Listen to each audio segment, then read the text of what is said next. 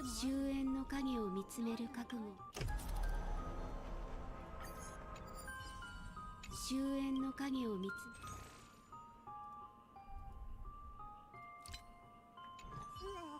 終焉の影を見つめ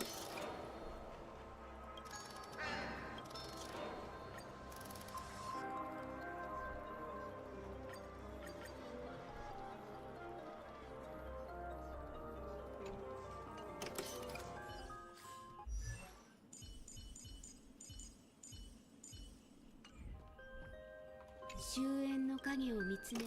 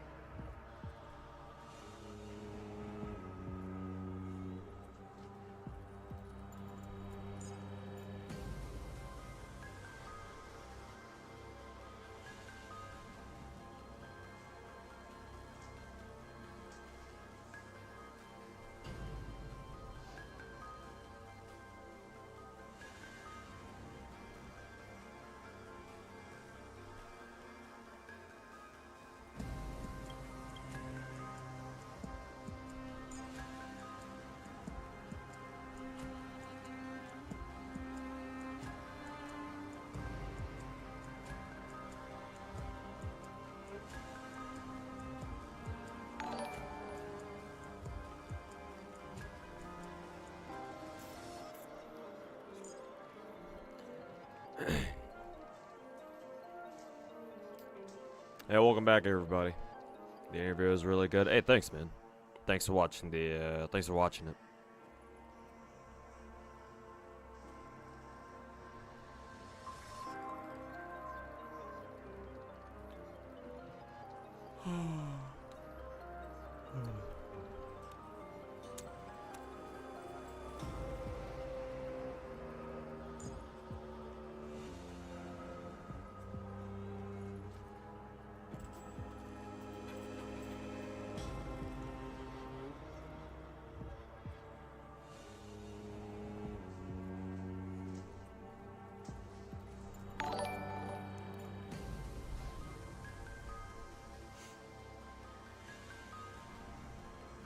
Hey yo, Finkel, thanks for the 5-month resub. Welcome back.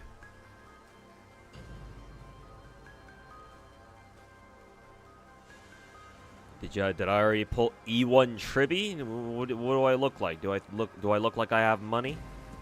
No, my Tribi's only E0. I would have gone for E0 S1, but I got spooked on Tribi, so that ain't happening.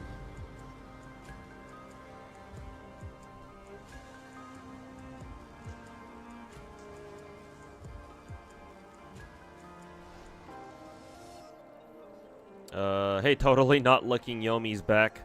Dropping by to say that the interview was nice, both the uncut and the edited one. Hey, thanks for watching them. Appreciate it.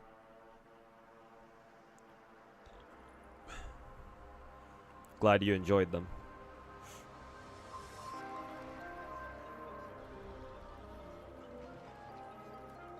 Hey, Omni Stuff, welcome back. You're a whale. You're supposed to have E6 trivia. Ah, yes. If only.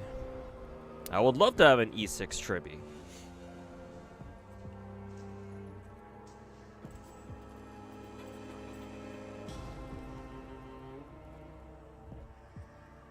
You've noticed that free-to-play players in modern gachas have no concept of saving to pity. They always roll a soft pity and cry about losing the 50-50.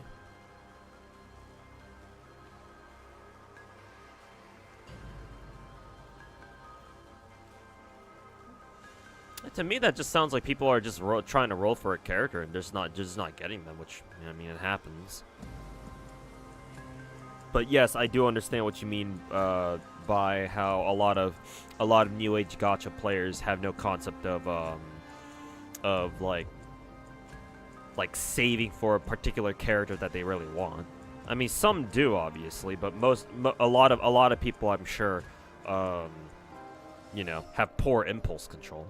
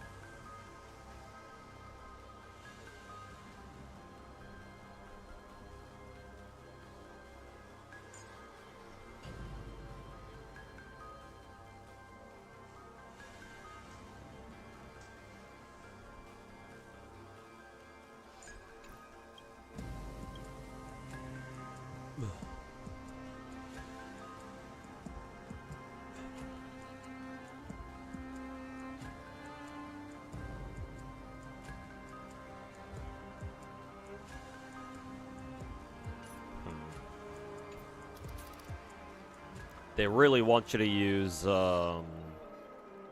Aglaia for first half, even though I kind of don't want to.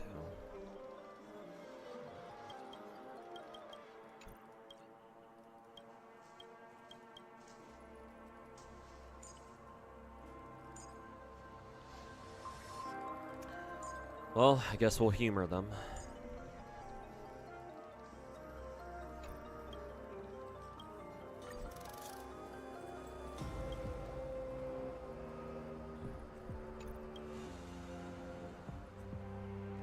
Skill or target. Oh, that's right. I just fucking use, who is it?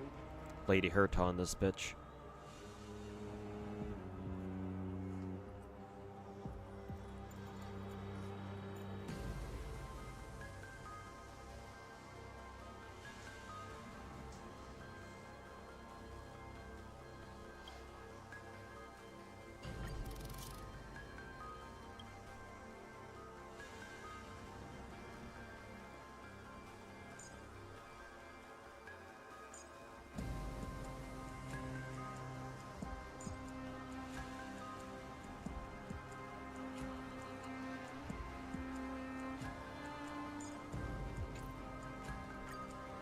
Okay, let's get APOC Shadow then.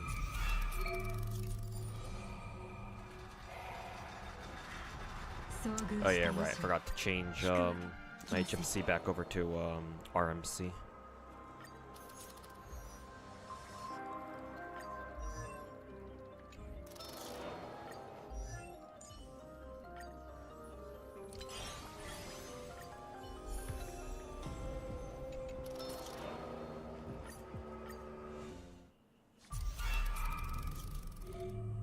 it's really apparent in Genshin and Star Rail. Every day you see a post from somebody who wanted to quote-unquote build pity but destroyed it instead. Yeah. That's true. That's a good point. I forgot about that.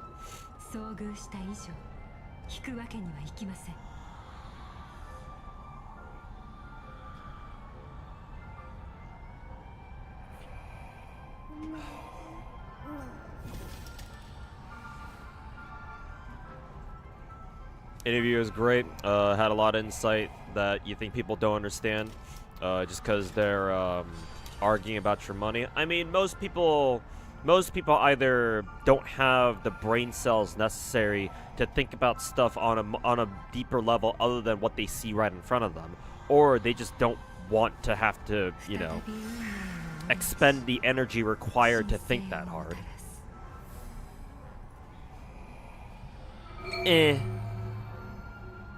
If you're capable of thinking past the obvious, then you do it. It's the internet after all, so it's like people are always gonna be brutally honest about shit. Well, not all the time, but when it comes to talking shit, yeah, they'll let you know.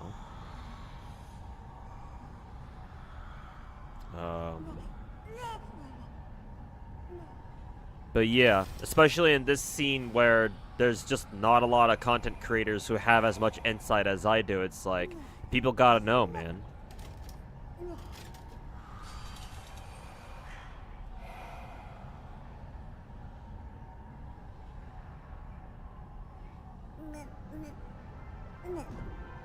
Building pity is stupid.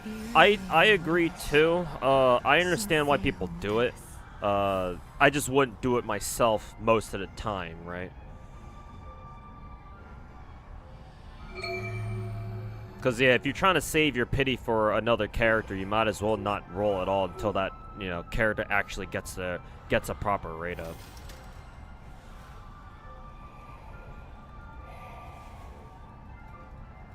The only reason why you would build, quote-unquote, build pity on a banner that's not for a character you actually want to roll for is if, like, there's like an A rank or like a 4-star character that's on there that you would like to grab a copy of first.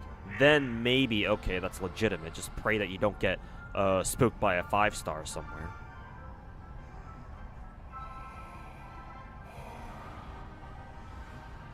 Good interview overall. Hey, thanks, man.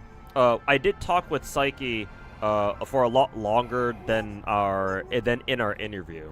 Both, like, when he first reached out to me, we had a bit of a casual talk the first weekend, which is like 2 weekends ago at this point. And yeah, we just kicked back and we just talked about a lot of like different gacha stuff that we didn't record. Same thing when we did actually record the interview. After we stopped recording, we went on for like another. We talked on for like another like hour or two, just talking about gacha stuff, and we've been talking on Discord since. So yeah, it's been a pleasure talking with the Psyche about all things gacha for the most part.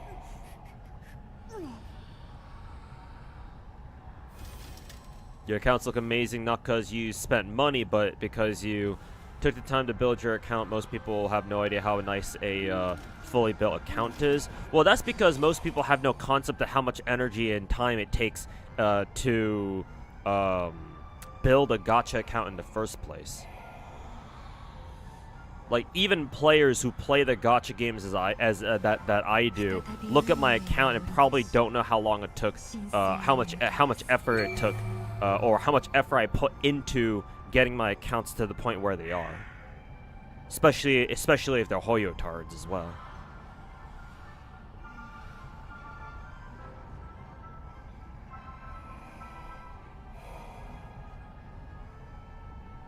Sounds like a real cool dude. Who's Psyche? Yeah. Yeah, for sure. Like, I'm still kind of surprised even now that Psyche started gacha games with Genshin, and yet somehow he didn't turn into your typical average Hoyo tard himself. But then again, I guess if you're a smart guy, you're not gonna turn into your standard Hoyotard, Twitter Hoyotard, in the first place, I guess. At least, you know, you're not going to, or you're not supposed to anyway. So yeah, shoutouts to him for starting Genshin and then doing a fucking 180 and going back to go play FGO of all games. So yeah, one of the rare gacha content creators out there who actually has my fucking respect as far as gacha games go. And I don't say that a lot. Got full pity and Heaven Burns Red for the Angel Beats collab. God damn, they're doing an Angel Beats collab? Angel Beats is a goated fucking anime. Still remember watching that shit when it was airing for the first time like over a decade ago.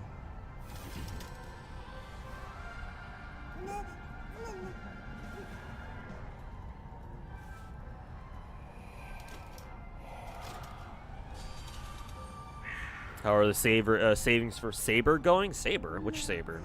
Who is it? Zertoria or Tonelka or whatever. I mean, I pray that I can roll for them. I gotta go roll Draco first, though.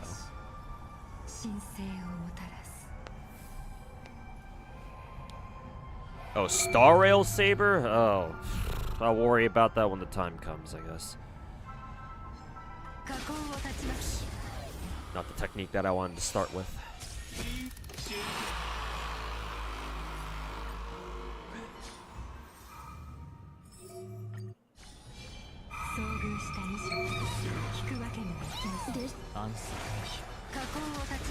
What's my most anticipated upcoming gacha? Arknight's Enfield. I have an entire video about that. No harm, Dono.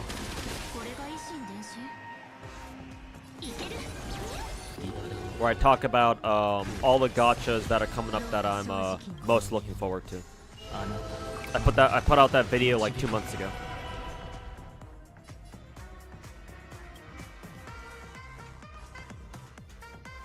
Mem is at 100%, so... How much energy does Aglaya have? 282. Basic will give her 20. So 302. 302. Even if she uses her skill, maybe I have to double skill?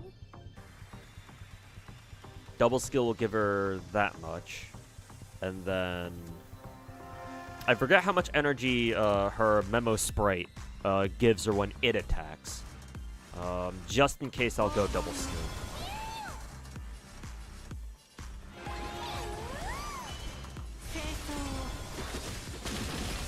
Doesn't give her too much then, looks like.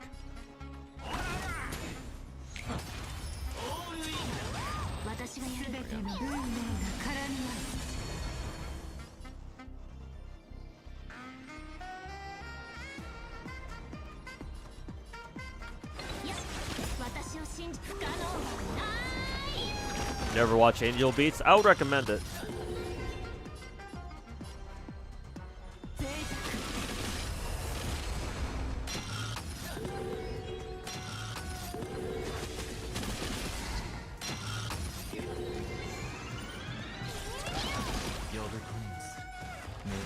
Definitely check it out when you have the chance.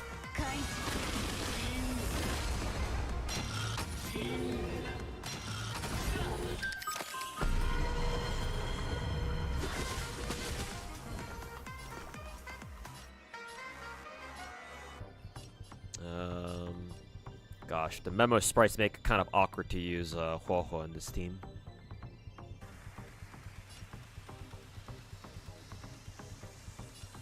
Guess for now I'll do this.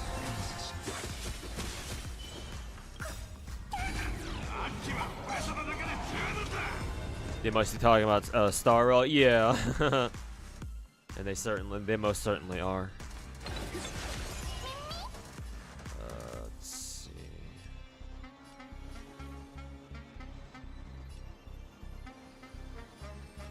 I'm actually gonna pull up the Memo Sprite's turn first, and then we attack again with the Glaya.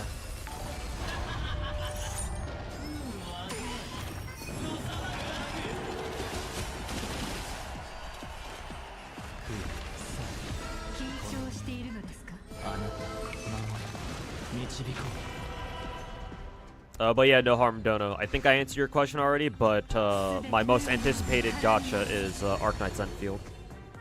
So definitely looking forward to that one.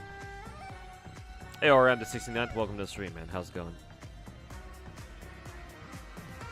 Have you heard of Wizardry Variants Daphne? Yeah, I've been seeing ads for it every once in a while. I know Genazot's playing it as well, playing it right now too.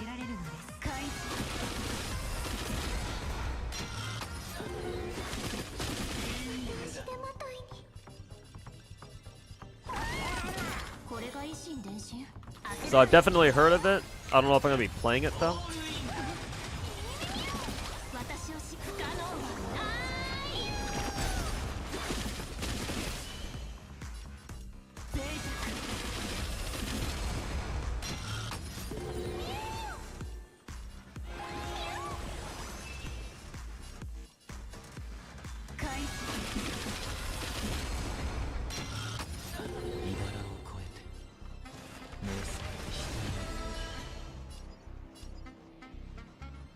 Less of a gacha than it is a game.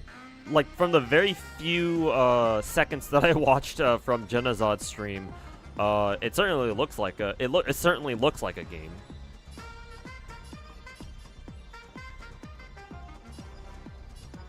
It's got that classic dungeon crawling RPG feel, if nothing else.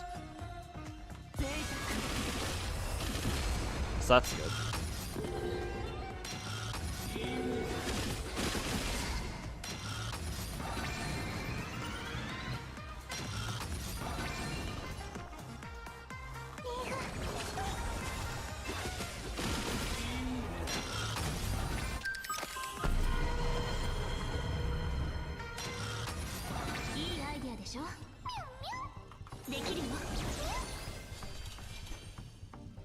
How much energy she's got? She's barely off.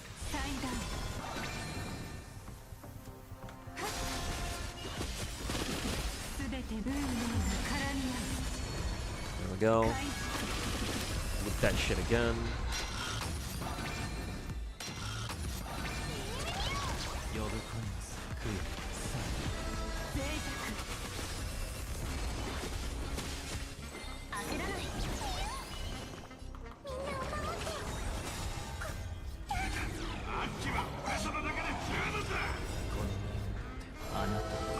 Sunday. Oh. Let's see. Pull up a Gly's turn. RMC ult, and this should finish it.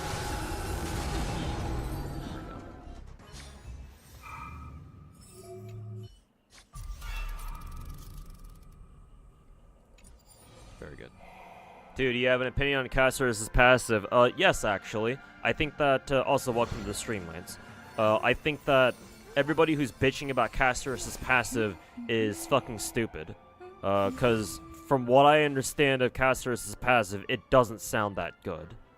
People are freaking out over a one-time fucking account-wide, revive, which is like, a revive is nice, but if that's what you're freaking out about, then, like, sorry, I don't know if you know how this game works. Because, ideally, when you're playing MOC, none of your characters should be dying in the first place. The fact that people are thinking Caster's account passive is like a big deal tells me that whoever, like, whenever these people are trying to do MOC, their teams always fucking die, or they always have a character who, like, they're at huge risk of just straight up dying.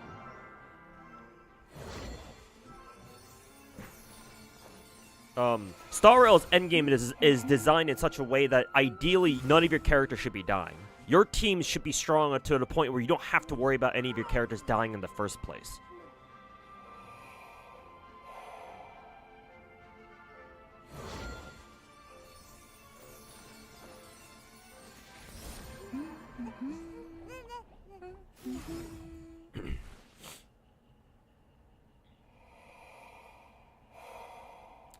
So I don't think Caster's account passive is that strong, personally. I honestly think that if we get future account passives that boost your stats, now that's stronger, because you get an immediate value out of that.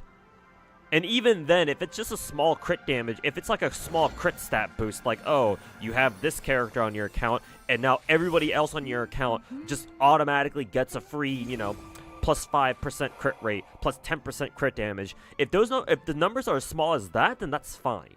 It's like, at that point, well, with those kinds of stats, it's kind of like, well, okay, they're nice to have, but it's not like you're gonna fucking die just because you don't have this character. Now, if they gave you something like plus 20% crit rate, or hell, even plus 15% crit rate, and like plus 50% crit damage unconditionally to your entire account, then I have a problem with that. Because at that point, that character can be seen as a crutch character. And so, like, if account passes get that strong, then yes, there's a good reason why people should be bitching about that, and I'll be right there with them. But at the moment, with what we know about account passives, conceptually they sound pretty fucking strong, but if Casterus is like the litmus test of what the rest of the account passes are going to behave like, then I'm not exactly concerned.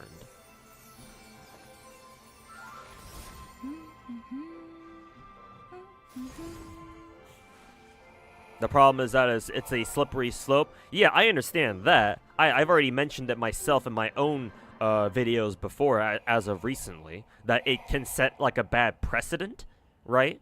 And it's going to be really easy for MiHoYo to fall into the temptation of them like just designing more and more busted account passives. But one, we'll worry about that when the time comes. And two, most people aren't thinking that far ahead. Most gacha players, especially Star Rail players, are not that intelligent.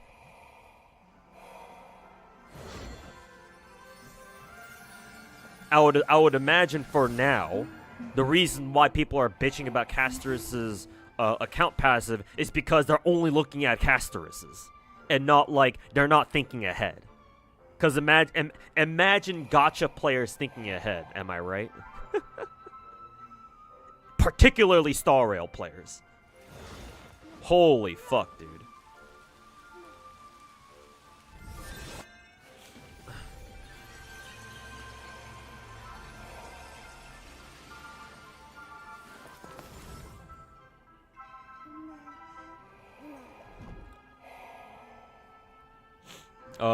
You're looking forward to Magia Record again, praying it doesn't have a fucking trash management team this time. Yeah, hopefully so. And yeah, I'll pick up Exedra when it comes out in like 2 weeks, week and a half.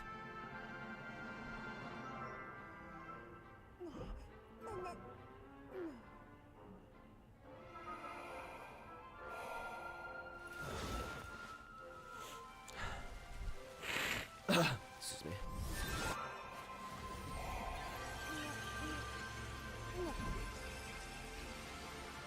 Doesn't casters having a passes like that open doors to even more characters having stronger passes? I think I already addressed that.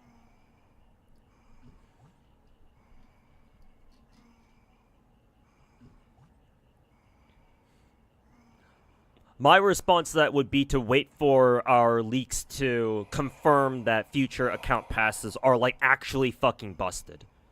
An account-wide revive, I don't consider that to be anything busted.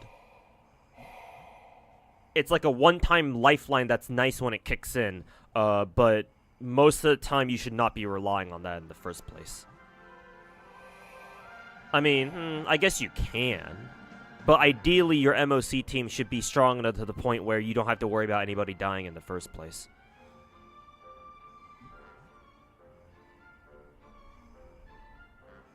Honestly, if anything, I would consider Casterus' account passive to be actually kind of nice, because her revive will benefit the players, will benefit the type of players the most, where they're like almost close. Like, they're very close to, like, you know, 36 starring MOC or something. Or maybe not even 36 star. Just, like, it'll help them reach, like, the next tier of rewards in MOC. Like, for example, somebody's trying to do MOC 10, but maybe their teams aren't quite strong enough, because they always have, like, a character, at least one character dying every single time, right? So they can't get 3 stars on MOC 10 specifically. Then, and for people like them, casters would be kind of nice, because if all they need to worry about is just one character dying every time, then if they just die once, right? They're about to finish MOC 10. It's just that they get unlucky or something, or it just turns out that every single time they do it, a character dies right before they're able to 3-star MOC 10. Then, in which case, in that case, yeah, Casterus's account revive will be very useful. So in that sense, I actually see Casterus's account passive thing as like, you know, oh, here the game is throwing you a bone to be like, okay, you were almost there, so here you go. Here's your MOC 10 3-star clear. Like, I don't really have a problem with that per se. Yes, it does kind of suck that you have to roll an entire character just for that lifeline, but like, there could be much worse things that they could do.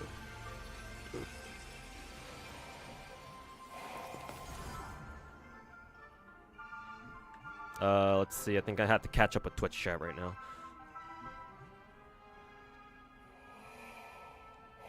Lance also said, people are also saying there are other characters gold pass coming. Yeah, and that's what I mentioned myself. And they're from the collab, and that's what people are freaking out about the most. Again, I say I would advise people to reserve their judgment until we actually start getting an idea about what those account passes are really like. Because, like, what if their account passes turn out to be just nothing? Or they're not even that strong? I know that right now, Star Rail, people are saying, oh my god, Star Rail is, you know, everything's getting power creep. Our power creep is so bad. It's you know, wah, wah, wah.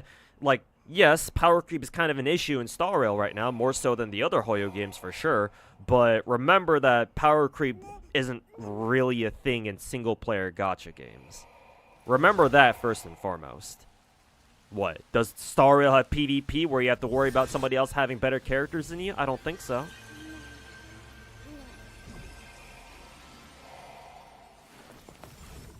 It's basically a snowball waiting to become an avalanche. Avalanche, more like it has a potential to, yeah. That's the danger, and I'm not disagreeing with that. It's just that since we're playing a fucking Hoyo game, we have these things called leaks that let us look into the future a little bit. Right? It's not quite fucking NAFGO clairvoyance levels, but it's something.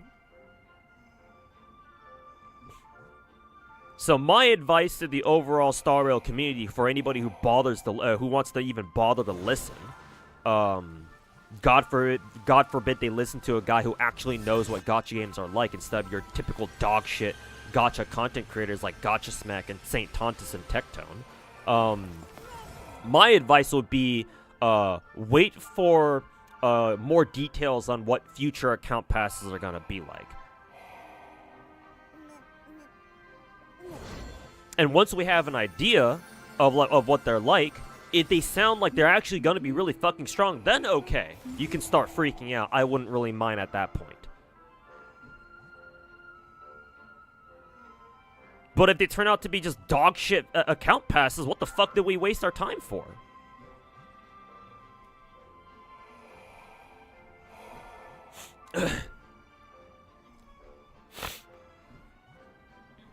You're more concerned for the potential for a mediocre, possibly shit unit to have a busted passive that makes them a must-have? Yeah, but nothing in Star Rail is a must-have, though.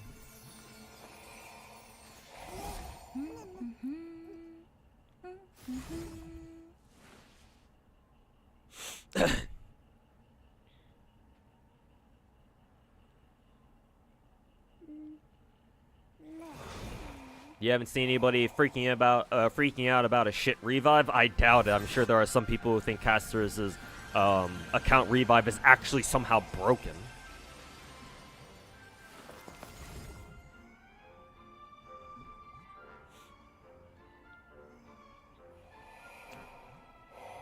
everyone you see is complaining about the system specifically, it'll eventually become just a nothing but account-wide buzz. We know they're just testing how much we can take before crying. Come on, you know how you know better than anyone how much psychology goes behind these games. Well, I'm not a psychology major, so, and honestly, I don't give a shit what other people think about how other people think about gacha games. I only think about it when I actually have to. Here's the thing, you say that account passes. You talk about account passes like it's a bad thing. Personally, I don't give a fuck. Cause to me, this is just a natural evolution of how Star Rail's progression. To be perfectly honest with you,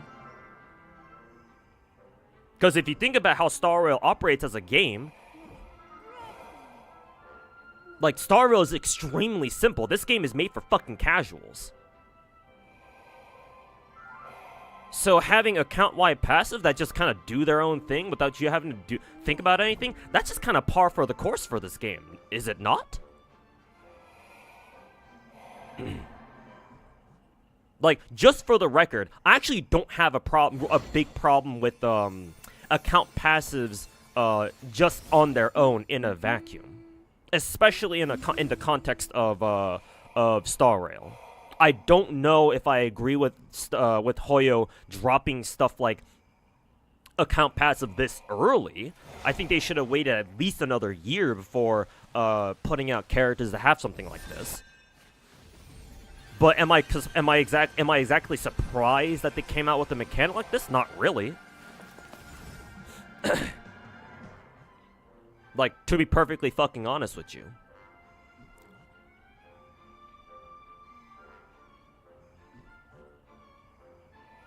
And again, allow me to repeat myself, despite what y'all might think about this game, there is nothing in Star Rail that you must roll for. The only reason why you think that is because y'all are fucking too obsessed with clearing endgame bullshit to the point where if you can't clear all of a sudden, you start fucking freaking the fuck out.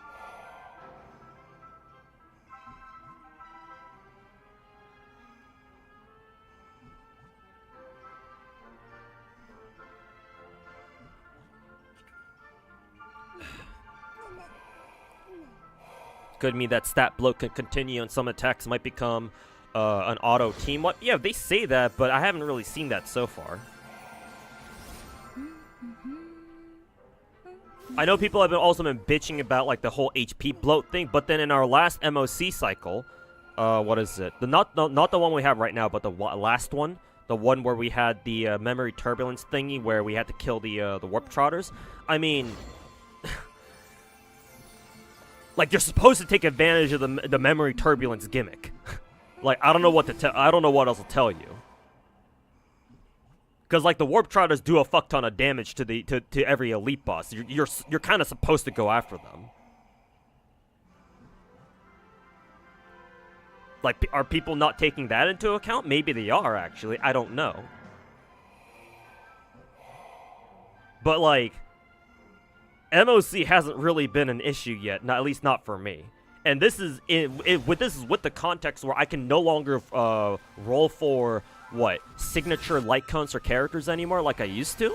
Because like Facial was my very last limited 5-star character that I was able to roll her signature light cone for. Every 5 stars since then I haven't been able to.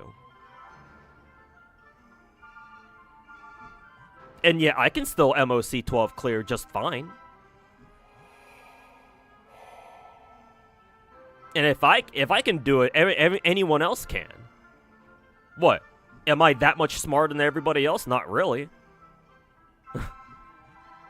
What do I think about GFL 2? It's fun. I play it. It's a good gacha, as far as I'm concerned, anyway.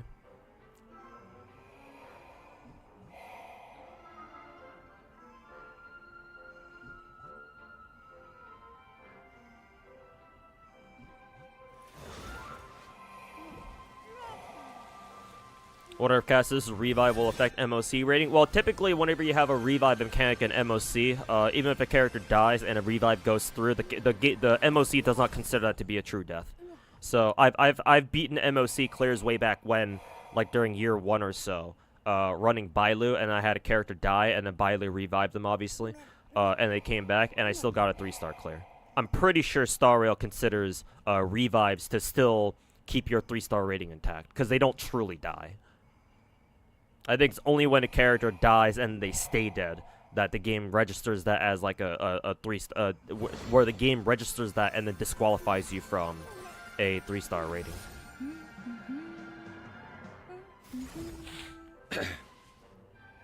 More of a game design problem for you than like a power creep thing, because they rushed their design so fast. Having these sorts of problems so close to third anniversary is insane. In that case, that's just a problem with the game in general. And I don't disagree with you on that one if you put it that way. Because yeah, I don't really have exactly a high opinion of this game's mechanics, mainly because this game doesn't really have much mechanics to even worry about in the first place.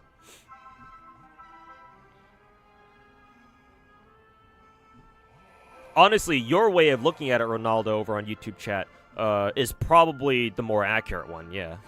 It's more of a game design issue rather than a power creep issue. I'm more inclined to agree with that than say it's power creep.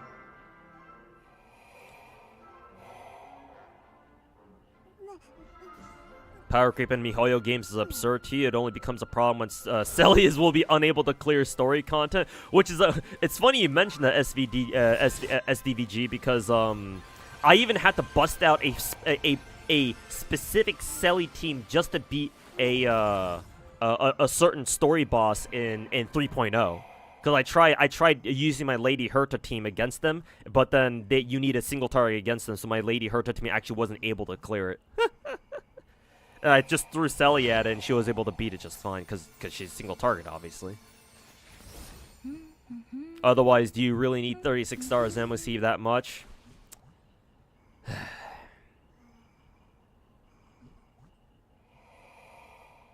That's what I'm saying, bruh. Fucking people are so pathologically addicted to clearing all the fucking endgame modes, bruh.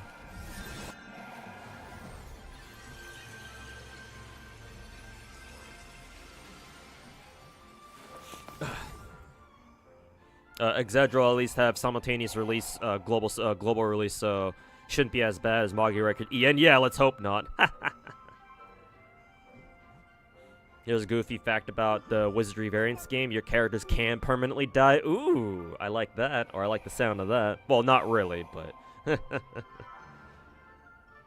that's certainly different for a gacha. But then again, apparently it's not really so much of a gacha as it is just a regular game. Excuse me.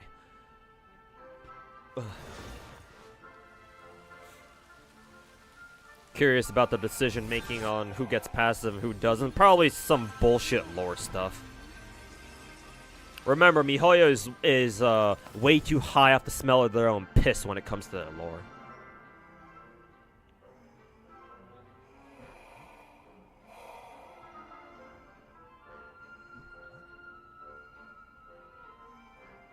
Ugh.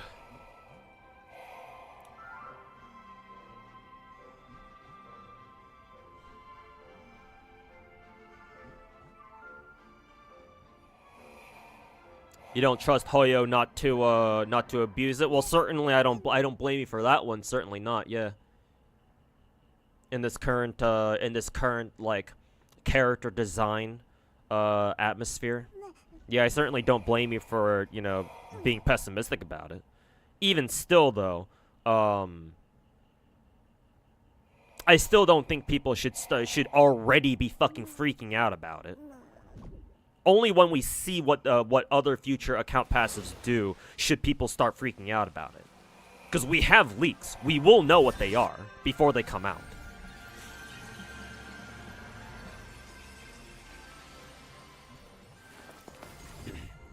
Like, if we didn't have any leaks at all, then, well, in that case, we wouldn't even know that Casters even has an account passive. I suppose it'd be the same thing all over again, though, whether we have leaks or not. Because even if we didn't have any leaks, right, and Casters dropped and we found out that Casters has an account passive, then people would still fucking start freaking out anyway. So, now that I think about it, it probably doesn't even fucking matter. People will fucking start rioting anyway, either way.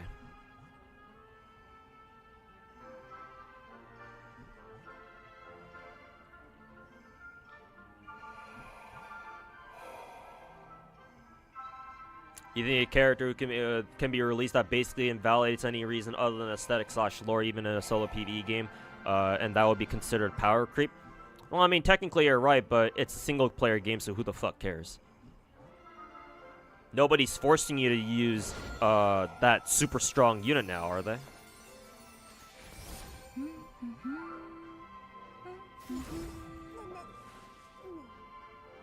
The only reason why you feel like you have to use that unit is because you're fucking gaslighting yourself into thinking that if you don't use the strongest units in the game, you can't play the game.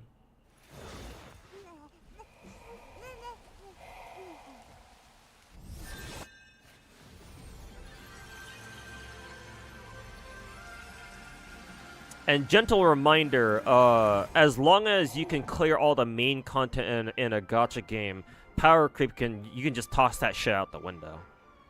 And again, another daily reminder, I do not consider Endgame to be part of a gacha's main content.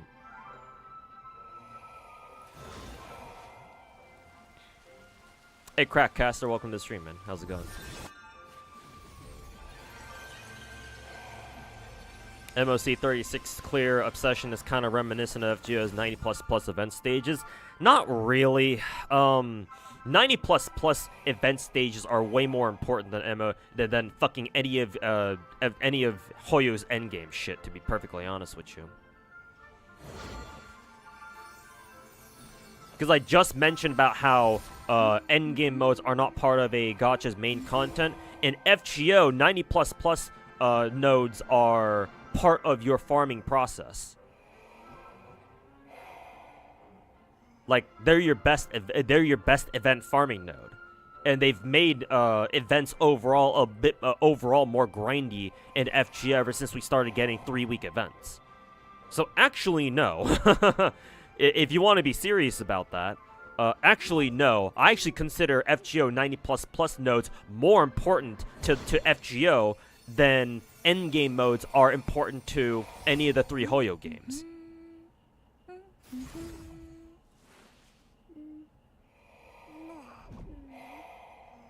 But I guess if you're specifically talking about the obsession that people have about it, then I guess kind of. It's just that I would argue that people obsessing over like trying to clear trying to min turn FGO 90++ nodes is actually more important and more understandable than fucking people freaking out about not being able to 36-star Spiral Abyss or fucking MOC or some shit.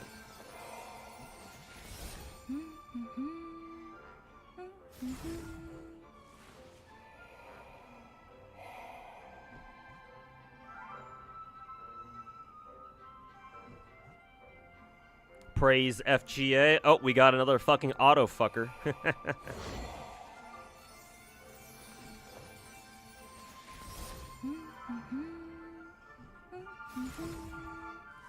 Fucking lame ass macroer.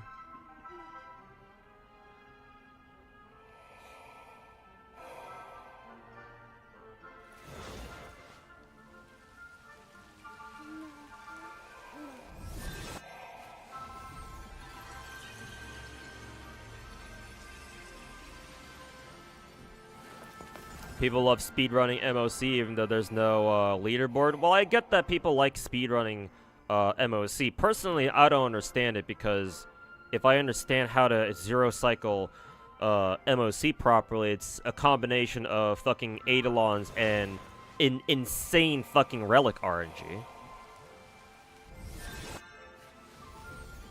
So at that point, it's like, okay, well, if speedrunning a fucking endgame mode depends on RNG, then yeah, like I don't give a shit about that. Never really played Star Rail, but is it really in that bad of a state that content creators saying? No, because most gacha content creators are fucking retarded. So never take what most of them are saying seriously. Like there is a degree of truth to what they're saying. But like with any good lie on the internet, they get blown out of fucking proportion way too fucking hard. Like, yes, Star Rail has issues, but you can still play the game.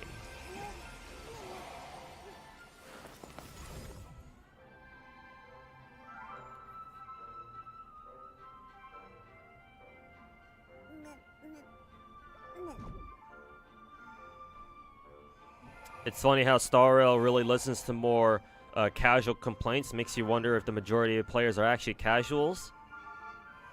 You didn't know that, Yang?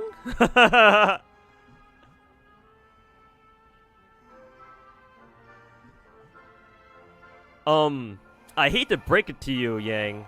The vast majority of people who play gacha games are insanely fucking casual. This is just the Genshin endgame bullshit all over again, isn't it? Well, in case there's any of you guys in my chat that need to hear this, the vast majority of people who play gacha games are hella fucking casual. Like, the vast majority of people who play this game do not even bother touching endgame shit. Whether it's like Spiral Abyss or MOC or Shiu Defense over in Zenless, most people who play gacha games don't bother doing endgame shit. Especially not the Hoyo games. And I guess Wuwa too, because, you know, Wuwa's a big production gacha now. So yes, are you that surprised that Hoyo listens to more of the casual bullshit than us tryhards? Like, why do you think Genshin didn't get another fucking endgame mode for like 3 years? Until we just got Imagineum Theater last year. Like, why the fuck do you think that MiHoYo put out that one interview like 2 years ago when they were asked, oh, are you going to add any more endgame content soon? And they were like, nah, we don't want to give our players more anxiety. Like, they don't, there's a reason why they don't cater to us tryhard players. It's because there's not a lot of us out there compared to the rest of the community. Like, I'm sorry that I'm the one who has to break this to you, but the tryhard, us hardcore tryhard motherfuckers, we only make up like a very small percentage of the player base. It's just that most people who aren't aware of this fact don't realize it, because we just spend all our time fucking surrounding ourselves in our own you know, media echo chambers of our own construction, where all we do is listen to other people who are trying to try hard everything. So it feels like, oh, the entire community is made up of tryhards. Why aren't the devs listening to us? It's because there's not actually a lot of us out there. When you actually step outside your comfort bubble and you look at the entire community as a whole, no, we're just a small, tiny dot, like a fucking speck of sand in you know, the vast, wide fucking ocean or something.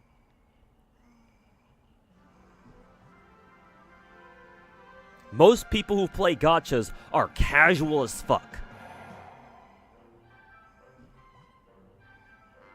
And like, most of them don't even touch endgame. The only reason why they would is to like maybe get a free character. Because like you get free Xiangling and you get free Kole in Genshin. I think you get like free... I think you get a free character if we're going through MOC like what? MOC like 8 or something? Even in Star Rail, they give you a free character of some kind, right? Who was it? Lynx? Maybe they give you a free Lynx? I forget who it is.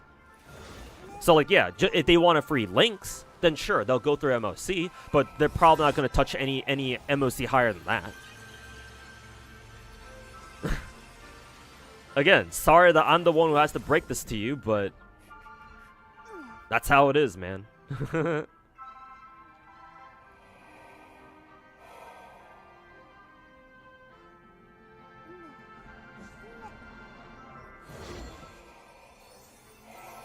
Oh, hey, Chaos. Welcome back, man. And yeah, I guess you're hanging out in YouTube chat for today.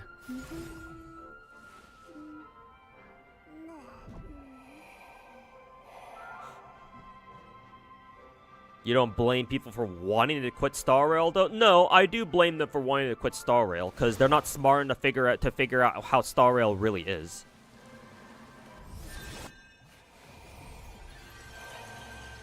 The people who want to quit Star Rail are the ones being influenced by all these other dog shit gacha content creators telling that Star Rail is bad. Because, you know, we live in an age of so-called free thinkers.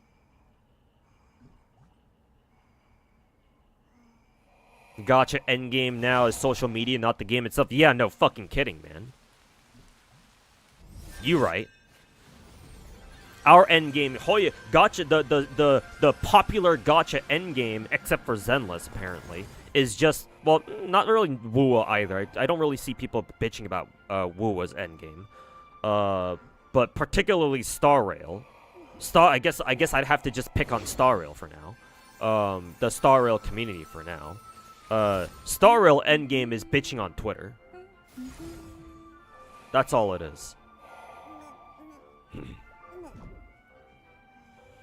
People who say they never quit, or they're gonna quit, never do. Kind of reminds me of how, I don't know if you guys follow like StarCraft, the professional StarCraft scene or whatever. I know most of you guys don't. But basically, there's an esports out in Korea, for what, StarCraft Brood War, and it's kind of a meme in that community where, pros who constantly say that, oh, they're gonna quit, playing StarCraft professionally or whatever. Right, and they make a big fucking deal about that. The vast majority of them never do.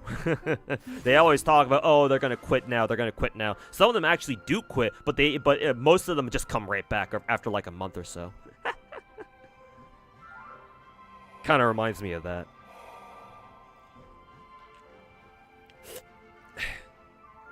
But yeah, gacha players are very similar. We always talk about, oh, we're gonna quit a gacha game. We're gonna quit. We're gonna quit. We're gonna quit. You know, 3 months. 3 months go by. 6 months go by. A year goes by. We're still saying we're gonna quit. It's either that or your name is MTash, and you do actually quit every gacha game you touch after a month. Not even a month. Maybe after a week. You play Heaven Burns Red? No, I know about it though, but I don't play it.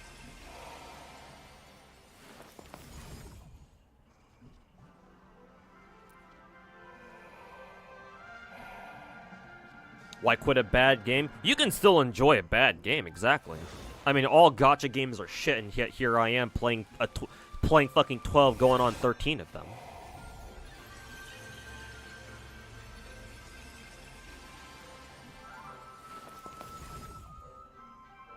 You only know one person who quit Star Rail way before any of this. If you're gonna quit a gacha game, most likely it's not you're not gonna quit it by fucking telling everybody and their fucking mothers about it. When you quit a gacha game, just quit it.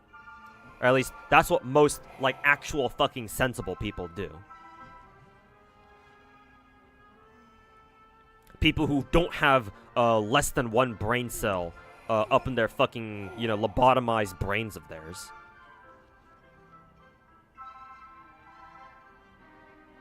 Watch Casterus bring in the big revenue during anniversary anyway. Yeah, because everybody who's bitching about Casterus makes up only like what, some minuscule percentage of the player base.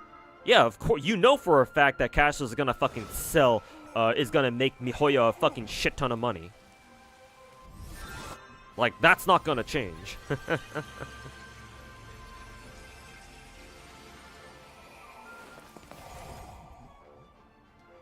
Anyways, let me catch up with the Twitch chat again. Oh, excuse me.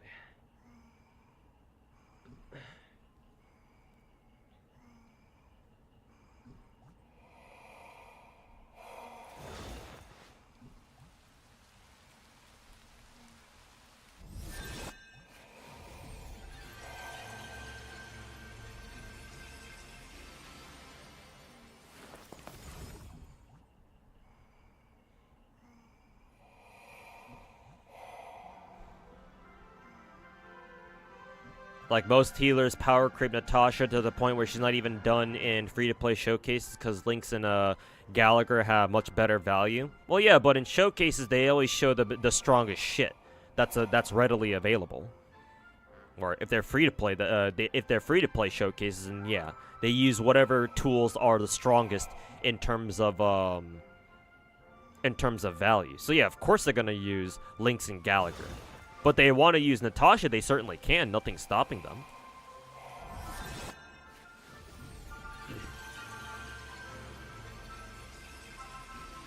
If they really want to make Natasha work, I'm sure they can. It's just that they don't bother doing that because that's not what people want to look. That's not what people want to watch.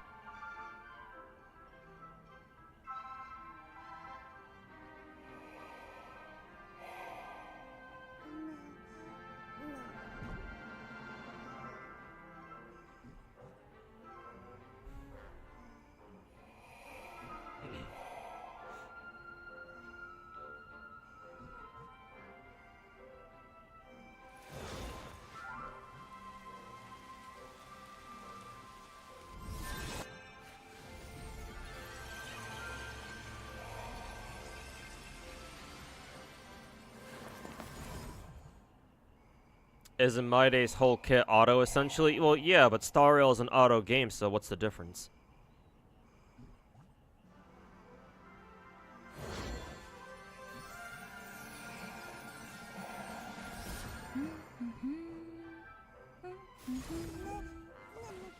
Think people are upset if global passes are successful in Hoyo games, the other gachas will add them. I don't really see that happening. Global passes are like a very specific mechanic. It's not. I don't really see that being a like an industry standard. No.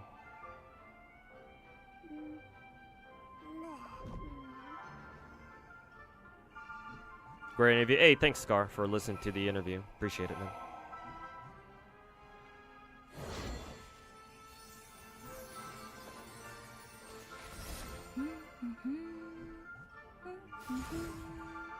You don't even know what passives you would want in, well, oh, I can answer that. Free crit stats.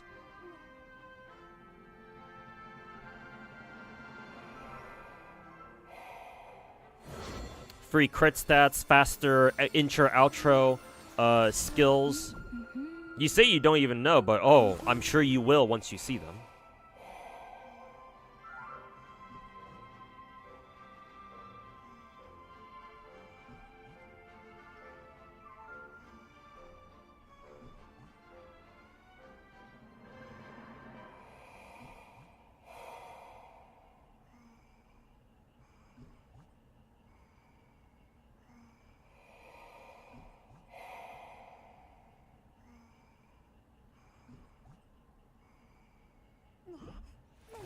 Relics play a bigger factor into clearing MOC than the actual characters. Not particularly. Strong relics do help, but characters are a little more important, I would say.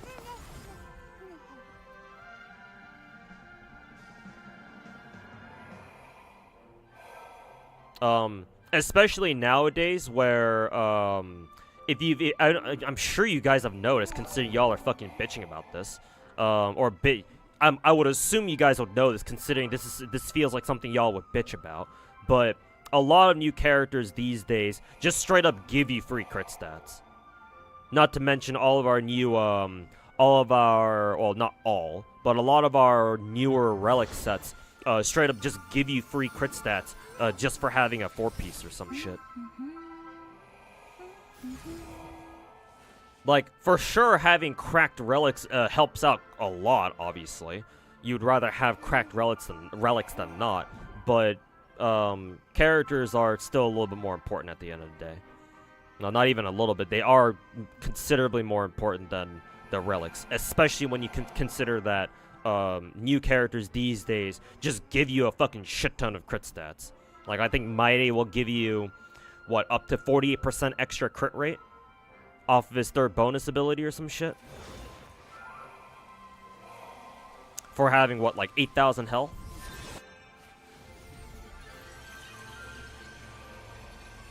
So, I don't know. I don't know about that per se. Hey, Mass Knight, welcome back, man.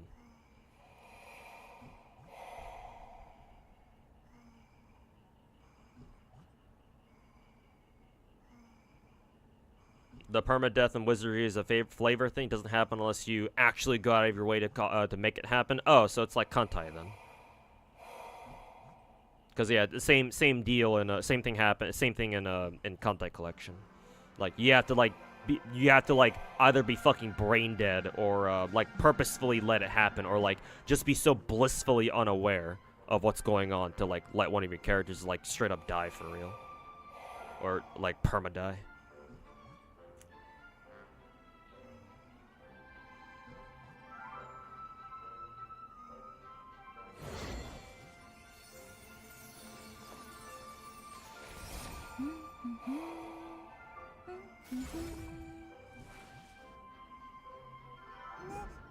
All endgame content is pushing towards AoE for at least a few more patches to clear content without stressing. I mean, that's on you for deciding to stress about it in the first place. I mean, hey, I agree with Mr. Pokey when he said that in his fucking power creep video. Like, yes, Endgame like wants you to roll for certain characters, but like, hey, fucking every gacha game does that, bruh. And while obviously I kind of disagree with that, like, what are you gonna do about it? Like, at this point, it's better just not to fucking stress yourself out over that. If you feel stressed, then don't deal with it.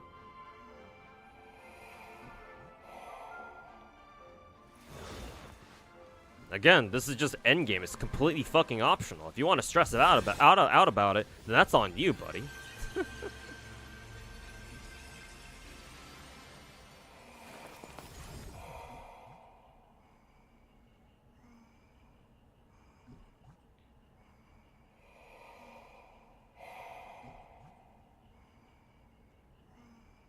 Crazy take, but you thought me and Psyche were the same person? Yeah, no. I don't know if Psyche's ever revealed what he looks like in person.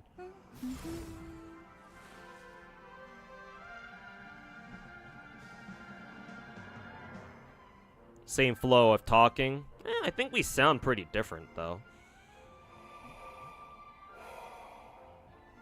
Like, our tones are pretty different. Like, I want to say that I sound a lot more aggressive at times.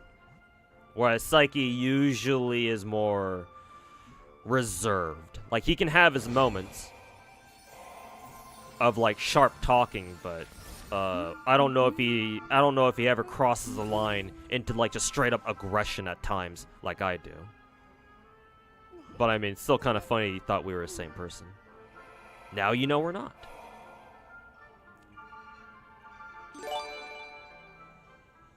Hey, Blazing, thanks for gifting 2 subs, man. Appreciate it.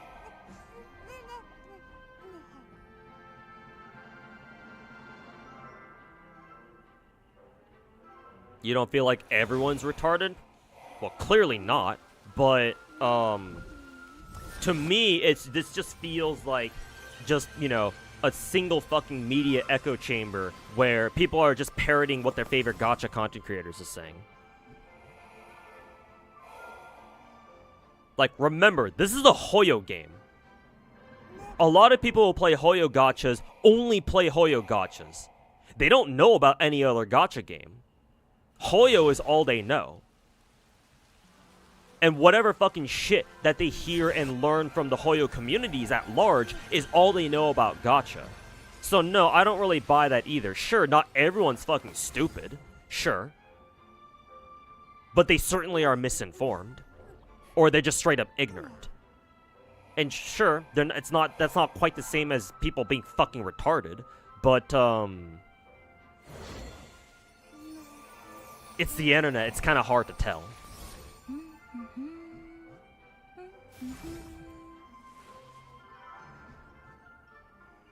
Yeah, free links and PSEYCHIE for MOC and APOC respectively? Okay, gotcha.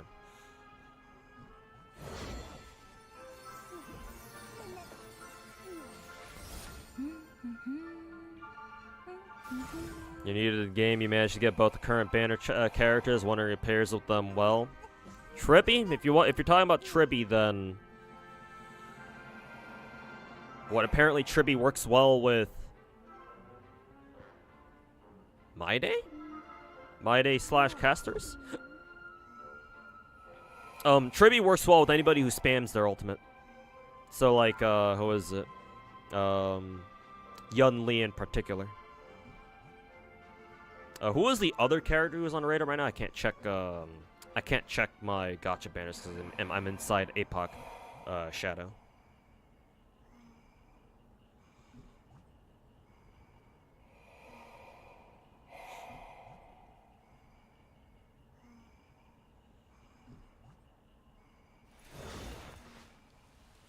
Caster is as balanced as hell to you, and yet people are always complaining about power creep in Star Rail. Yeah, that's why I don't really buy that, you know, people aren't stupid when it comes to Star... No, people are certainly fucking stupid. At the very least, ignorant.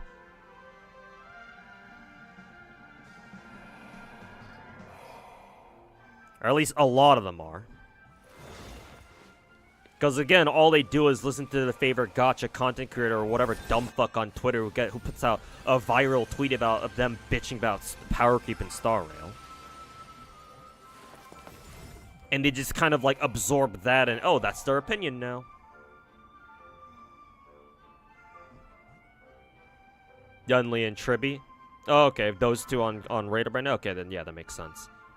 Because yeah, Yunli can get her ultimate really fast.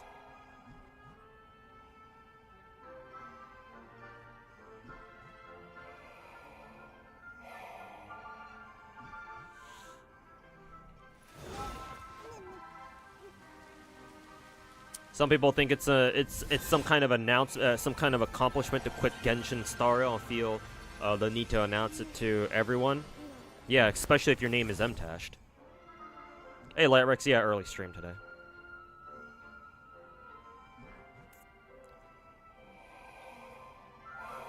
Like when casuals complain about 8 to 10 hour story, like yeah, all gachas have virtual novel roots. That's never gonna change. Just accept it. Well, yeah, and also all gacha games have power creep. You should accept that too. Not only that, but hey, you know what? All visual novels have that you know, Hoyo gachas don't? A skip button.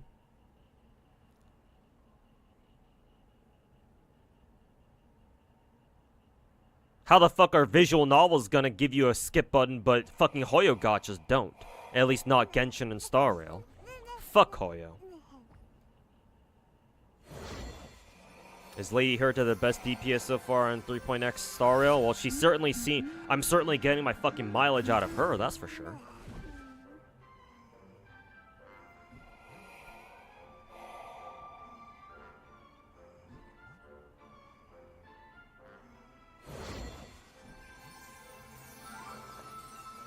What do I think about people who start hating on the game and people come near the game because, you know, nothing lasts long? Well, let me fucking read that shit again. What do you think about people that start hate on the game and people that come new to the game because you know nothing lasts? Are you talking about people who don't want to like play gacha games because they know they're gonna end one day? Well, that's just fucking absolute fucking beta behavior. Absolute fucking virgin behavior. And this is coming from a guy who plays a dozen different fucking gacha games, by the way. But I don't know if I don't know if I understand your question quite properly. You could have worded that better a little bit, I think.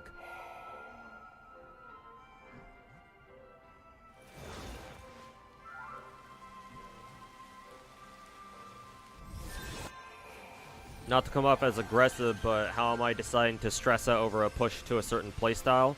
Don't understand that. No, I wasn't talking about a certain playstyle. I think you misunderstood me. I'm just saying that I don't understand your decision to stress out over wanting to care about an endgame mode that's completely optional. Why? It's because it gives you free gems, in which case, well, just clear as much of the endgame mode as you can, and if it's, you know, a little bit too much effort to fully clear it because you don't have the right characters or whatever, then whatever, let it go. Well, it's not like that last, if you don't clear, if you don't 3-star MOC 12, it's not like that last 75 Stellar Jays is gonna get you a fucking 5-star character, is it? Like, what are the chances of that, right? It's not even a full, it's not even a full fucking single. It's not even half of a single, actually.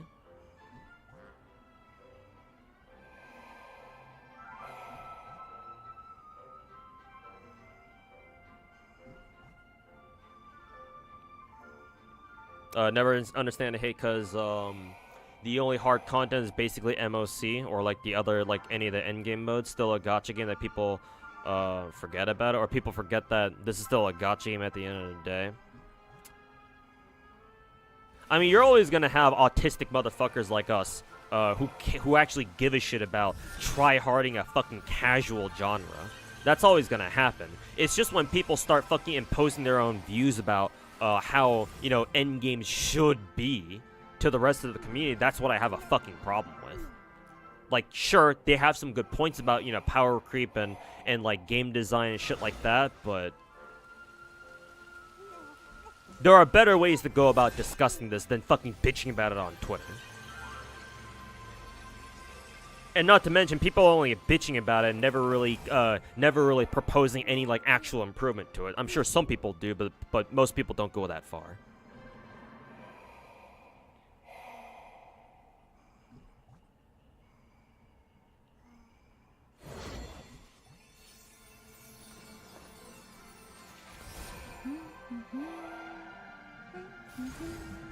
Pure Fiction is not a real mode? Sure it is. Try doing Pure Fiction without AoEs. But what do you mean Pure Fiction isn't a real mode, my dude?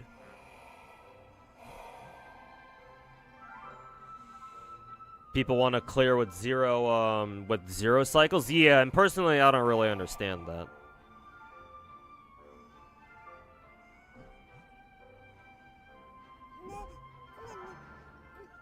You're from Germany, and an interesting thing he's observed is that the German community over there is actually quite satisfied with 3.0.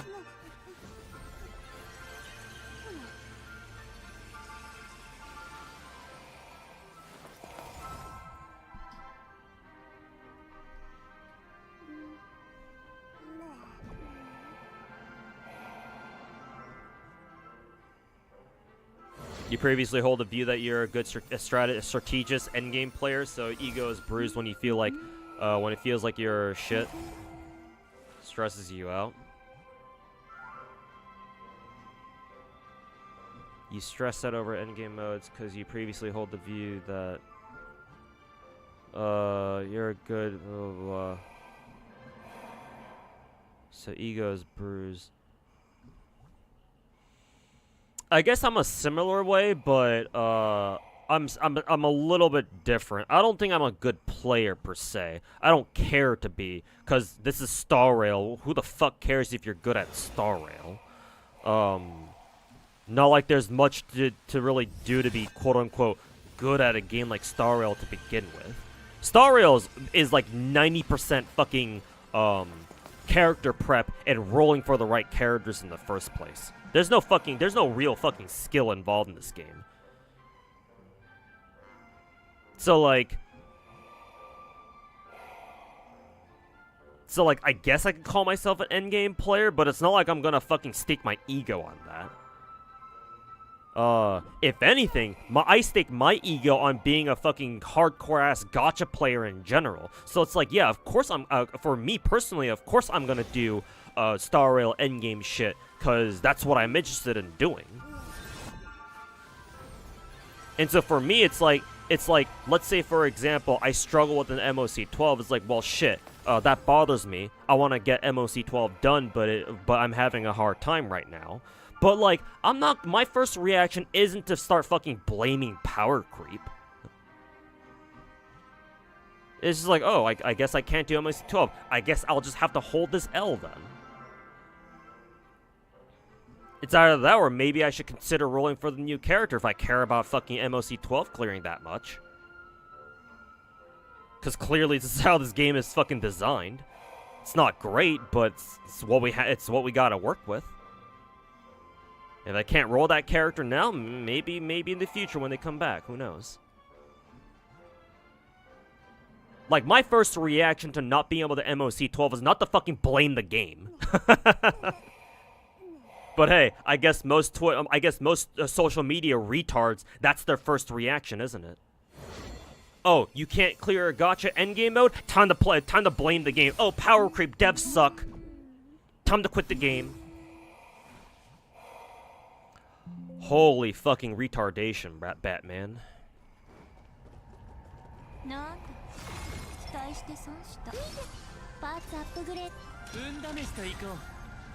I guess it doesn't really matter.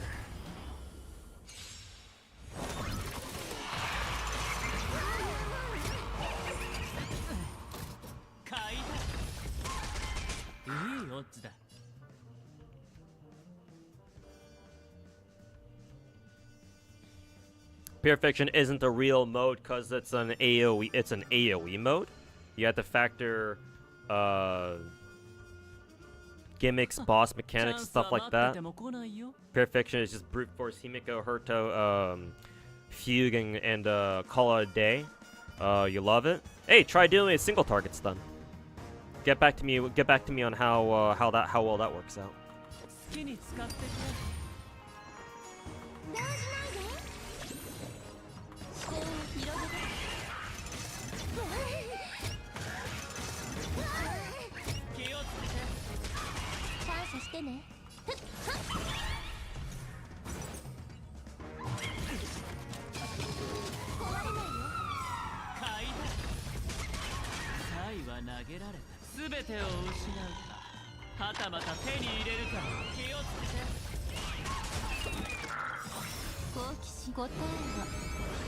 People don't want to admit skill issue in a game like this. Well, yeah, because if they do, then there's something certainly fucking wrong with you at that point.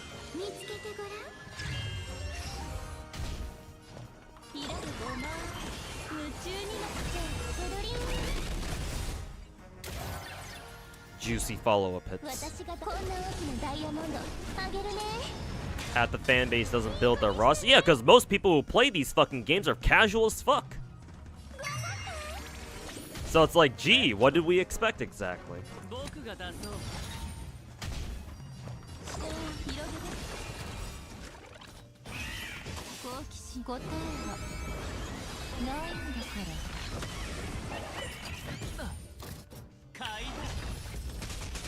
You're never using your cellular ratio, you can't, I can't make you?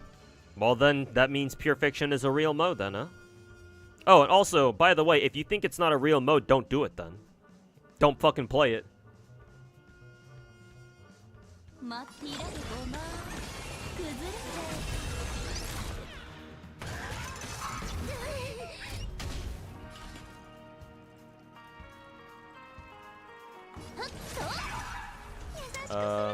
I'm already running out of skill points. I probably shouldn't have used Aventurine Shield like twice in a row.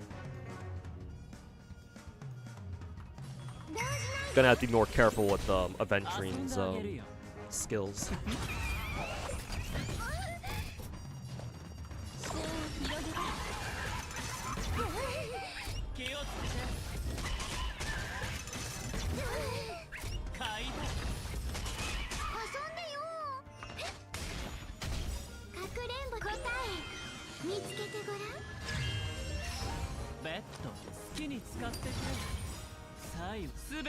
What do I think about people saying Genshin devs don't listen? For the exact same reason as I forget if it was Sir Mist or somebody else.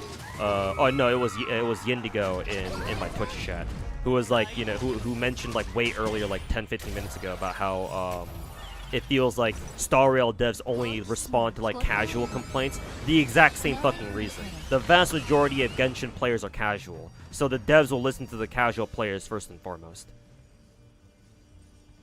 Very, very easy answer.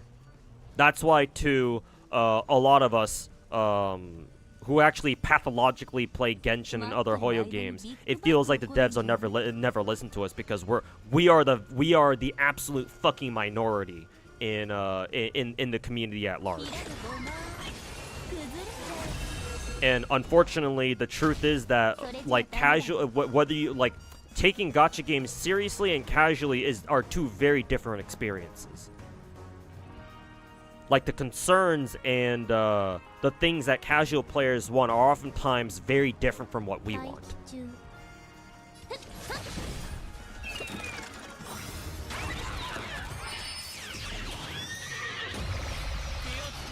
And unfortunately, it's very hard for most people to like understand that, or to even bridge the gap between casual players and hardcore players. That's just how it is. That's how it goes in, you know, most fucking gacha games, to be honest.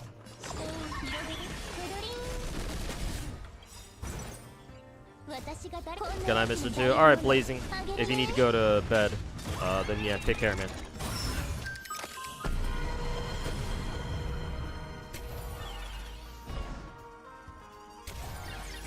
Oh, I didn't want to use that right away. Yeah. Oh well, probably doesn't matter.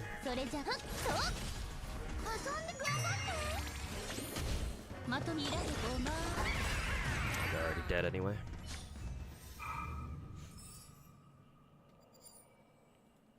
God damn, 7K, 7,200, huh?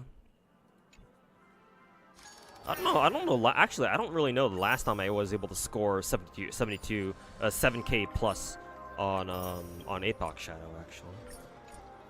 Well, actually, now that I realize, that's only 3-star. I haven't even done the fucking 4th node yet.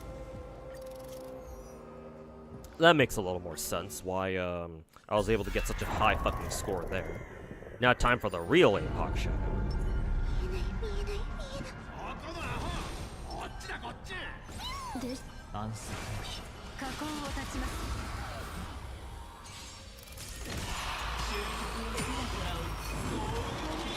So casuals don't ask for artifact loadouts, but the hardcores do? Yeah, exactly. Yeah, casual players don't give a shit about stuff like artifact loadouts, because they wouldn't ever use them. They don't play the game enough to have multiple, you know, plus 20 gold artifacts. So it's like, why on earth would they want something like that? That thought never even crosses their mind, or at least not for most of them. Maybe some of them, since they played other games, right, that might have their own gear loadouts, maybe they understand, but you know, they don't see the need to have it in a game like Genshin. So yeah, of course they wouldn't ask for stuff like that.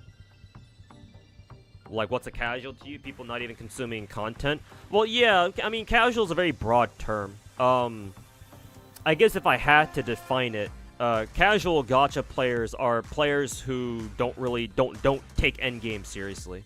They either don't even do it at all, or they like maybe do it, but they don't like they don't take it super seriously or anything. They certainly don't fucking try harder like we do.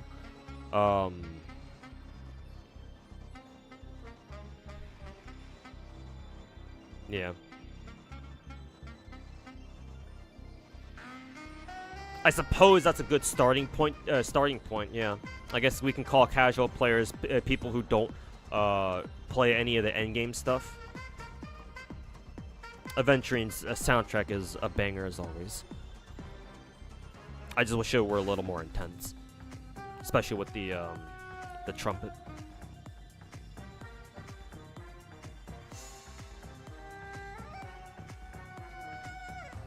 But yeah, casual players are people who don't take endgame seriously. They might not even play gacha games every day, even though technically you're supposed to. Right? Like, people who just don't take... I guess just the broad term here, the umbrella term that I could use for casual players is just people who just don't take gacha games that seriously. They just play gacha games purely for fun. And they, you know, whenever they feel like playing it, they play it. If they don't feel like playing it, they don't play. Right? They're not concerned with, like, oh, your stamina's capped or anything and shit like that. It's just, they're usually pretty chill about it.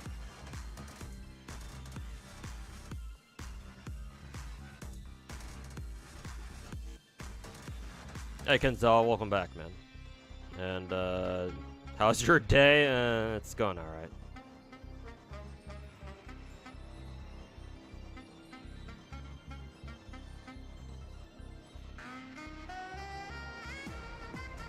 You can tell them how Aglaya needs E1 and or Sunday plus Woho, and they say shit like, what do you mean, she plays fine? Yeah, she plays fine. What are you talking about, Sir Misk?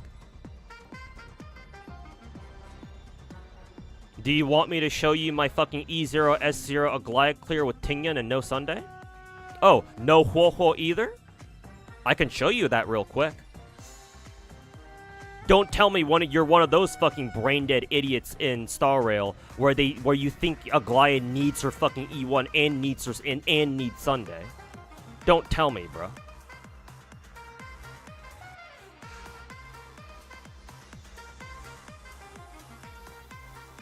Like, do you want me to fucking bust out my E0, S0 Aglaya team and go run MOC 12 right now? I can do that.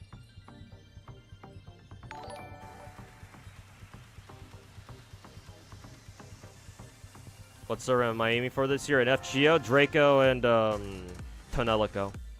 Hopefully Zerctoria as well for this year's summer, but we'll see.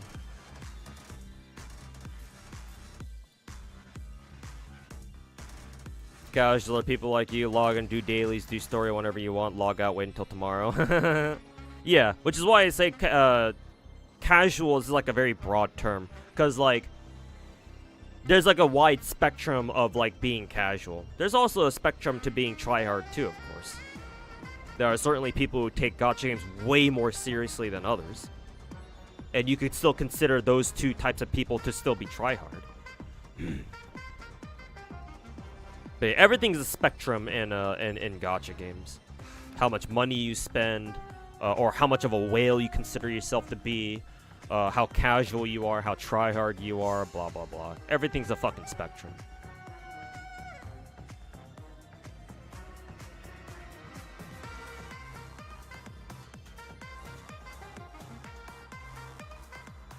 You're just half memeing. She's easier to play with Eidolons, but like so is everyone. Yeah, so you know what's so different? It's what I'm asking about. You understand the complaint of her of hiding her ease of plays factor behind constellations, but it's a what a complaint to you. Me personally, I don't, because that's literally how Genshin and Star Rail have operated the entire time. Constellations are there to make playing the characters easier. So like whenever people like Red Flame make videos about how, oh, Aglaya is an incomplete character, I just kind of fucking laugh to myself. It's like, hey, congratulations, you figured out how MiHoYo has been operating their big gacha games ever since fucking 2020. Gee, it sure took you guys a long time to figure that one out, huh?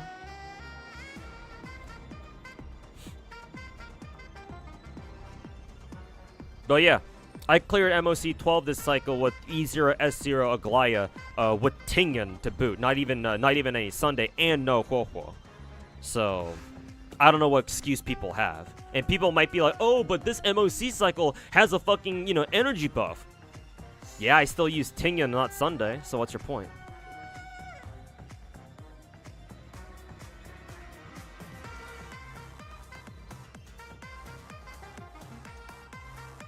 Good luck, Mr. 2. This year has some really good units. Gonna lock in this summer. Yeah, I'm sure there are. Not looking forward to the summer, especially if I still don't have a job by then.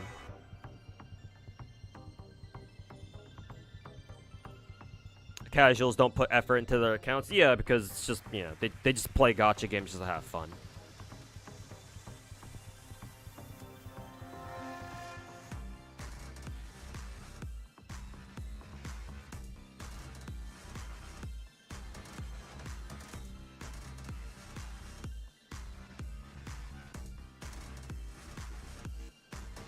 You go all the way back to like Hutown or C1. Nah, try Venti, my dude. I mean, Venti C1 is kind of pointless, to be fair. Forget what a C2 was. But no, I mean that's how constellations have always been designed. Not even Hutao, you gotta go all the way back to the very beginning. Venti and all the perma characters. Yeah, Venti C1, yeah, it's triple shot. Yeah, very, very useful, I'm sure.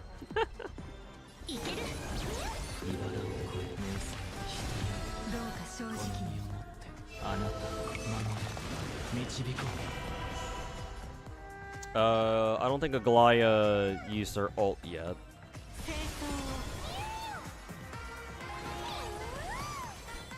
Let's see, I think I have to double skill? Do I want a double skill here? I think I'll just basic attack that one. Oh, very good.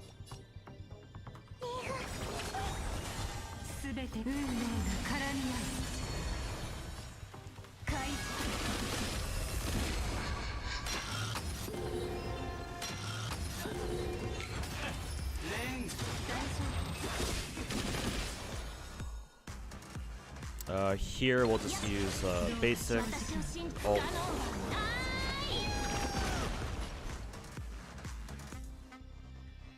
Just gonna save until the collab not playing for 6 months has paid off.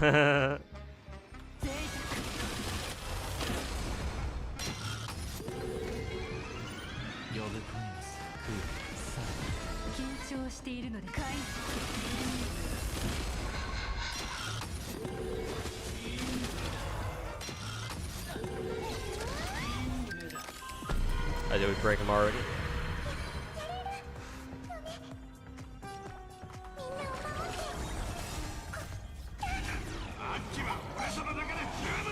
Aventurine is a lot easier of a boss to deal with if he doesn't have his bullshit fucking RNG dice that you have to deal with.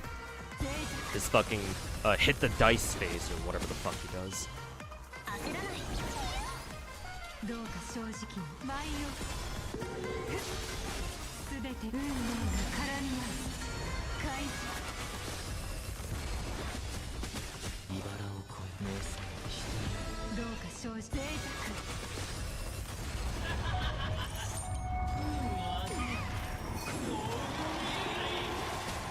Oh, never mind. He actually does have this phase. I guess he didn't have it during back in the last difficulty, but now he does.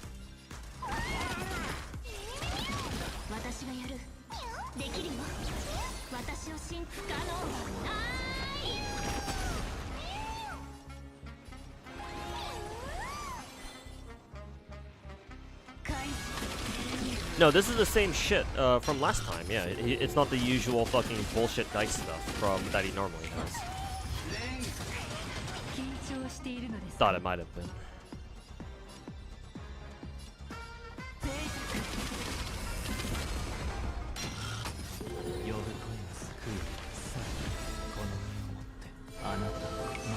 The day we get an Animo Infusion character for allies, the day Triple Shot Venti character will be meta. Perhaps one day. Maybe one day. The Venti mains can dream.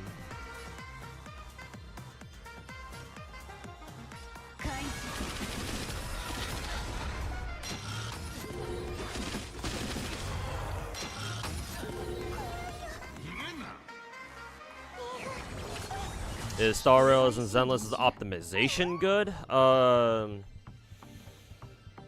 I want to say yes. However, I know that Fobmaster has traditionally had trouble keeping Star Rail like open. For some, I don't know if he solved this issue yet or not. But I remember like a long time ago, Mr. Fobmaster used to have like a lot of issues like keeping Star Rail open on his PC. Like, it would just keep crashing for some reason. I don't know. Not sure what the deal with that was.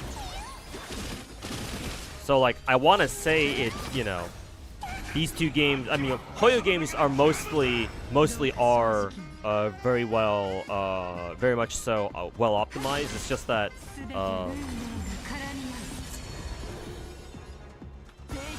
for some people, things might go a little bit weird. Or things might behave a little bit weird.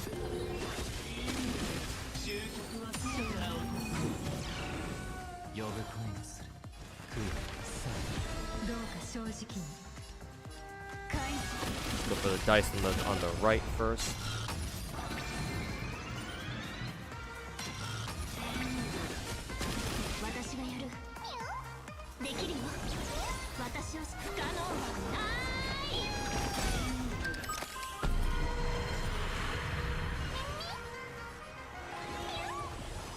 The RNG one is really annoying. Yeah, the one that he normally has. Thank God he doesn't have that here.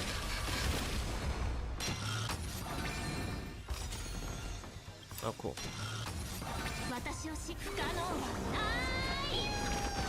Okay, using RMC's ultimate does significantly charge up Mem's charge, so I should remember that for next time.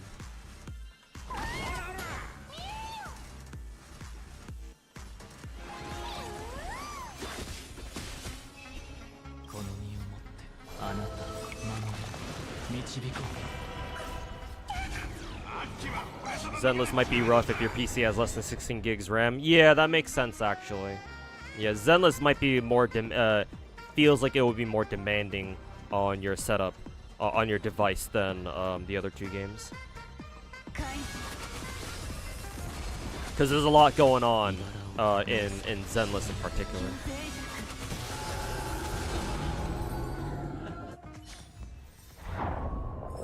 What is that purple guy there? Purple guy? What purple guy? You'd say, you gotta say Hoyo serves quality. Yeah, all of Hoyo's games are usually super well optimized, and they're very, very polished too. For the most part, you shouldn't run into any bugs. I've run into a couple bugs, like where my character just gets like stuck in some map geometry, and I have to like soft reset the game in order to get out of it. But yeah, like besides that, like this game doesn't really have any major bugs. Like I certainly haven't really seen any major combat bug, like gameplay bug, other than of course the adventuring one that we had to deal with for God knows how long. But 期待して損した。運試しと行こう。パーツアップグレード。ほら、これが天才。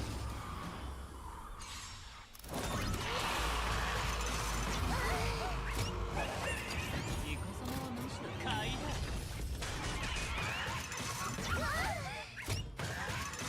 壊れちゃう。気をつけて。いいオッチだ。 You remember the debate with Flip the Genshin YouTuber, and he was under the impression that the average viewer watches guides and reads all the lore and plays all the Abyss and shit. Well, from a YouTuber's point of view, first of all, he's a Genshin YouTuber, so yeah, the fact that he's not aware that most people who play gacha games are casual doesn't really surprise me. Because again, what the fuck do Hoyo-tards know about gacha in general? And two, it's at the same time, it's also understandable because he's a YouTuber and he's used to catering to an audience where they actually do pay attention to, you know, Genshin Endgame, and his viewers on average tend to take Genshin more seriously than like casuals do. So it's like, again, it's like that whole media echo chamber of your own construction. It's like, if that's all you know, then yeah, you're not going to think anything's any different.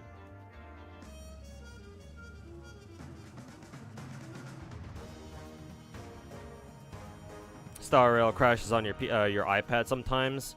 Oof.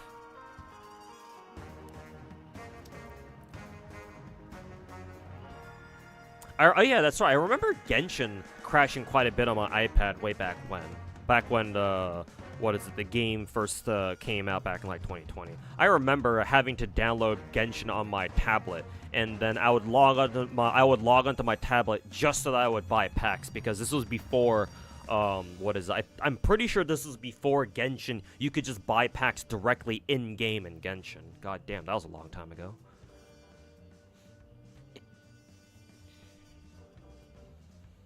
Struggling to pick your second gacha. Thought you'd play Zenless, but you've been bored with that lately too. Really? Oh well, I guess you know, different strokes for different folks, I guess, like they say. Because like, if you're bored with a game like Zenless, then geez, man, I don't know. Is there a gacha game that I can suggest to you that wouldn't make you so bored? I don't know, if you just want constant gameplay, then go try out Arknights, I guess.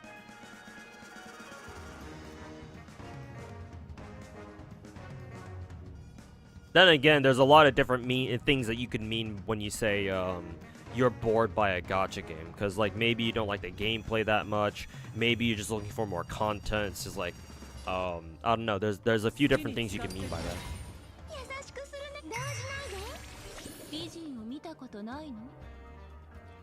How invested am I in Genshin's lore or general gacha story? Not very invested at all. Like, I follow the stories not because I want to, but because I have to, which is why I'm extremely harsh on Star Rail and Genshin in particular for their stories. Zenless I am nowhere near as harsh on, because at least skipping through the story doesn't take too long, or at least nowhere near as long as it does trying to skip through fucking Star Rail and Genshin story. And at least they have a skip button. Doesn't let you skip everything, but you can still skip a good part of it.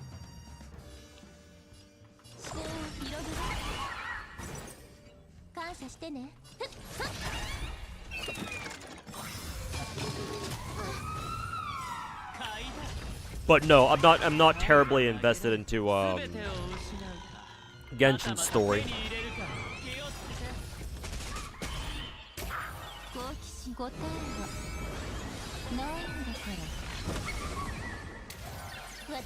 I'm not really particularly concerned about like Genshin's lore either. I mentioned that because I know that recently, what is it?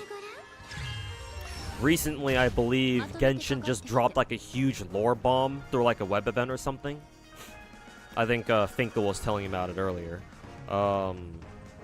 Like, I don't really even care about that, no matter how interesting it is. Because, like, it's not that hard to come up with, like, interesting lore or backstory for any story, to be honest. I don't really care about that. I only start caring about background lore if the rest of the story is actually good enough to warrant me being interested in the first place. Like, having good lore is cool and all, but I don't give a fuck if all I listen to is Paimon yapping my fucking ear off every other fucking line of dialogue, you know?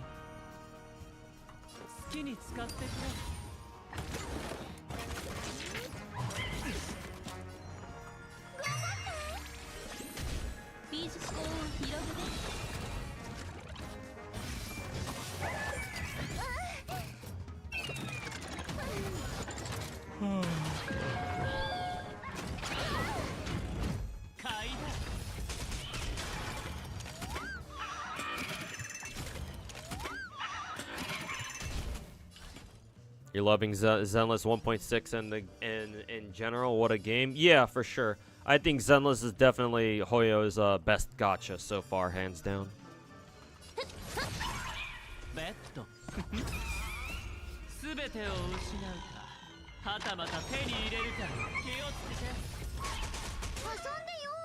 Zenless is the least boring gacha you play, I know, right? It's certainly up there, that's for sure.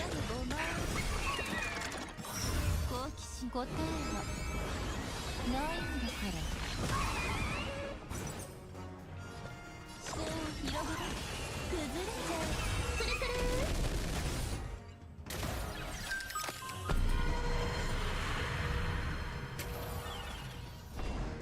私がこんな大きなダイヤモンドあげるね当たりだ優しく頑張って美人を見ていられごま何にはっそう遊んだ僕が出そうかくれん答え見つけてごらん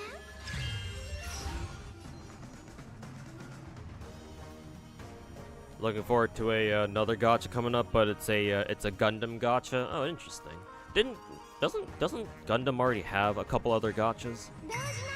Maybe it has like one or two others.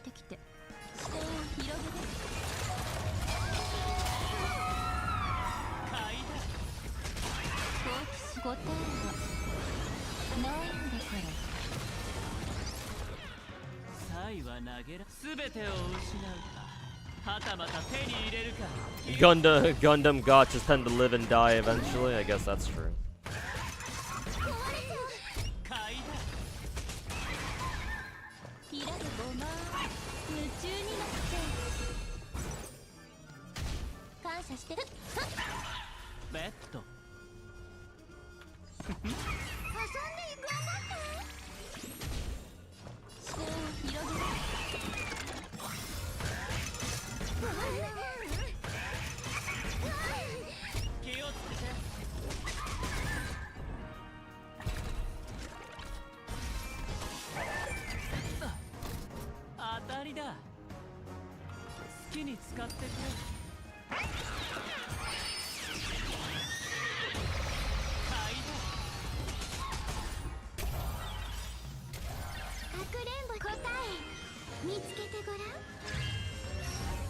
One of your friends thinks that Genshin is the only Hoyo game that works as a free-to-play. Oh boy.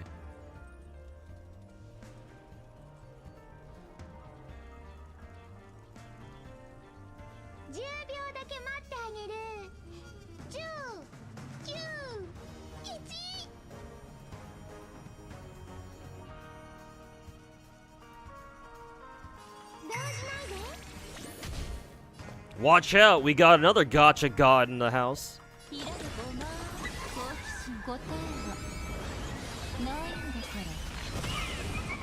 Have you ever tried out that Atelier gacha? If so, how bad is it really? I've never played that, the Atelier gacha.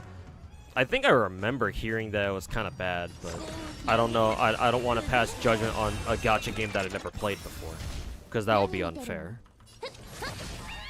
私がこんな大きなダイヤモンドあげるね。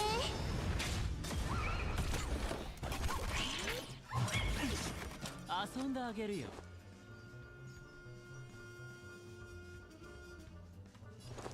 遊んで頑張って。いらぬごま。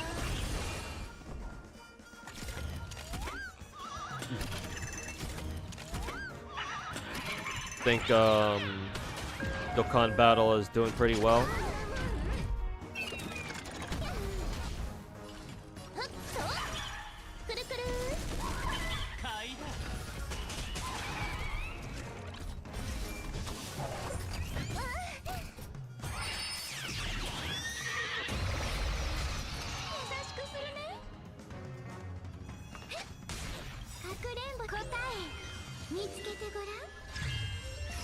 IP-based gachas all suck.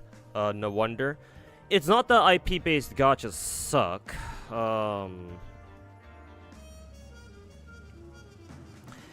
It's just the unfortunate reality with a lot of IP-based gachas is that a lot of them are just designed as cash grabs. Because companies see that gacha games do really well, so they're like, oh, how about we make a gacha out of our own IPs? And it shouldn't surprise you to know that a lot of most gacha-based or most IP-based gachas are Japanese. And in case you don't know how I feel about Japanese gachas, then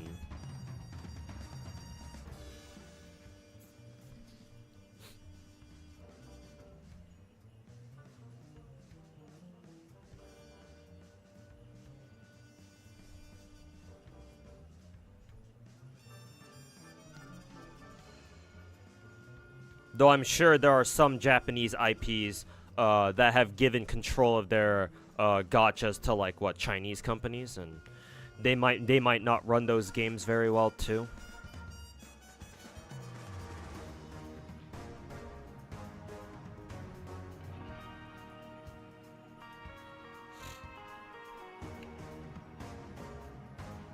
Aside from Genshin, he's only ever played Snowbreak, and he thinks Zenless has unrewarding grind, whatever the fuck that means. Yeah, he should probably stop playing gacha games.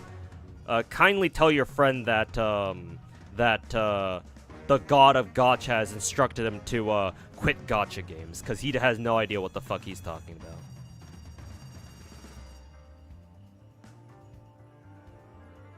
Speaking of Japanese gachas, you're still waiting on Azure Permilia. Azure Permilia is not Japanese, it's Chinese, Mass Knight. Manju is a Chinese studio.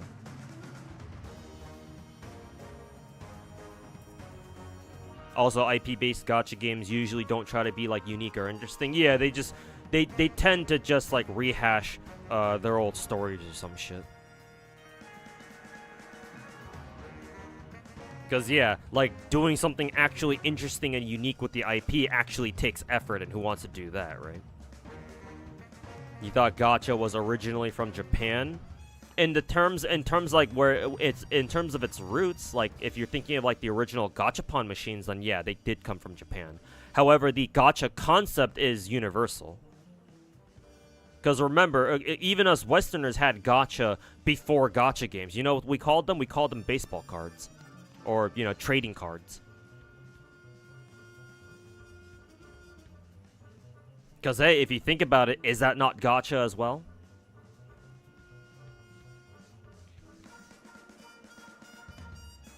It's just most of the good gacha games come from Japan. I would argue that's really no longer a case anymore, Mass Knight. I would argue most of the good gachas come from China now.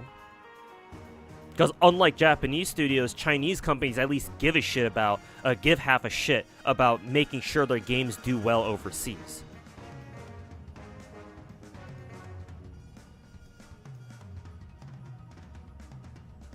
You should stop playing gachas now!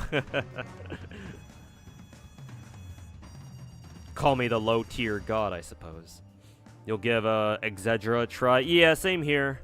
Don't know how don't know how well it'll succeed, but we'll give it a try. We'll give it a shot at least. You should stop playing gachas now. 好奇心答えはないんだ。 What about Korean gacha games? They can be good. The problem is that we don't have too many of them. Right?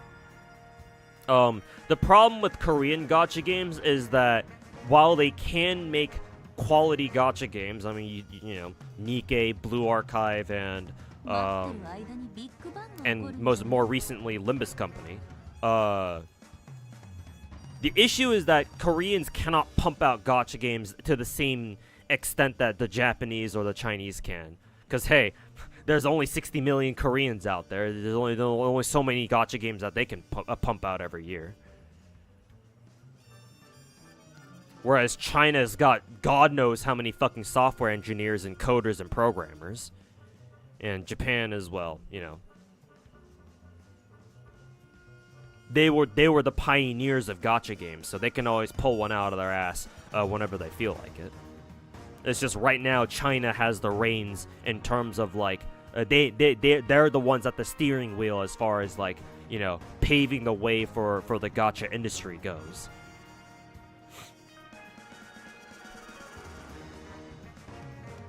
Oh yeah, I always forget BD2 is also Korean. Same people who made Liza P, by the way, which I didn't know until somewhat recently.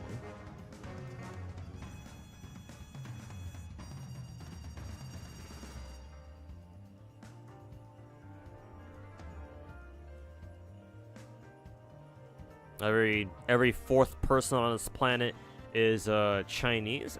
Is that true? Not sure how true that is. Oh, and remember, China's population is not as big as they claim it is. What?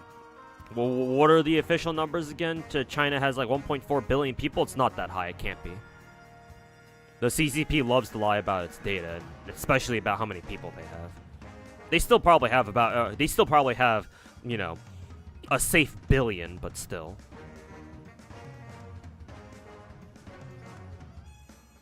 $2 billion? Nah, it's not that high. Hell no. 2 billion? Are you fucking kidding me? Nah. The highest I've ever heard China having in terms of population count is like 1.4, maybe 1.5. And even then, we know that's a fucking lie, too. Honestly, they probably never had 1.4 billion people to begin with, because they fucking... The way China counts their... does their census is fucked up. Not to mention everyone's favorite, corruption. So, honestly, they probably never had 1.4 billion.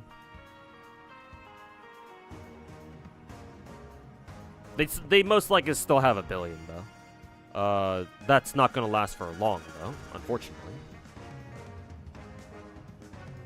That in Japan, a lot of gacha games in Japan are regional. Like, yeah, that too. Good point that I forgot to bring up. Unrewarding grind. You understand poorly rewarded, but unrewarding? Yeah, I don't know what Sparty's friend is on about. He should stop playing gachas now. Worry about being poorly managed. Yeah, exactly, Guardian. Yeah, that's my worry too. That they're gonna botch Exedra's management just like last time.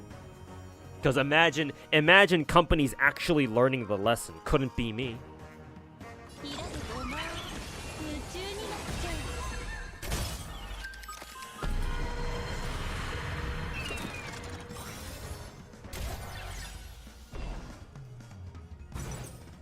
私がこんな大きなダイヤモンドあげるね。いい子にしてね。動じないで。左右すべてを失うか、はたまた手に入れるか、気をつけて。ビスコを広げて。なんはっそう。 Nice. Hey, 69,000. Nice.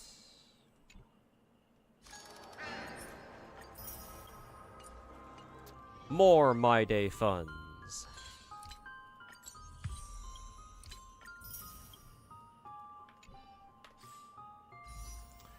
Very good. Slowly but surely building up that My Day fund. I'm gonna have to grind Divergent Universe as well to try to get all the fucking Stellar Jays from there too. Liza P is sick. Yeah, I hear it's a pretty good Soulsborne clone.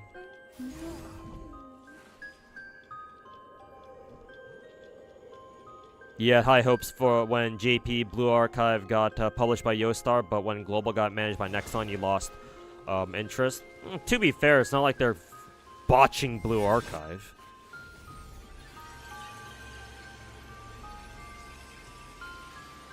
Like, the worst thing I can say about the global servers or Blue Archive managed directly by Nexon themselves is that, like, maybe Blue Archive's localization is kind of shitty, but hey, every gacha game that's localized for English has issues with the English localization to begin with, so.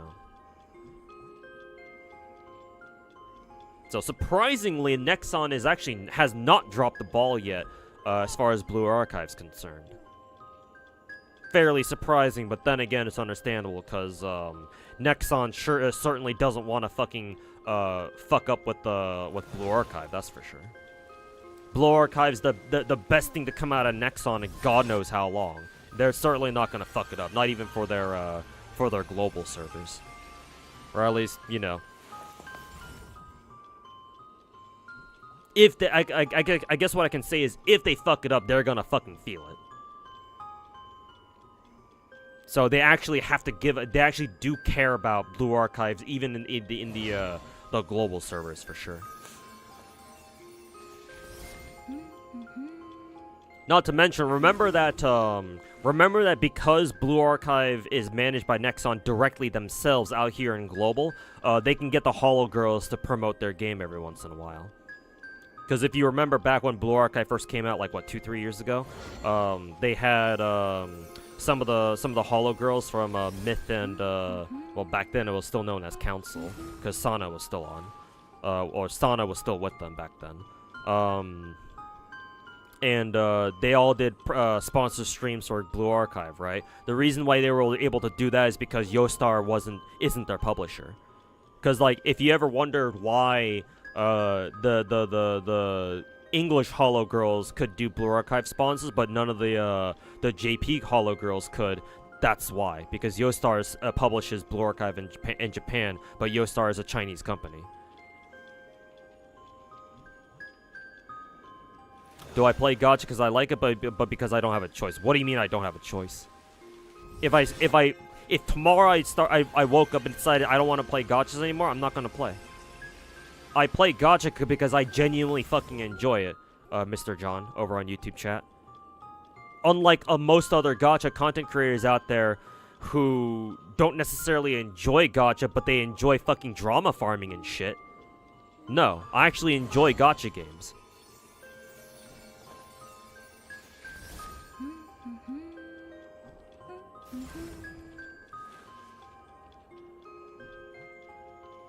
Like, maybe other Gacha content creators out there, like, maybe they legitimately do enjoy Gacha games. Maybe I'm just shitting on them a little too hard. In which case, you know, my bad. But that doesn't change the fact that I enjoy Gacha games the most out of any of them. Matter of fact, you could probably combine all the Western Gacha content creators you're aware of, put them together, and they still wouldn't enjoy, collectively, they still wouldn't enjoy Gacha games as much as I do. So no, Mr. John, I don't think you should worry about that. I play Gacha because I fucking like it. Gacha games are trash, but I still like them anyway.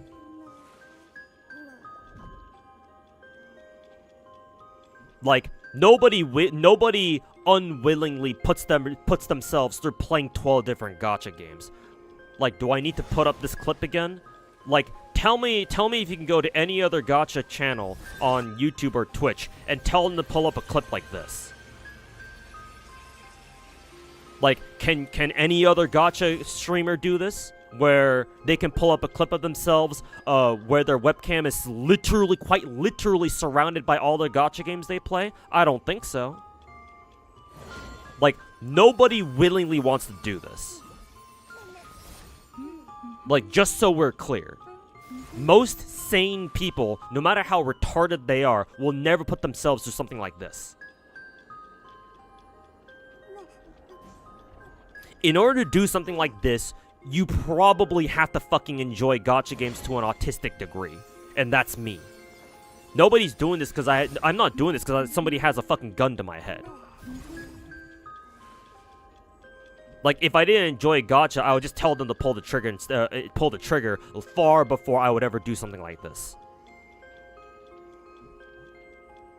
So nah, bruh. Nah, I just really like Gacha games. A little bit too much, you might be able to say, but hey, that's how I roll, man. Unironically, you think Nexon's actually doing an okay job running? Yeah, so far they haven't really fucked up that badly. I mean, to be honest with you, I can't think of a single time where they like fucked up at all, really. Maybe the one time is when they bent over for China.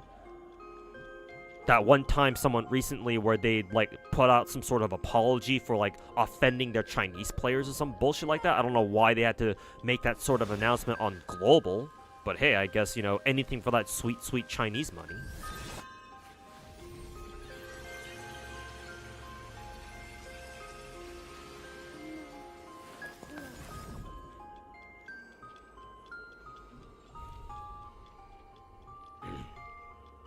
Asia's Cooking, didn't know Liza P was from there. Yeah, Liza P is a Korean, it was made by a Korean studio. And, yeah, man, I mean, Japan has always cooked with games. Technically, Korea also has a pretty rich video game development history as well. China's now finally starting to get into the groove of things. I'm sure we got, like, good games out of China before. But, like, now China's, like, really starting to hit the big leagues with their games. Because, like, you see it with, like, obviously Black Myth Wukong. And, obviously all their gacha games that they're coming out with. And they're gonna keep making bigger and bigger games. Because the atmosphere in China right now is that their economy isn't doing very great right now, and so they're making less and less money out of their domestic audiences. So a lot of Chinese, especially in the video game industry, a lot of Chinese studios and companies and publishers have realized, wait a minute, we have to start focusing on overseas audiences a little bit more now, because that's probably where they're going to be able to make up for the difference. Like, in case you've been wondering why it feels like in the last couple of years, like, China's really stepped up in making more and more and better video games. That's why.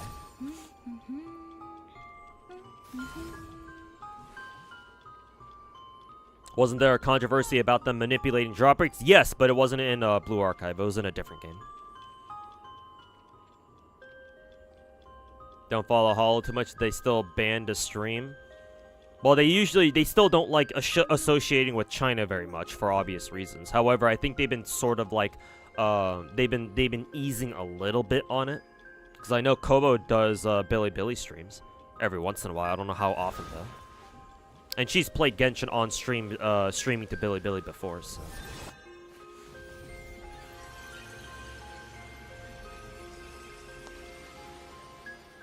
I played Gacha before it became mainstream. You don't play like this unless you actually like it. Yeah, exactly.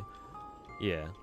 Like, every once in a while, you'll find, like, some sort of viral tweet on Twitter of, like, a screenshot of somebody's phone is like, hey, look how addicted I am to Gacha games. That's all it is. All it is just a screenshot.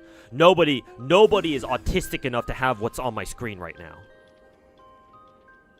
People out here saying they have a Gacha addiction. Oh, yeah, they don't fucking know.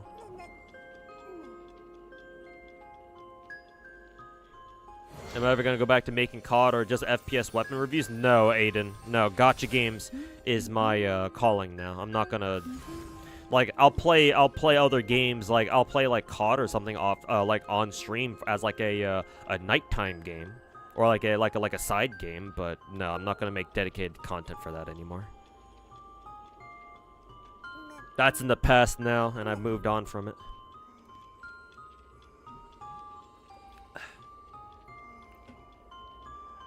How much RAM do I have? 32.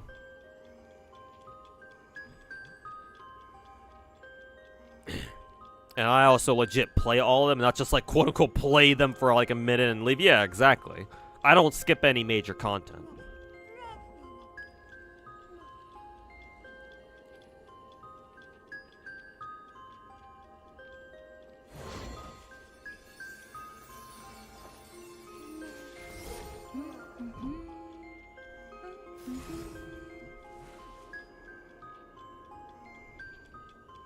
Most gachas have English dubs? No, I don't think so, Mass Knight. I don't know why you have that sense. I guess you must only play Hoyo games, Mass Knight, but most gacha games actually do not have English dubs. A gacha having an English dub is a fucking luxury. I hope you understand that. Because, like, I can go down the list of my own gacha games and see how many of them have English dubs. FGO does not have English dub. GFL 1 didn't have English dub. Hell, even GFL 2 doesn't have English dub still. But they have Chinese, Korean, and Japanese. But they don't have English.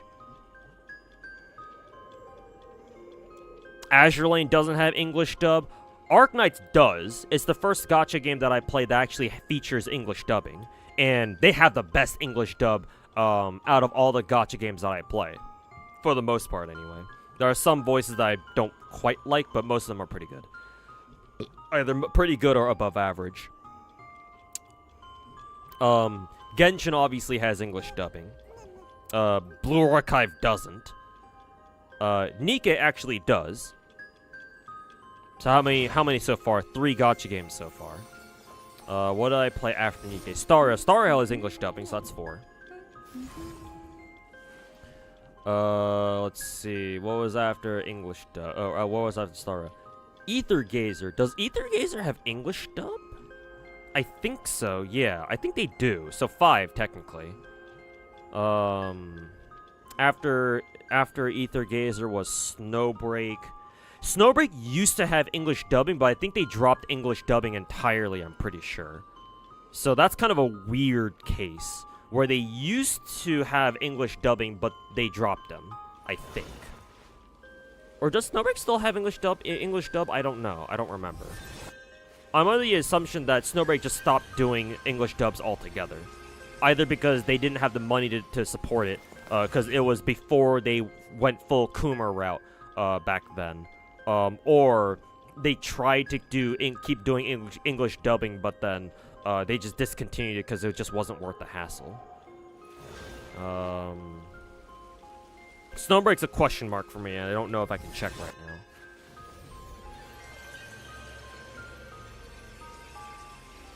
After the Kuma route, they just dropped English dubbing? Okay, then in that case, I have to say Snowbreak does not count then, because we obviously, if you want a game, we're only counting gacha games that still have an English dub, so I think we're still only at 5.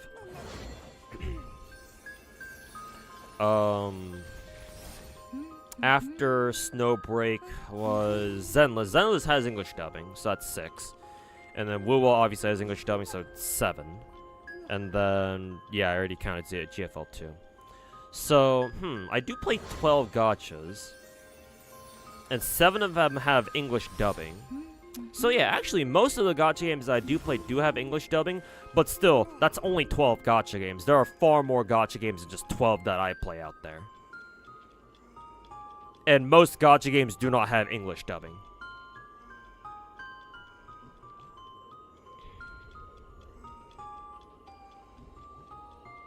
What's the big problem with Nexon anyway? Nexon's just a trash company. They're Korean, so what'd you expect? As a Korean myself, Korean companies are dog shit. And Nexon is a perfect example.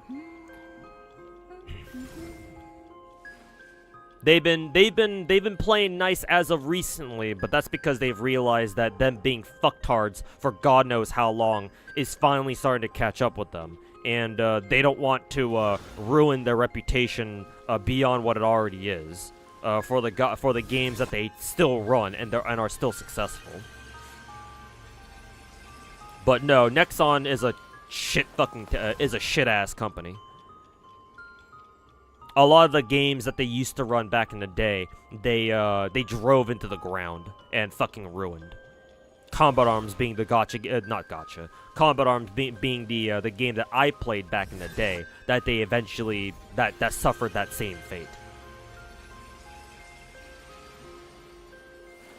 Do you think Gacha's Genshin's rise in 2020, Hoyo's existence is a good thing for the gacha industry as a whole? Yes, Crackcaster. I think overall, Genshin blowing up like it did, is an overall net positive. Obviously, there's a lot of things that they introduced that I don't quite agree with, and, you know, it's unfortunate. It's some things that happen after, in the wake of Genshin's popularity explosion, are unfortunate.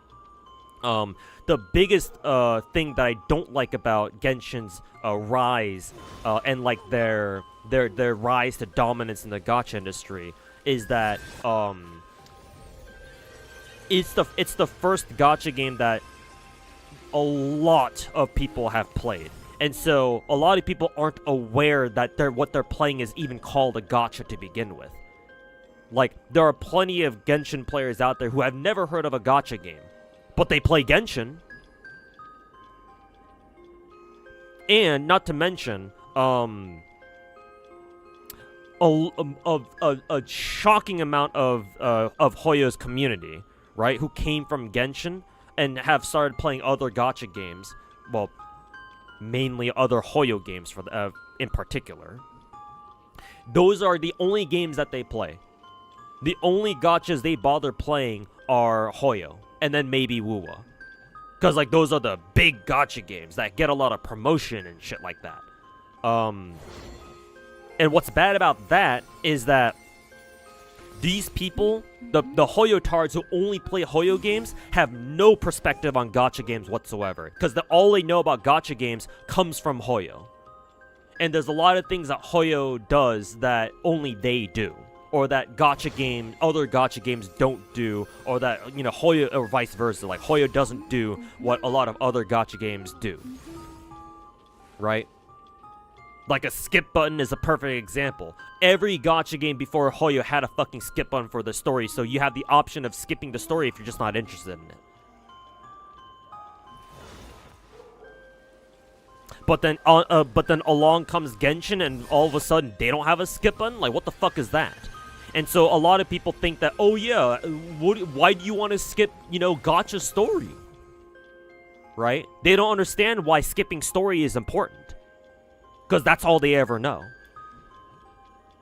So whenever people like me come out and say you should be able to skip story, they fucking flip their shit. And they're like, why the fuck would you want to skip story? Why do you play gacha games if you don't read the story? Like, they just don't understand. But that's like the worst thing to come out of Genshin becoming popular. In my opinion, if it wasn't Genshin, another gacha game would have been able to do something similar.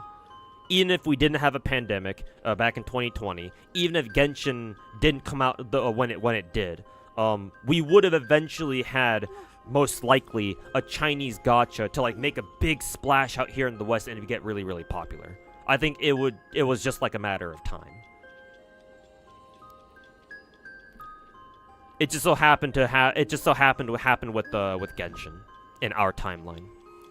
But overall, I think it was a net positive because one, it made the whole concept of gacha. It made just the overall Western gaming sphere like understand. Well, maybe not understand. Understand is kind of a strong word. But they've exposed that we are now as a collective, collectively speaking, we the West have now been exposed to gacha games, so we know what they are, even if we don't understand them. Even if a lot of people still don't really understand what they are, we at least know what they kind of are.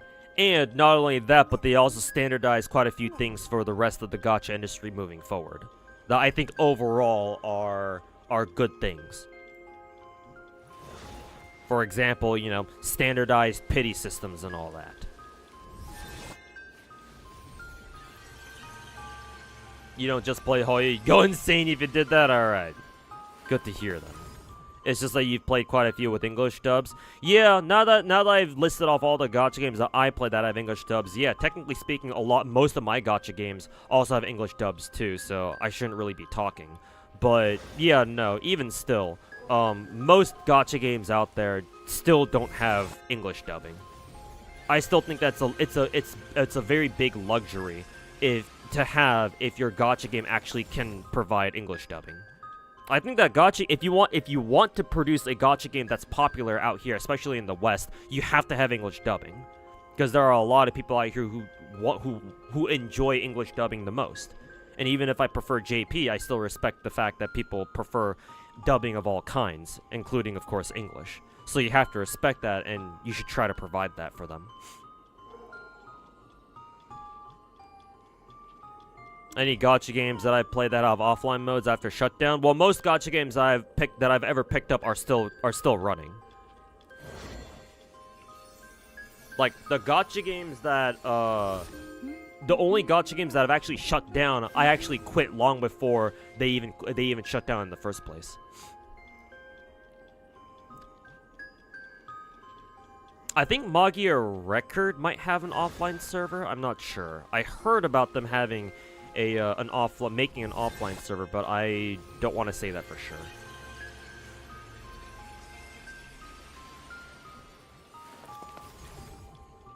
You remember hearing about the ENVAs allegedly complaining about the Kumara and the devs dropped it? Yeah, I remember something like that happening too, yeah.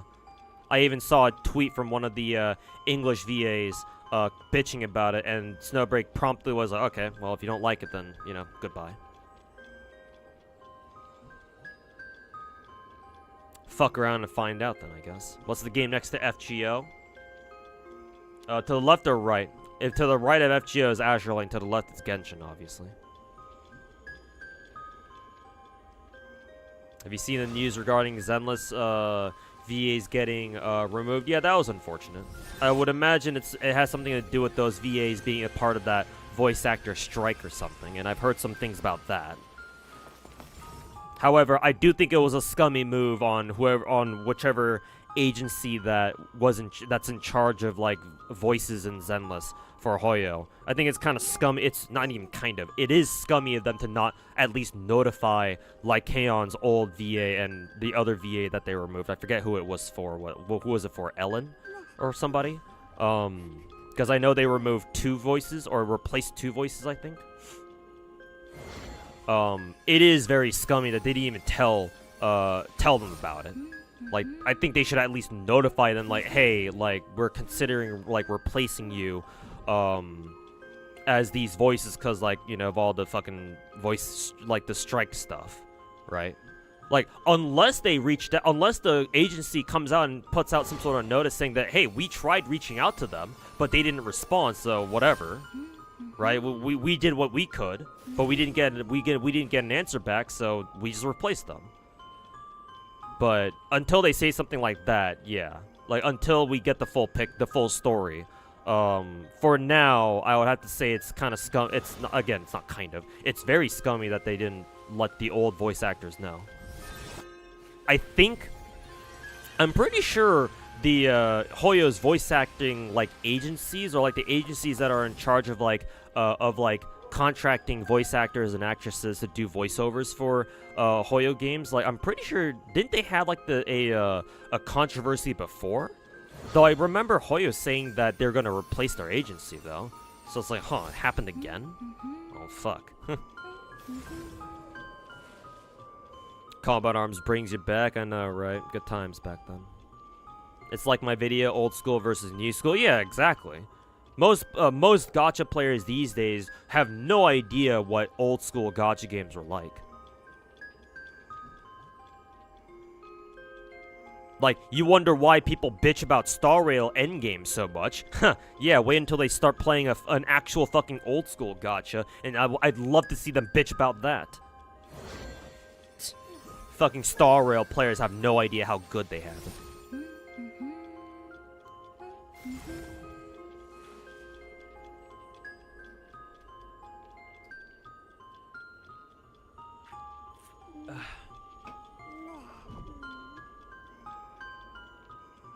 Since Genshin started caring about English VAs for your games has popped off. If you're talking about how English voice acting has become more respected, then I think I agree, yeah. Genshin being as big as it is and having started with English voice acting, yeah, that was a huge boon to the English voice acting scene.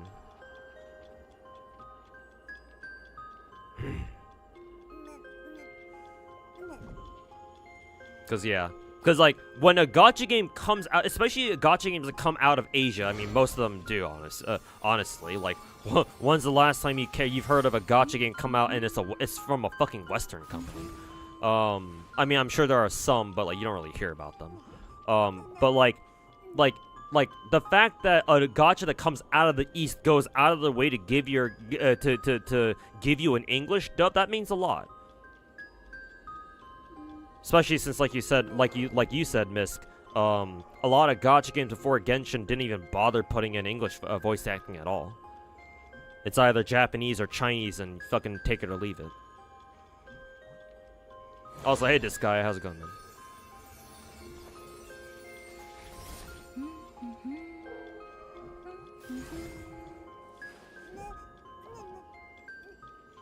You're Hoyo only. You're a big fan of them, but you're chill. Yeah, I'm not like, if you're one of the cool Hoyo fans, where like even if you only play Hoyo, like I understand. If you only play Hoyo, it's just personal decision. I'm not roasting that. It's just that I'm just saying that a lot of Hoyo players out there have no perspective of what gacha games are really like. But I mean, I don't blame you for not knowing. You just don't know. You're just ignorant. I don't say ignorant in like a condescending way. I'm just saying, you know, I'm just trying to say that matter of factly. Yeah, you just don't know. That's why I want to educate people about how gacha games are like outside the Hoyo sphere. But then, as long as you're like, I mean, I'm not telling you to go play other gacha games. I mean, I wish you would, but I'm not gonna sit here and try to, you know, convince you to, because at the end of the day, that's your own decision. But, like, at the very least, all I'm asking for is that, you know, y'all be more receptive and be like, oh, okay, so this is how other gacha games are like. So that way you know why Genshin, Star Rail, Zenless operate the way they do. And either how much better or how much worse things could have been. Like, as long as you're not one of those fuckers where, like, remember on Twitter where, like, when we first started getting news about the Fate collab, like, there were some viral tweets going on where somebody got a hold of, like, year 1 FGO Ascension art, and they were like, ew, look how ugly this Ascension art is. Right? Like, as long as you're not one of those fucking retards. Like, as long as you don't feel a need to shit on anything that's not a Hoyo gacha. And as long as you have the mental capacity to take a step back and before you start bitching about something that you don't like about, you know, a gacha game, whether it's Hoyo or not. And as long as you have the brain cells required to take a step back, like, and think to yourself, huh, I wonder why things are like this, or I wonder why this is the way it is, instead of just immediately fucking starting to jerk yourself off bitching about something, then I think we're cool.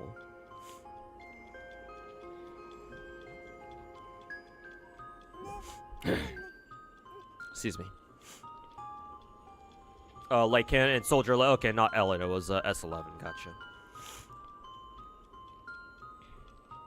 It was leaked that the VA wasn't really honest and they got shipped for that. Yeah, the fact that I've also learned since then that the whole strike situation with the English voice actors striking or whatever, the fact that it turned out that part of what they wanted, part of what the voice actors wanted was like complete control or something like that of like their terms or some shit like that is like, yeah, it's like,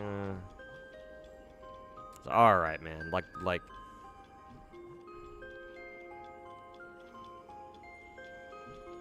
Like, what exactly are we doing here?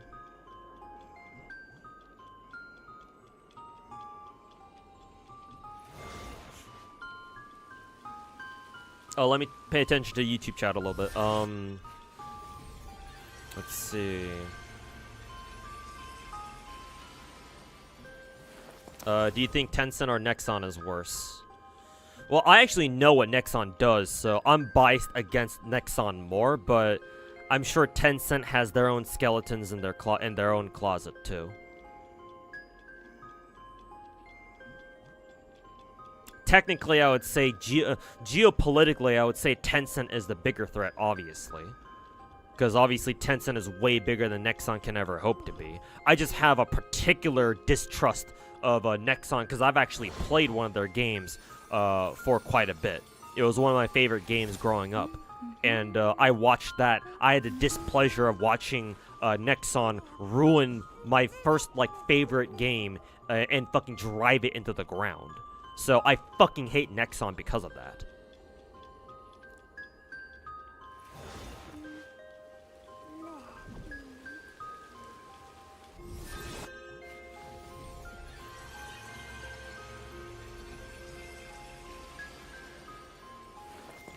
You didn't believe me at first when I talked about Nexon being a pile of shit, but after playing First Descendant for like 8 months, you really want to smash your head against the wall. Yeah, I don't play First Descendant or whatever. I did hear about that game. I know Nexon is like the publisher or whatever. But yeah, man, like that's the perfect example of what I'm talking about, Nix.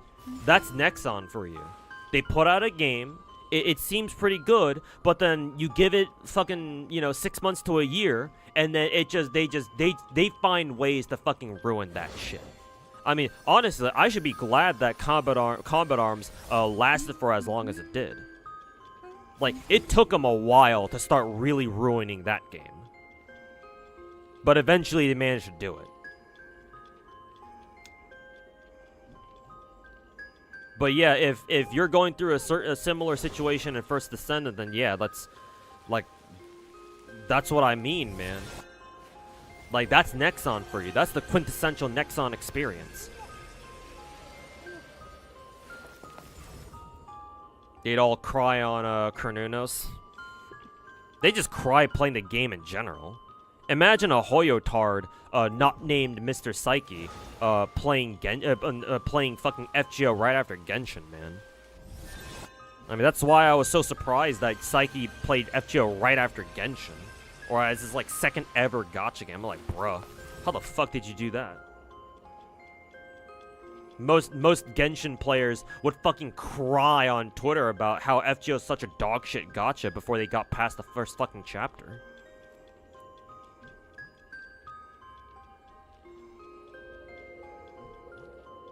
People out here saying they don't give a shit about Fate Stay Night collab and they'll be rolling anyway. Yeah, because FOMO.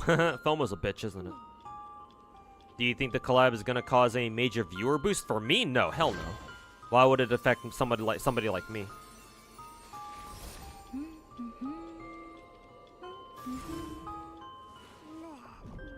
You're a big fan of English voice acting? A lot of people are.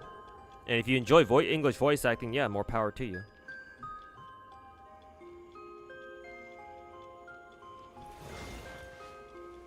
Tencent is like the EA of China.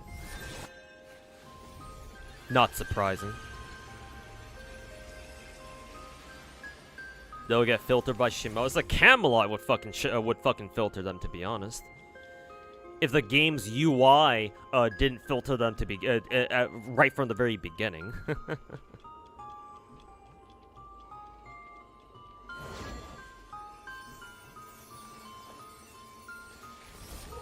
Only people who are gonna care are Fate fans anyway. Well, not really, because it's happening in Star Rail. So obviously Star Rail players will still care, but they're just not gonna care as much as actual Fate fans, though. But Star Rail players will still definitely roll for them because hey, it's a collab, and this is our first collab, and God knows if we're ever gonna get another one. So you know, FOMO, bitch.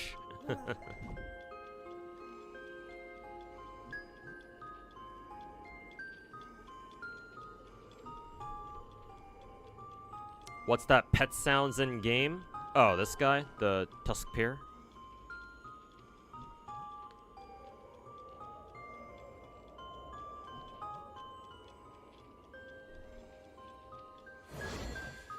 FGO story doesn't get very challenging until Lost Belt 4. Well, it can get challenging a lot faster before then. If you don't just abuse support, follow supports all day. And you don't prepare ahead of time. Like, if you go into Camelot, Singularity Camelot blind, then you will get your ass beat.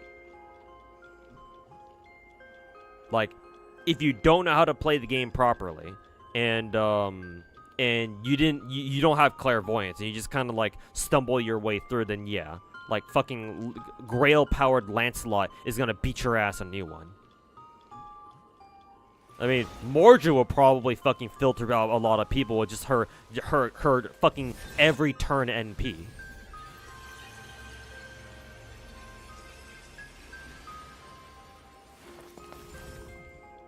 Clip blocking the view. Oh yeah, that's right. I forgot that I have my fucking Gacha rotation clip up still. So, ooh, about that.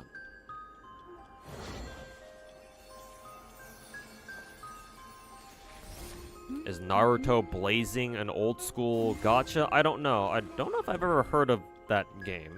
I mean, it's not exactly surprising that to know that Naruto has a fucking gacha game. But I've never really heard of it myself, so I can't answer that.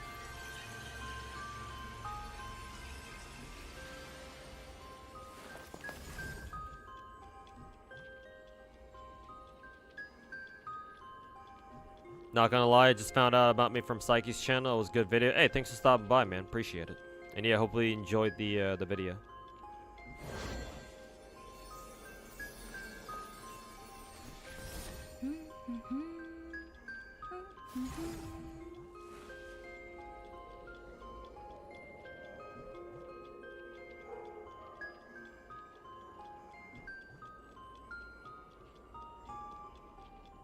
For those who played FGO at launch back in JP, it gets challenging the moment you get hit Camelot because nobody had stuff like Castoria and other meta supports, blah blah blah. Skills didn't have a ton of effects like servants we have nowadays. Well, if you're talking about JP FGO, OG JP FGO, then yeah, sure. But then even when NA first came out, even when we got the NA server back in what 2017, and when we got Camelot. What, around 2018, I want to say? Like, we already had clairvoyance, so the people who took advantage of that, Singularity Camelot wasn't really that bad. Because all of the Grail fights, all the Grail-powered servant fights, had their counters. So as long as you, prepared adequately, like, you should have been okay.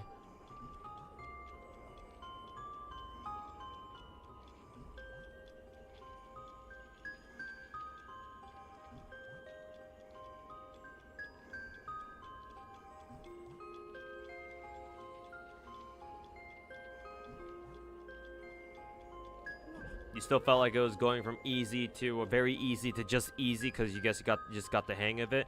Well, I mean, good on you then, because yeah, most people still don't know how to play FGO properly. Most players, even to this day, most people who play FGO don't know how to play it don't know how to play it correctly because the game doesn't teach you shit. Some people do figure out how to play the game. Actually, you must be one of them.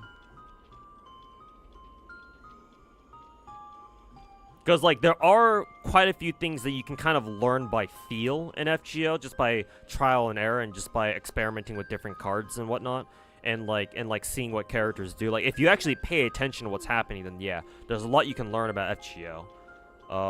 But you know, imagine Gacha players paying attention to anything. Uma Musume Global when? Go ask Cygames, man. I don't know what the fuck's taking them so long.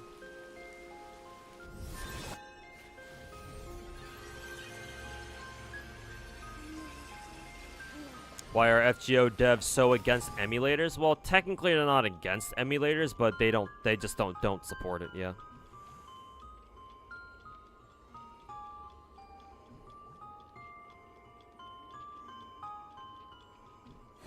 I mean, companies just don't like emulation in general.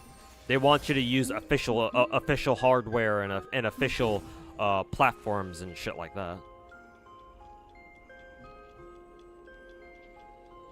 Also, a lot of emulators are made by Chinese developers, so it's like, well, yeah, obviously Chinese gacha games aren't gonna mind Chinese emulators. Matter of fact, some of them even have partnerships with Chinese emulation developers as well. So.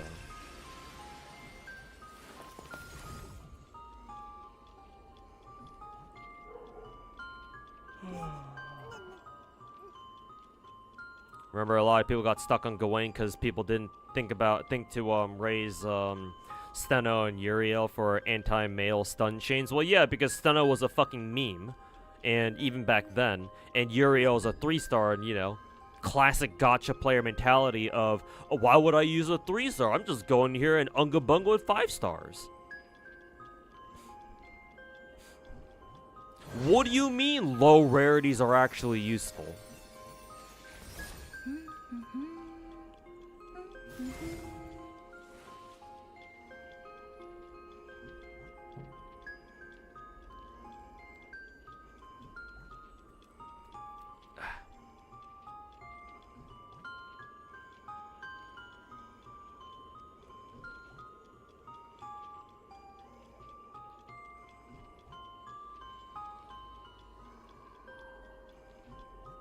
Savior Camel was good old Uriel.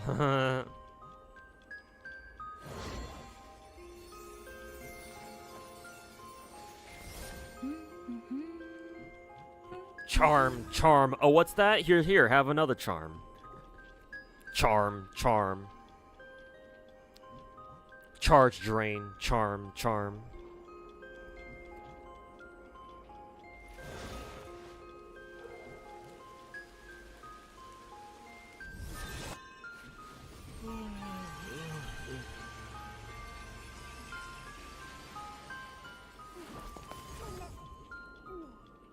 Not gonna lie, you kind of blame Dokkan for making low rarity seem worthless. Oh, I'm sure Dokkan wasn't the only gacha game to make shitty low stars.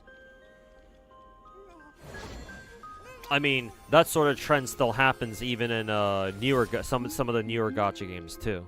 Like in Nikkei, the only characters you ever want to use are the SSRs. All the SRs and the regular Rs are all dog shit. There's literally no reason to use them. Outside of like when you just start playing the game. But like as soon as you get more SSRs, you're just gonna swap over them just because they're so much better.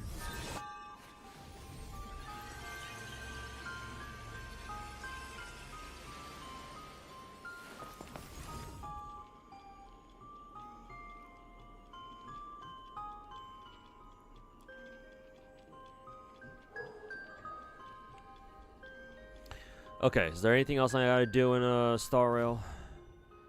I guess I could keep I could just grind story just off just in the corner somewhere.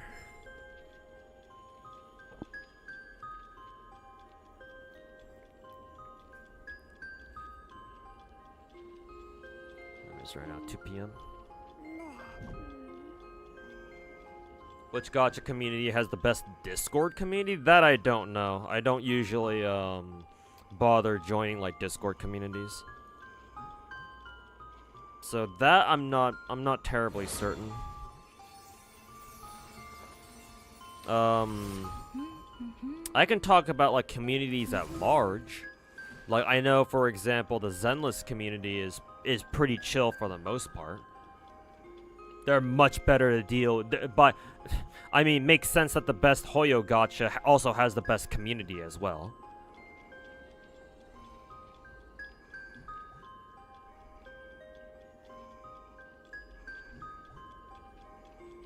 When is it Zenless time? I guess pretty soon here.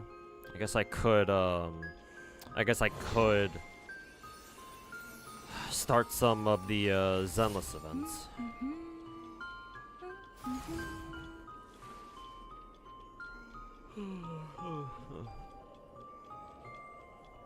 How much does a Constellation 6 star or a C6 character in Genshin cost on average in dollars? $1,000.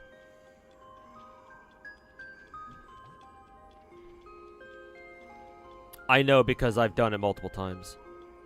Every time I rolled for a C6 character, it's on average I dropped like $1,000, $1,100, something like that.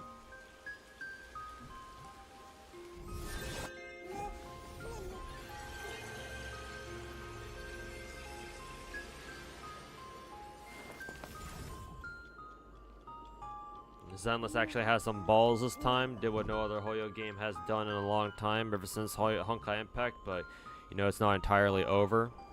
I know that in the main story, I think one of the NPCs like straight up dies or something. Don't know if that's considered a spoiler, but it's just an NPC, so.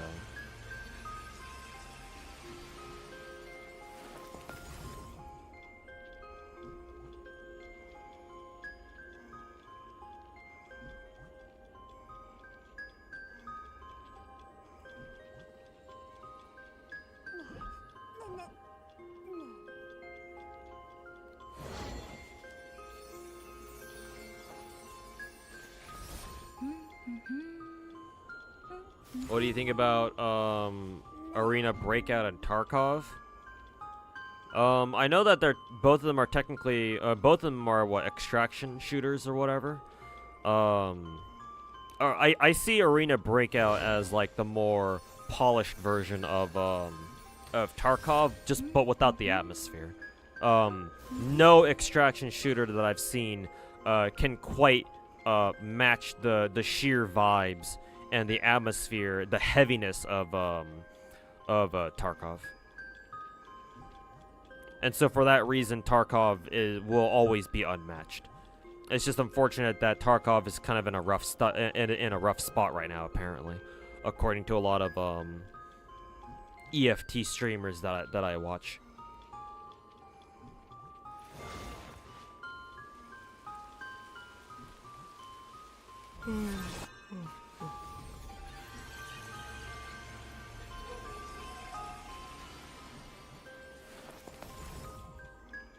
Am I hyped for the future of Star Rail?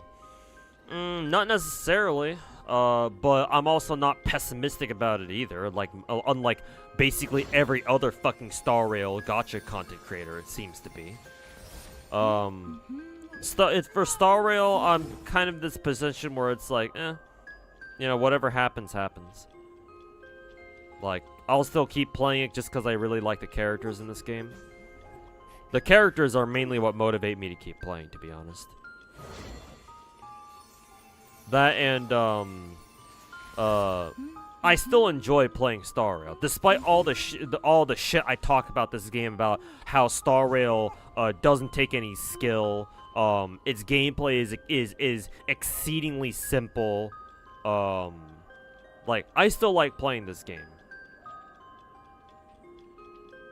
So I will continue to play it.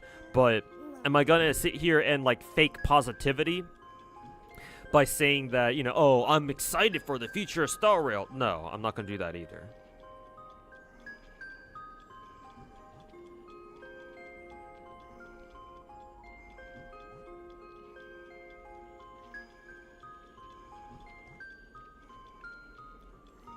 You hope Zenless goes balls to the wall, dark and gritty for the next few chapters? Well, yeah, I sure hope so too. Xiaoji shouldn't be involved. Well, thank God he's not. He's too busy fucking up Star Rail's story, so yeah. At least we can be thankful that Star Rail is containing Xiaoji's degenerate autistic powers for now.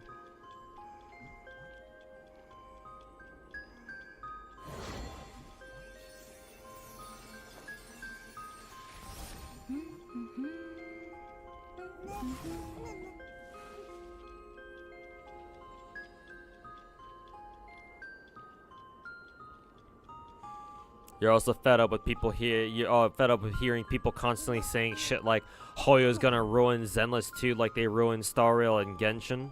Your take is that Genshin and Star Rail are overhated. Certainly these days, yeah. It's like the trend. It's the popular thing to do to fucking hate Genshin and Star Rail.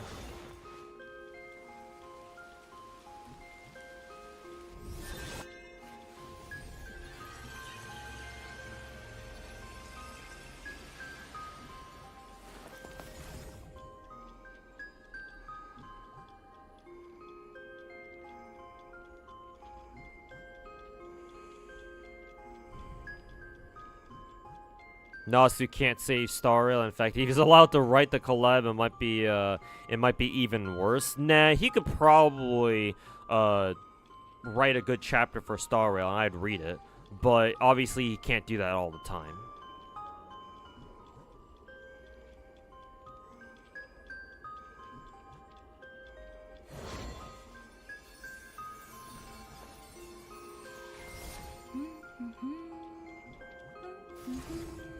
Genshin is overhated, but for a few shit reasons. But Star Rail is overhated for a good reason? Nah, Finkel. I think that's a bad take. Just because you have better excuses for shitting on Star Rail doesn't suddenly, you know, make it acceptable for you to start fucking, you know, talking shit on Star Rail all of a sudden. Saying shit like, oh, Hoyo's ruining Star Rail. We don't know what gacha games are.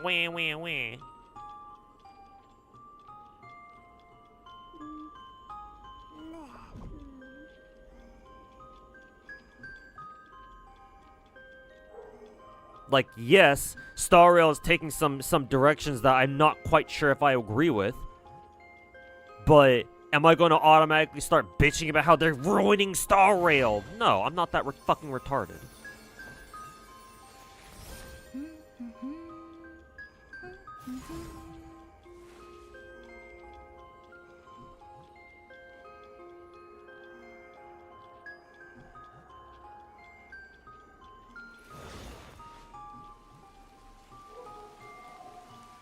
What do I think about VShojo? I mean, I guess they're cool. They've had a couple of fuck ups though. That and what the fuck is the point of them putting out VTuber auditions when they only keep onboarding friends of the company? Fucking nepo hires basically all over the place. With like the exception being their new their more recent JP branch.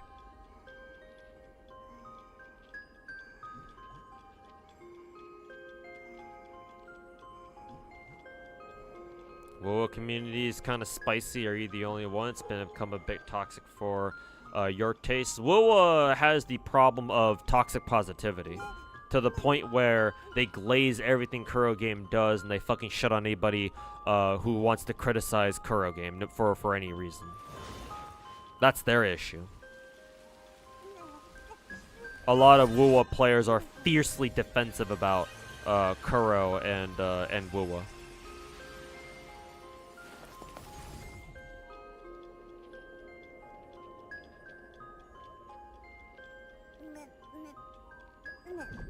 Are other VTuber brands also doing nepo hiring? That I can't say.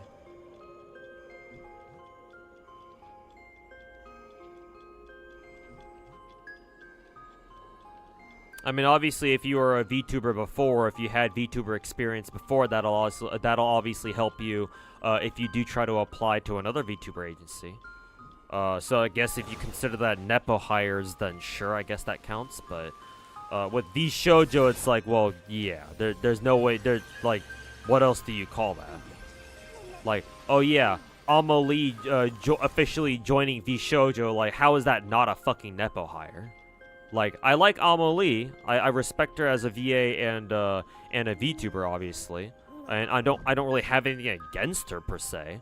And obviously her joining VShojo, I don't mind.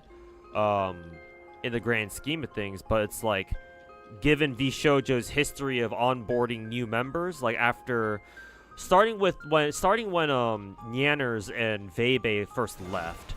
Right, when they left the company, or when they left the agency to go free agent again, or to go indie again.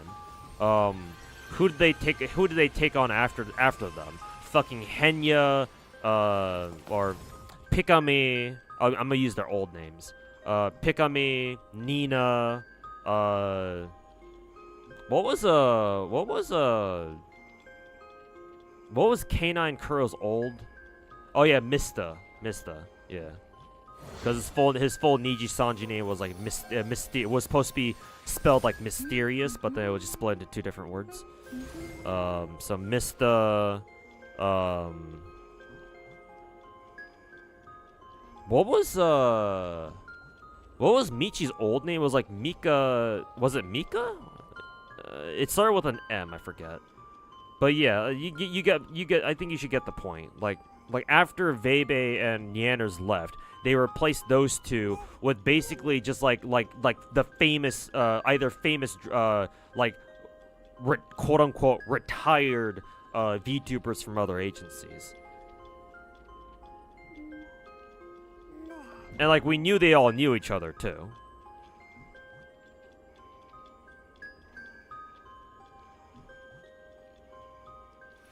Yeah, Mika, okay, yeah. I got her first name right.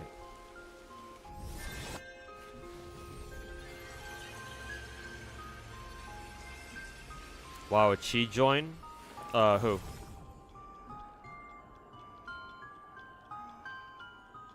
Supposedly they haven't picked a VTuber from the audition, that adding Amelie was a separate thing, but you don't really believe it. Yeah, I don't really buy that either. Yeah, nah.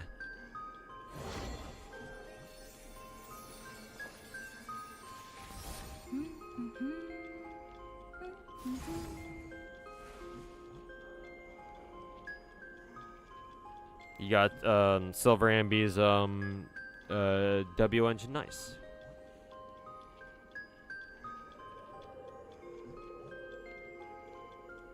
Saw a screenshot of some retard saying that removing the factory system from Enfield is important for its success. Let me guess. Was it from this one V2? Was it from this one YouTuber named Tabaro or something?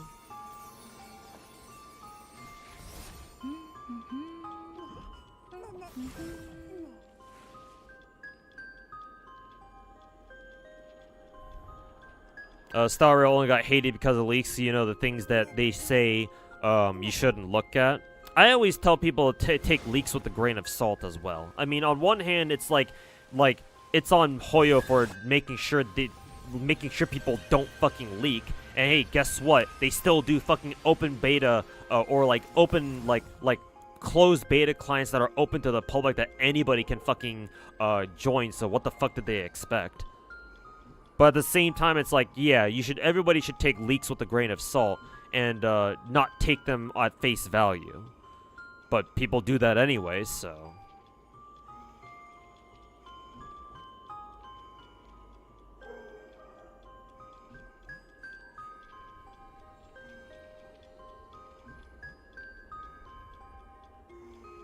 Good number of people hate on Star Rail because they can't clear endgame content. And yeah, that's and the fact that they hate on Star Rail because of that is fucking retarded. It's like, why do you care about clearing endgame content so badly? It's a fucking gacha game. You don't have to do endgame stuff. And yet, for some reason, they care? I don't really see the logic in that.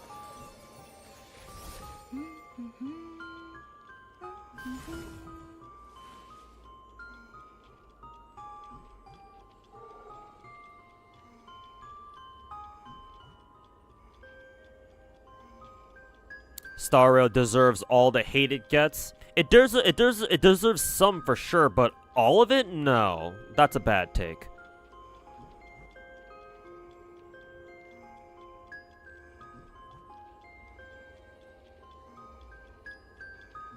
The game actually collapsed in quality in all aspects of the game, from story to presentation to balance.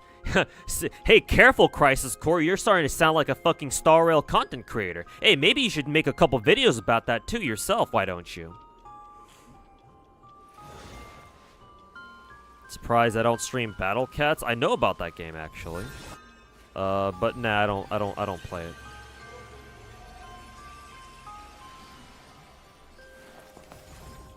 Because it has gems there, probably why. Yeah. Yeah.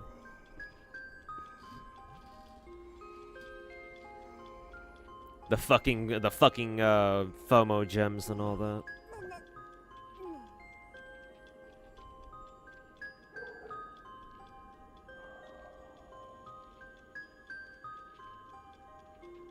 I mean, even then, though, it's like, okay, well, you should be able to do it, but even if you can't full clear MOC, it's like, do as much as you can, right? Because you still get some gems. Even if you don't get all of them, you still get some, right?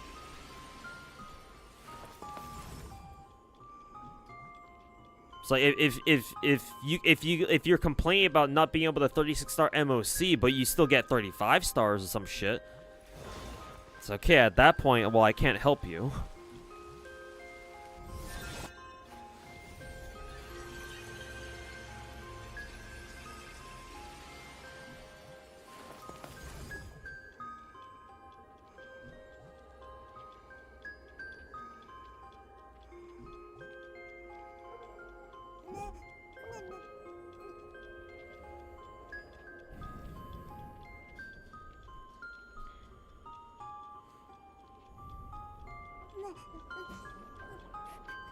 Wuo's full of Genshin refugees too. They're brainless Wuo bots. Don't even know Kuro's other game even exists.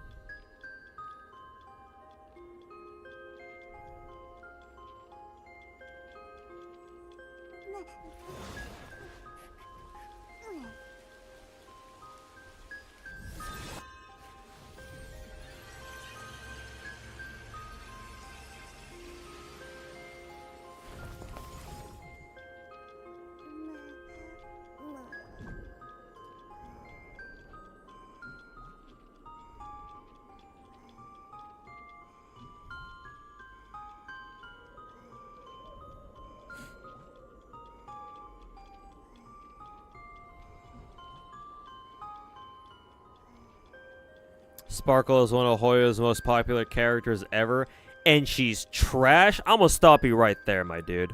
You really play Star Rail? Or are you just a tourist like the rest of them? Are you one of those, oh my god, E0 Sunday is so much better than E6 Sparkle, motherfuckers too?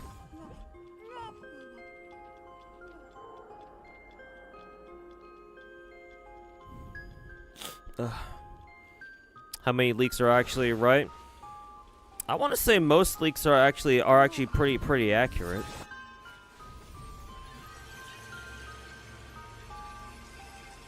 Obviously, there are some leaks that don't come true, but I want to say most leaks are actually accurate. That's why people trust leaks so goddamn much, because usually they turn out to be right. Or, you know, something close to how it was originally projected. If leaks were consistently wrong, then people wouldn't be freaking out over leaks as much as they are now. At least that's how I would figure going about this logically. But imagine trying to apply logic to gacha players. Never really ends well.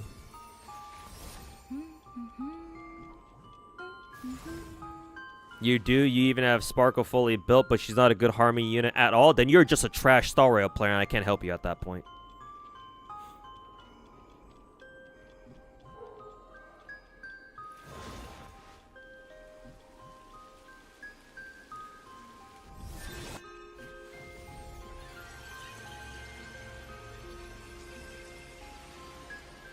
Natlin may not be peak Genshin, but the characters are still super likable, which is why fans haven't quit in droves yet. No, Natlin is actually fairly unpopular among the Genshin community. I don't know where you're getting that from. Like, have you been completely ignorant to the fucking Natlin drama on Twitter that's been happening ever since Natlin even fucking dropped like last year? People really don't really like Natlin. But you definitely have not real, and you definitely haven't heard of how much people fucking hate Varessa. That's for sure. Yeah, I don't know, Crisis. I think you're just talking out of your ass here. A lot of the shit you're saying is I don't know, man. You say some nice things, but nah, this ain't it, my dude. Not today.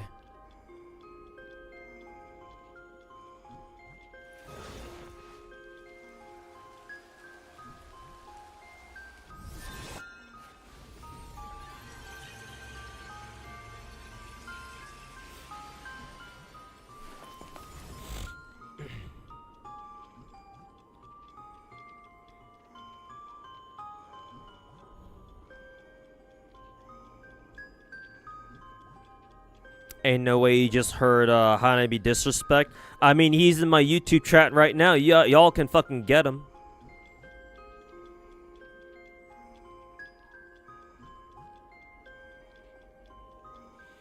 She has very little story appearance. Yeah, she literally shows up in Panakini and threatens to throw a couple bombs around. That's pretty much it.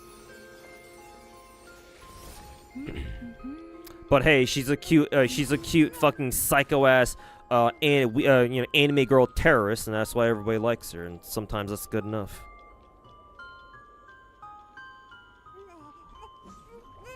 Just because a character's below tier 0 doesn't mean they won't work.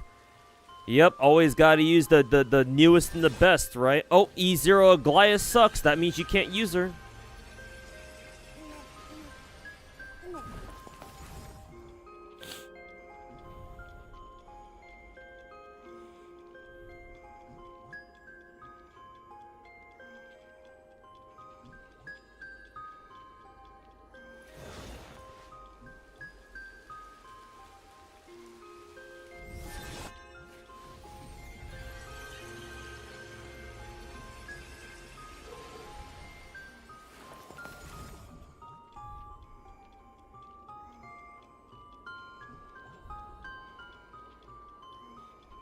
Varessa, Sitlali, Malika are really popular worldwide. Only in the West are hated. Oh, now we're cherry-picking regions now, huh? I guess, you bringing up the fact that Sparkle didn't... Well, not Sparkle. I think you mentioned somebody else in Star Rail wasn't selling very well. Oh, yeah. You mentioned Tribi was, like, the second or third worst-selling banner or whatever. But apparently, revenue charts don't even show you the entire revenue. They only show you how much money they sell in the West or some shit. So how do you explain that?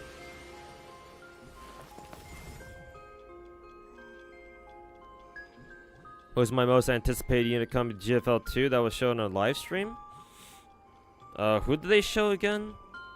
Like 416, G11, K2, and like I think a fourth character. I forget who they are. Probably 416, probably. I like K2 a lot, too. I forget who the fourth character was. If I remember who they are, I might include them as well.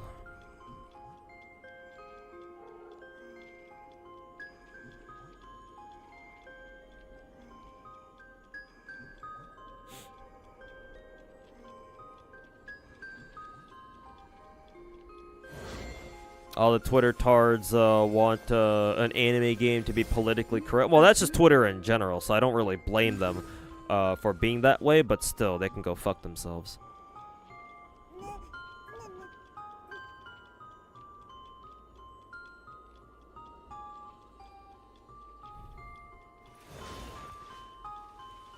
Are you weird for saying that FJ has the best casual endgame content available because of the 3 command spell free revive that can be used to make clearing challenge quests and exhibition battles much easier? Yeah, I think you're still weird for saying that, man, Fusion.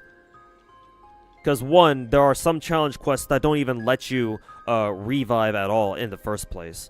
The most you can use your command spells for are to like full heal or charge somebody's MP up to full immediately.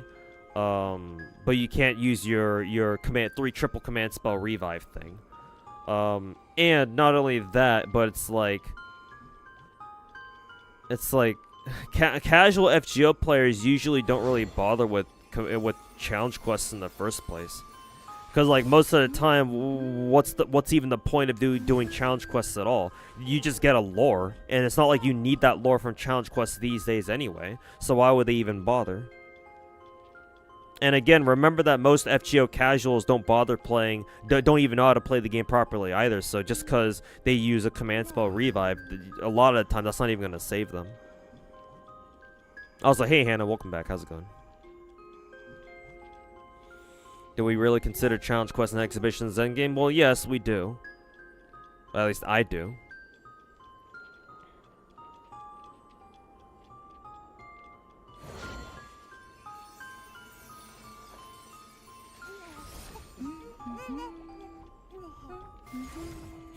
Twitter doesn't say anything when all the historical figures in FGO are all women. Where's that drawn? Well, because FGO isn't as popular out here in the West as, like, say, Genshin is. If, like, the Hoyo tards found out about how FGO gender bends a lot of male historical figures to women, maybe they'd say something. But then again, they're being gender bent into women, so they probably don't have a problem with that. They probably have a bigger problem if FGO were to gender bend the other way. Like, say, a historical female figure, and turn them into a male, but it's not like FGO needs to worry about doing that, because why would they ever do that? 416, G11, Vector, K2, Zhouhai or something? Zhouhai? Who's Zhouhai? I wonder if she's one of the chibis who shows up in the in G36's cafe event. But it's probably still 416, and then I think Vector a close second. And then K2 third, and I don't really care about G11. I mean, it's nice that she's back, but I care about 416 the most.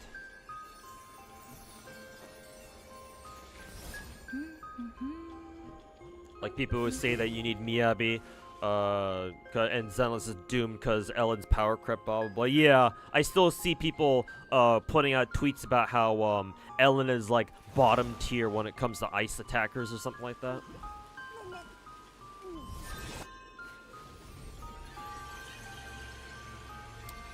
Xiaohui is, the LS6 is a Chinese LMG.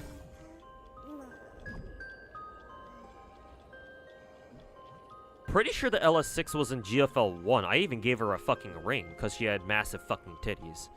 But I'm pretty sure it's either a different girl who's using the same gun, or like maybe the original LS6 girl from GFL 1 got like a fucking makeover or something.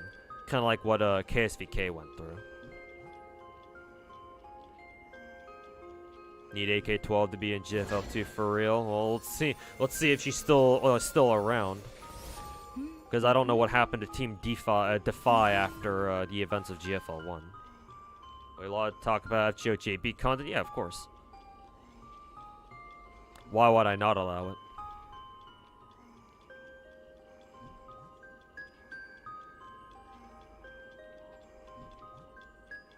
A while ago, the Fate community was throwing shade towards Star Rail fans about their thoughts on Fate Stay Night character designs. Well, yeah, I know exactly about that.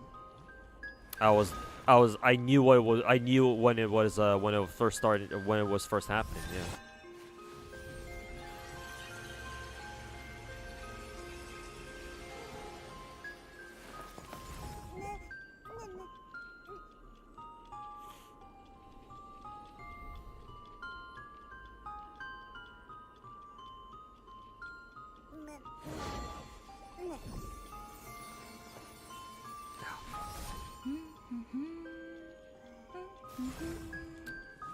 GFL talk, just opened a stream, but you like this stream already? Yeah, we're talking about GFL over on my Twitch chat. Somebody asked me who my most anticipated character from their recent GFL 2 live stream was, and I said 416.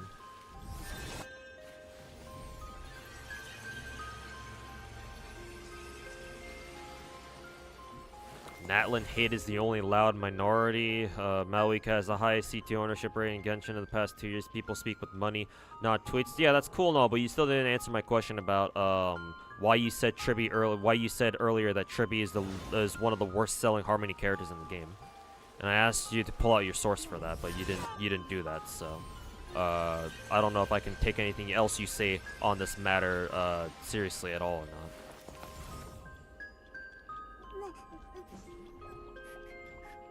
DSR 50 Doko. I don't know if they can add DSR 50, man. They add DSR 50 and the game explodes from the sheer coomerness that DSR alone brings to the table. Not a LS05, CF05? CF05. When I say JP content is allowed, does that include story content in here too? Maybe try not to avoid. Maybe try avoiding spoilers. Honestly, I don't really give a fuck. Just talk about whatever the hell you want. Like if I was more involved with FGO, then I would be more. Obviously, I would be more anal about, like, you know, oh, try not to spoil JP story in my chat or whatever. But at this point, I don't give a fuck. I'm not gonna ban you just because you spoil something from JP's story. All I would say is, you know, try to be courteous and, you know, try not to go out of your way to, like, fucking spoil an Ordeal Call story in case there are people in my chat who'd rather read it when it comes out on NA, but, like, I don't know that, so ain't my responsibility.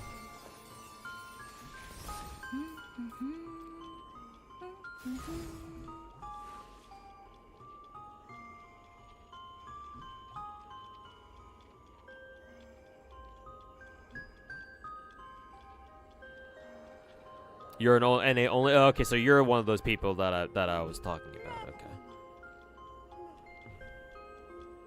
Lies. FGO players can't read. Well, Gacha players can't read in general, but then again, nobody on the internet knows how to read in the first place. Because that implies you care enough about what other people are saying to actually read what they're saying. So yeah, that's not most people.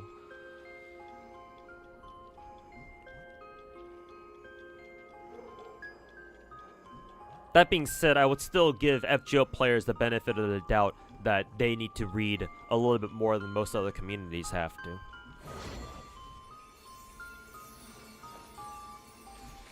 Gacha players in general can't read? Yeah, exactly.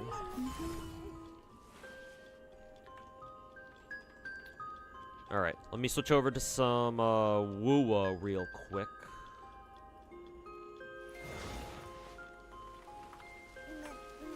I want to continue on with the fishing event, I think.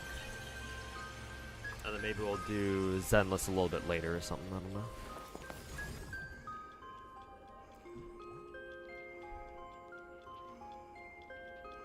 Though I will still have Star Rail up in the background here, because I do want to progress through story just on the side while I'm going through everything. Or while as I'm playing Woowa in the background.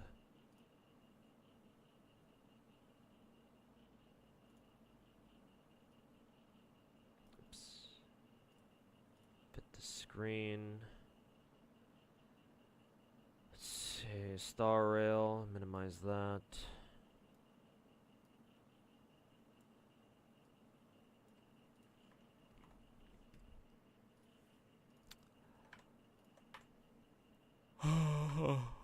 Go to Woowa. Crank up that volume. Also, unfortunately, I don't know if I can roll for Brant at this moment. I don't, after paying some bills, earlier today, I don't know if I've got the money to spare to try to go for Brant. I don't know if I do. Maybe I can buy, like, some of the smaller packs, maybe, like the $10 one. I think I'll be okay, but...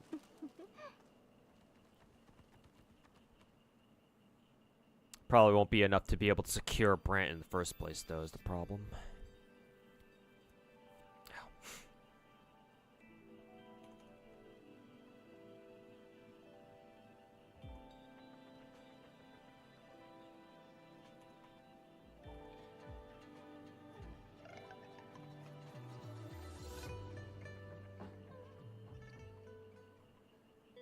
This caster's gonna get squished by the platform. No, she just phases through it. It's funny. Funny.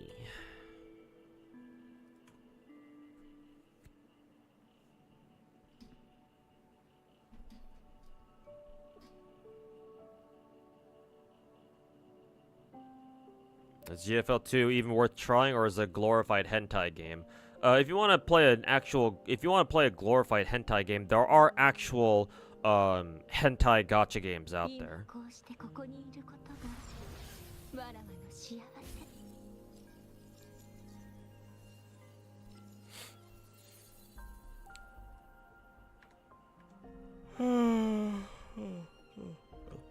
But yes, GFL 2 is worth trying. It's a good gacha.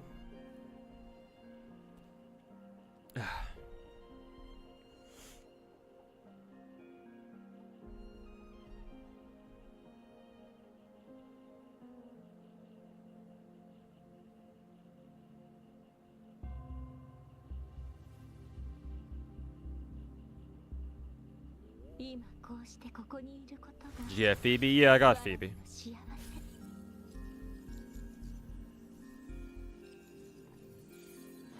She's right here.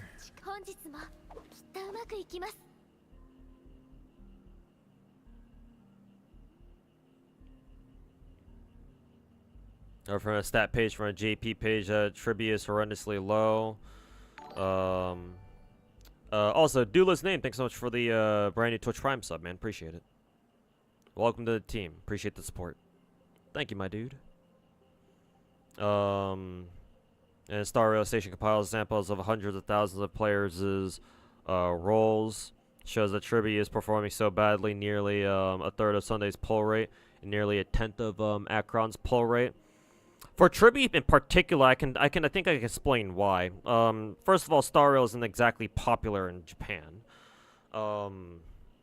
I don't know of a lot of Japanese players who bother playing Star Rail.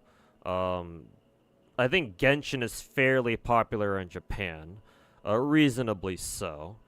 But Star Rail is, for whatever reason, it didn't really pop off in Japan. At least I don't get the sense for that.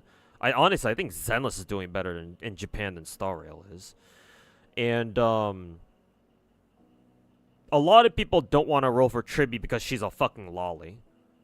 Remember that, especially out here in the West, people don't like rolling for kids.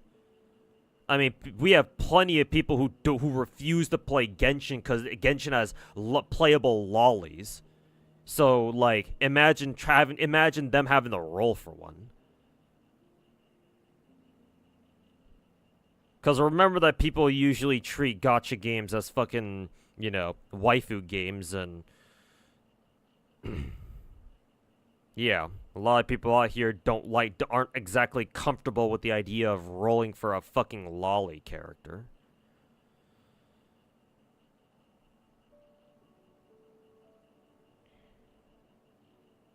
I wonder if Heaven Burns... Well, yeah, obviously HBR is more popular in JP than Star Rail, I would imagine. Heaven Burns Red is an actual Japanese company. Or is an actual Japanese gacha, so yeah, I would imagine that's the case. You heard 416 is OP? Apparently she is, yeah.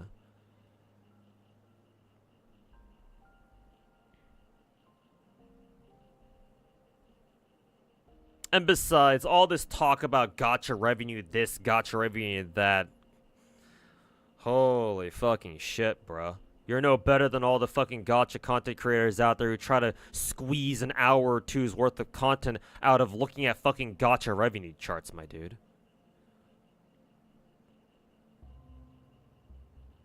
All of JP's money is going towards Nikkei. Yeah, Nikkei and Blue Archive.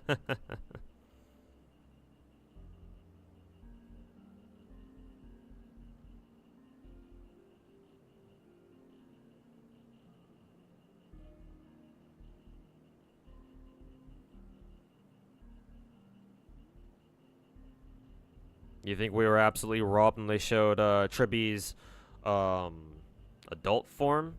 Well, I would have preferred her adult form too, but I'm not going to sit here complaining about it.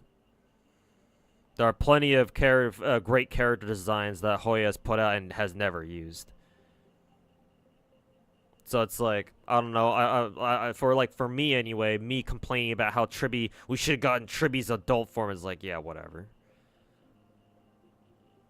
I'll forget about that soon enough as soon as they put out Casterus, so whatever, bro. Yeah, Nahida's adult form too.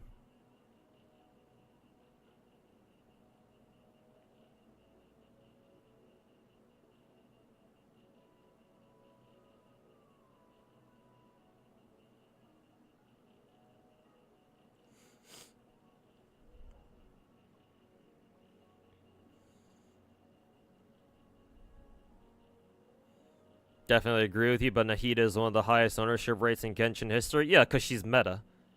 And I've already explained before that the way you convince people to roll for a character they otherwise wouldn't is to make them meta. So yeah, that makes perfect sense. So I don't know what you're trying to prove here, Crisis Core. Either way, my point about like looking at fucking revenue charts still stands. It's fucking cringe.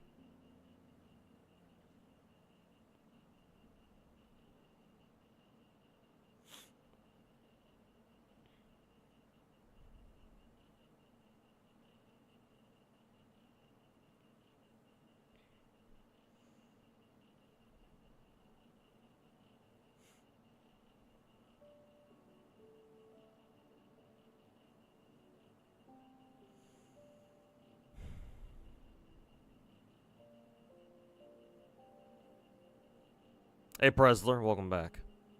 Oh, should you roll for a character you don't like while having limited resources for gameplay? Nah. Well, I mean, if you don't want to roll for a character, that's fine. It's just a lot of people will roll for a character if they're actually good, or if they're like considered meta. So, like, you should roll for characters that make you happy. Like, you should roll for characters that you actually want. But you know, we don't live in an ideal world now, do we? You don't want to sound like a downer, but these definitely shape the future of these games. These gacha games live and die by being trendy online. No. You don't understand gacha games then if you truly believe that, my dude.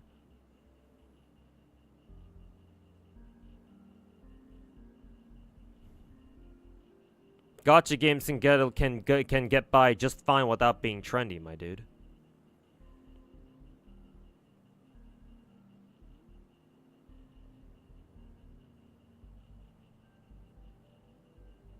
And also, I'm not worried about Hoyo, even if they put out some banners that don't do as well as their other banners have, my dude. Why are you so concerned about a fucking multi-billion-dollar company for, anyway?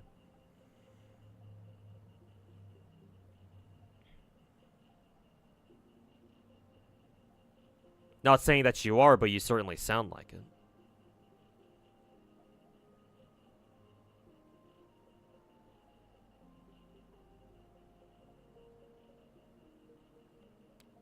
Live and die by being trendy online. Damn, then all the gacha games I've been playing since 2017 must be long dead by now.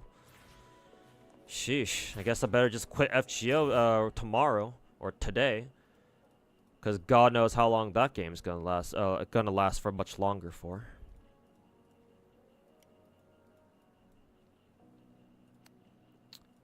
Alright, back to the fishing event.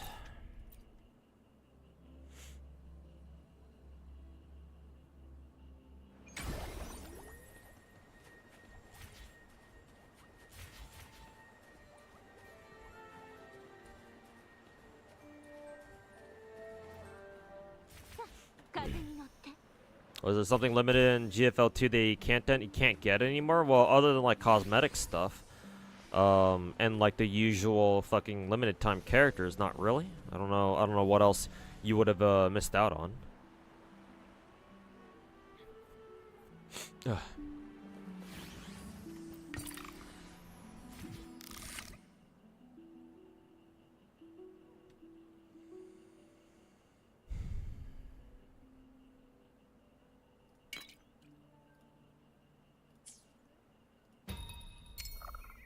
Guess we can go off and go do this request real quick. Oh, actually, I forgot about these like auto fishing traps or whatever. Let's see what they got. Let's see here.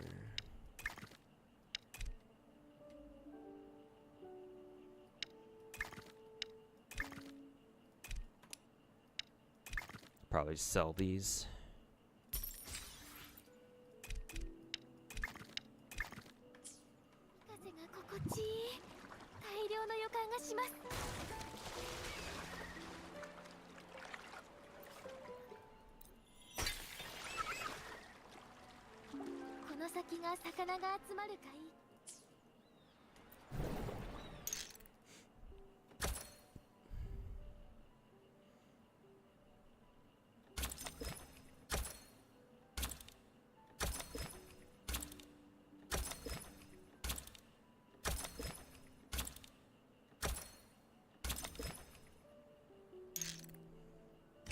Why is there a jellyfish literally called the fried egg jellyfish? Also, holy shit, what the fuck is this? Why is this one so fucking pricey compared to everything else? What the? Okay, I'm certainly not complaining. I'm assuming that must be like a super rare catch or something.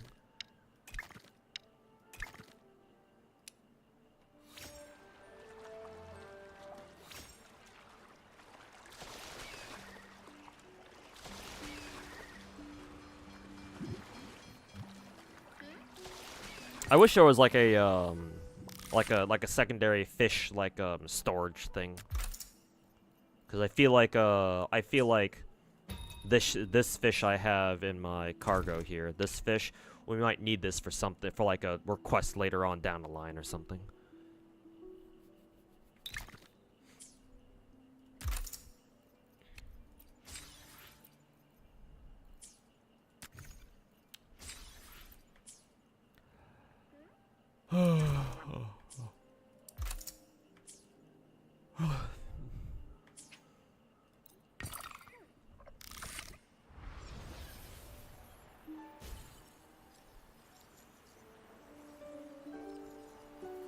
Crazy how short-sighted people are. Gacha games, am I right? Well, not even gacha games, because yeah, that's not accurate. Hoyo tards, am I right? Gacha games live and die by being trendy. Huh. Yeah, alright. I guess the only gacha games that matter to your dumbass must be Genshin, Wuwa, Star Rail, and Zenless then, huh?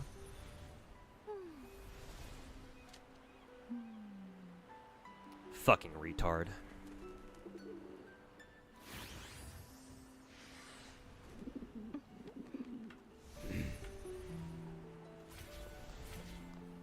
Head to Serene Bay. Where did this thing even tell us to go, actually?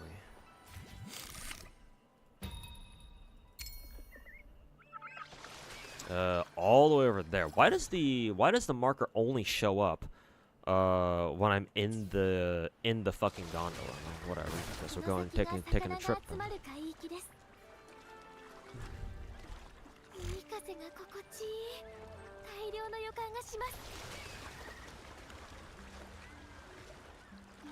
I forget if those things are like water spouts, or maybe they're dedicated. They're probably just dedicated fishing spots. I think you have to go out further into the open waters in order to yeah, right here.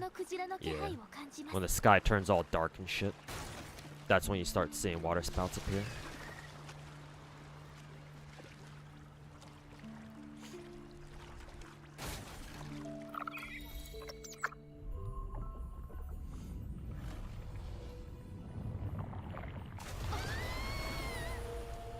Whee!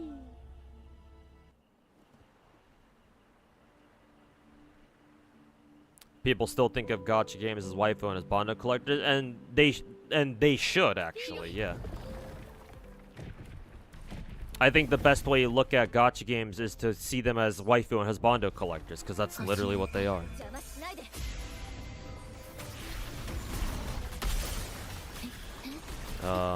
It's just that when people start imposing their view of gacha games onto others, that's when I start having a problem with that.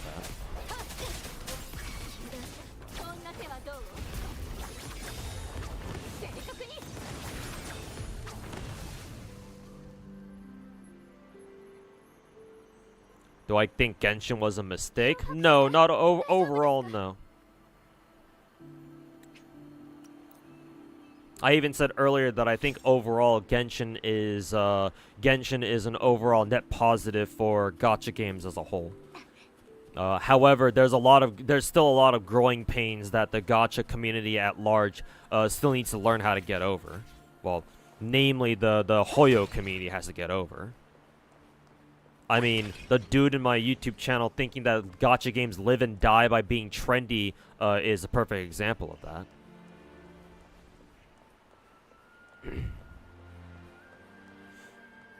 Like once the Hoyotards get more fully acclimated to gacha games as a whole, that's when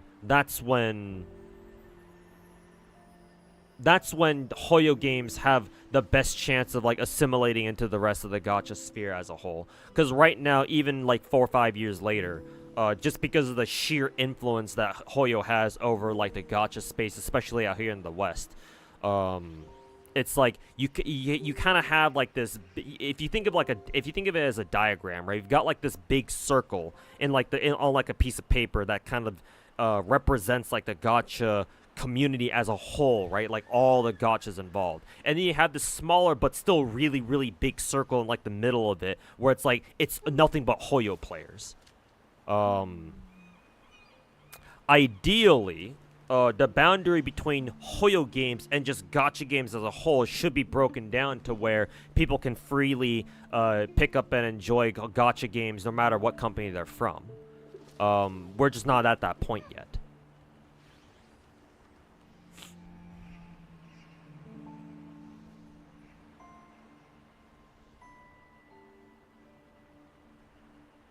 Have to finish this event's story nearly 5 days before it actually ends because you can't reach level 15 even if you grind, because it's time gated by a daily premium farming mission. Oh god, just doing that shit all over again. Let me check how much time I've got on this.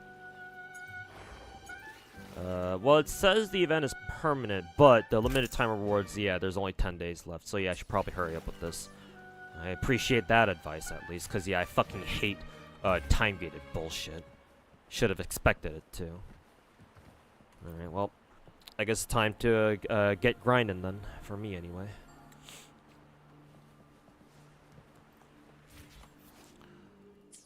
Ugh.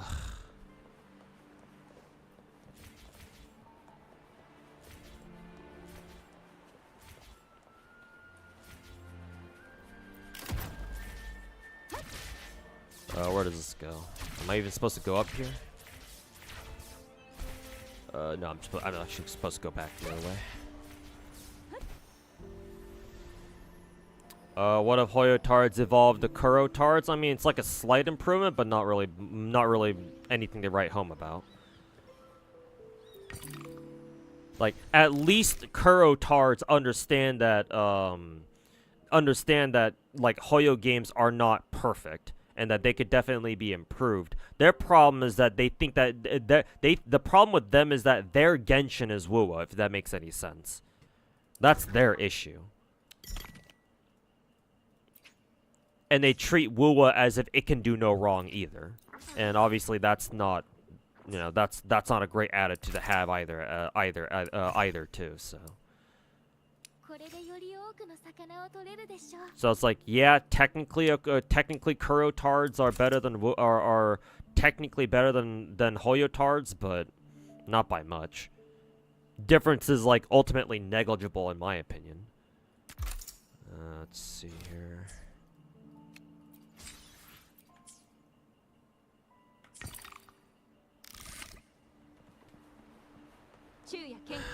Let's see. I know that I've got another like one of those like fishing trap thingies over here too that I have to check.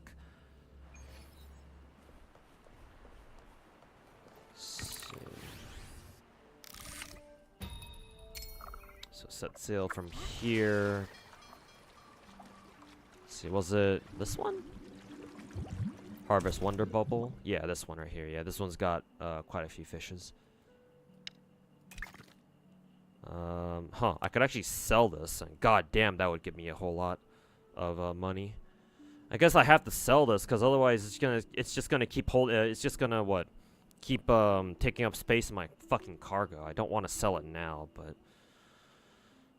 oh well, hopefully I don't regret it.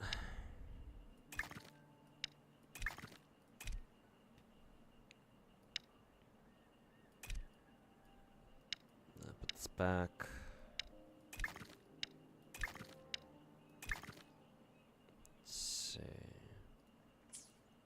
I can come back and collect the rest of this later, right? Yeah, okay, that's good.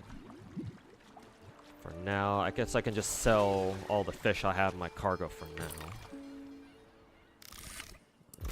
Fishing ability, do I want to unlock that? Sure, whatever. Let's see.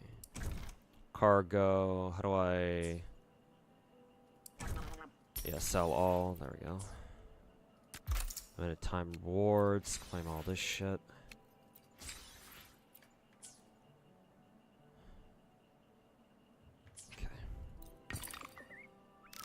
You think Kurotards are just repeating a narrative that all the other anti-Hoyo CCs are saying? Well, not just that, but they take it a step further and they make it about Wuwa somehow. Because you can't be a Kurotard without glazing Wuthering Waves at some point. Because if you don't glaze Wuwa while also shitting on Genshin, then you're just a hater. You're not necessarily a Kurotard. Kurotard specifically glaze the fuck out of Wuwa.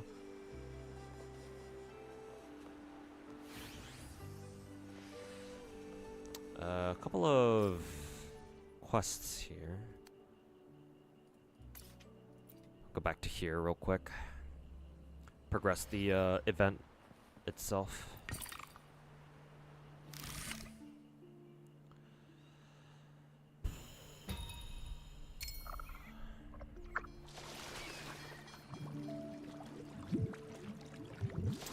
Oh fuck, is that quest all the way? Oh no, it's technically local. I thought this new fishing request thing was like all the way on the back in the what is it? Back at the starting back at the fucking starting island or whatever. Man, water spouts already so close to the shore.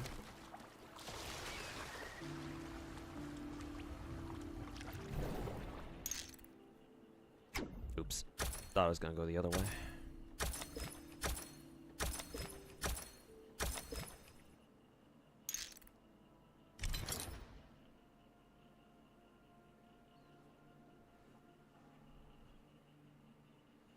Being trendy is very important. No, well, if you care about like, making your gacha as popular as possible, then yes, but it's not to the point where you live and die by that.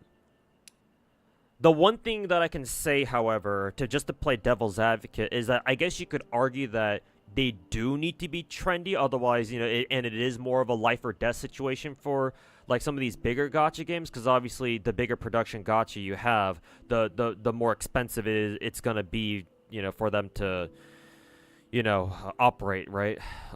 Bigger gacha games tend to be more expensive in terms of development cost, obviously. So, you know, obviously if you're trendy, then, you know, the better chances you have of making more money. So in that case, sure, maybe. However, like Genshin, Hoyo's already made fuck tons of money. From all the years of Genshin being active, right? So like, I don't really worry about MiHoYo per se. Like, for other companies, honestly, that's a bigger issue for who is it, Kuro Game. Like, if you said that about Kuro Game, then sure, I'd be able to buy it. Because, like, before Wuwa, right, Kuro Game wasn't that big of a company. Certainly not as big as fucking MiHoYo is. And so for them, it's like, okay, yeah. Like, I see where they're coming from with that. I mean, if nothing else, Wuwa's premature launch is like the perfect example of that, where Kuro Game literally did not have the money, so I hear. Like they didn't have the money to afford to like keep polishing Wuwa, so that's why they released it when it did, because they needed to start making money right away. Otherwise, they wouldn't be able to go on. So for like Wuwa to use that excuse, sure, I can buy that. But not Genshin. Not in this day and age.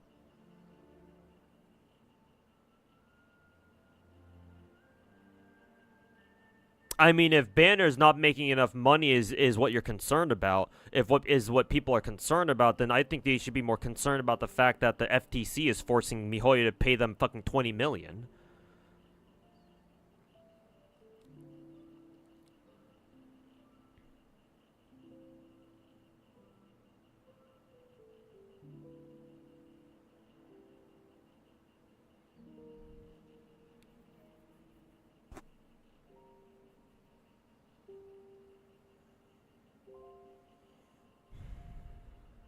Personally, the worst part of tourists for you is that there's all the drama farming and toxic people.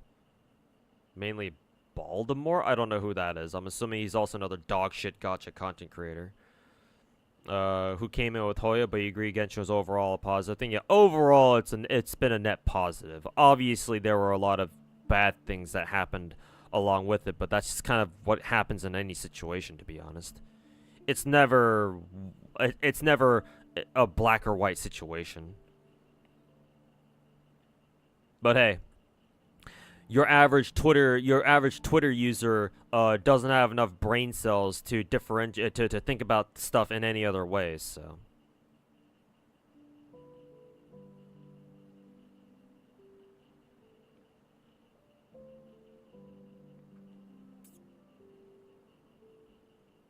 Mainly about going to war and picking a side, not even about being right or wrong. Honestly, yeah, that's probably the case at this point. Yeah. Like, it's not people trying to, like, correct each other or anything. It's just people just fucking stirring up drama because that's the whole point. Because that's what it brings in the views. Who cares if you're right or wrong? Just, you know, people just want to hear you talk shit.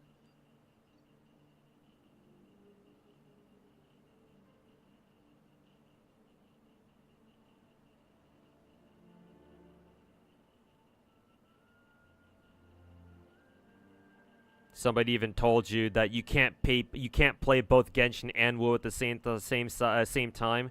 You have to only pick one. Fucking retard.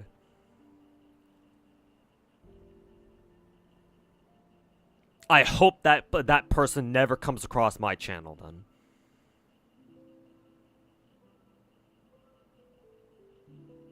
Baltimore is Tectone. Gotta admit that's a pretty good one. Wasn't expecting that one. Was MiHoYo a thing before Genshin? Yeah, MiHoYo has been making games since like the early 2010s, I want to say. They put out a handful of games before their like bigger ones that they're known for today. I mean, even before Genshin, they were working on what? Honkai Impact. They also have an ultimate game called Tears of Themis. Before Honkai Impact 3rd, the reason why it's called Honkai Impact 3rd is because they had two other games that were in the same series. Honkai something. Honkai Gakuen or even Gun Girls or some shit. So MiHoYo was a thing, they just weren't as big of a thing before Genshin came along.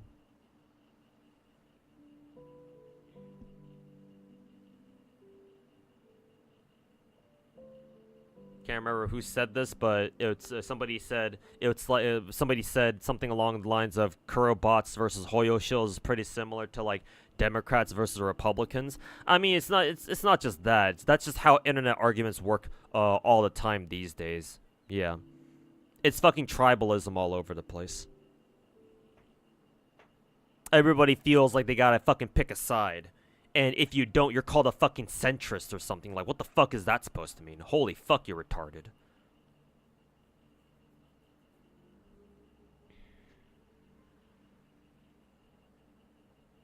Stir the pot for views? Yeah, honestly. Hey, I might do that myself too sometimes.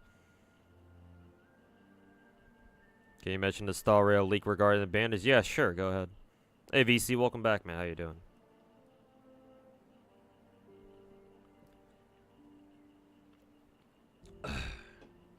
Fish! Yes, I have to do the fishing event. Oops, wrong one.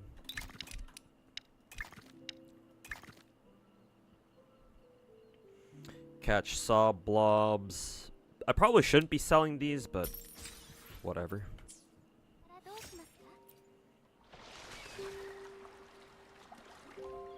Oh god, why is that so far away? It's all the way, literally all the way across on the other side. Holy fuck, dude.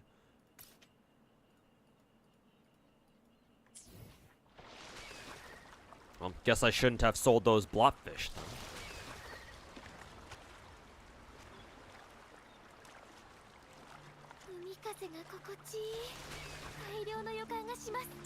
Big ass water spout. Really wonder why they're so close to shore.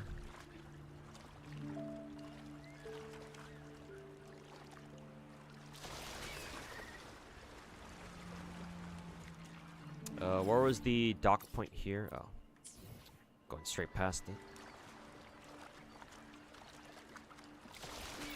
Ow.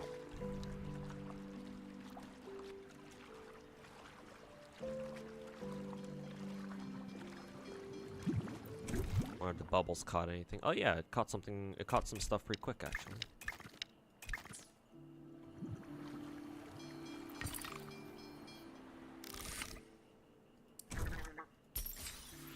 Sell all that shit.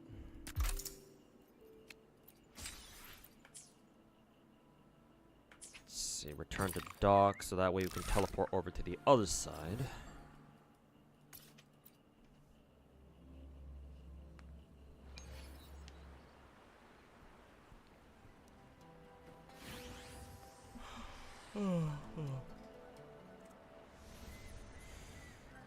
More similar to the whole, like, Xbox versus PlayStation, especially during the 2010s. Shit was so cringe how people chose sides over a console. I mean, people still do that. Remember.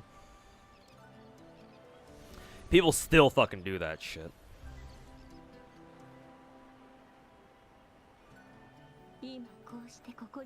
Like, I still remember the fucking COD versus Battlefield wars, where COD fanboys and Battlefield fanboys would routinely spar with each other online over which game was better.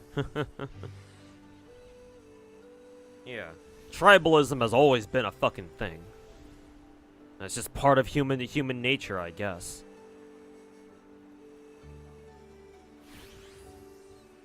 Probably something to do with some kind of survival mechanism where you gotta join a side so that way that guarantees your, that gives you a better chance of finding resources and safety, but...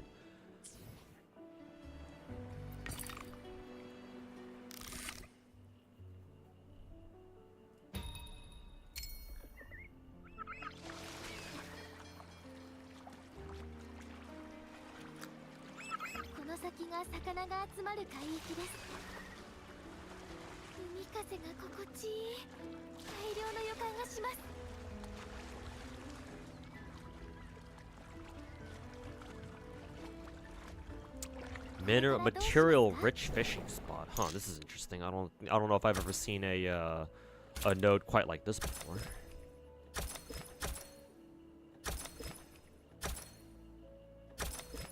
Oh, missed that one.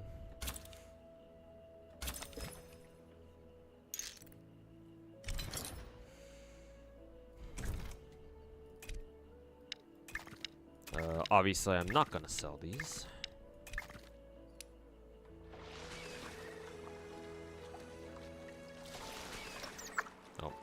Thought I would beach myself there for a second.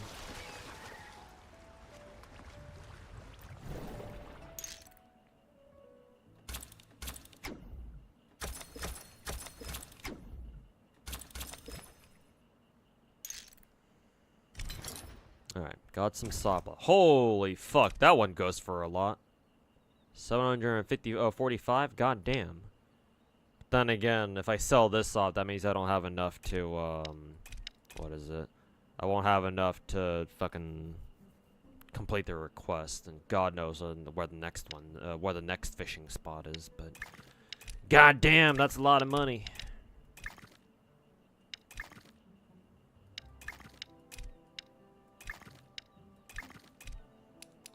Well, I guess we're selling this. Money, money, money. I guess we gotta look for the next blobfish fishing spot, which is right next to us, actually. That's good.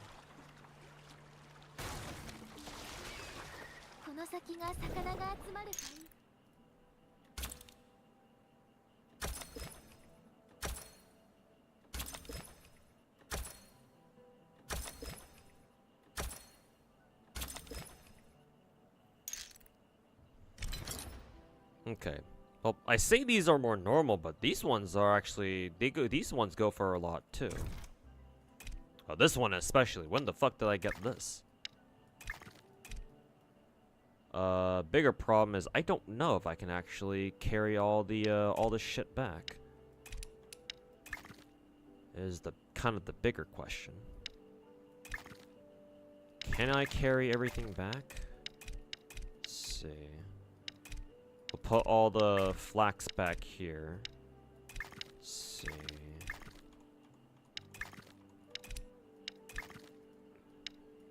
That's a 1 slot, so it fits in there. Put the crab here. Put it like this. We have 5 of these. We could fit 4, but this placement is kind of awkward. Let's see. 1, 2, 3. I guess this is the best we can do. We're gonna have to leave these 2 behind.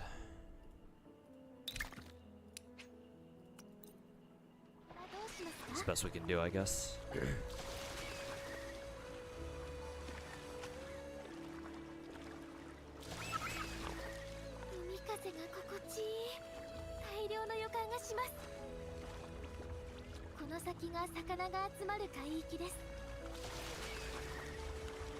Console Wars was epic, I know, right?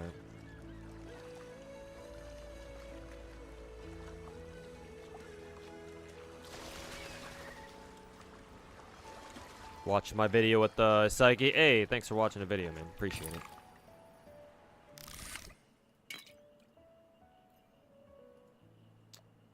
Let's see. If I deliver this now, let me go ahead and sell some of the more valuable ones first. Which one is it again? That's 455. This one's 676, and this one's 539. Okay, so I think we can just sell these 2, and then we'll deliver the other. We'll deliver this one and then this one to the request. So sell this one, and sell this one. There we go. And then we can deliver these. Okay. And then we can sell the rest.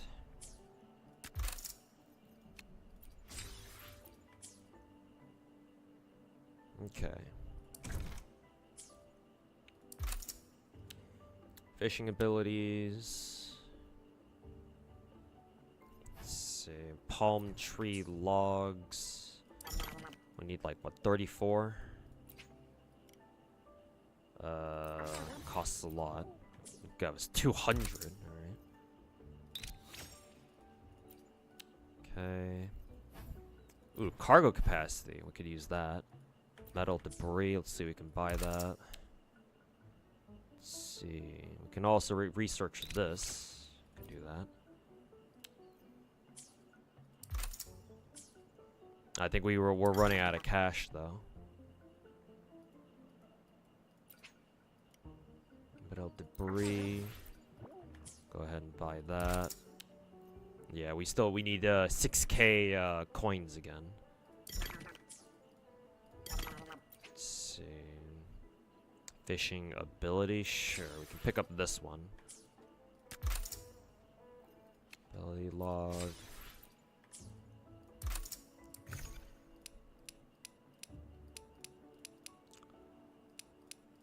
Okay.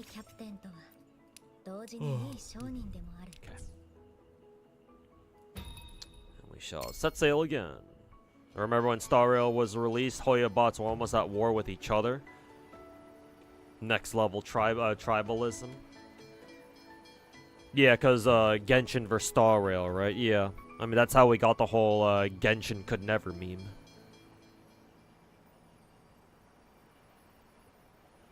But yeah. The human desire to be part of something that they perceive to be quote-unquote better certainly needs to be studied.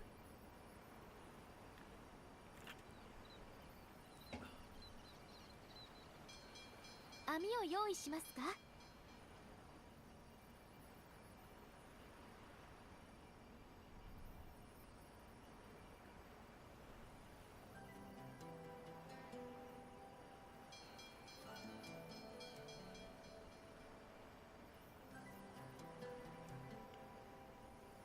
Even with year Eidolon's year 1 units have god awful dupe effects. Like it'd be one thing if blah blah blah DHIL got demoted because the Z2 is pretty good by today's standards, but factors like that make it less likely to be anyone with good Eidolons gets dropped, and so we're getting like shit like E6 Lucha and Fushuan. Well, having better Eidolon effects over time isn't what bothers me. What bothers me is that MiHoYo doesn't buff the older characters. Now, they already have announced that they are planning to buff the older characters. We just don't know how. Hopefully they share details with exactly what they plan on doing with us soon, like our next preview stream or something. But you can have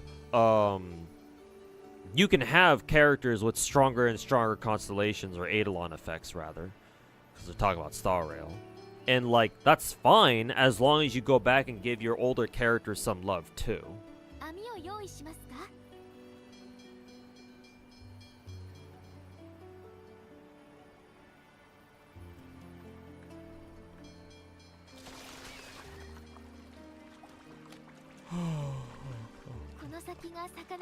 Oh, right, this was all the way across the... It's over at the other island now.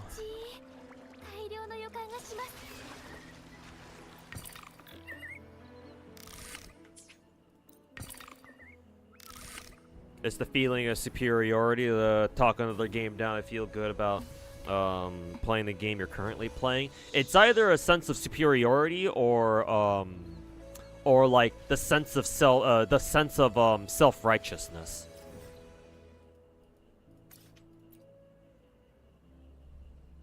Because you see that all the time on social media. People talking like talking as if they have the moral high ground over other people. Like, you see that shit constantly. Like, even in gacha games too, like the other day when I was streaming, it might have been yesterday or maybe on Sunday's stream, where I had somebody come into my YouTube chat, start roasting about how, like you play Genshin and you talk about, you know, spending your time wisely or some shit like that. And, like, set up some other shit about, like, how, oh, you play Genshin, nothing you say about gacha games is relevant or some shit like that.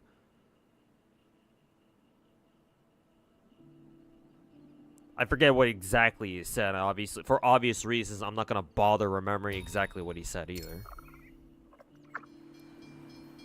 But yeah, people talk online as if, did I check the other? I think I did. Yeah, so I should be good.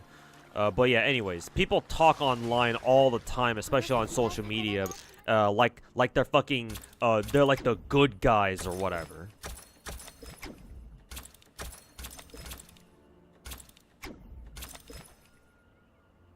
And yeah, that shit is fucking annoying.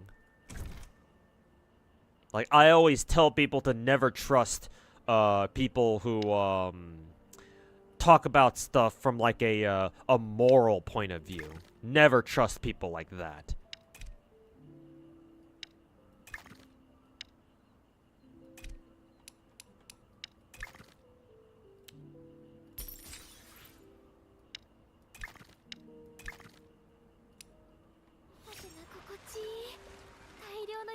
Was my fucking Gonda, like, drifting or something? What the hell was that?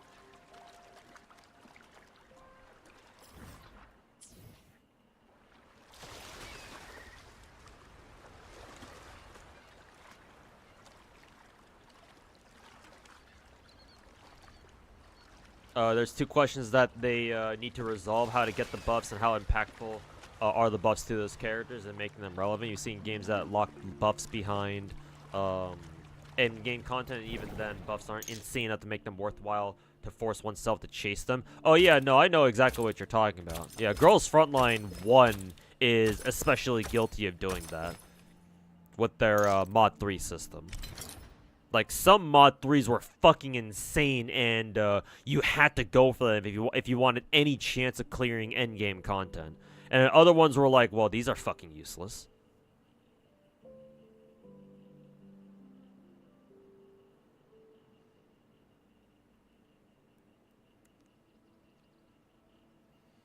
And like, the mod 3 system required so many fucking materials too. So like, if you weren't an endgame player, or if you haven't already been playing GFL 1 for God knows how long, it's like, well, like, who fucking knows, man?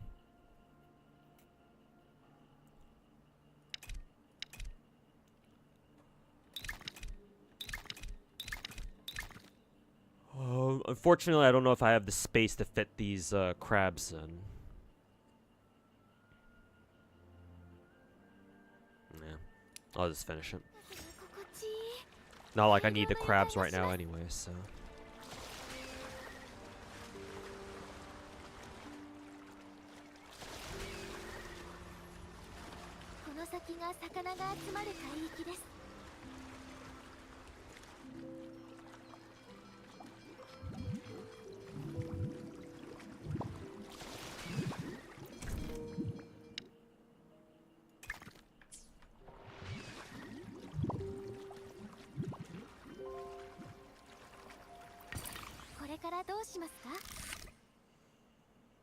See, Clutch a Cleone and a Pokemore. Let's see. Cleone and a I assume this must be a Pokemore, yeah. Okay, in that case, I will sell the more valuable ones. So we'll sell this one. And then we'll sell this one, because this one goes for a lot. Okay. Guess we can sell that too. And then we'll keep those to do the request with.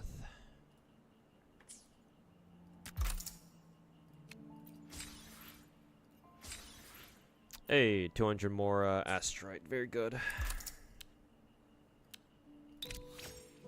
Alright. Upgrade that.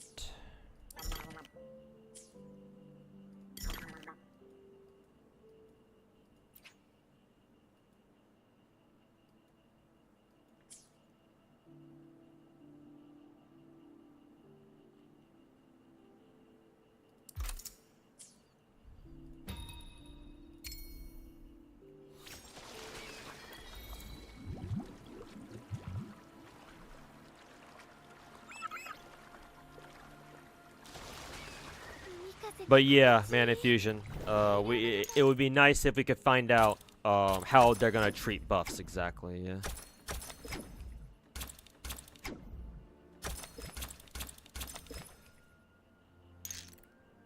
So hopefully they answer that with this upcoming preview or whatever.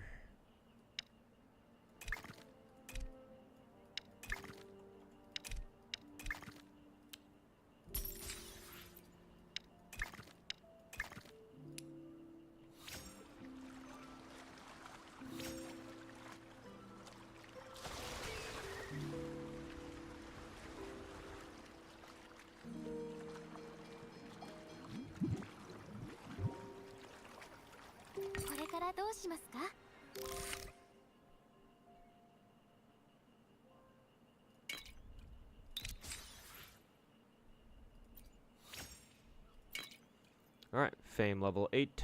That is good.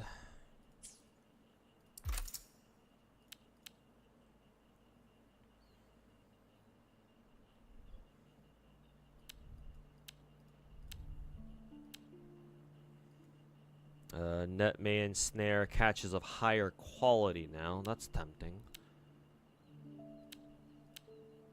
Sure. I'm actually going to go upgrade that first, actually.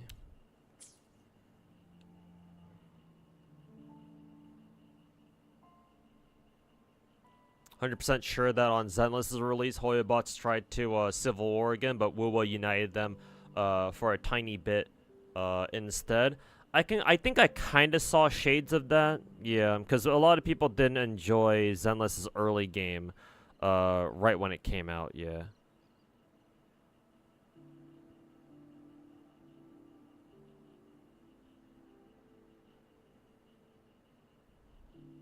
GFL 2 kind of fun. Too bad you was in your you quit Gacha forever phase when it was released. I mean, it's never too late to try it out though.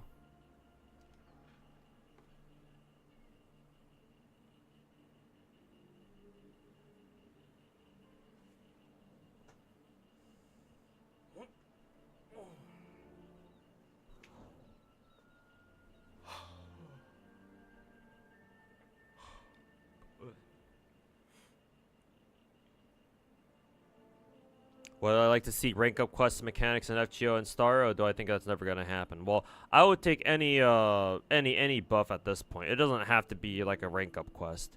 All gacha games put in buffs for their characters in different ways. So however it is that Star Rail does it, hopefully I'm down for it, as long as it's not like something super obscure that you have to do, or you have to go really, really far out of your way to get it done. Personally, the way I think it would most fit Hoyo, well, at least when it comes to Star Rail or Genshin, is like, I think what they should do is like interludes. Like, think of interludes from FGO, right? Because some interludes actually do buff characters in FGO, but some of them actually do buff the servant. So, in my opinion, right, I think that buffs should take the form of some sort of interlude-esque thing in both Genshin and Star Rail. I think that would make the most sense, and it would be something Hoyo would probably be down with themselves too, considering they care about the fucking lore so much.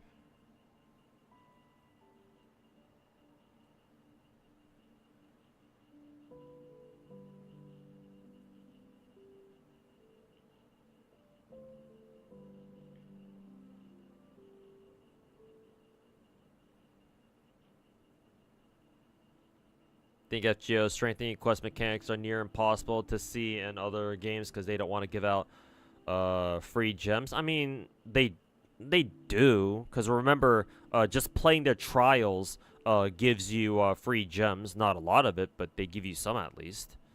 But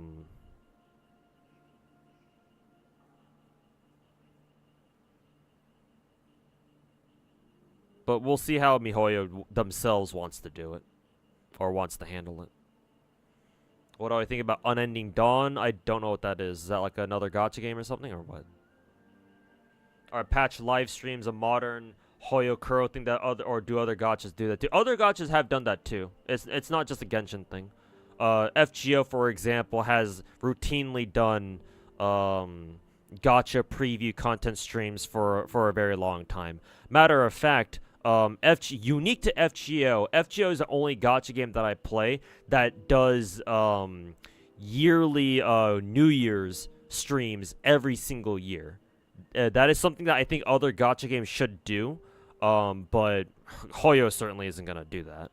But FGO, every year they like buy a slot on like national Japanese television, and they come up with like an entire fucking hour-long broadcast that airs right on New Year's. So as soon as New Year's happens, right, as soon as the calendar, the year changes, FGO goes live with a new patch, and then you can roll for whoever the New Year's character is. So yeah, other streams certainly do like content preview live streams on their own too, and it's been a thing even before Genshin came out. But you can argue that with Genshin doing like preview streams of their own, that sort of convinced other gacha games after them to like kind of follow suit too. And do I watch them? Yeah, for sure. I mean, I watched all the Hoyo ones because they give out free codes every single time. You get what, 300 free gems every single time any of the Hoyo games does a you know, whenever they do a preview stream.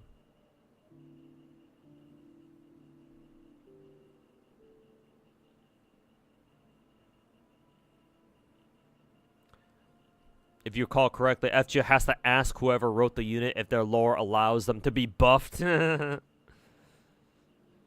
Makes sense. Fucking checks out given FGO lore. Asenark didn't know the video with PSEYCHIE was out that early. Yeah, like I said, it was gonna come out at some point earlier this morning. But hopefully you watched it.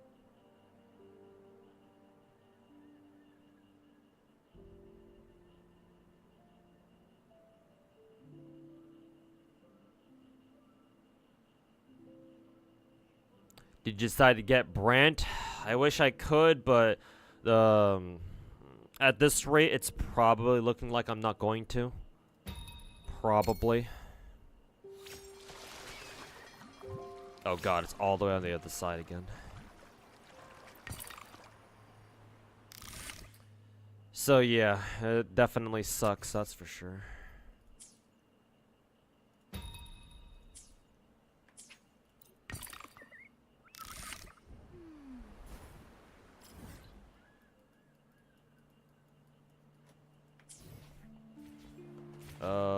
Where was this request again?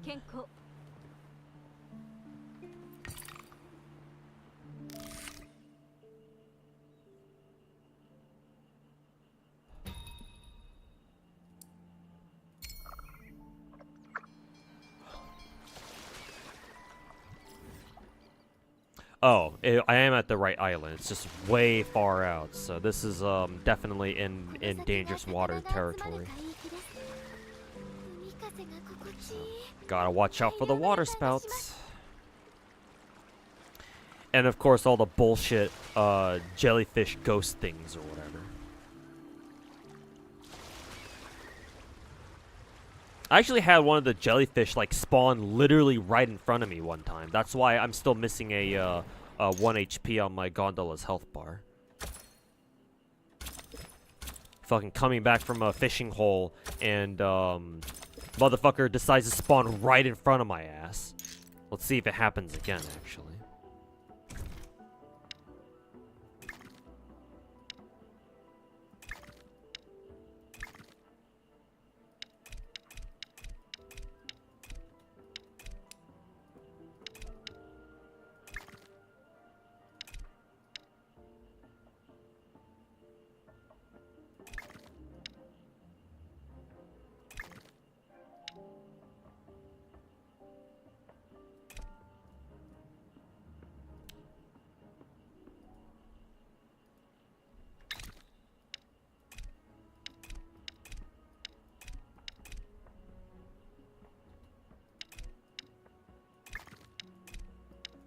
Ugh, it's kind of annoying to try to sell.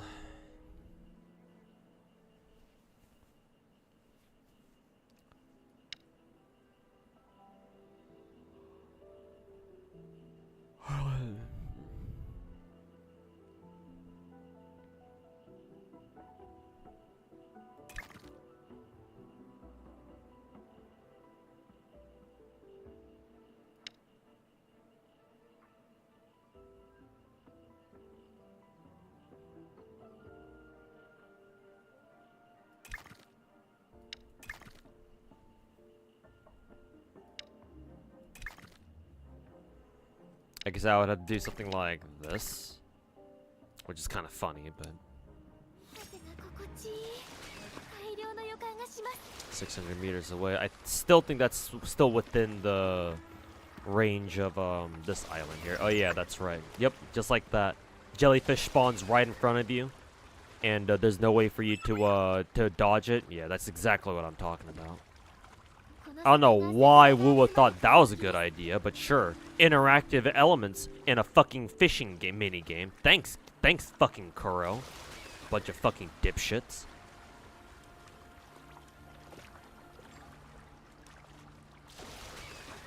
Hey, well, you know what's a great idea? Let's make an environmental hazard that spawns right in front of you.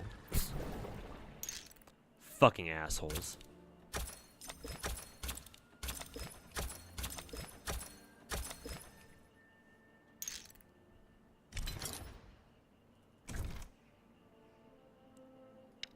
Did I not sell this? Why won't it let me sell? Oh, it's because I didn't click on fucking sell. Keck.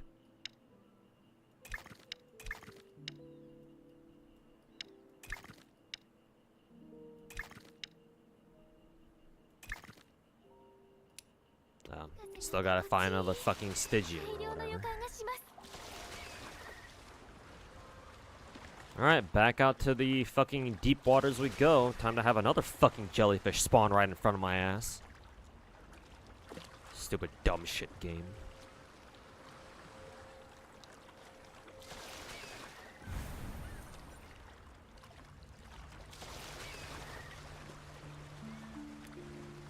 shouldn't your gondola repair every time you dock? I mean, I'm not pissed off about having to repair your shit. Like, if you make a mistake and you run into a fucking jellyfish that's running towards you, then that's one thing. But dude, these jellyfish like to spawn right in fucking front of you.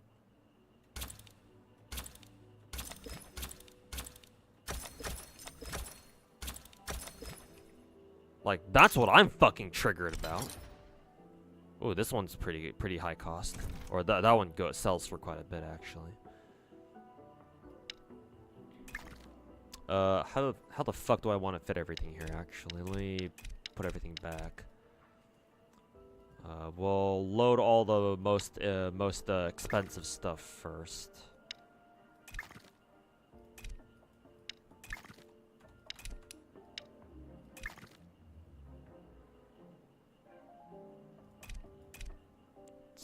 We need some Pokemores because we need them to finish the request.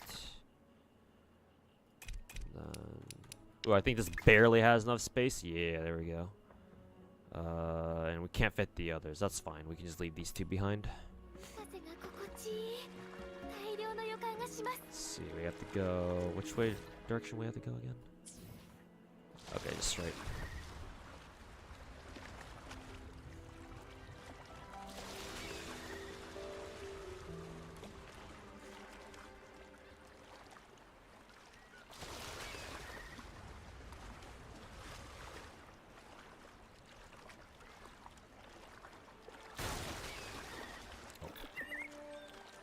Straight into shore.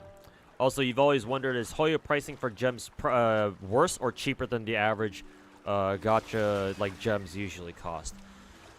It depends on the gacha. Even before Genshin came out, there have been other gacha games that had $100 packs. Arknights has $100 packs. I think GFL 1 also had $100 packs. Whereas FGO and Azure Lane both only had $80 packs as their most expensive packs. In my opinion, just with how I grew up with gacha during the first couple of years that I've been playing, I think $80 packs are like I mean, they're not great, but they're a lot better than $100 packs, that's for sure. But I can still be okay with $100 packs, assuming they give you a lot of value. Like, for example, I don't really mind the fact that Arknight sells $100 packs, because the value you get out of them with all the Originite Prime or the gacha currency they use, that they give you from spending $100 is actually really good. Because in the context of Arknights, you use one Originite Prime to refresh your entire stamina bar if you want to keep farming for more stuff. And so if you buy a pack just for farming, that pack will last you a very long time. I think in terms of rolling the gacha, it's okay. Nothing to really write home about. But the $100 packs are insane value in Arknights, because not only can you use that to farm, right, to refresh your stamina infinitely, unlike in Hoyo games, and unlike Hoyo games where even if you if you're a giant fucking whale and you refresh your stamina, not only does Hoyo limit the amount of times you can refresh your stamina in a single day, because they don't want people progressing too fast, but they also make it more and more expensive every time you fucking refresh stamina. Because in Genshin, the refresh stamina cost goes from 50 gems to 100, and it goes to 150 and then finally 200. Same deal with both Star Rail and Zenless. But in Arknights and other gacha games, if they do let you refresh your stamina using premium currency, it stays the same price of one gem. Well, it's not great to it's not really accurate to compare Sync Quartz or Originite Prime to fucking Hoyo gems. It's not quite the same idea, but hey, at least those games let you refresh stamina infinitely. You can farm as long as you fucking want, as much as you want too. And the game says, alright, cool. You do you, buddy.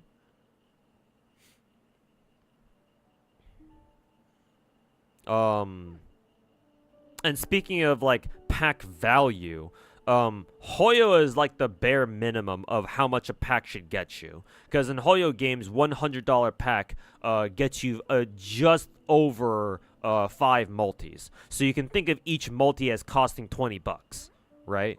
But in other gacha games, they have better value for how much money you put in. Like in FGO, for example, not only is the pack price cheaper at $80, but you get like 5.5 multis, like a little bit over 5.5.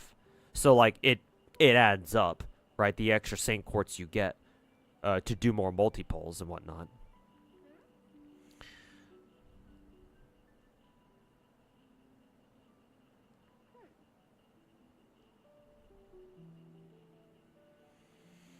Well, stepped up the music since 2.0. Yeah, I mean, I hear PGR has some good music, so I was really looking forward to Wuwa having good music, so you can imagine my disappointment when 1.0 Wuwa came out and there wasn't shit to listen to. But they have since stepped up since what is it? Since 2.0 though, that's for sure. Or no, not even 2.0. They stepped up ever since Black Shores. Black Shores specifically.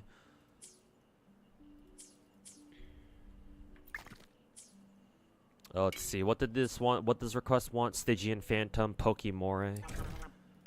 I think I can sell this. Yeah, it's just a Salp, so we can sell that. So we can sell. We have to sell the Moray and then the Stygian Phantom. We can sell the one that's higher value here. Leave the other one alone. Okay, yeah, we can sell these two then.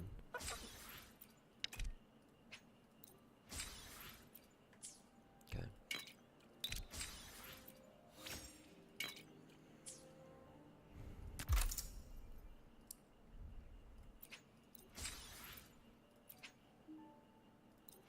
Huh, a blonde Lorelei, huh? Interesting.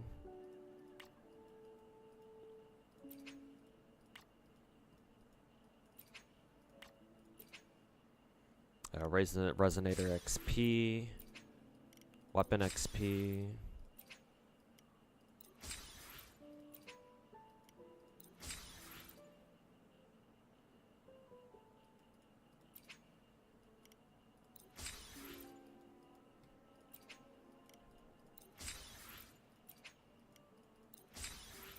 All right.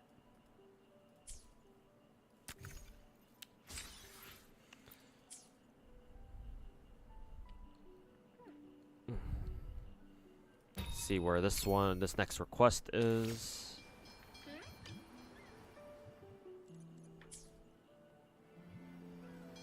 Ugh, 700 meters away. Well, this one's all the way out in the middle of fucking nowhere. Holy shit.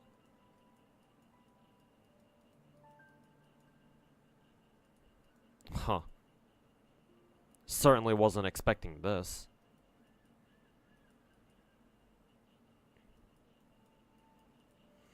Actually, now that I think about it, why doesn't this Drake's Island place have a dock itself?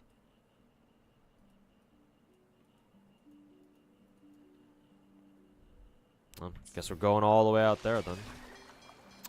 Gee, I sure hope we don't run into any jellyfish, any ghost jellyfish that spawn right in front of my ass along the way. Surely that won't happen again, right? Black Shores OST made by one of the Arknights composers. Good. I wonder if the underwater jellyfish count as hazards. They probably do, to be honest. Why wouldn't they, right?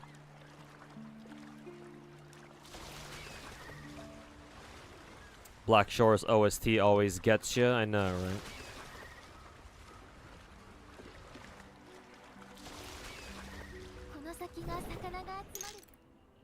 It's even more hilarious here in Russia, where people call Genshin gay shit.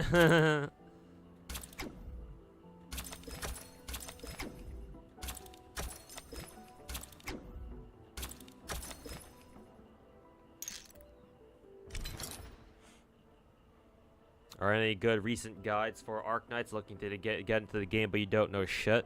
Watch people. There are plenty of Arknights YouTubers who put up guides for event stage clears and whatnot. The one I will recommend is Kyostin. Kyostin V, or you can look up EchoGen stuff. If you have any questions about getting into Arknights and you just want to know, like, learn like the basics of the game, then I can help you out myself.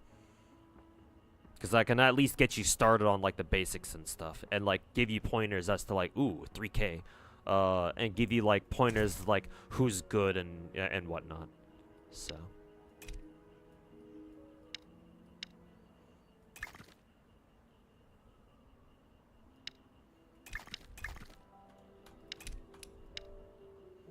Also, why did this dude have such a fucking weird ass shape? Like, what the hell am I looking at?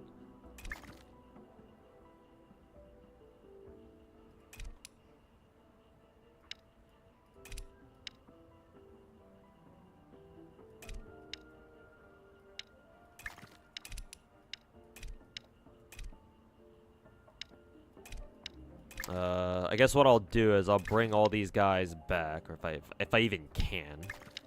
Can I even fit everybody onto my fucking thing? Oh, that's hilarious. I can do that. Yeah, like that. Oh, that's funny. I can sell them all like this too. Oh, that's so funny.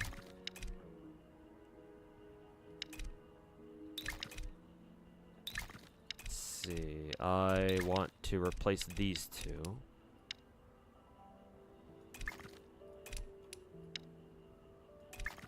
Actually, no, this means I'll be selling everything. So yeah, let's just sell everything, I guess. Alright, next place. Avoid the jellyfish. Ghost Medusa picks up its pace. Actually, I don't know. Oh yeah, there's another direct spawn there. I actually don't know what happens if you reach full threat level. Probably nothing good. But... oh well, guess we're about to find out.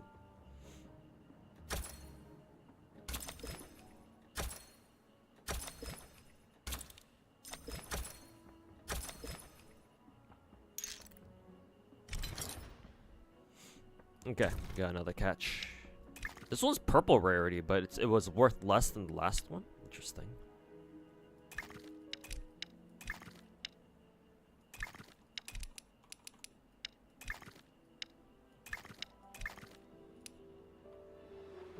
Okay.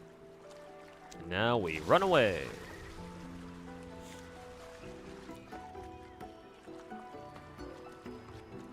Reminds you of the Tarkov inventory system. Yeah, like any system that has like a what is it? That has like a like inventory Tetris management system.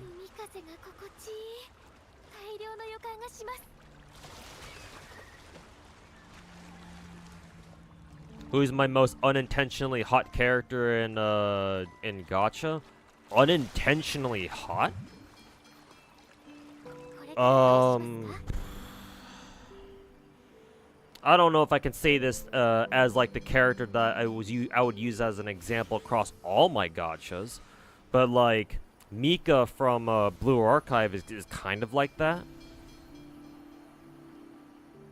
But a big part of that, I will admit, is the fact that I have a thing for big titty pink-haired girls in gacha games. And Mika is exactly that, so.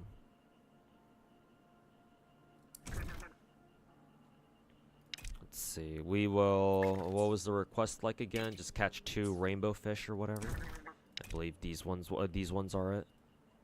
I only have 2. I would like to sell this one because this one goes for a lot, but I have to fucking deliver this. So oh well.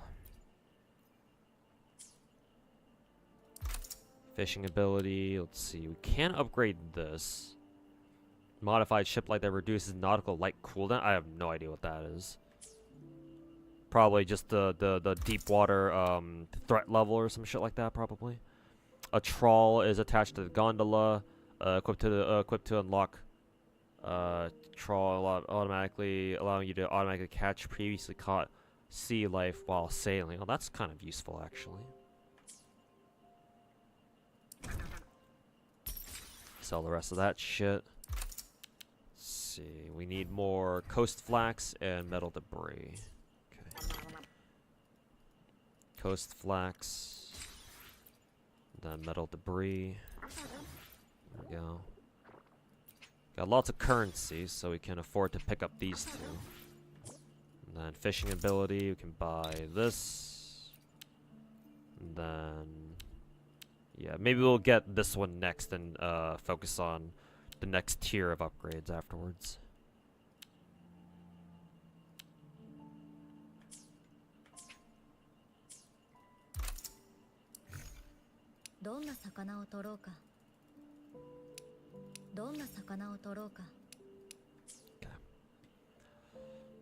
And then, can we repair? This is the first time I'm actually using the repair function.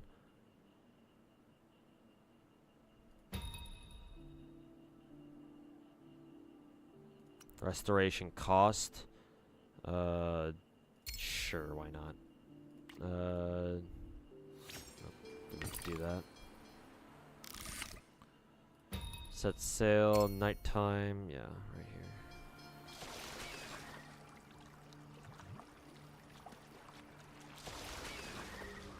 here. Set sail and catch titanium mackerel at each given location. Okay, looks like we can do main quest right now, so might as well get that done.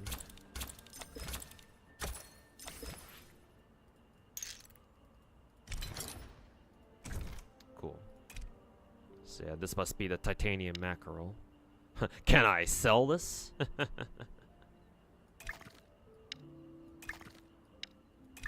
Hell yeah, I can sell it. Money, money, money. Let's see, light up the lighthouse in Serene Bay. Let's see here.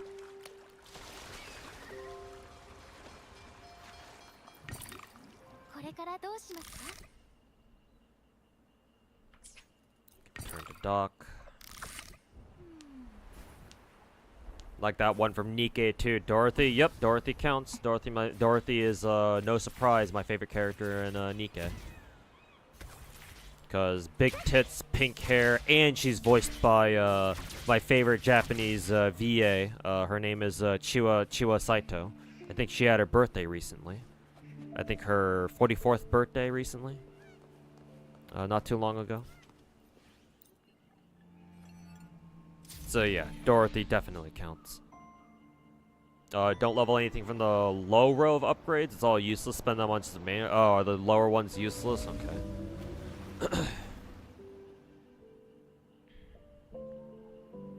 I think the first two sounded okay, but...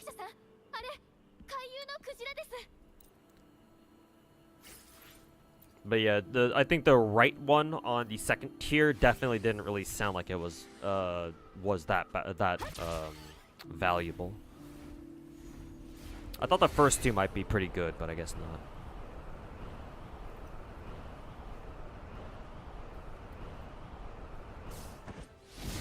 Whee! Oh, is Frizzle asking for options for asking for Arknight's advice? I'll pull up my own Arknight's account real quick. I do need to look at my other Gacha games actually, cause it's already what 4 p.m. I still need to do my dailies for some of them.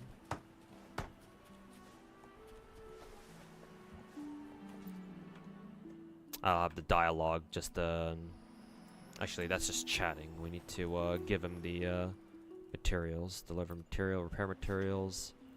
Oh, we need fucking palm tree logs, for fuck's sake. Where's the dock again?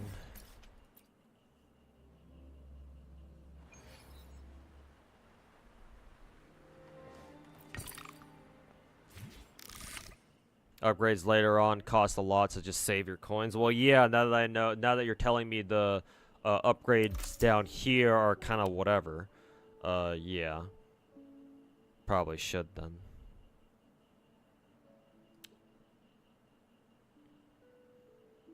Actually, this one's pretty good because I like being able to accelerate faster.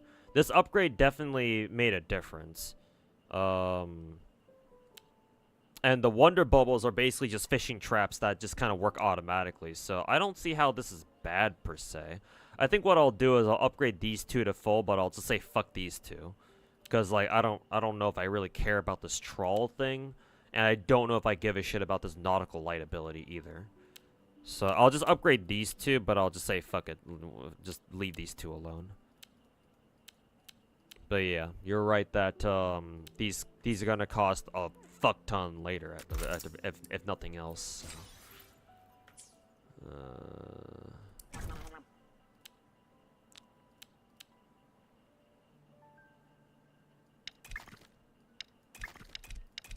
I don't know where the fuck these came from. Maybe it's my trawl thing. Sure, just sell all. Fuck it, whatever.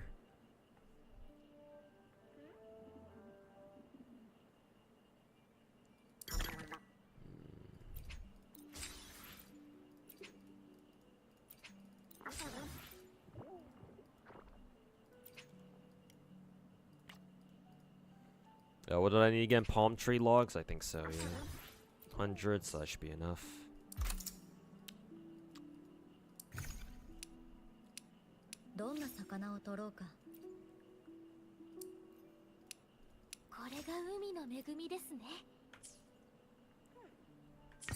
Okay, and then we leave.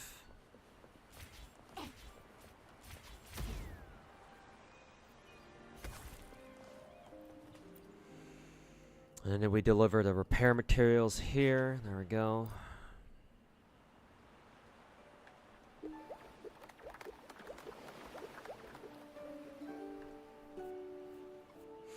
Fixing up the ship.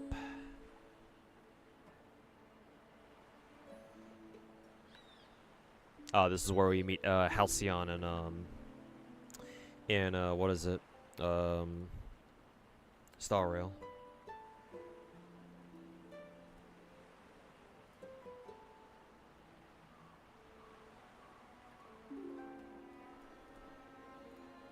See, let me pull up Arc Knights, Blue Archive. Probably have to pull up Nike as well. Oh yeah, Snowbreak as well too. Ugh. Do I have the story on autoplay? Yeah, because I don't care to read it. I made the mistake of actually paying attention to what happens in Pinakini. Never again. Shaoji can go fuck himself.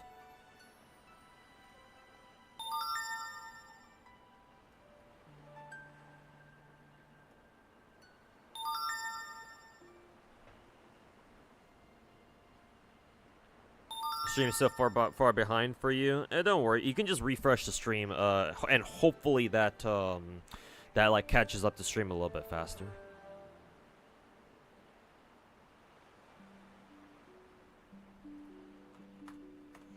As somebody who has yet to do the story and wants RMC, this is the way. Yeah, you have to go do story in order to unlock RMC. So. Actually, do you? Or does the game just give you access to RMC right away? I feel like they do, but...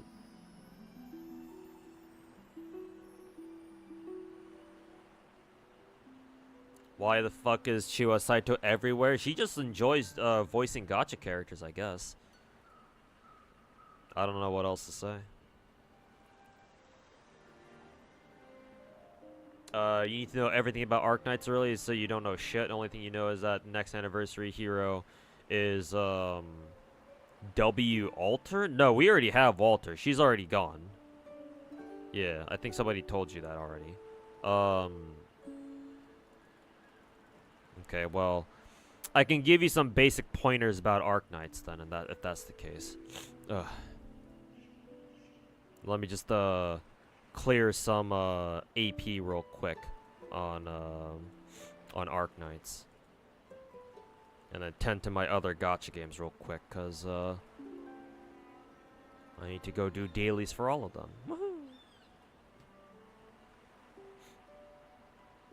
I also might as well pull them up as well, just so you guys can see what I'm doing. Let's see. Blue Archive window is not working yet again. Wonderful. I think I can use the Azure Lane backup here, yeah. Can use that scene, so I have Blue Archive down there. What else do I need to show? Oh yeah, Arknights.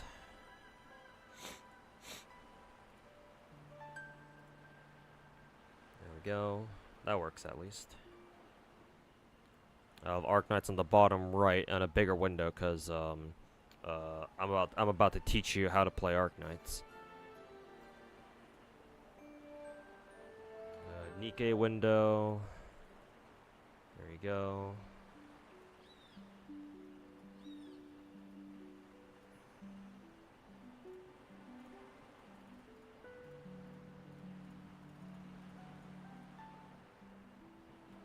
Much better. Is that all my gacha games I have up right now? Probably. Oh yeah, I have to pull up Ether Gazer as well. I'll do that later though. And hopefully I don't forget.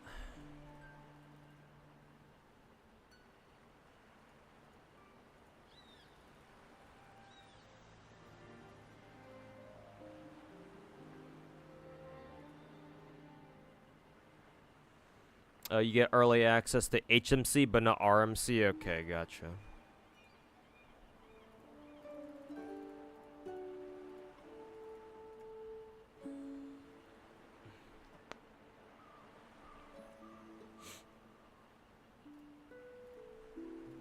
Okay, Nikkei I can take care of later. Blue Archive, yeah.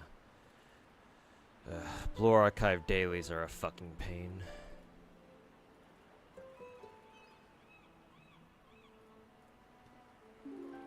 Then again, Nikkei's dailies are much better, to be fair,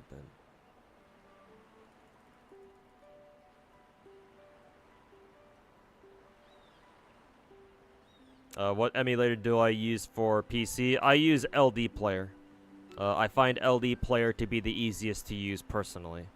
As somebody who doesn't really bother trying to figure out emulators autistically just to make them run as best as I can, LD Player was very easy for me to set up and figure out, so I recommend that. However, different PCs work better with different emulators, so I would highly recommend you experiment and download several different emulator clients and see which one runs the best for you.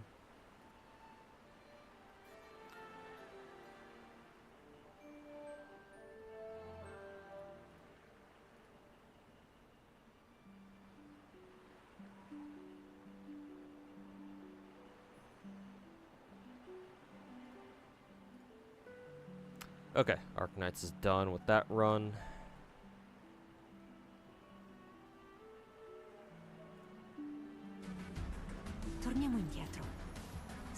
Crank up the volume for Arknights.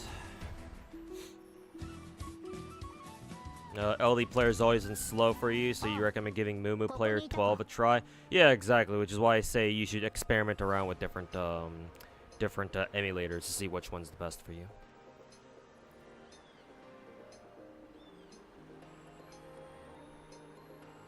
Nikkei dailies are really bad. I mean, most of the dailies are fine, but it's mainly anomaly. It's mainly the interception daily that's the most annoying, because you actually have to play that shit most of the time anyway. Like if it weren't for anomaly interception, then yeah, Nikkei dailies would actually not be would not be bad at all. But ugh, just that one thing.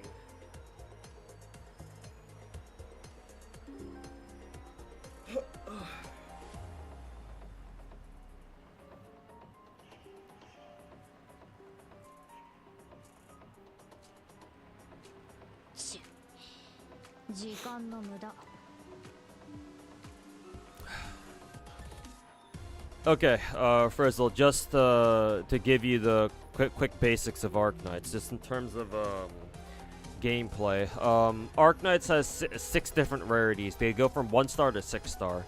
you're typically going to use 3 stars and up.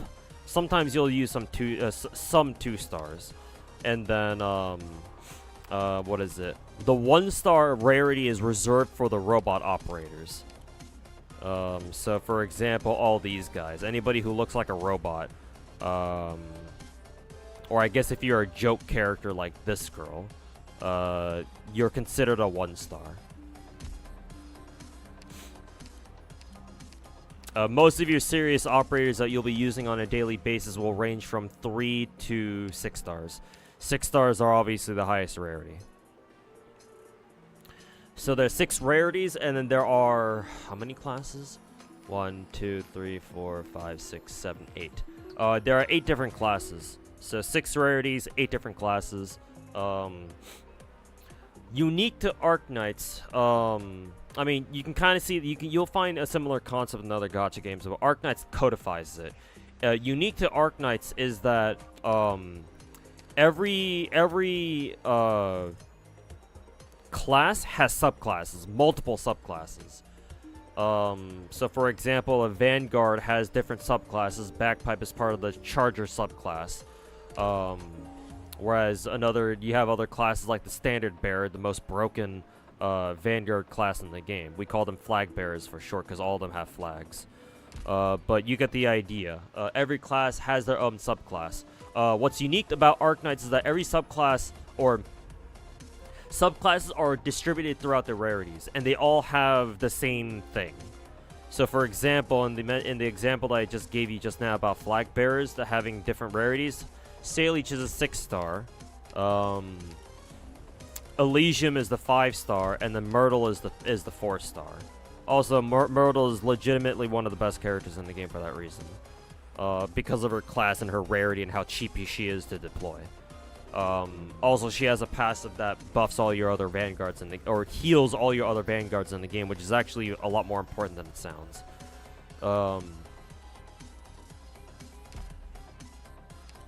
So remember that. Remember that classes have subclasses, and as long as and the old the subclass is, the more likely it is that they have a character across every rarity, or most of the rarities anyway. Some of the newer subclasses obviously don't have a lot of lower rarities, but that's because they're new. So this means with how this game is set up, the idea is that you should be able to clear any map with any rarity, particularly the low rarities, because you should have everything you that you need to clear a stage. Obviously, it's gonna be much easier with your top tier 6-star operators and shit, but the idea is that all your higher rarities are luxuries, and that's it. There's not really any character in the game that you have to have other than, like, say, Bagpipe P5. But that's a different story.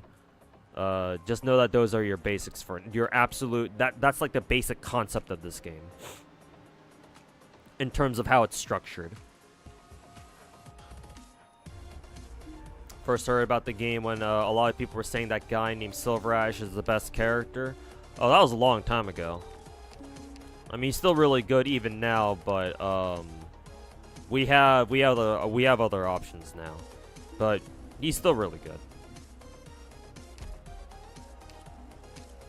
Not quite too sure if he's like quote unquote the best character in the game. I don't think that's true anymore.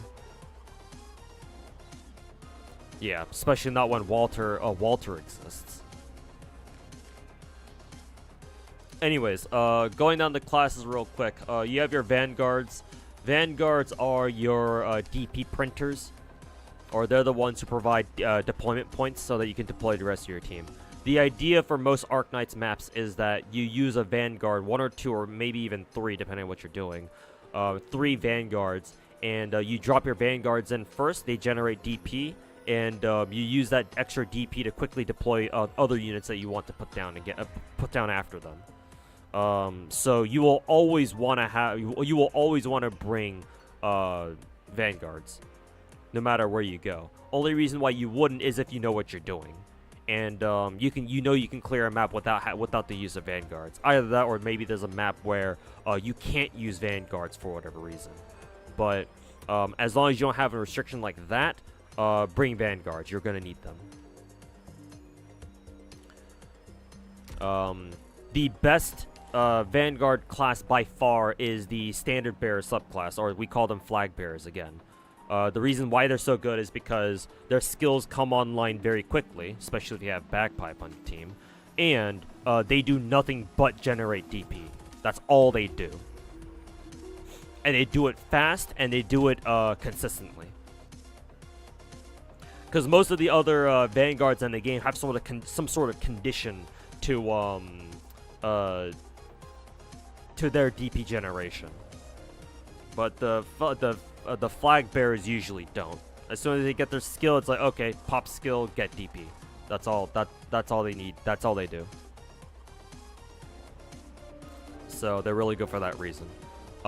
Basically, as soon as you get Myrtle, level her up, and she's the only vanguard. She's the most useful vanguard you're gonna ever use, followed by Elysium, because Elysium's perk is that he supports snipers specifically, and so as long as he's on the field, deploying any sniper character costs 2 less points to deploy, so he's really good for that.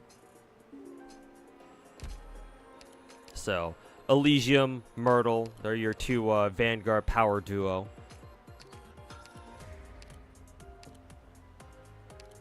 I would say the next best Vanguards after them are Vanguards like Fang, whose subclass is Pioneer. Any Pioneer subclass Vanguard is also really good because all they need, they all have a skill where it's automatic when it's fully charged. They just give you like a set amount of DP right away. So like they're your next best option after flag bearers. And the other Vanguards are kind of weird, depending on what you're doing. Some Vanguards even are even treated as range units, strangely enough.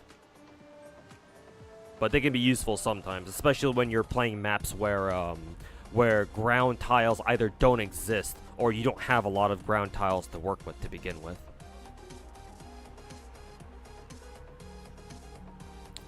So in order to solve that, you can just use a ranged Vanguard like Mule, or somebody else like Vigil. I think Beanstalk is also a ranged Vanguard. I forget if we have a 5-star ranged Vanguard. I'm sure we do somewhere.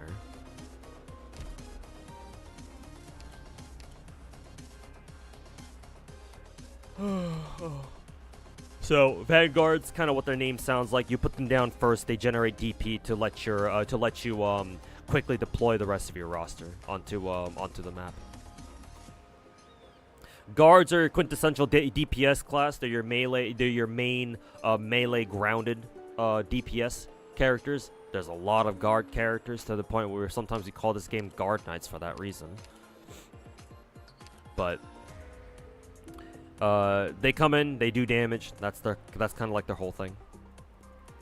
Obviously, as usual, some of the guards go about doing damage in different ways. Too many to list here, to be honest, but that's how they are.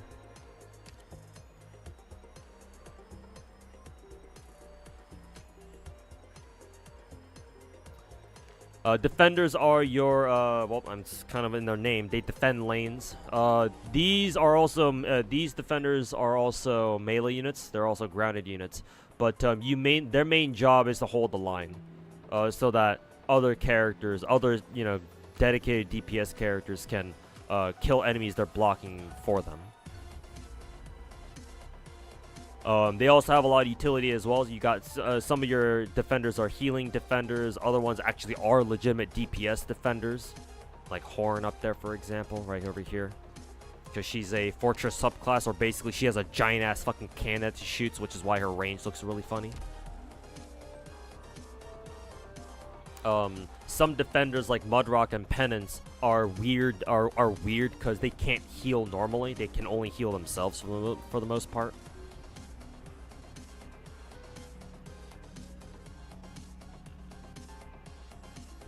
Their main role is to lock down lanes by themselves, for the most part.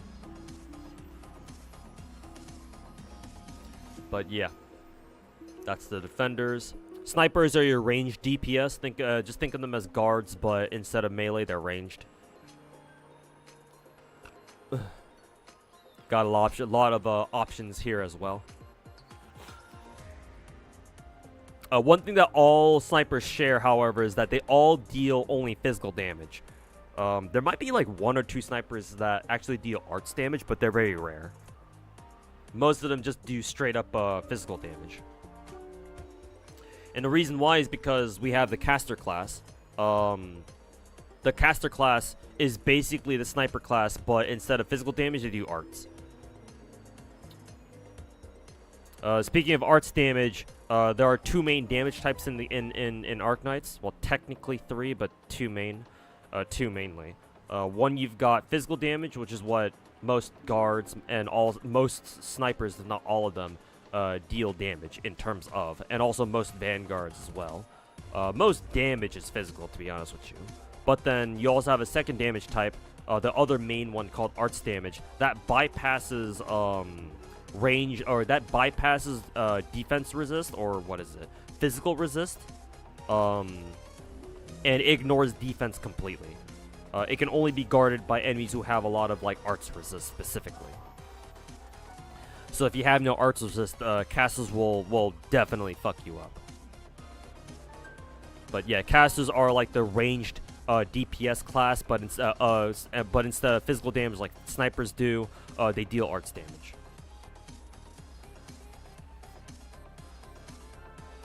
Some of the best characters come from the caster class, to nobody's surprise.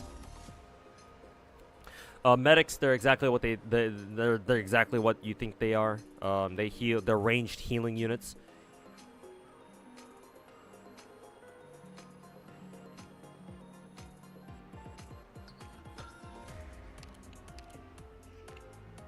Some of them go about healing in different ways than others, but you don't have to worry about that for now.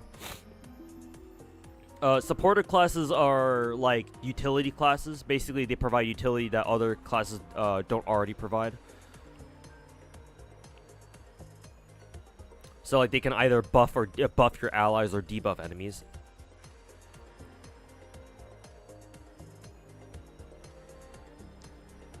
Again, lots of weirdos here.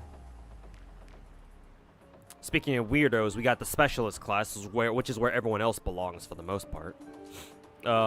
Specialists do very weird things compared to everybody else. Like, for example, the ambusher specialist class that Ascalon's a part of, they have 0 block. They can't block anybody. Which, sometimes that's actually a good thing, depending on the map you're playing. But, yeah. You have characters like Ascalon who don't block anybody, but they do damage to them as they're passing by her range, or whatever it is. So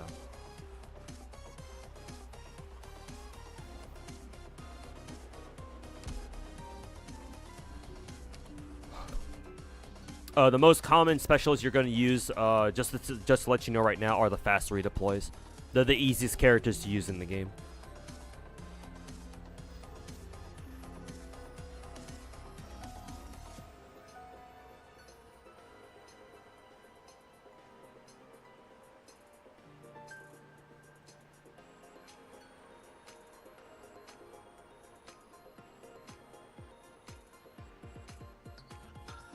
Black Knight's the 5-star tactician. Okay, gotcha.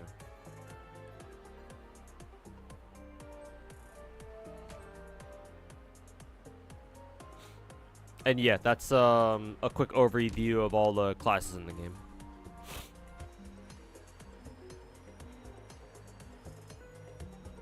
I just realized that my entire Arknight screen was like half off the fucking screen there for a second. But hopefully you caught all that. But yeah, if you have any more specific questions, or just even simpler questions like who should I roll for first or whatever, then yeah, let me know. Or if you need me to repeat any of that, because I just realized that my Arknight screen was like half off the screen or some shit.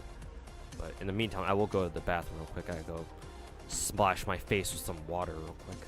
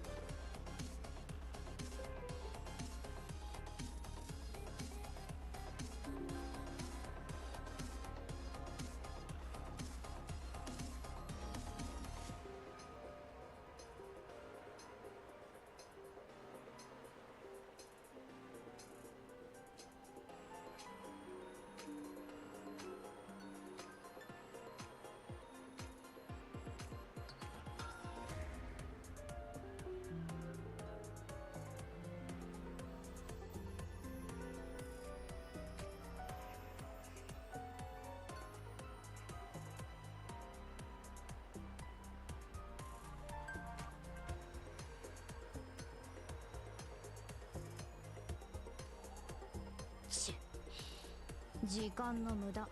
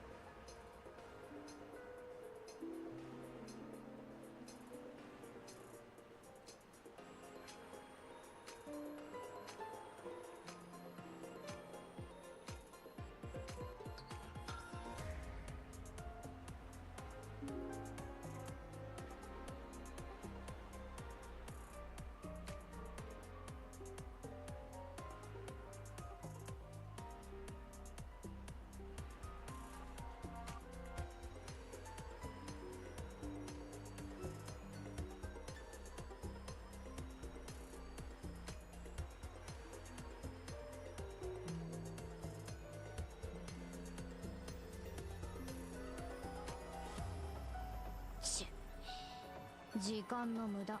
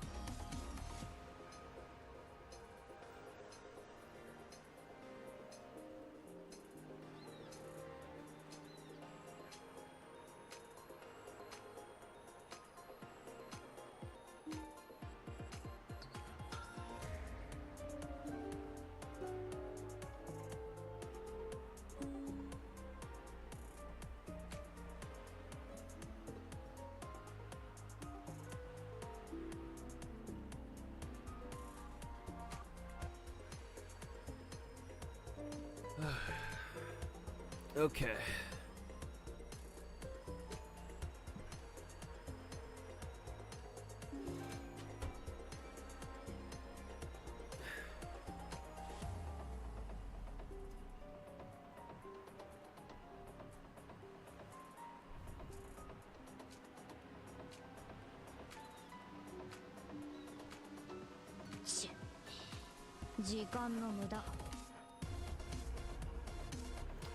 Okay, in case we have no more questions about Arknights.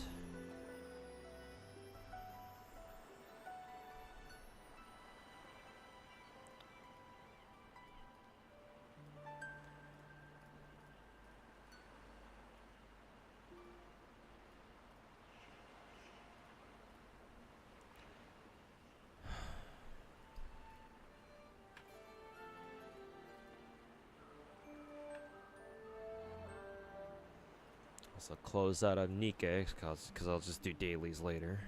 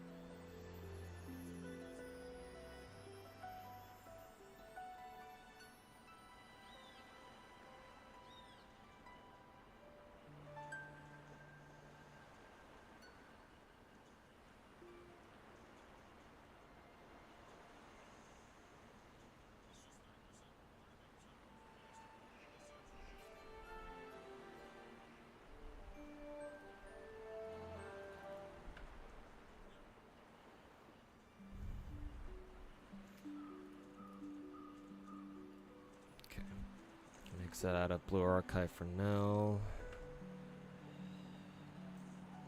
Let's see. Ether Gazer. What's going on in Star Rail for the last 2 patches? There's been so little events. My guess is that they're using most of their resources to focus on story.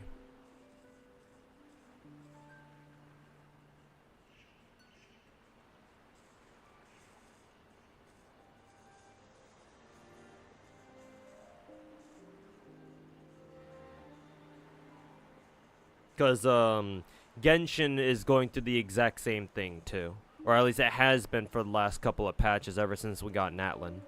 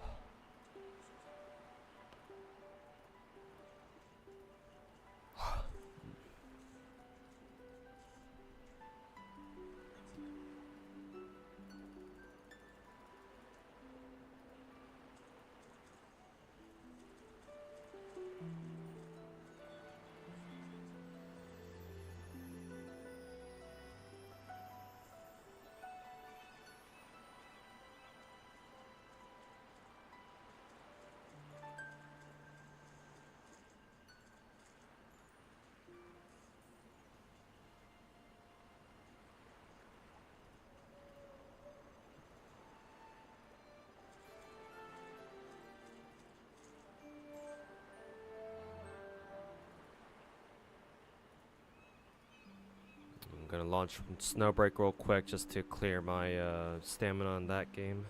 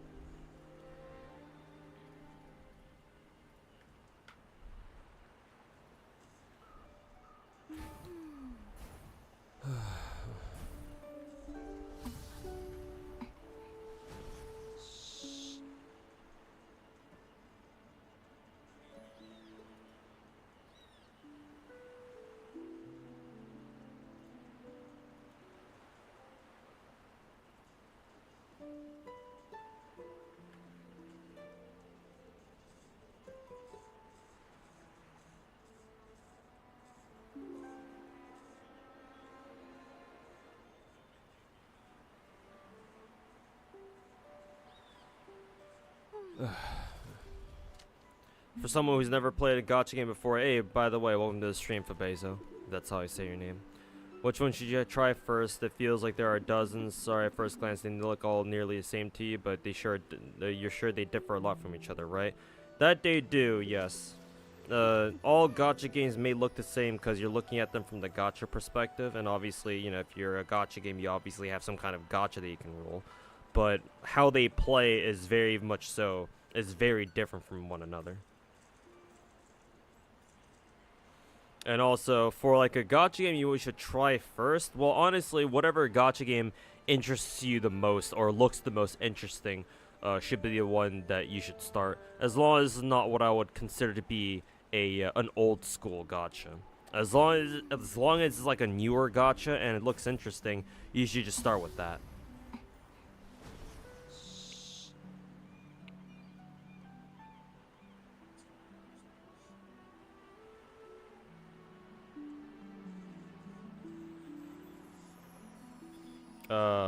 If you want like a specific like recommendation, I'd have to know what you're looking for out of a gacha game first.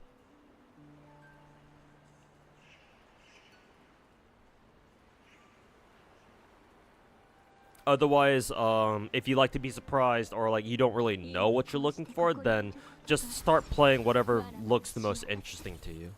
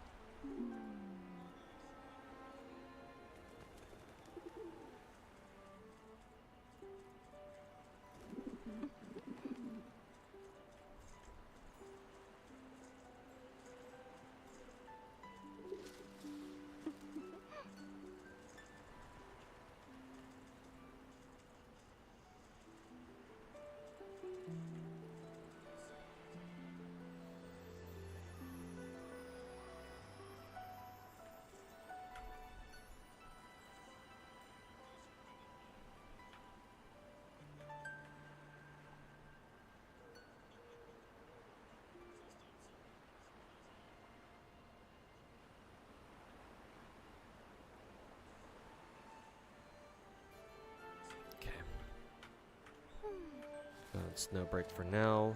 Exit out of that.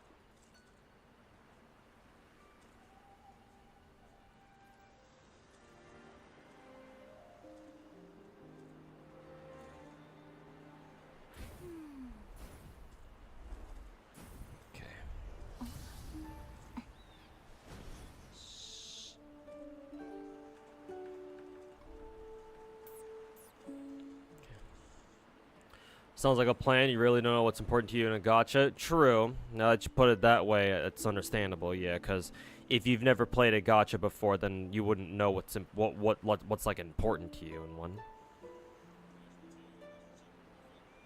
Maybe that it's possible to get stuff through events and not be forced to spend thousands of dollars every time. Most gacha games, you don't have to do that.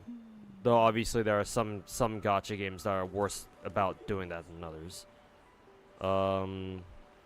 Let's say that you care about like getting characters, in which case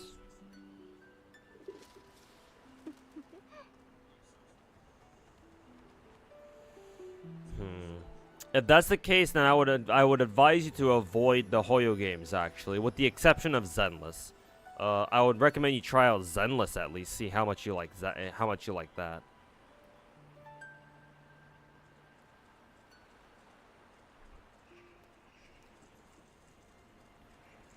But in terms of like gacha games that you look at a new character and you're like, I don't have to roll for them, and you don't, and you're fine. Probably Arknights.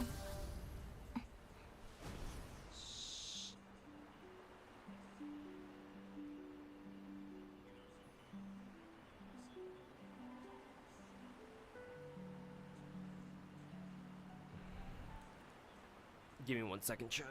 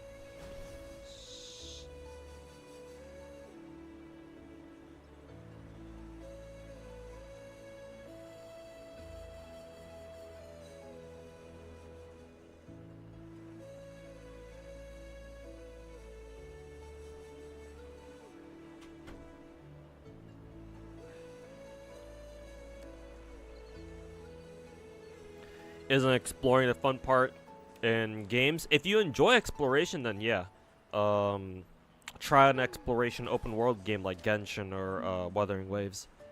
If you genuinely enjoy exploration, and I do, I'm one of the weird ones who actually enjoys exploration in Genshin. Then yeah, for sure. Yeah, pick an open world gacha like either Genshin or Wuwa and try it out. See if you like it. Like, the unfortunate part is that a lot of people who play like open world gacha games don't actually enjoy the exploration part, which is kind of silly. But you know, people play games for different reasons, of course. So.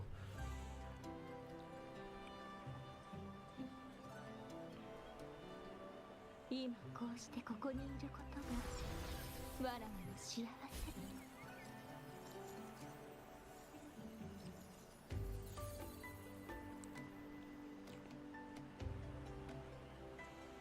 Wouldn't you personally consider it late to start Arknights? It's a great gacha, honestly one of the greatest. But it's so old and so many things that a new player might be overwhelmed with. You still recommend starting Arknights now, especially considering there's going to be Enfield soon. Well, yes. Yes, despite Arknights being, what, like 5 years old or so on the Chinese server, no, it's still worth getting into Arknights even now. Like, you can get into any gacha at any time. Like, you're gonna miss out on a lot. You'll have missed out on a lot of stuff, sure. But like, that's kind of the thing with, you know, picking up older gacha games that have already been running for you know, a little bit. Like, just because you're missing out on like the best characters in the game shouldn't dissuade you from playing the rest of the game if you feel like it.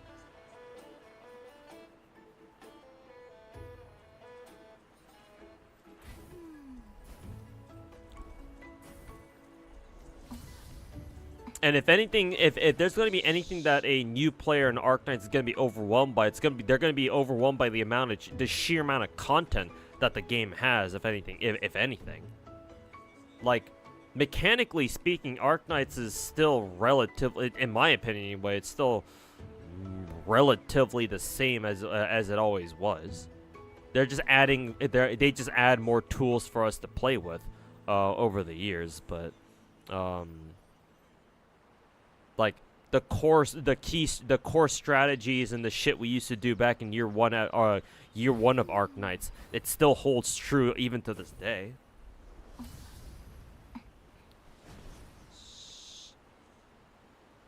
And then, would you still recommend playing Arknights now or starting Arknights now, even when Enfield's come up? Well, here's the thing: Enfield is going to be its own game. I mean, obviously, the Enfield and OG Arknights have their ties for sure, but they're going to run concurrently with each other. It's not like this is Girls Frontline, where GFL 1's main story is already done for the most part.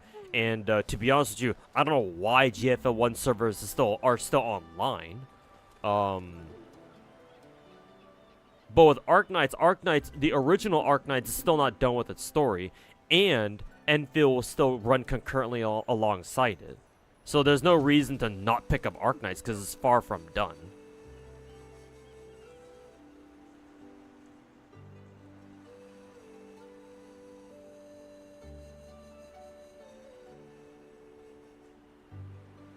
So yes, yes to both questions. You should still play Arknights because it's just that good of a gacha.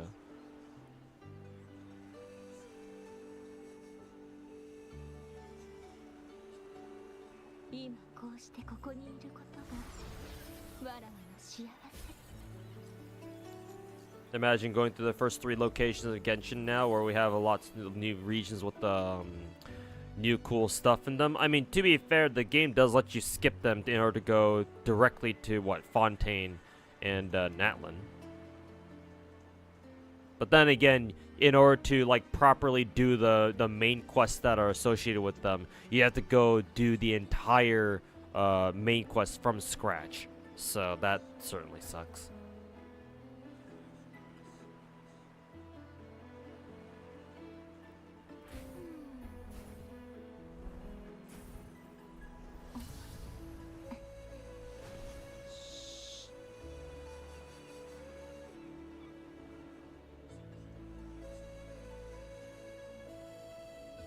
You're right. You agree with that? Was wondering what my opinion would be. Yeah, I consider Arknights to be such a good gacha. You can legitimately pick up Arknights whenever you want, and still have a good time.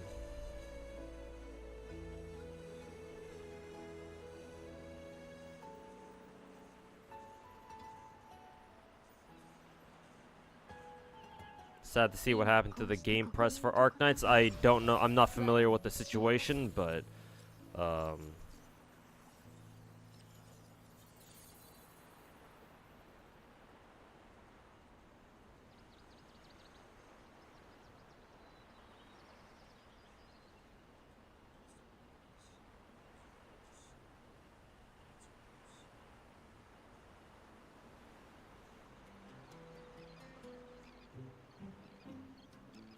do I care about min-maxing gear? Yes, but only but only on a personal level.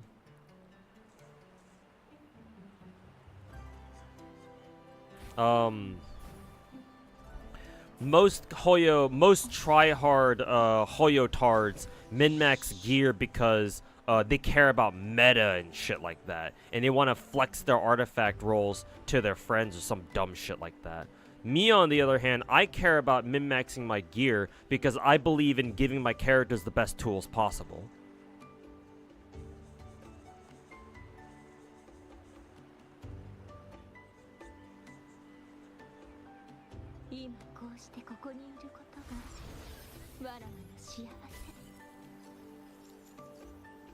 So like I don't complain like a lot of others do about like how bad my like one character's crit stats are for the sake of like getting them more crits or anything.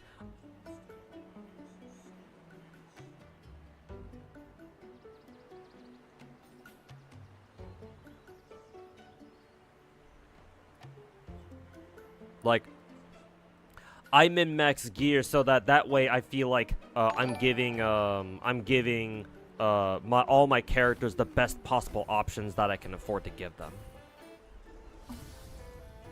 Also, hey Jason, how's it going, man? 5 years in the gacha hell? I know, right?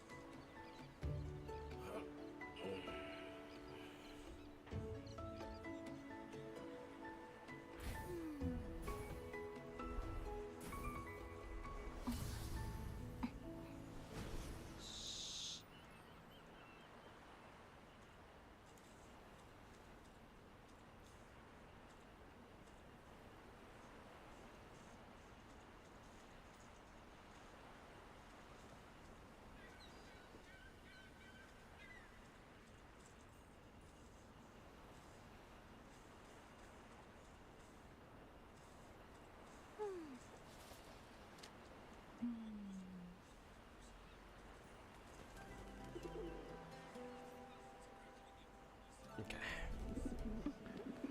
Yeah.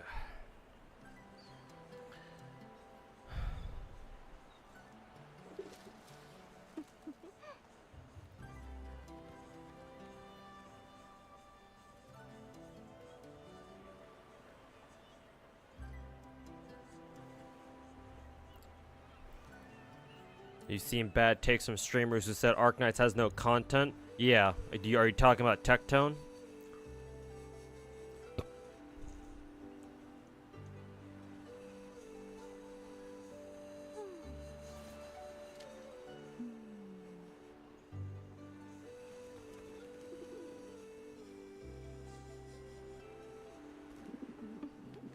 How do I like the ecosystem, and have I heard the critics to it related to Echo XP? Oh, I don't really like the ecosystem.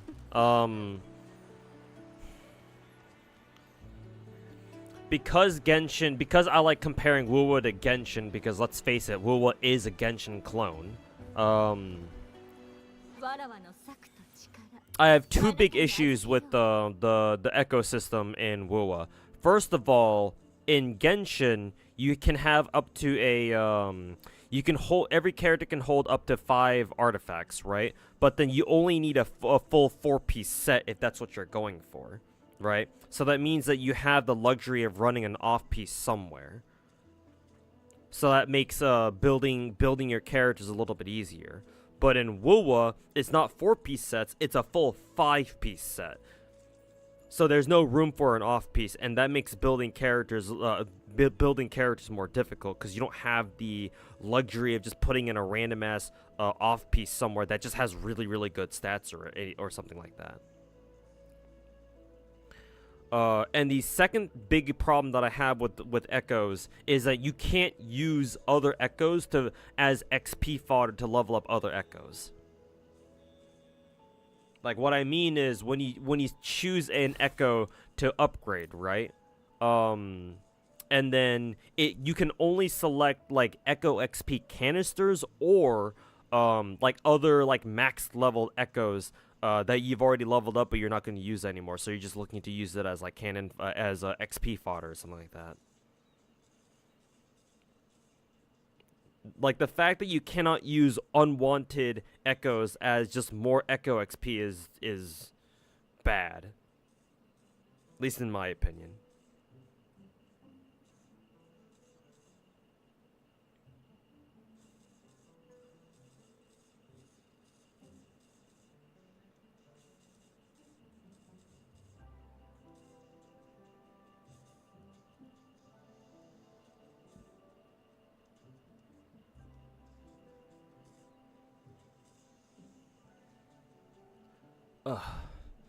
One of my opinions about WoWa housing seems hate that. I don't know what you mean, Royal Knight. If you could word that a little better, maybe I'd understand what you're talking about.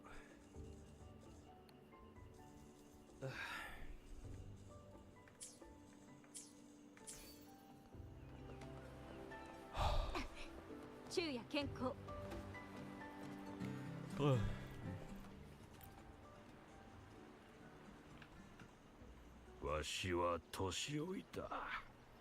スターバック。もうわしはアルバトロス号も沈め、今度はわしが来たか。海遊のクジラが向かった島はレイエス遺跡。古の秘密がいくつも隠されている場所だ。そこは閉ざされた場所。その秘密を守るかのように常に嵐が島を囲んでおる。だが心配はいらん。嵐を解く方法はすでに見つけたからな。スターバックが言っていることが本当なら。WoWa CCs defend this by saying that it's what keeps players playing. It would be too easy to get God gear because you can farm echoes almost infinitely. They also say that it wouldn't be great because people can just infinitely farm echoes and they just burn themselves out by doing so. And to both those Crackcaster, to both those defenses, I say, why does that matter?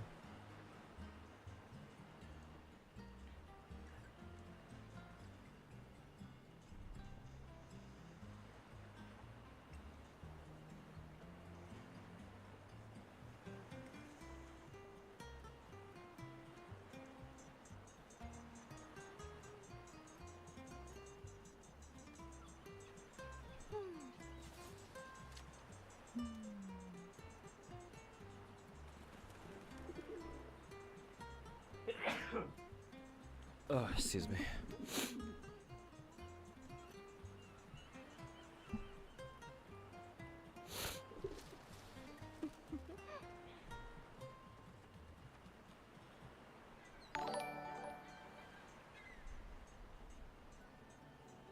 Because, yeah, I still think that you should be able to use Echo XP, like unwanted echoes, either any rarity, to use as echo fodder to feed into another echo.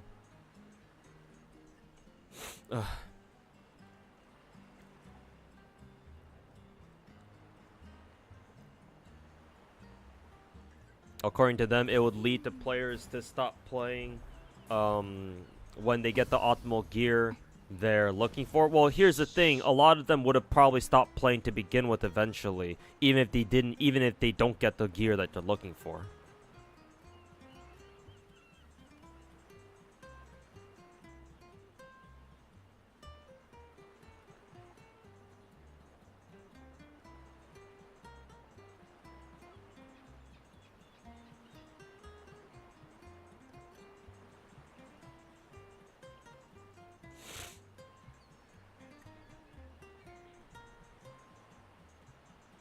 今こうしてここにいることがわらわの幸せ。 Because if you burn out, you'll drop the game, and companies don't want that. But since when do we care about what the companies want? Oh yeah, right. Because Kuro, yeah, and so people glaze them. Even then, and even with that, it's like, bro, like the biggest complaint that I have is that leveling echoes in this game is fucking annoying. Because you don't come across Echo XP very often. Like, that's the biggest problem that I have with Wuwa, to be perfectly honest. Like, I want, like, right now, I have a lot of different characters that I want to re-gear. For example, like, I still need to give Sanhua her, I need to level up this little guy, up to plus 25. But I wasn't able to before because I didn't have enough Echo XP. It's just the amount of Echo XP they give you in this game is not nearly enough in my experience. Like, it's frustrating trying to like build a character or rebuild characters when you don't have a lot of Echo XP to work with. So that way you can freely like roll echoes. If this one doesn't roll very well, you can try another one. Blah blah blah. You know, go down the list until you run out of Echo XP entirely. And what? Just because some people are fucking retarded enough to burn themselves out doing nothing but grind echoes the entire map, that all of a sudden that means that you know, the rest of us can't use that opportunity either? It's so fucking stupid, man.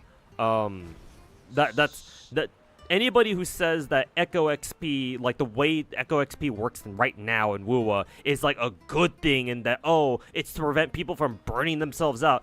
That's such a fucking short-sighted fucking conclusion that they come to, man.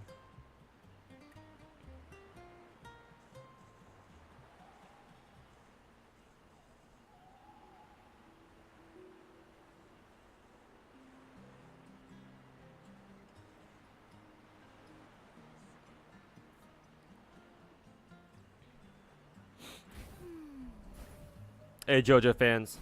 You play WoW on console, so it's gonna take time to get used to UI. I'm sure you'll get used to it though. But WoW is a good game. You also be able to like use. You'd also be able to use echoes as XP material. Yeah, like Genshin, Star Rail, and technically Zenless all do this. Right? Genshin has allowed you to use just straight up artifacts as fodder XP ever since the beginning. Right? Like, oh, there are some four-star artifacts you know you're not going to use.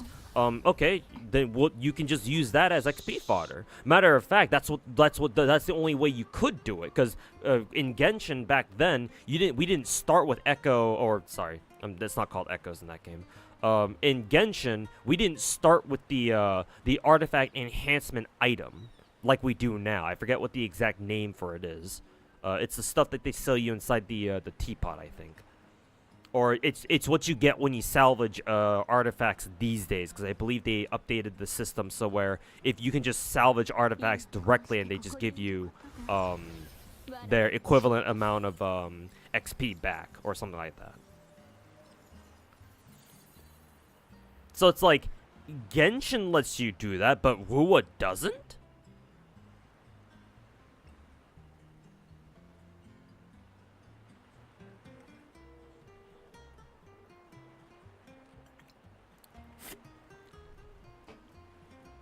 It's just a certain Wuwa CC that defends it. Let me know who they are actually, if you don't mind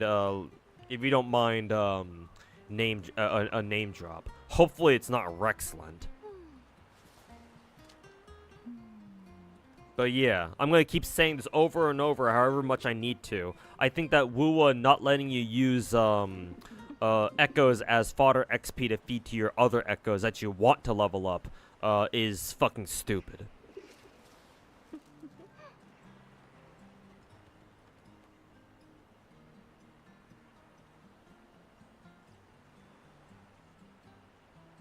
Yeah, Wuwa could never, am I right?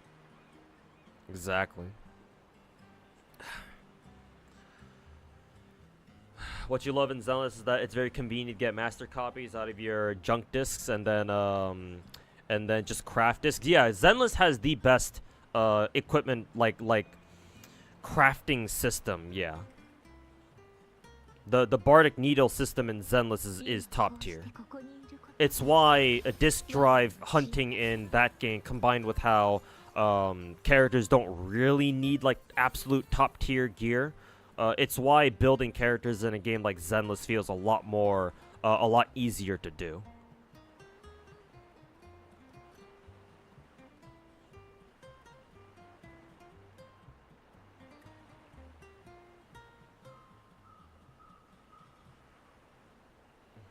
Enjoying it so far. Combat is most fun thing you have fun with. The dodge mechanic. Yeah, the dodge feedback is really fun in Wuwa. Because, like, the game lets you know that you dodged an attack, and it makes you feel like a badass.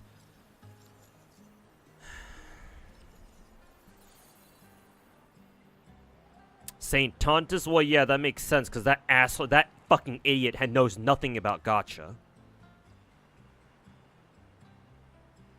That, and I believe he's a certified fucking Wuwa glazer. Because I think he does nothing but shit on Genshin, Genshin, with any video that even mentions that game. I mean, it makes sense, because he basically copied Tectone's content creation style. Fucking dipshit. Fake-ass fucking hoe. It's insane to you that Zenless is made by Hoyo. Remember that Hoyo, for all 3 Hoyo games, they're made by different dev teams. So the people inside Hoyo who work on Genshin are different from the people who work on Star Rail, and they're different from the ones who work on Zenless. Every single team is different. Like, honestly, you should consider all 3 games to be developed by different teams. It's just that they all are under one roof with MiHoYo. But they're different development teams.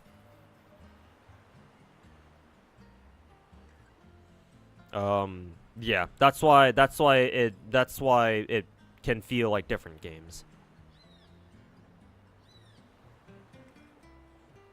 Is the audio repeating? Really? Is it? I don't think so.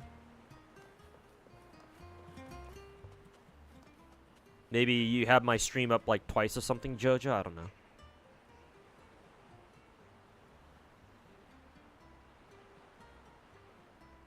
The team for Zenless is quite young. Honestly, I don't know about that, Zozlik. Or it's not Zozlik, Kozlik. Remember, we knew about MiHoYo working on Zenless even before Star Rail came out. MiHoYo's or Zenless's dev team has been cooking with Zenless for quite a while now. Cause like, I want to say we first heard about Zenless as early as like, I don't know, late 2021 maybe, perhaps maybe even early 2022. I knew about Zenless before Star Rail ever came out.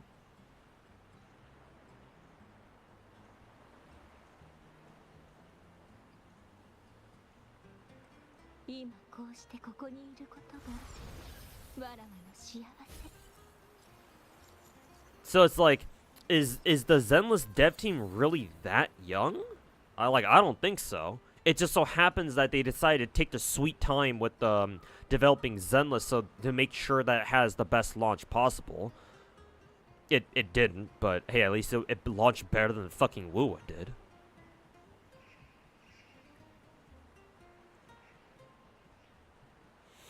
Would you say that the daily login would cancel that out? Burnt out or not, they need to log in to get their gems, right? I guess, blah, blah, blah. It's not too significant, but still. I guess if devs theoretically increase the gem count daily, but subtract from events, can't balance that out. I say 200 gem dailies, which is 73,000 per year. And artifact RNG would stop them from getting it too quickly. Overall, it's fuck too much grind. People stop logging in. Too little content. They don't want to log in. Well, yeah, but that's why coming up with like a perfect balance of gameplay and grind is important. Yeah. Like, in my opinion, I do think that you need at least some RNG for your artifacts, so that way people always have something to work towards. I have a lot of ideas for that I put into my How to Improve Genshin video that I put out last year, I think.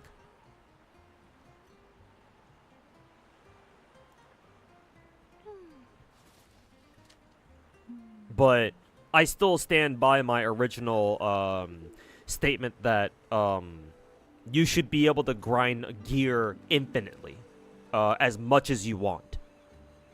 And just because some people are too weak to resist getting burnt out doesn't mean that the rest of it that should ruin it for the rest of us. What? Some people get burnt out, so the devs get fucking scared and don't make it so you can't farm echoes infinitely or use echoes as XP to level up your other echoes. That's some fucking bullshit behavior, dude. That's fucking bullshit.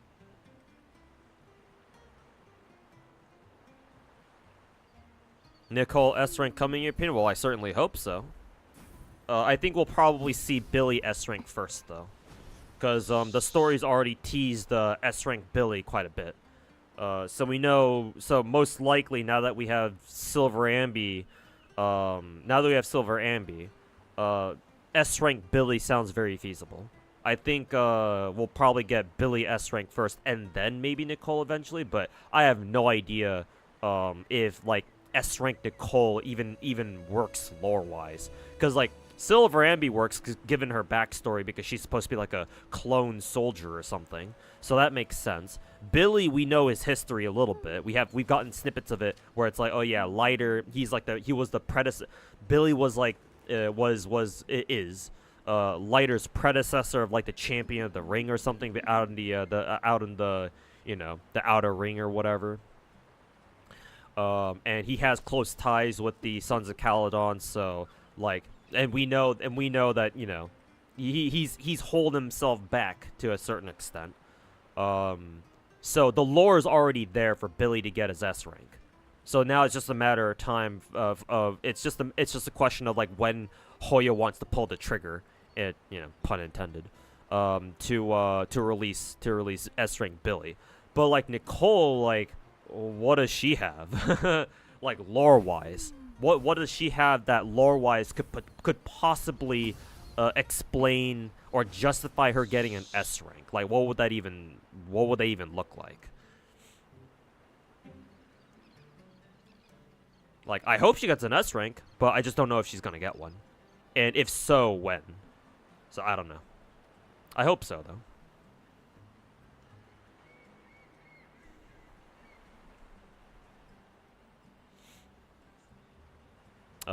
Let's see. I believe Zenless team even did face-to-face with a fan talking about issues with the game, but they seem very enthusiastic.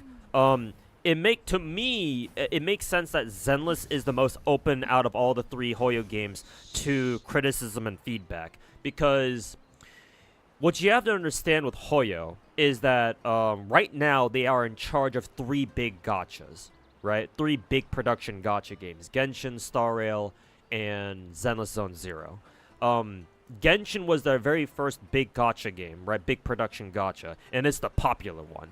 With Genshin, they can basically do whatever the fuck they want because they have the popularity. Everybody plays Genshin. Well, not everybody, but I'm just using that as a matter of speech.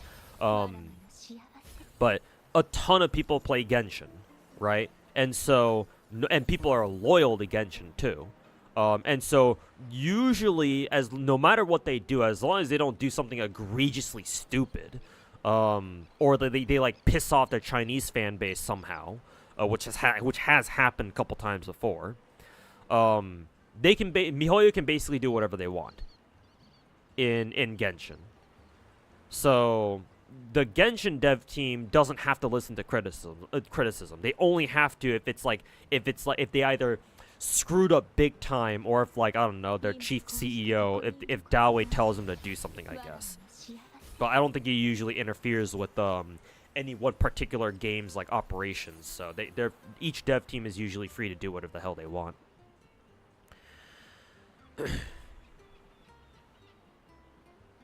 Just stop by because you remember playing Arctic Combat with me? God damn, that's a throwback. I still miss that game. That game was fun. But hopefully you've been doing well, my dude.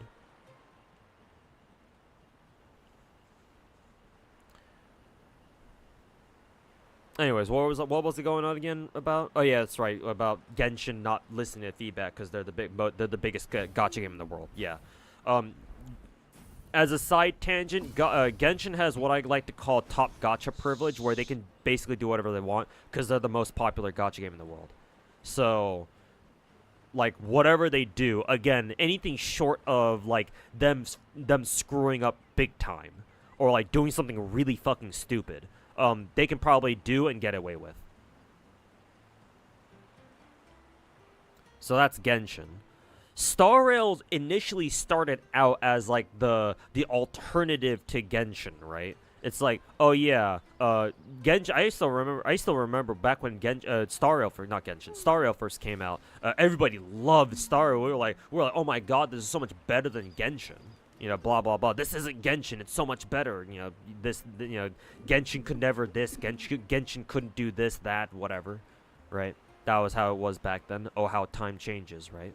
Oh, how things change. But back then, we were all riding the fucking Star Rail hype train. We were all riding the Star Rail the massive fucking Star Rail dick. And that was because back then, it felt like the Star Rail dev team was actually listening to the complaints we had about Genshin. And then a lot of the stuff we complained about, or we had issues with in the game overall for, like, the first year, right? Like, the first year of Star Rail was great, because it felt like the devs were, like, listening to us, and, like, they were giving us more and more content, and shit like that. Obviously, year two going to year 3 is kind of a different story.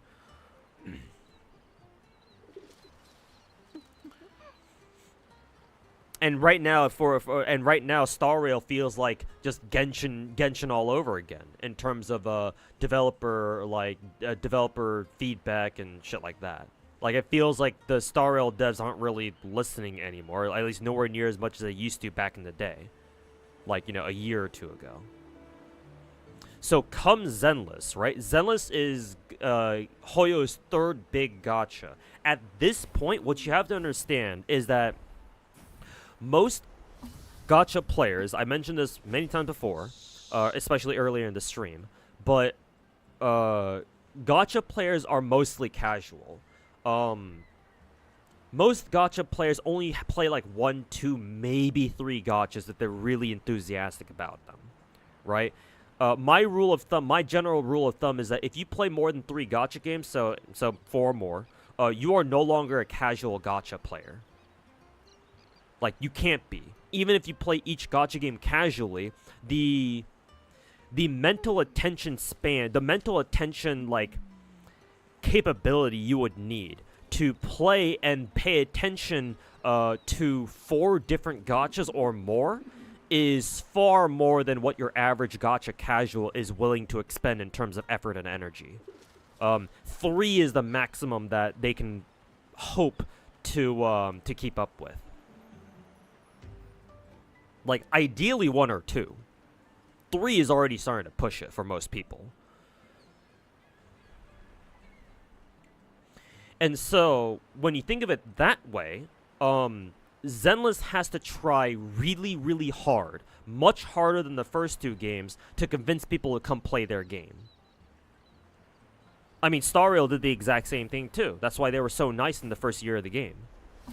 Or the developers came off as really nice during the first year of the game. Because when Star Rail came out, Star Rail needed to figure out a way to bring over a lot of players, and for them, luckily, a lot of Star Rail players, or soon-to-be Star Rail players, were tired of Genshin, and we were looking for an alternative at that point. And that's when Star Rail came in, and we were like, all right, we'll pick up Star Rail this time, as opposed to Genshin. So a lot of people just dropped Genshin, and picked up Star Rail instead, and a lot of them stuck with them, or a lot of them stuck with Star Rail instead. But Zenless doesn't have that. Zenless is by far Hoyo's smallest. It's the smallest out of their 3 big gachas. So Zenless has to try much harder than either of the 2 games that came before in order to convince people to come play it. To go play the MiHoYo has to try a lot harder to convince people to go play Zenless.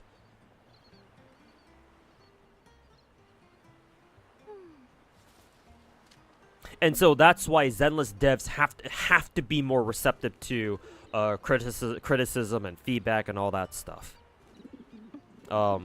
That's why they actually bothered doing a soft relaunch with 1.4. They got rid of the TV gameplay. Unfortunately, I actually like that game. I actually like the TV gameplay stuff, but a lot of people didn't, and that's what they listened to.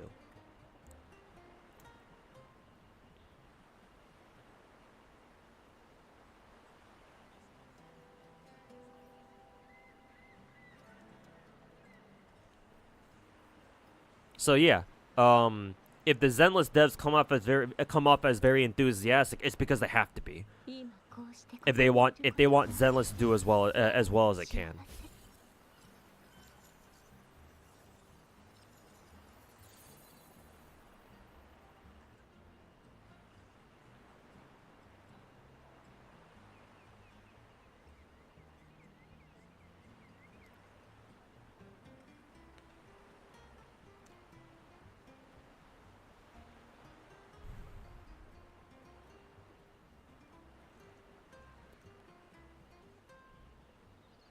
A phenomenon you observed is that a lot of Genshin fans don't like Zenless. It's too much fan service for them, so it's too far away from Genshin, Star Rail vibe, and visuals. Yes, Zenless is definitely much different from Genshin and Star Rail, yeah.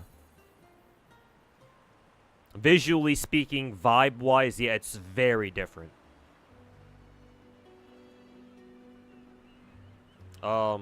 That and Zenless gameplay is also a lot more engaging than Genshin is. Genshin casual gameplay is super fucking simple. Like, you don't really have to pay attention to what you're doing if you're just playing Genshin casually. But in Zenless, whenever you get into combat, you do have to pay attention to what you're doing.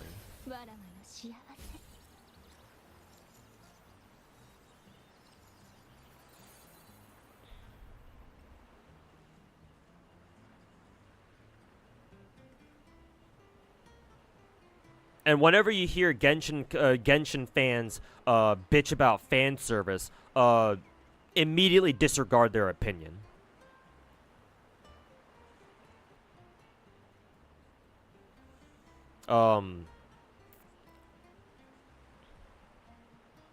Anybody who takes like a fucking moralist stance on any argument on the internet, you should immediately disregard.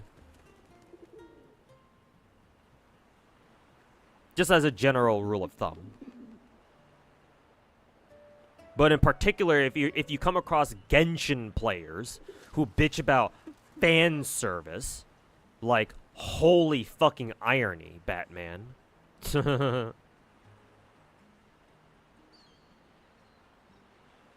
Like, do you know what game you're playing? It's sad that TV was removed. Yeah. I think they should still reserve the TV gameplay for like a couple of like side events. I don't think they should have just gotten rid of it entirely.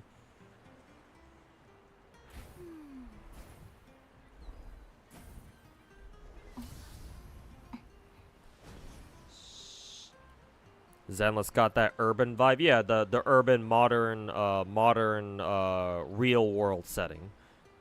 just with the twist, with the a supernatural twist, obviously, where people have magic powers and you deal with like these weird ethereal guys, whenever you go into a hollow or something.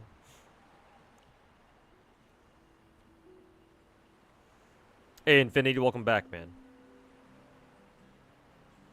Is that considered casual in your opinion? Because you play Zenless hardcore, you don't miss a day. But other gachas like Nikke and solo leveling, you're just super casual. So is that overall? Are you considered? Would I consider you a casual?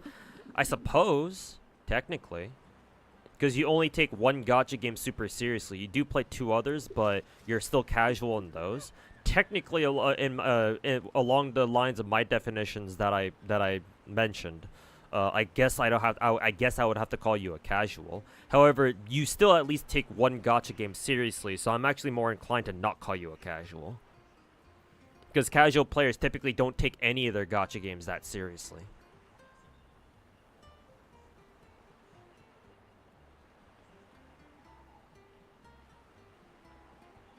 You just felt like it overstayed its welcome a lot. They could have made it a lot faster. That's the thing.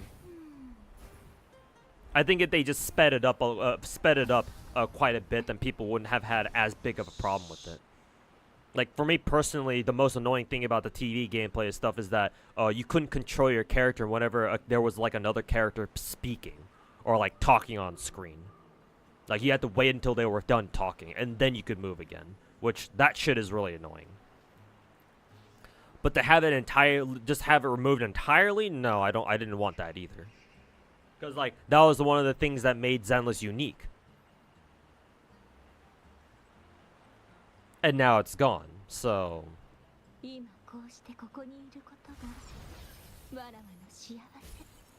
you see a bright future for Zenless for the players in the game? For now, yes. There's always a chance that, just like in Star Rail, they might take Zenless down a bad path or a path that we don't want it to go down. But until then, I'm not going to be worried about it. For now, I would say that, yeah, Zenless and its community has a pretty bright future ahead of it for now.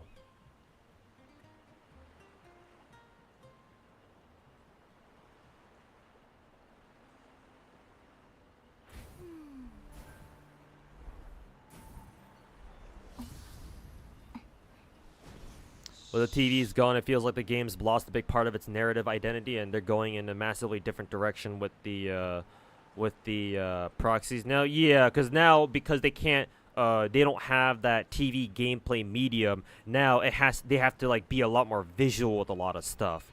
So yeah, like I can definitely buy that for sure.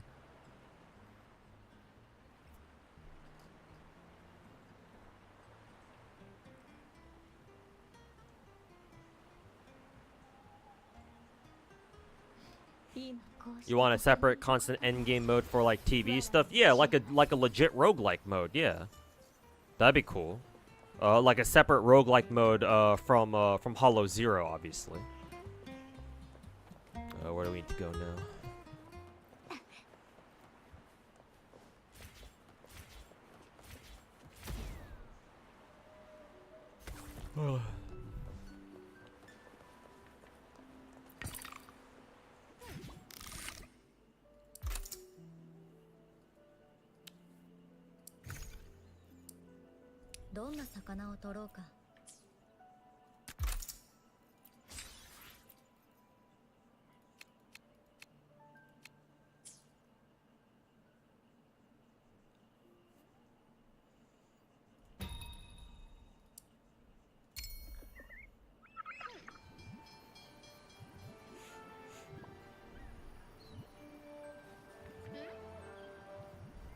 There's a lot of Doom posting for Zenless just because it's a Hoyo game.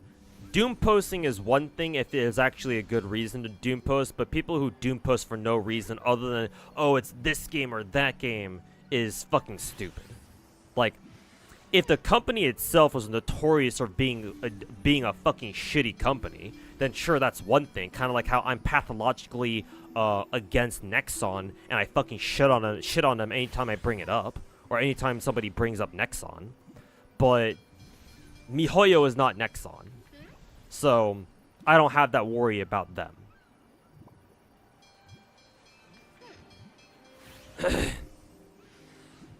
1.4, 1.5 did well without the TVs. I mean, gee, I wonder why.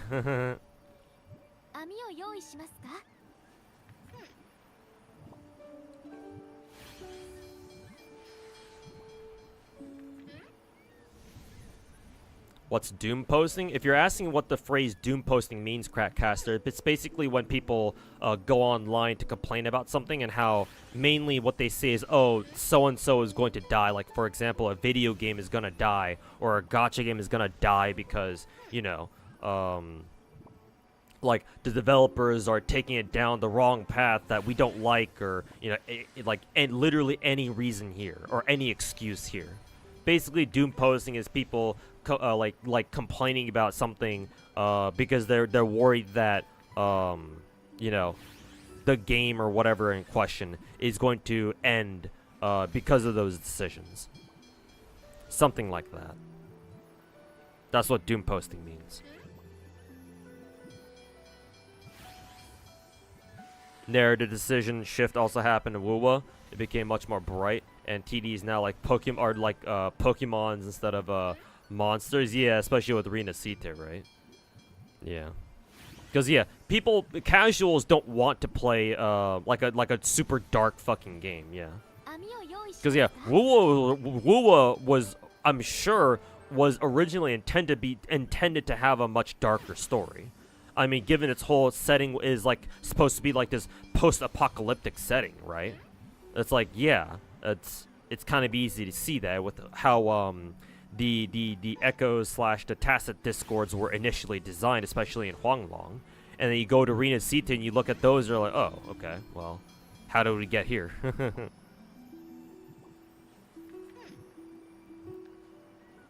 But yeah, casuals don't like darker stories for the most part.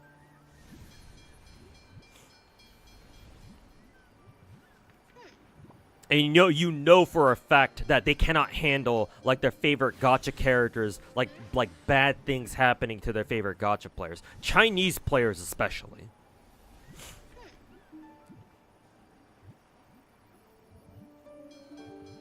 And so yeah, that's why Kuro Games said that they had to, said that they changed like fucking 90% of the fucking story or some shit like that.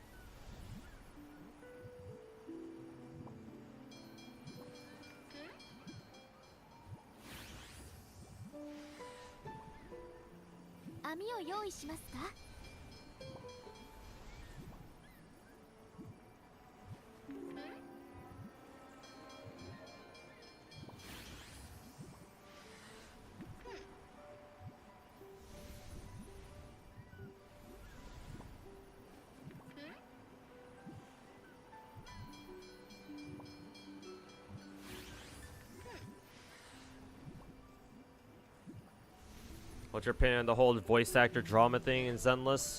The drama, I mean.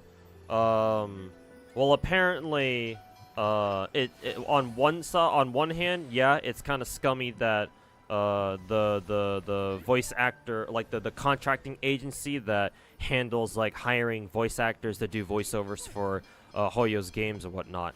It is kind of scummy that they didn't. Not kind of. It is scummy that they didn't let the VAs know or anything. Assuming that's true, but also apparently it turns out that the voice actors or the voice actresses who are complaining about how we got laid off, we got replaced and we didn't know, they were apparently hiding some shit themselves too. So nobody in that situation is completely blameless.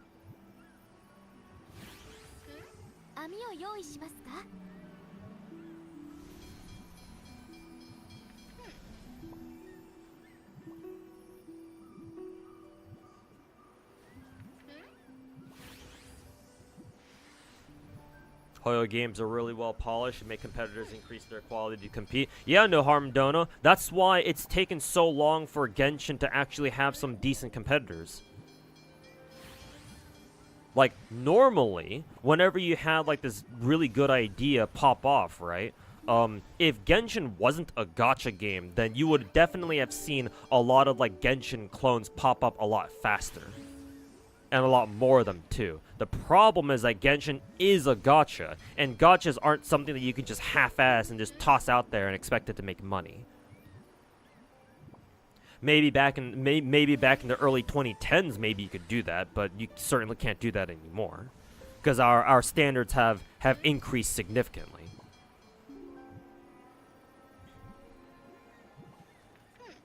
Like, it took Wuwa like fucking 3-4 years to come out, and even then, it should have spent another 6 months in the oven. It's just that Wuwa apparently ran out of money, and so they need to release Wuwa early so they could actually start making some goddamn money. Unfortunate, but it is what it is. How it goes sometimes, I guess.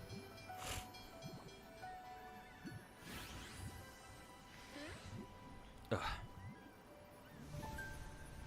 Change of atmosphere is good? Are you saying that because I mentioned Wuwa changing their story, or what? Post-apocalyptic only in some parts of Huanglong? Yeah, something like that, but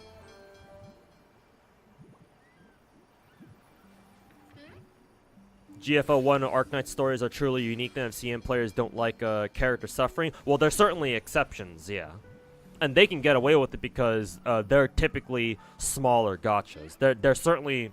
I know Arknights is actually pretty big in China, but certainly nowhere near as big as, say, Genshin, at least. So, Arknights and GFO1 never really hit mainstream. So that's why they can afford to put out like darker stories compared to, you know, bigger Chinese gachas.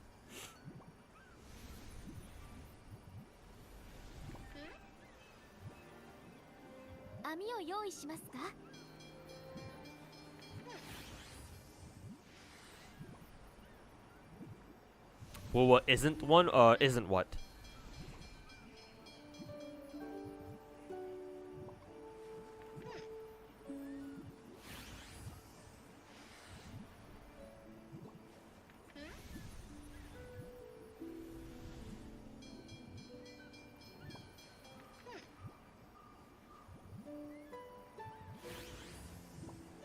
Pretty sure Wuwa has brightened up their game to appeal to a bigger mass. Well, yeah, that's definitely what happened. Yeah, in fact, I'll elaborate on that situation even further, Crackcaster.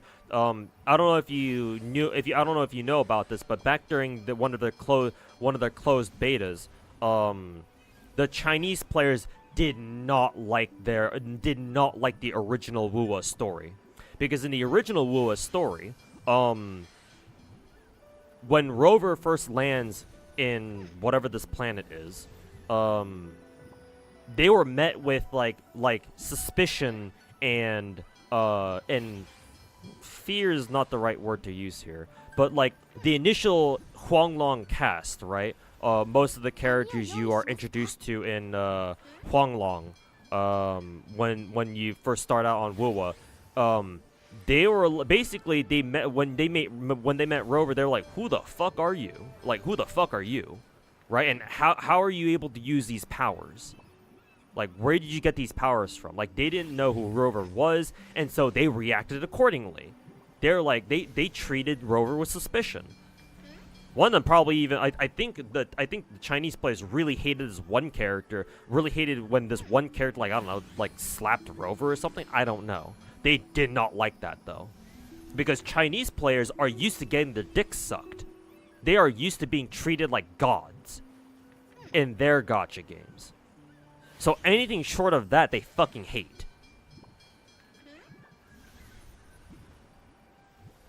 And so when Wuwa launched fully last May or whenever it was, I think it was back last May, the intro scene, the beginning of the story got changed significantly.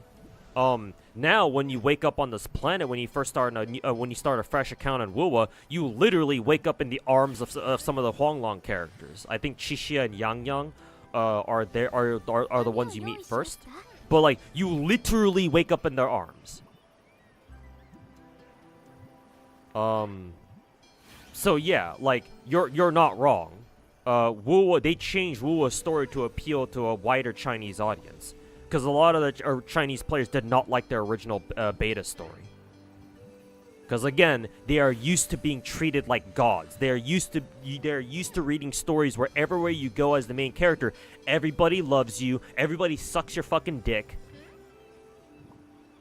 Right? You might go through some trials and tribulations, but you always have friends along the way. You are never alone.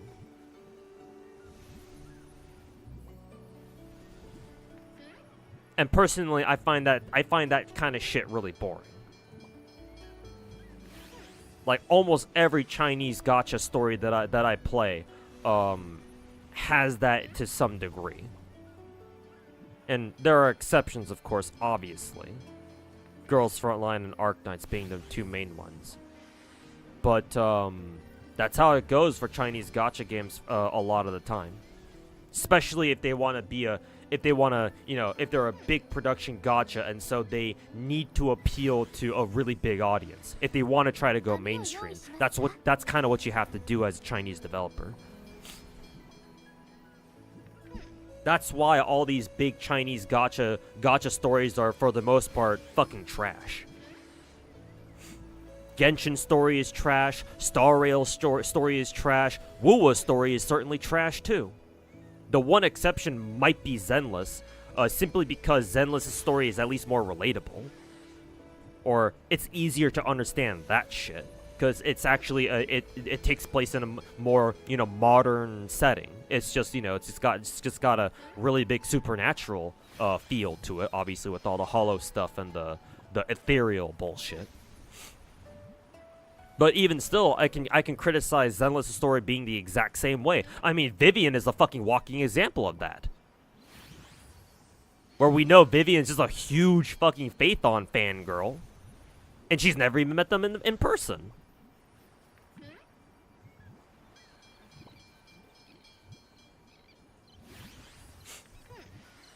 Do I prefer darker settings for a game or bright and colorful? If you're talking about visuals, then bright and colorful. There's a very good reason why I prefer Genshin over Wuwa in terms of sheer exploration. Genshin does colors way fucking better. I also think that Genshin does, like, grand scale environments much better, too. For a very similar reason. Like, in Genshin, when you're looking at something, you know exactly what you're looking at. Whereas in Wuwa, I'm assuming this must be an engine difference, because Genshin runs on Unity and Wuwa runs on UE4, or I think UE4, yeah, Unreal Engine 4. Wuwa does not do colors as well. There are some areas of Wuwa that does colors really well, like Black Shores and certain parts of Renacita. But in Genshin, every location does colors extremely well. The visual fidelity of Genshin is unmatched. Wuwa cannot hold a candle to that. And I know that's gonna piss off the Wuwa fanboys, but in my opinion, Genshin is the much better looking game, and it's fucking 4 years older. One of the characters like whipped out a gun on Rover or something. Yeah, that must have been it then. So if you're talking about in terms of visual clarity and visual aesthetics, then I prefer bright and colorful. If you're talking about like story-wise, then it depends. You can have a brighter, more cheerful story, but if it's done well, then I don't really mind that. At the same time, you can have a story that's so edgy and grimdark that yeah, it just kind of gets boring after a while.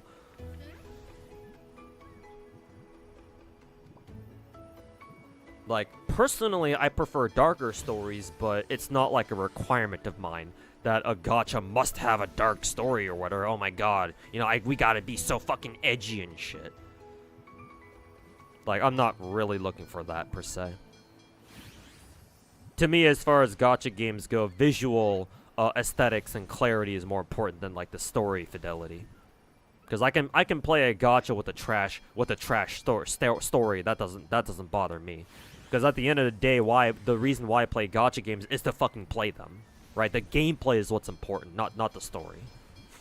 If I cared about the story, then I'd rather just go off and read a fucking visual novel or something. What gacha game would you like to see more attention from players? For example, you wish people played Ether Gazer more? Well, for me, it would be Arc 網を Knights. 用意しますか？ But yeah, I get what you mean. I get why you say Ether Gazer, because yeah, I think Ether Gazer a pretty good game too. I mean, the problem with Ether Gazer is that who is it? Yongsher never really marketed Ether Gazer very well, so it's like, yeah, no wonder it doesn't have a lot of players out here.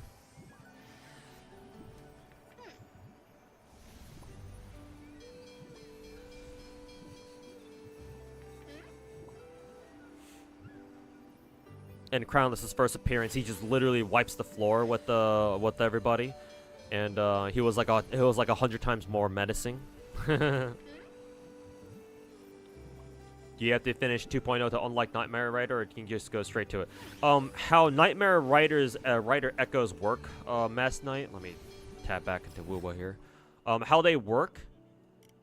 So here's Nightmare Rider. He's located here, next to a little bit west of the Sentinel, the Sentry construct. However, they don't spawn right away. You do have to do some exploration in order to unlock them. I believe how they are unlocked is there are these nodes called Dream Patrols, I want to say. When you open your map, when you're in Marina Sita, go look on the top left where my cursor is, and there should be these like map exploration objectives, and there are like these specific exploration like nodes that you can do. Some of the, and there's like a small variety of them. Sometimes they're called overflowing pallets. Some of them are treasure spots, but some of them are also called dream patrols. I believe in order to unlock nightmare versions of echoes, for example, Nightmare Rider, or like Nightmare Morning Aches, or Nightmare Heron, you have to clear either most, if not all, of the Dream Patrols in the area. I think that's how it works, if I recall correctly. It's been a little bit, so I may have forgotten a few details here or there. But I want to say that's how it works. You go around in this immediate area, you track down all of the Dream Patrols. If you don't know where they are, hopefully there's like a Dream Patrol like tab up on the top left on your map, if you click on it, it'll tell you exactly where they're located. So for example, I'm up here in the archipelago in Rienacita, and it says, oh, do you have some overflowing pallets and treasure spots you can do? So like, oh, okay, I want to go, I feel like doing them, where can I find them? So you click on overflowing pallet, takes you straight there. So same idea with the Dream Patrols. If you see the Dream Patrol tab up here, just click on it and it'll tell you exactly where to go in order to clear it. And then I believe once you clear all the Dream Patrols in this area, then Nightmare Rider will appear. And then you can farm him, and he's there permanently. And you can just farm him however many times you like.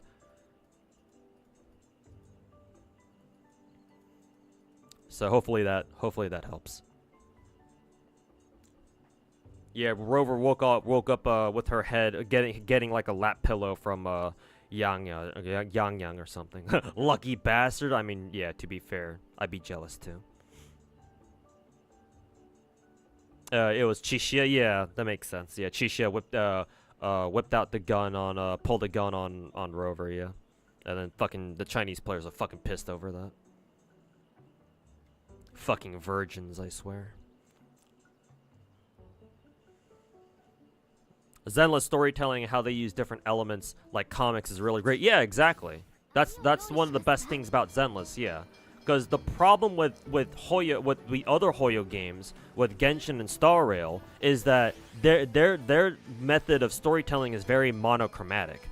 You only see the story portrayed like one way, maybe two, with their use of their custom animated cutscenes. If they had custom animated their entire story, that'd be one thing. That'd be amazing, but obviously they don't have the resources for that. So they only reserve it for like their most important moments. The problem is that the rest of the story is just your basic fucking cookie cutter, default stock animation bullshit that gets boring, that gets old after like the first hour of you watching it. And then Zenless saw that and were like, yeah, no, we're not going to make the same mistake. And so they give you the story in 3 different ways. So in case one way gets a little boring, you still have the other 2 ways that you can enjoy the story through that way. Right? The visual novel style, the manga slash comic book panel style. And of course the usual, like, you know, having characters talk to each other with their 3D models and stuff in the overworld kind of thing. Yeah. So Zenless story does not... it's a lot harder for you to get bored of Zenless story as compared to the other 2. And yeah, that's a great decision on their part, yeah.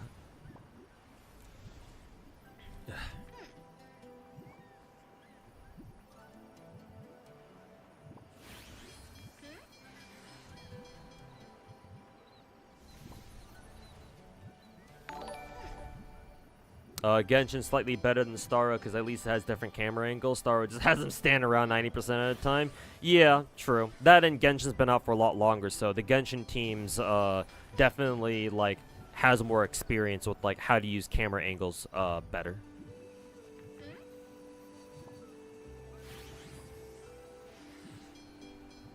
That Nahida emote is always gonna... it will never not be funny.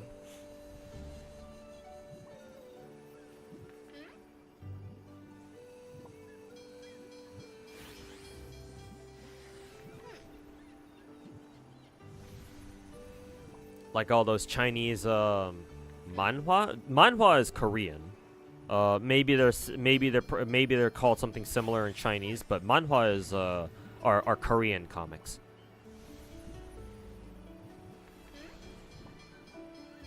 Though I think Chinese comics are also they also have a similar name. I mean, actually, it makes sense they all have similar names, like manga, manhwa, and then whatever the Chinese call it.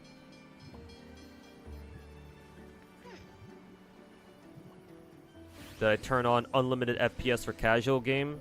Well, my Woo was on 240 FPS, or whatever. No, not 240. That'd be crazy. 120 FPS. So hey, Woo feels very great to play. I'll say that much.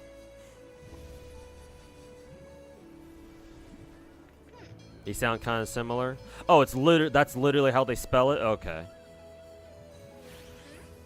Then yeah, I'm assuming. Honestly, yeah, the names are probably very similar. Then it's just you just pronounce it differently. In Korean, we call them manhwa. I'm not sure how the Chinese pronounce it, or what the Chinese pronunciation is.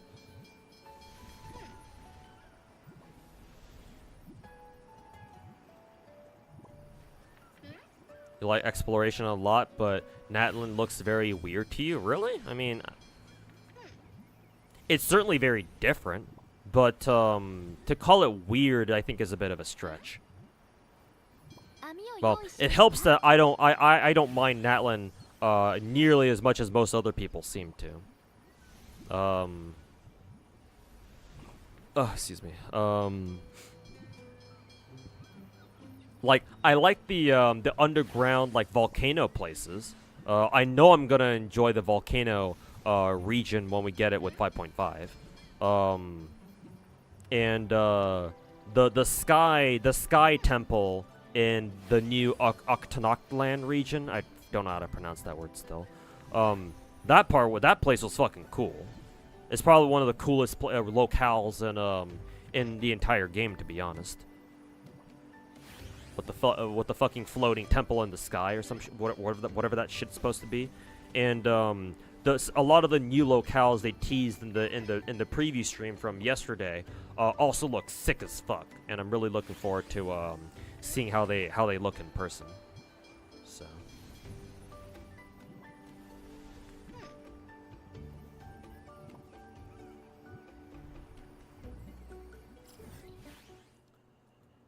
See, now we gotta go all the way up there. Let's see. We shall disembark real quick, and then we'll just teleport up to the northern dock, or the northern harbor.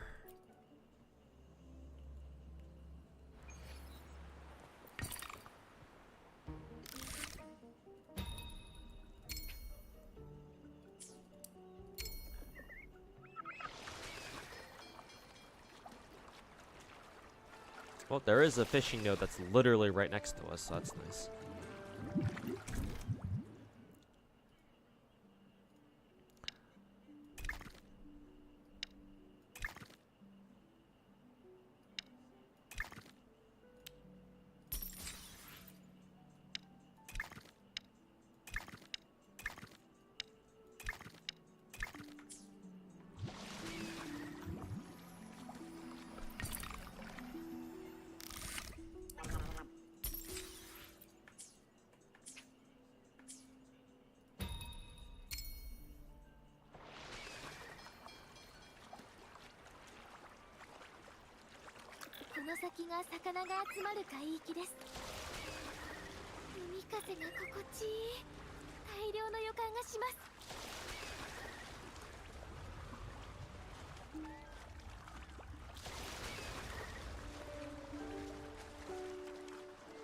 Huh? It's inside there? What the fuck?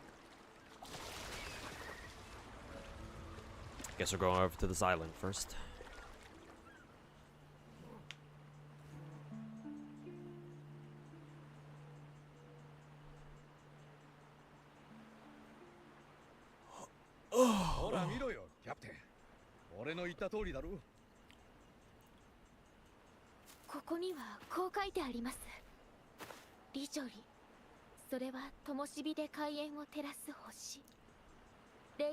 Have you seen the video showcase E0 Maide versus E6 Jingliu and E6 Blade?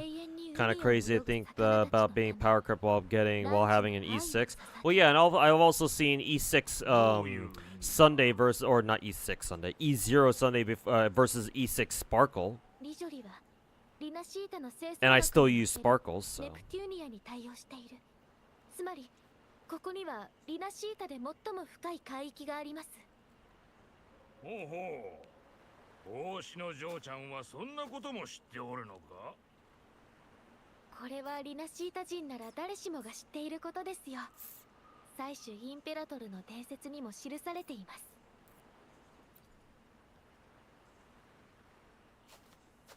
それは Like, don't get me wrong, I still think that's pretty fucking ridiculous.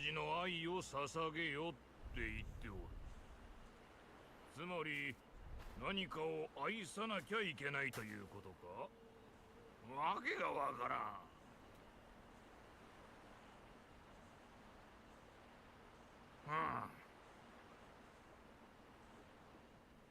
おお、最も尊き者、レイエスの末裔よ。 我が言葉を聞き届けたまえ。我が汝に相棒を捧げん。 But while I think that's ridiculous, at the same time, as long as your E6 Jingliu and E6 Blade get MOC done, then what does it matter if a fucking E0 Mighty out damages them?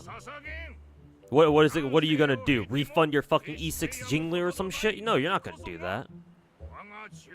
I'd like to see people try.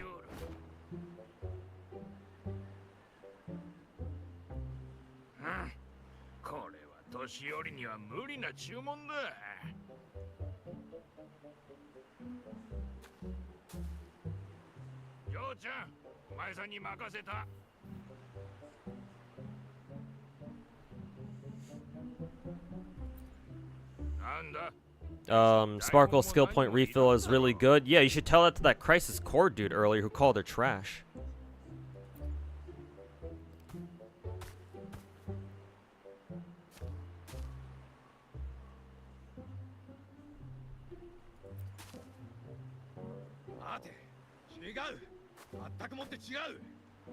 Smell meta abusers.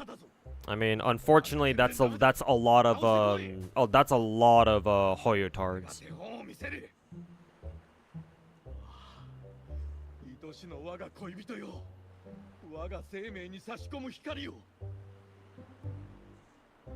Isn't Starbuck the NPC who falls in love with Phoebe or something?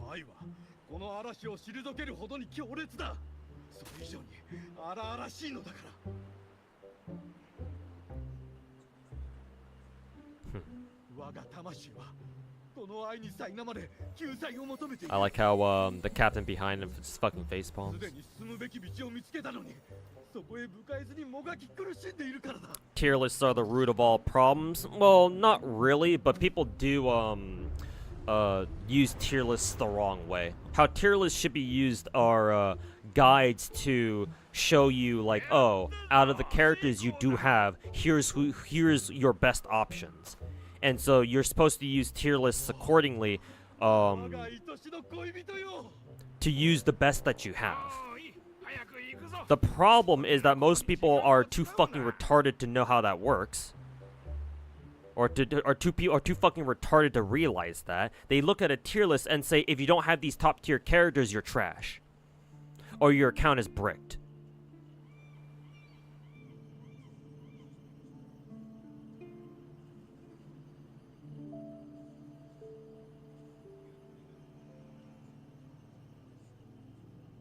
He's the one who gets bonked by Phoebe.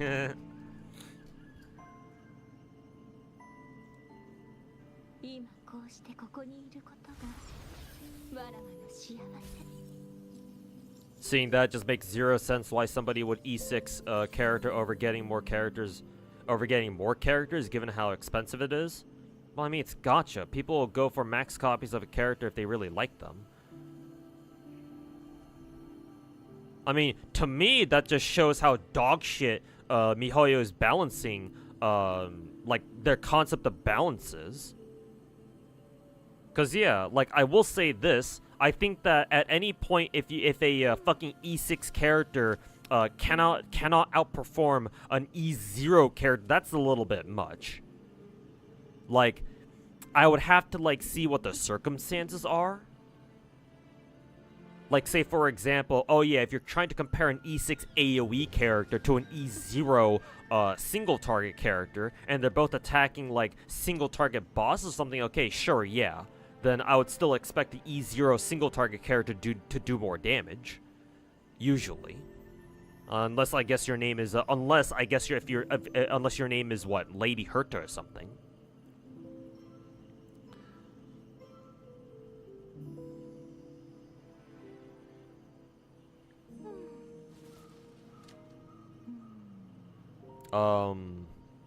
But no, to say that it makes zero sense why people would E6 characters is because people have money that they can waste, and there are characters that they enjoy over others. Not everybody rolls for meta, believe it or not. Despite what the rest of us, what the rest of the Hoyo community would have you believe.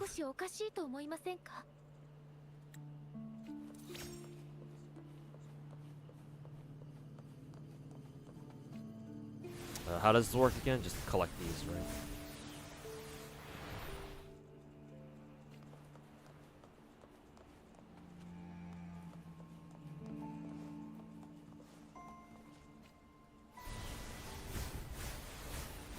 Hoyo's tier list is ever changing. I mean, makes sense, doesn't it?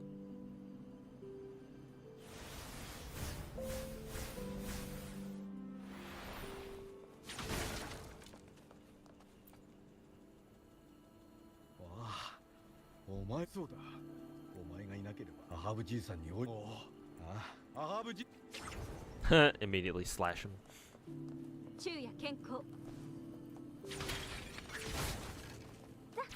Oops.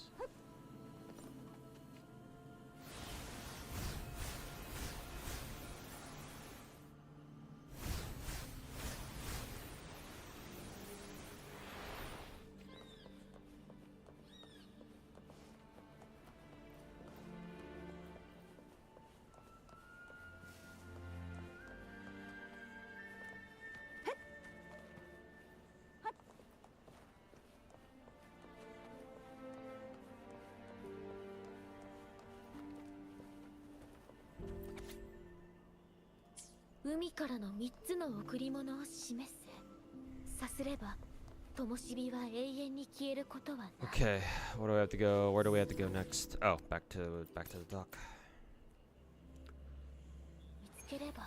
Slutty nun behind closed doors, I guarantee you. Oh, I see you too are a fan of the hot horny nun trope.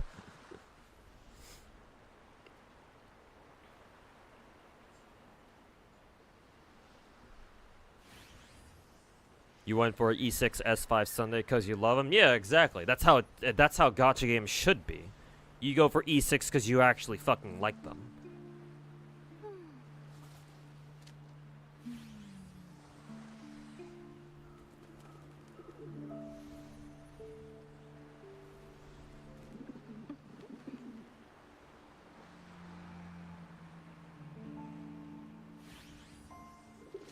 You assume a lot of people see such a character, kind of like how when a lady gets a Gucci bag. I guess kind of, yeah. If you mean in the sense of like it's a luxury thing, and they're just treating themselves, and yeah, sure, that's more or less accurate. Power is a big bonus, but you're not quite sure since you had it done yourself, but you plan to, and the reason for you is just to have it. To be honest.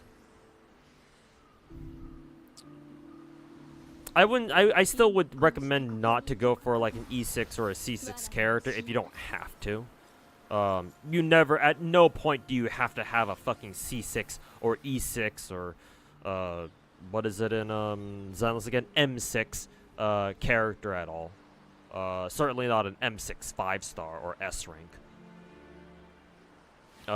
You should do it only when there's like a character that you really, really like. And you think that it's worth going all the way with them. You know, C6, very particular C6 character, or E6 character. I would recommend against just rolling for a random E6 or C6 just because you can. I would recommend reserving that, like saving your money for a time when like they put out a character in a Hoyo game somewhere where it's like, oh yeah, I really like that character.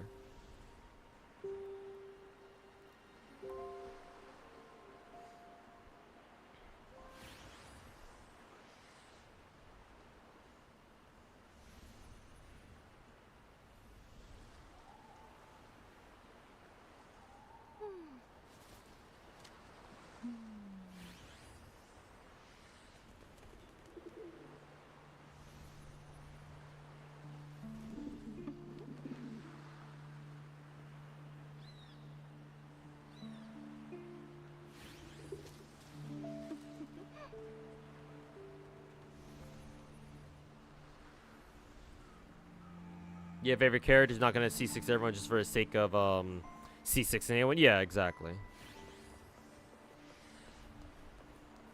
But C6 characters are indeed very strong. But to be fair, the smart way to spend your money in gacha games is more so horizontal investment, like they call it, rather than vertical.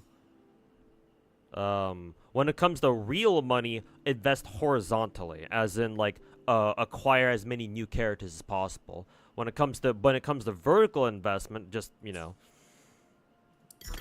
like try to get them their weapon or something, and then focus on leveling up their talents and shit, and getting them some good gear, as opposed to like buying more constellations for them or something.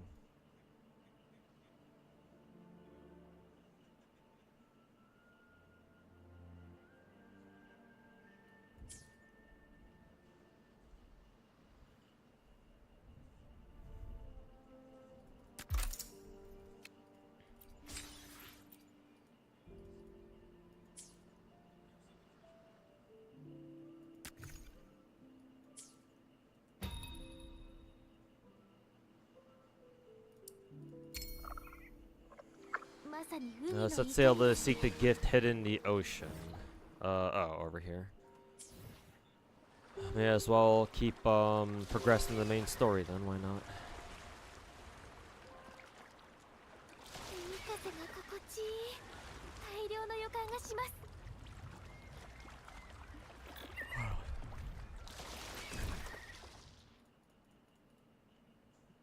Mutants are not to be delivered. Oh, we have to go catch a fucking sob blob first. I wonder why they're specifically sending our ass all the way out here, though. Also, where are we? Oh, okay. I guess going through the main story, the hurricane here, or like the typhoon here, is gone now. That's cool.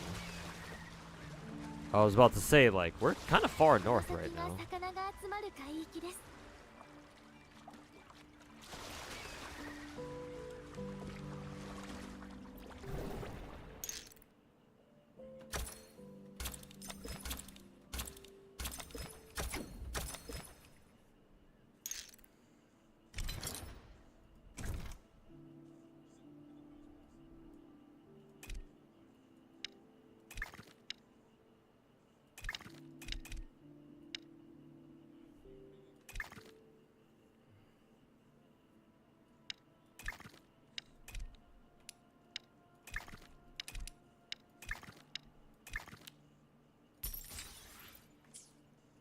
So that real quick.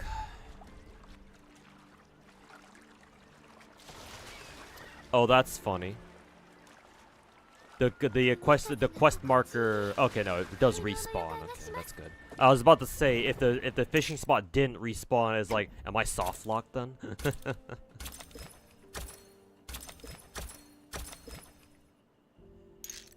Yeah, we got the sad blobs back. Damn, I should have saved the insta sell thing for these two. God damn.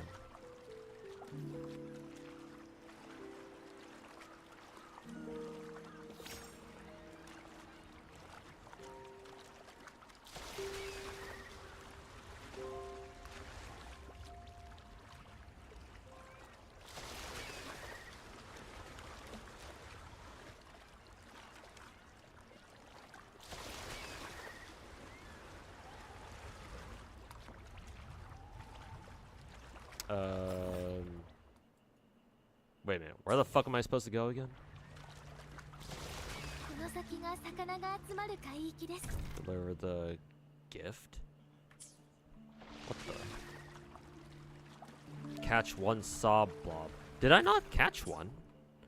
Or maybe it was a mutant so it doesn't count? The fuck? I guess we're going back then.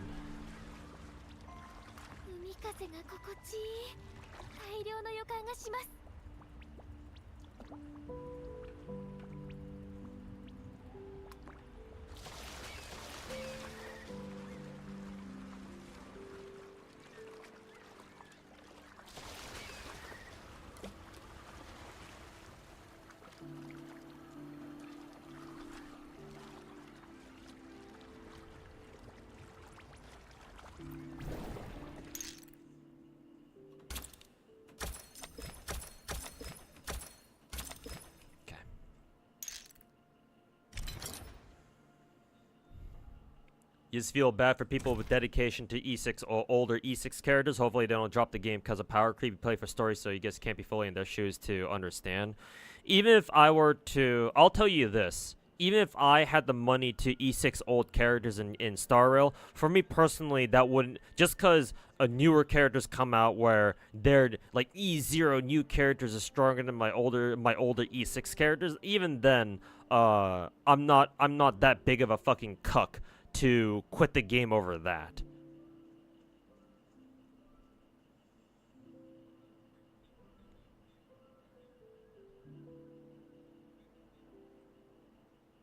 Like, remember, gacha games need power creep. Because without power creep, you have the reverse situation where nobody rolls for any new characters because they know that all their older characters are good enough, and so nobody has a reason to roll for new characters outside of waifu or husbando reasons. Like, ideally, gacha games should have some power creep. It's just that obviously Star Rail's power creep is a little over the top. And I don't quite agree with them power creeping people like older content this fast. But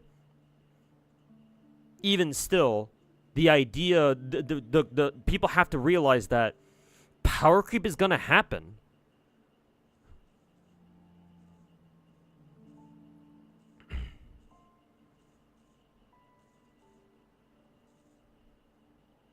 And, like, here's the thing. If you're the type to E6 multiple characters in Star Rail or just any gacha game for that matter, chances are you're going to do it again.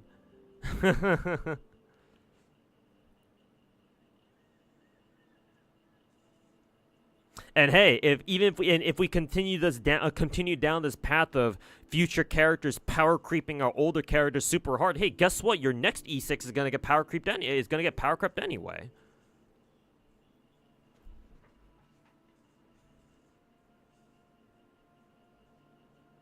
Like eventually, Maide and Casterus, they're all gonna get power crept too. So it's like, well, guess what? Now you're stuck in this fucking ever debilitating fucking or ever worsening situation of just you getting stuck in the vortex of power creep. Now, fuck. I mean, hey, if that bothers you that much, then sure, like, don't pay for like E6 characters anymore. Hey, you learned your lesson. Just roll for a single copy and be happy with that, I guess. But I mean, hey, welcome to my world. Glad you could join me.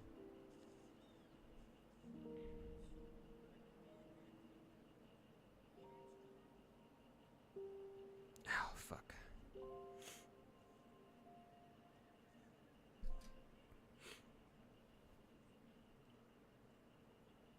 E2 should be power creep should be based on like E0, E2. E6 should always be above and beyond. Yeah, I do agree with that. Like, if you're gonna pay enough money to go fucking E6 a character, then yeah, having them power creep by a fucking E0 character in the future is kind of like, eh. Yeah, I don't feel too good about that either, to be fair. Like, that is a bit much.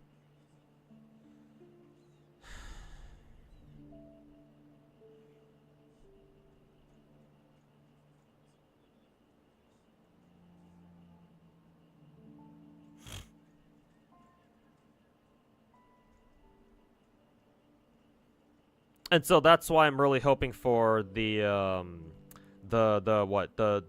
older character buffs that that Mihoyo has been kind of teasing us about. Hopefully they actually cook with that shit. But it has to be comprehensive and it has to come all at once.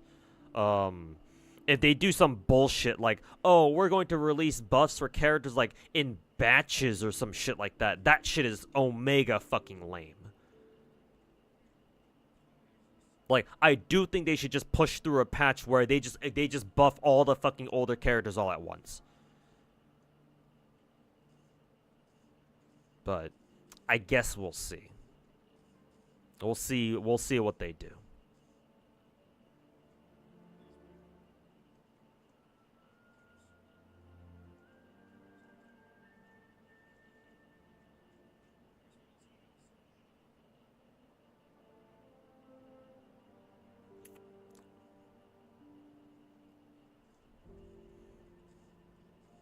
Is it really that nuts and no skill issue that you can't clear endgame with an old E6 unit? You can't believe that? I mean, that's the thing, Crackcaster. People bitch about E6 characters getting quote-unquote power crept by E0s, but if you know what you're doing, if you know how Star Rail works, you should be able to clear endgame with an E6 character.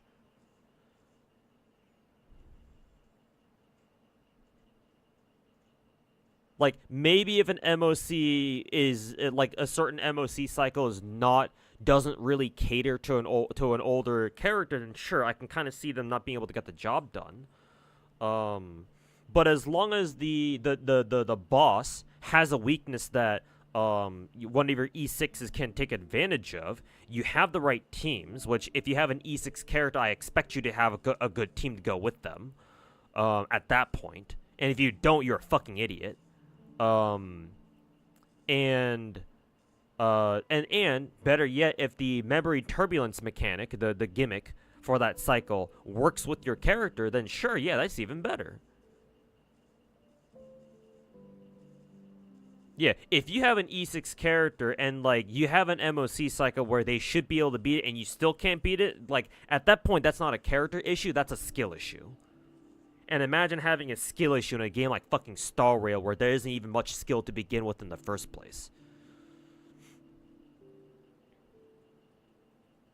Yeah, Crackcaster, I'm in the same boat too. Like, you're telling me people out there have E6 characters and can't clear MOC?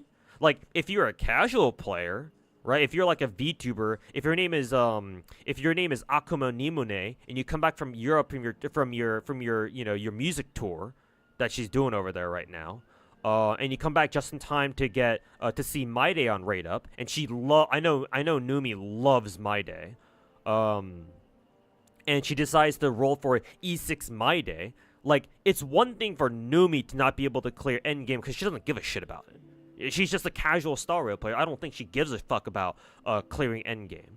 So, like, if you told her to do Endgame, obviously she's not going to be able to do it. And so, like, yeah, that's one thing. But then if you're a fucking Star Rail tryhard, or at least you think you are, and you go for an E6 character, and you still can't clear MOC, at that point, I just kind of have to wonder if you're just blaming the game to hide the fact that you fucking suck.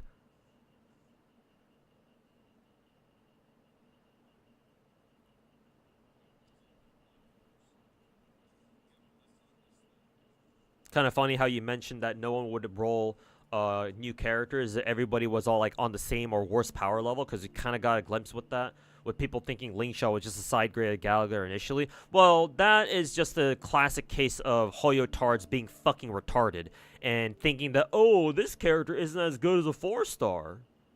Like, that happened plenty of times in Genshin. So the fact that it happens a few times in Star Rail 2 is not really a surprise to me.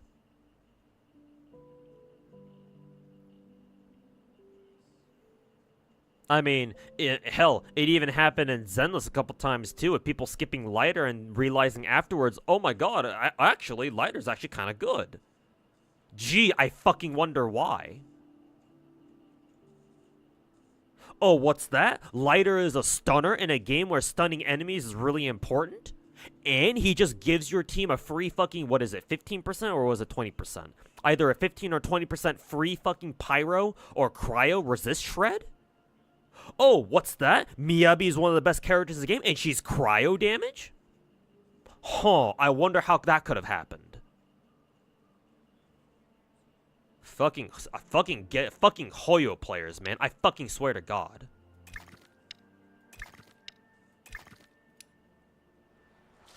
Okay. Hopefully we got the proper sad blob here, or sob blob here.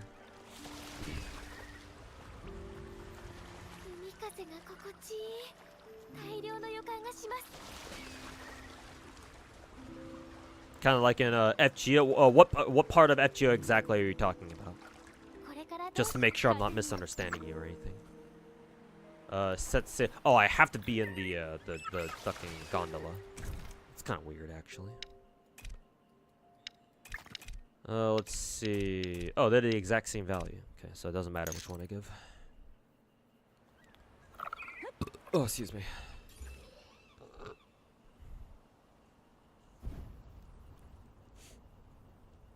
Let the scene play out. The one reason you hate Star Rail because they specifically design gameplay so even super buffed E6s are crap. Yeah, I would have to agree. I can't say I'm a fan of how they balance endgame stuff. Yeah, because at least in Genshin, right? Take Genshin for example. Even though Genshin does basically the same thing, where every MOC cycle has like very obviously like promotes whoever's on Raid Up, right? I think our current MOC cycle tries to get people to use Mizuki, but even then, because it's Genshin, because it's an action RPG and not a fucking lame ass turn-based game, you don't have to use Mizuki. You can easily clear Spiral Abyss, even if you don't have the character like the new Gacha characters in question.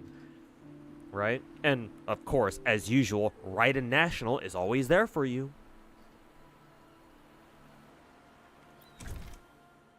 Let's see. Okay, we gotta go fish for something new now. Let's see. Oh, for fuck's sake, it's all the way around the goddamn...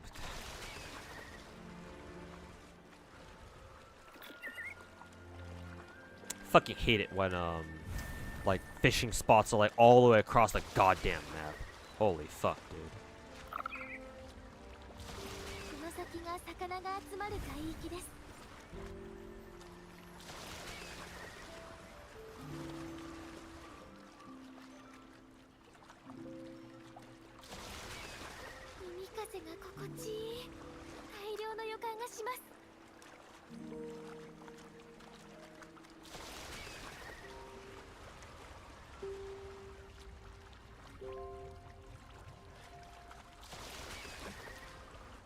Agreed. Any C6 E6 C6 unit should be able to bitch slap or at least comfortably beat any content in the game. True, yeah. Because like they're really fucking expensive, so it's like if they can't clear content at least easily, it's like what did people even pay for pay that shit for, right? Let's see here. Let's take everything here. There we go.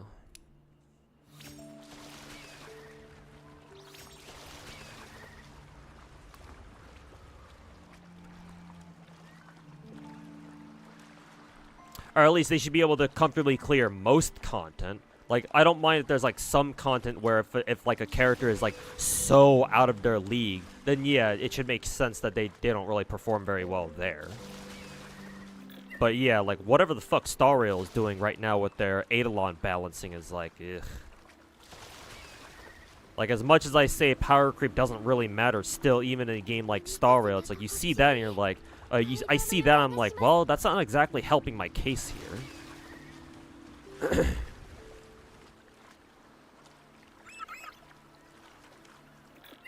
Nah, getting beached on all this fucking, all these stone formations.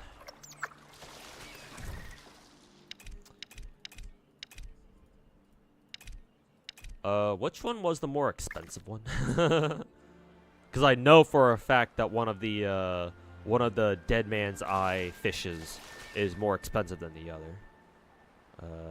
What is it? Is there a way for me to look at my cargo?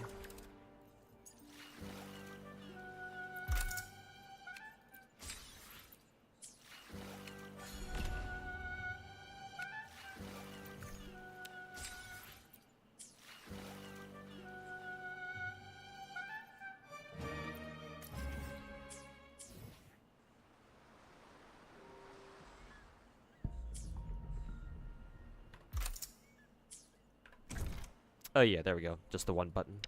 So 3804 and then 1482. Okay, so the one up above.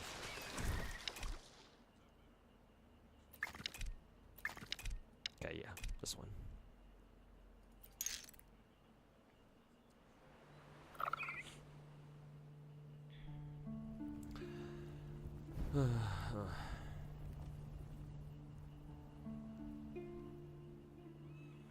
Lingshot down players are your favorite. You have no mercy towards them. Yep. Anybody who thinks Lingshot is just a glorified Gallagher can go fuck themselves.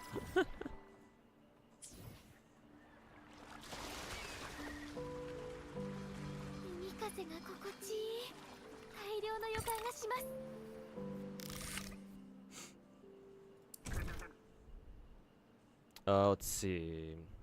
I think we can sell all of these. Yeah, there we go. Free money.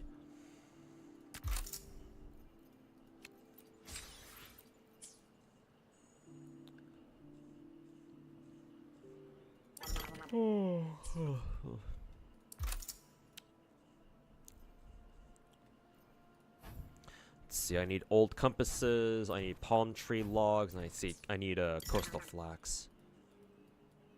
Oh, we can buy the auto catcher here.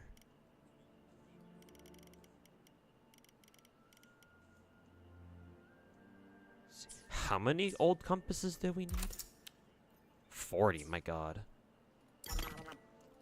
And the old compasses are all pretty expensive too.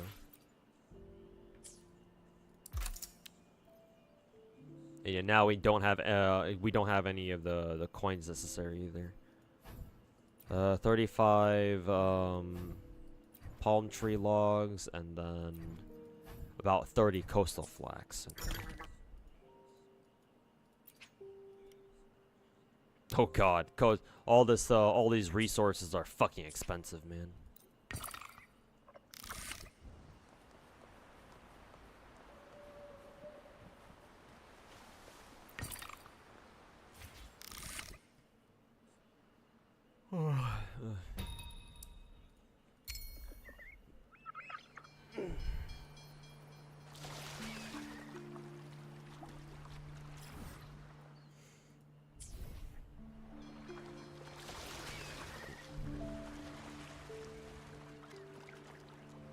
風が心地いい。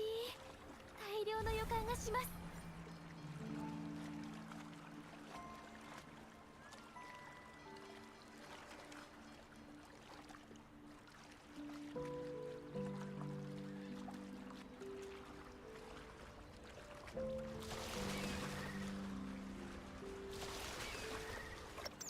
Ow, ow.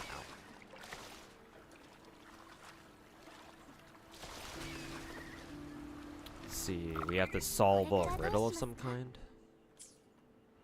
We have to go fucking fish for something first, though. Oh god, this was all the way across. Well, I guess that's how we unlock the final tacit Discord field, at least.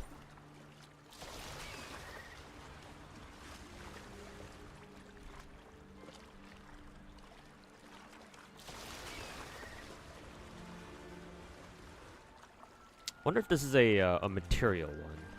No, it's a golden. It's a legendary fishing spot. Okay, well, fishing ability. Oceanical not required. Oh, not acquired yet. Oh fuck.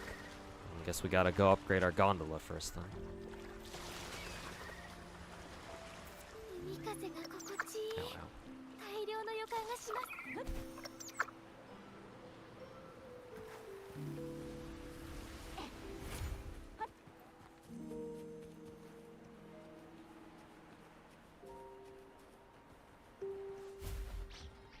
Okay. Hopefully that unlocks the tacit Discord. Yeah, okay. So now we can access it whenever I want. 昼夜健康 Cool.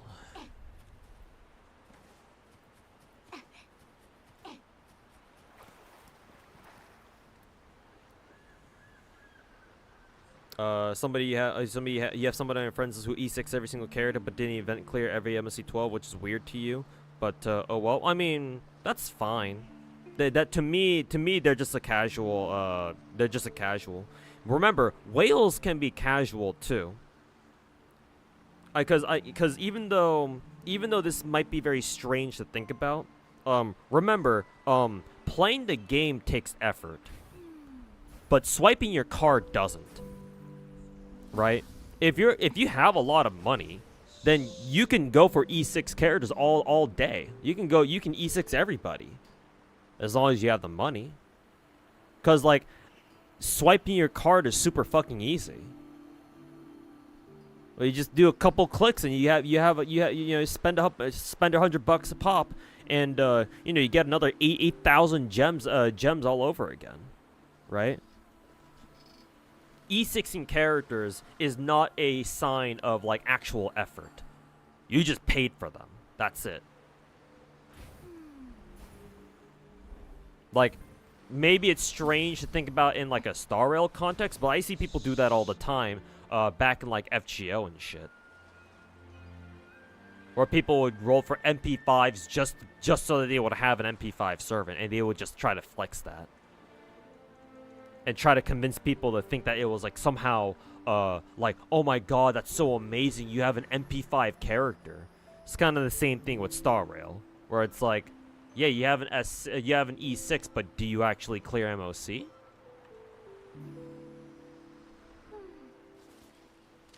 Like, if the whale in question doesn't care, then obviously who cares, right? If they understand that, oh yeah, I could do MOC, but I don't feel like it, so I'm not going to. Clearly, if they're the type to E6 everyone, then yeah, they don't have to do MOC at all.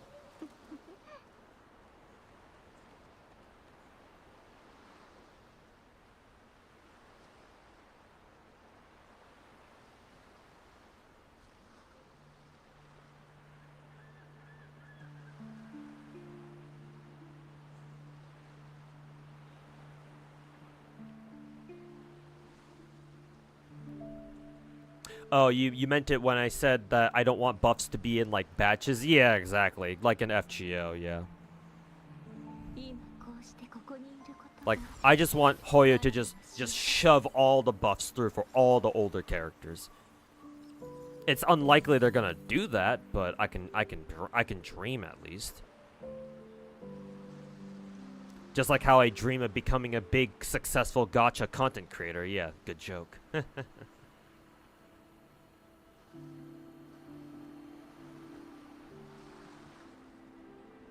What was my take on Sit Lolly and Malwika being on the same banner phase? Oh, I fucking hated that, Crackcaster. I don't know why Mihoyo thought that was a good idea. Yeah, that was some shit. And they shouldn't have done that.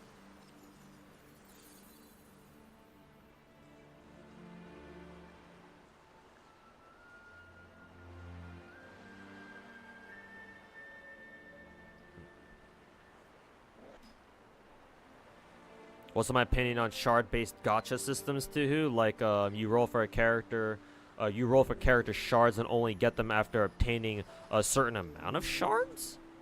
I mean, in a system like that, hopefully every copy of a character you roll for directly gets you enough shards to obtain, like, to upgrade them another full level. If it doesn't work like that, then that system is hot garbage. Like in Blue Archive or GFL 2. Like, those games as shard systems, okay, it's whatever, that's fine. Cause right, like every dupe copy you get gives you enough shards to upgrade them directly +1, you know, next like dupe level or whatever they call it in each game.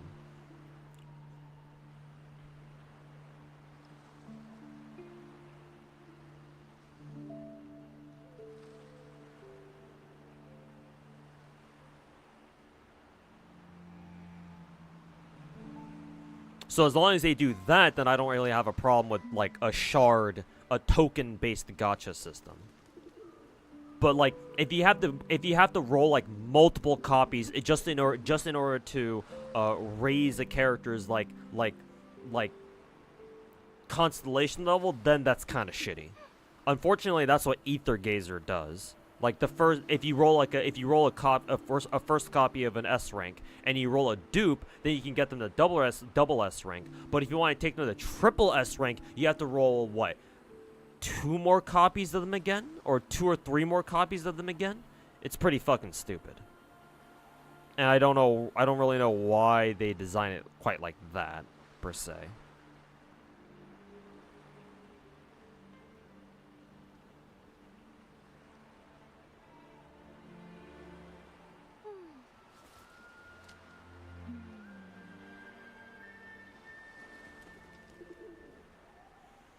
It would be nice if one of these gachas allowed us, one of these open world gachas allowed us to crouch or go prone.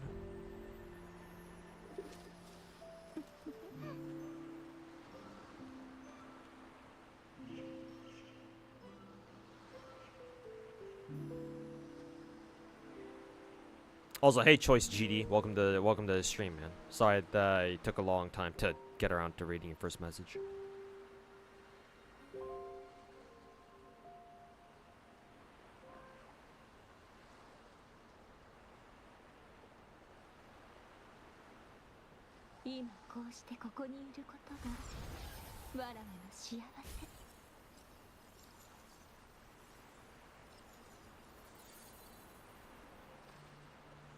Used to play another gacha called a City of Forever 7 Days, and it uses that system. It had like a star-based rarity system, like Blue Archive, where every character can be raised 6 star, but they all start off at different. They started off at different rarities. And yeah, that's fine. But those systems can also be abused as well. But if it worked out for that game, then hey.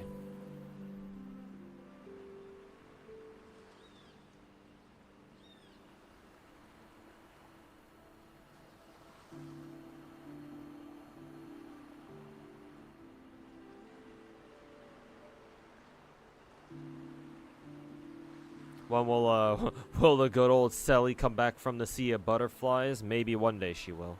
Hopefully she does.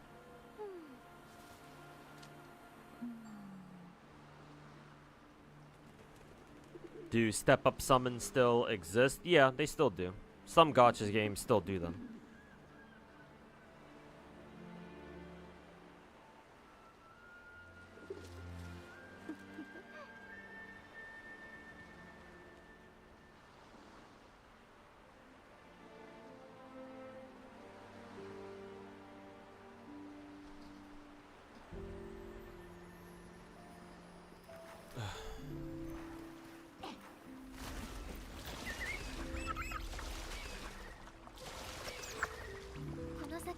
魚が集まる海域です。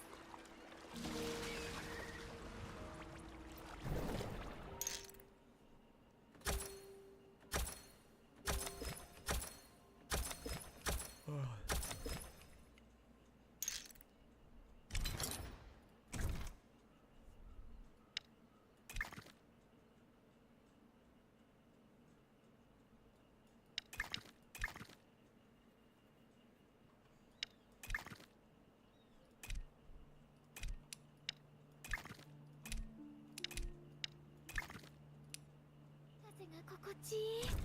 大量の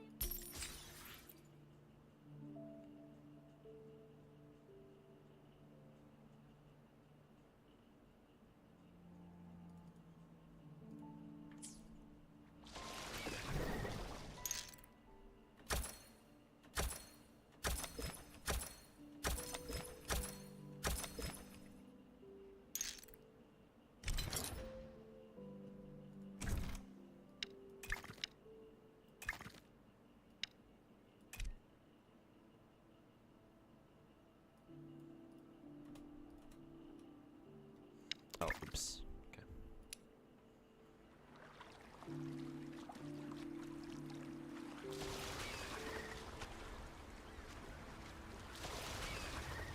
Hey, Board Mako, how's it going, man? Just wanted to say hi. Hey, how's it going? Hopefully you're enjoying your weekend. Watching Hololive Minecraft VODs. Hey, that's what's good.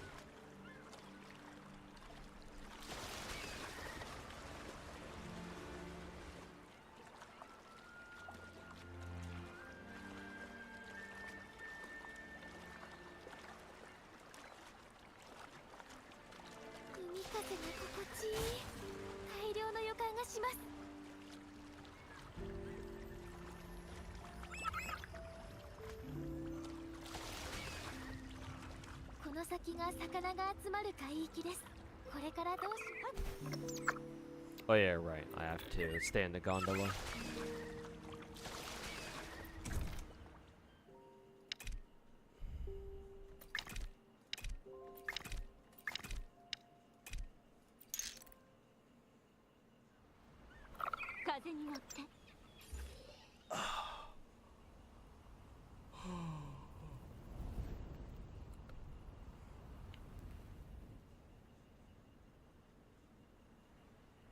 Give me 1 second, I will BRB.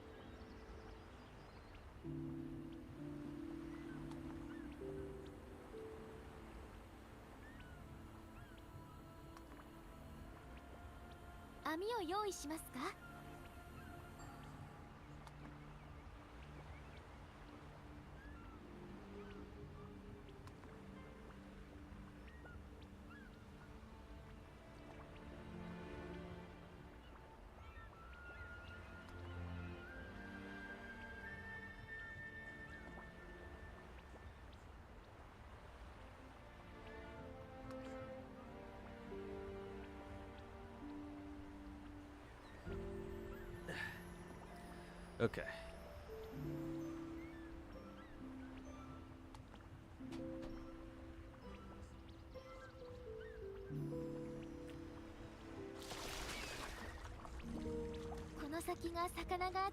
Light up the lighthouse. Oh, okay, we have to disembark now.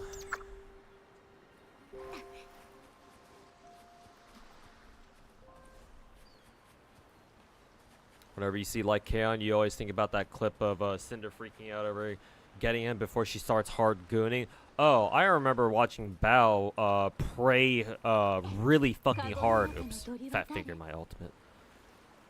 That was kind of weird. She used her ultimate and plunged straight into the water. I don't think I've ever seen that happen before. Anyways, I watched Bao pull like Von Lycaon live on her stream the first time she played Zenless.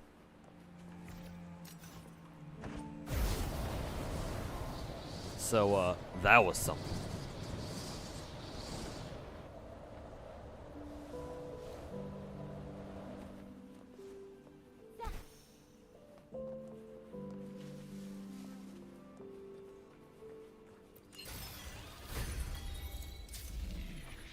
Alright, achievement.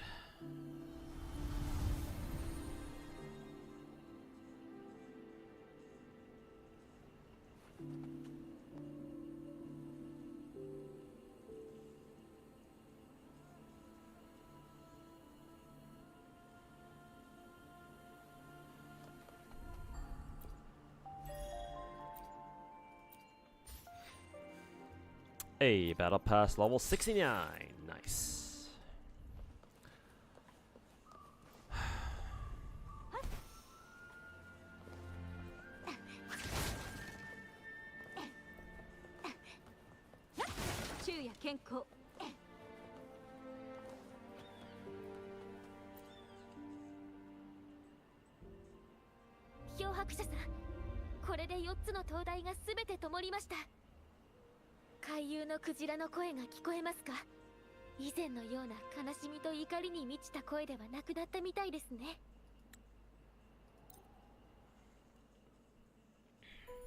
You still ask yourself what Zenless Zone 0 even means, or what Zenless even means? Yeah. I mean, I know what the word Zen means, or at least I think I do. So Zenless would be what? No, a state of no Zen. So it's always chaotic. Well, maybe it means something different in the context of the game, perhaps.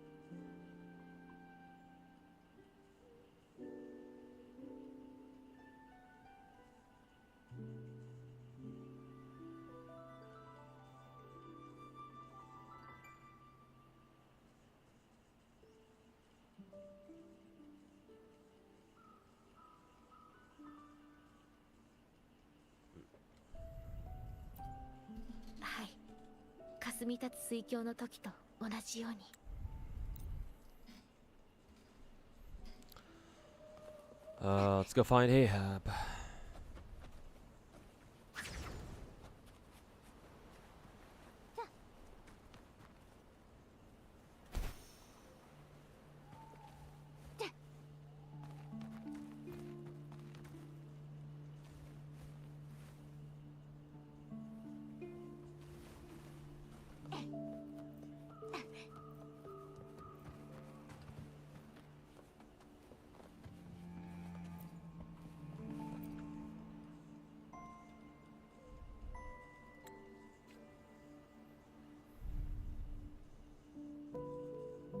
学者無事だったか。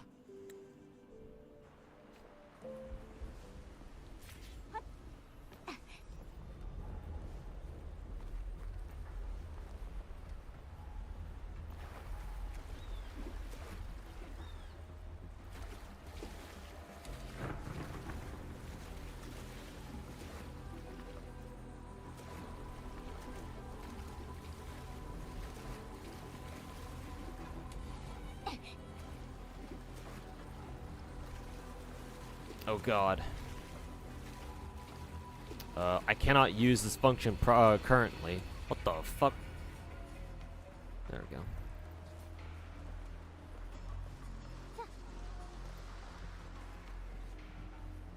Yes, here's our boy Brent. この船は舵取りなしで動くようだが、キャプテンだけは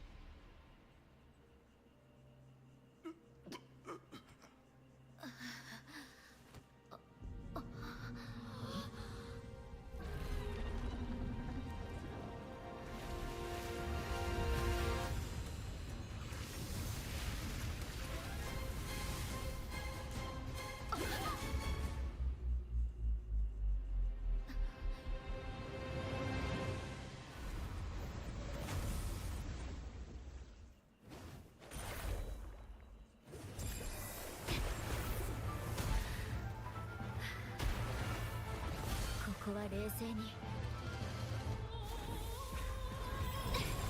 これからよ。チャンスはあるはず。 Nope. 行こう。これも音の力に響け。行こう。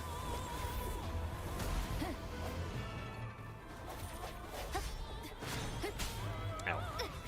しまった。消えろ。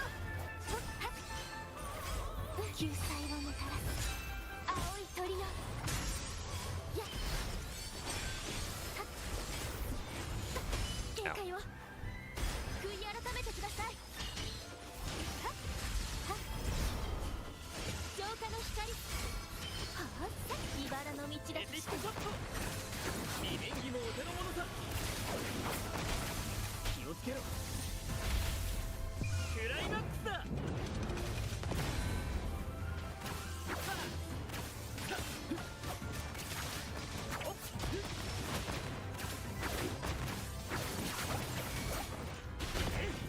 行くよ。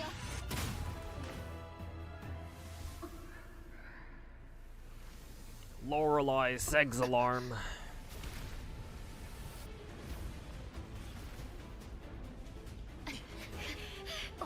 逃げて。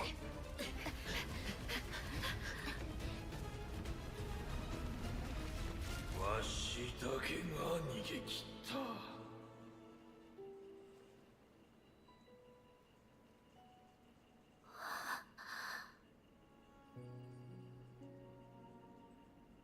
漂白者さん。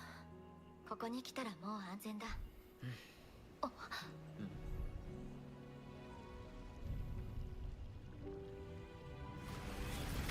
ありがとう。海遊のクジラ。 More hot-looking echoes, please, Kuro. Oh, you.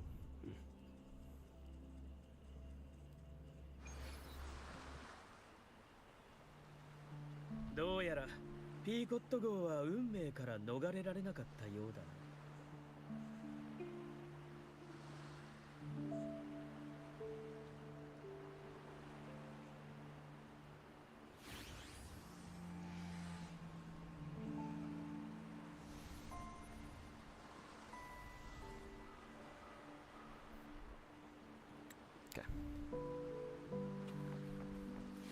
Wait for Phoebe to recover. Just time between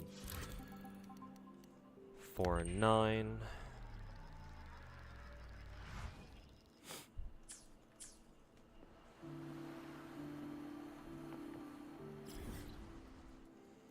Go investigate that.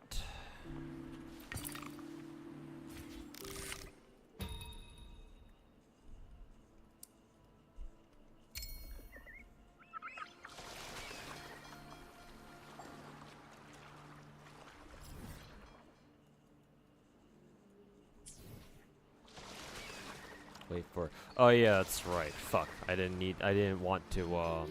I shouldn't have adjusted the time.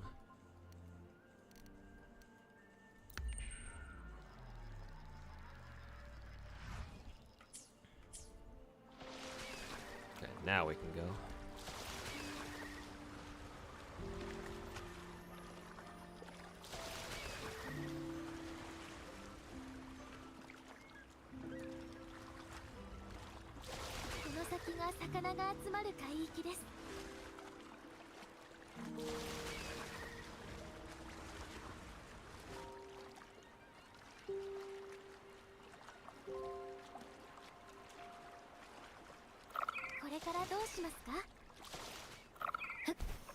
Oh hey, look, there's one of those magical notes floating around.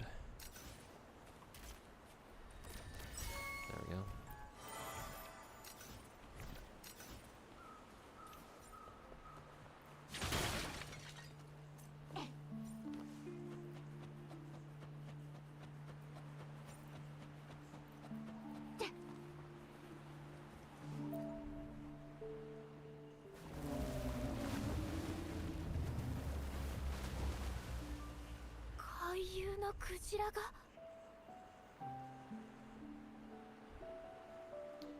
Tiebreaker's a big ol' fucking whale, I guess.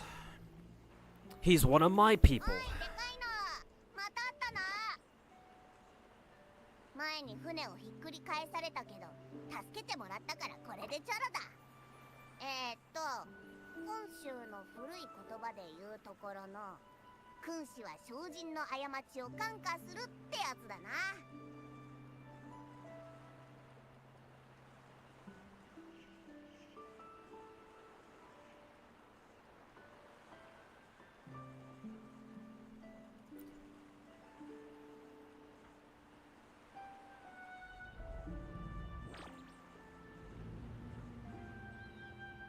こいつが言うにはあのセイレーンが傷を癒したんだって。でもこいつの代わりに残響を吸収しすぎたせいで影響を受けて正気を失ってしまったみたいだ。さっきセイレーンと戦うのをためらっていたのもそのせいだ。きっと彼女を懲らしめたら反省するんじゃないか。海遊のクジラさん、一つだけ聞きたいことがあります。もう傷はすべて治りましたか？治ってるに決まってるだろ。どこをどう見たって健康そのもの。すっごく元気じゃんか。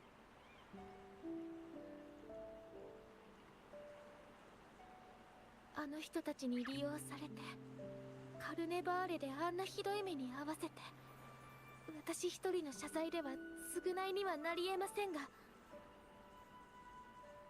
それでもあなたに謝りたいんです。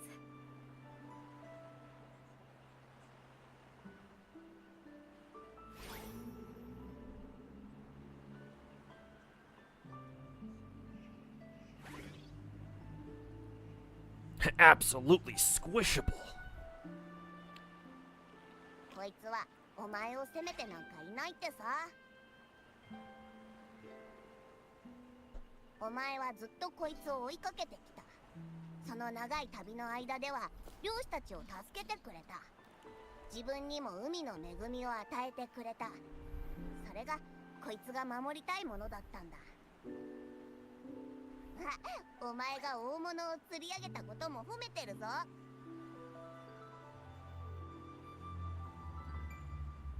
りのままの自分でいてほしい。他人に捧げる時も他人から受け取る時も信念と希望を抱いたまま。そう言ってるぞ。はい、わかりました。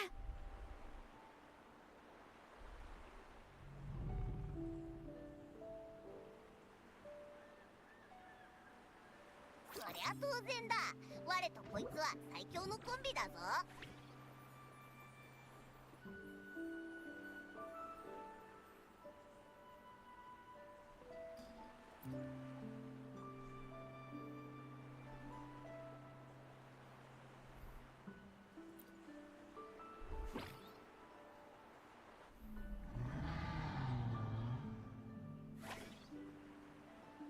あれ、でかいのどうしたんだ？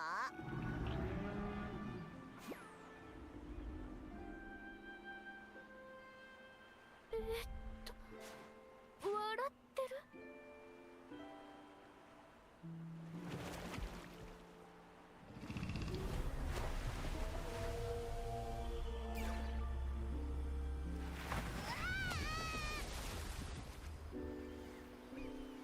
？Abby's eyes are summoning fates or whatever they're called in this game. お前を釣り上げた日にゃ倍返しだ。 Maybe her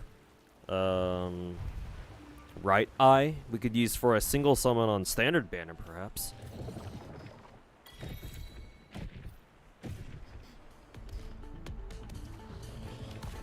こんな手はどう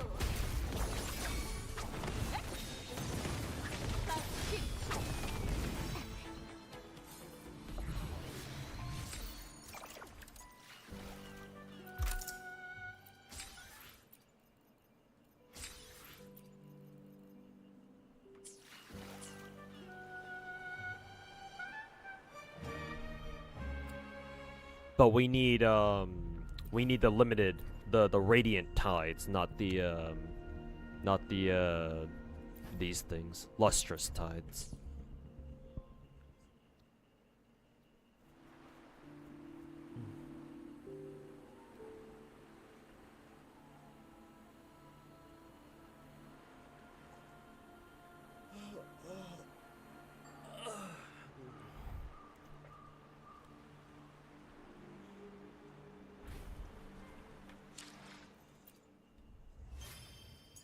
Lots of trophies we can redeem, though.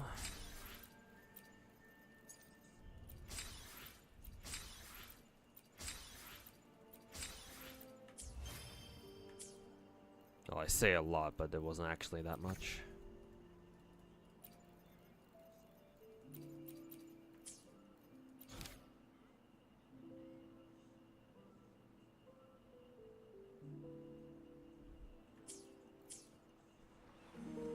Okay, now we have to go back here. Okay.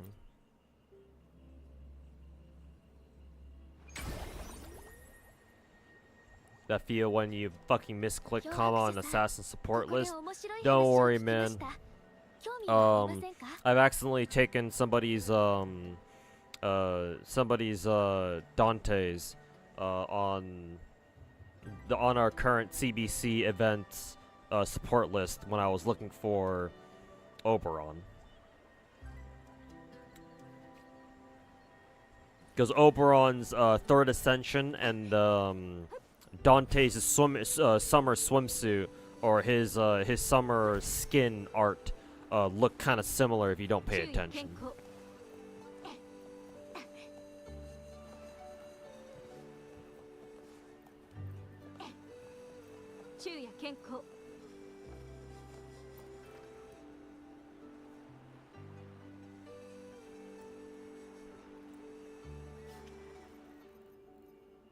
Give me money, I'll give you goodies.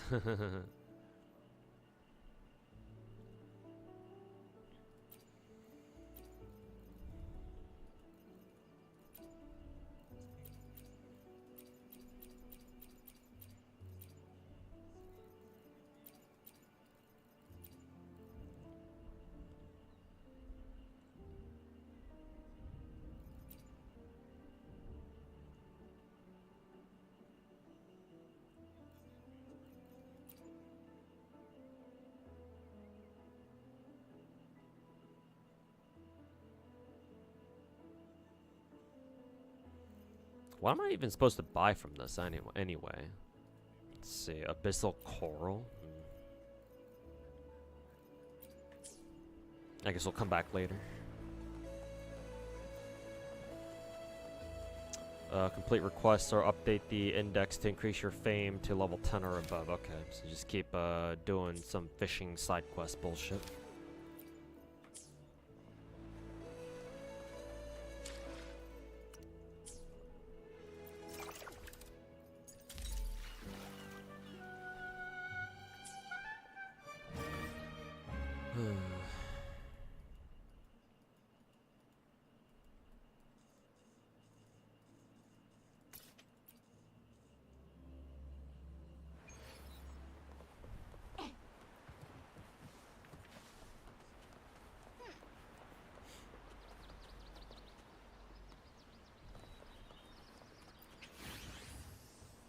Rachel is too far away. Summoning to this dock would discard all the item in store. Is Rachel my gondola?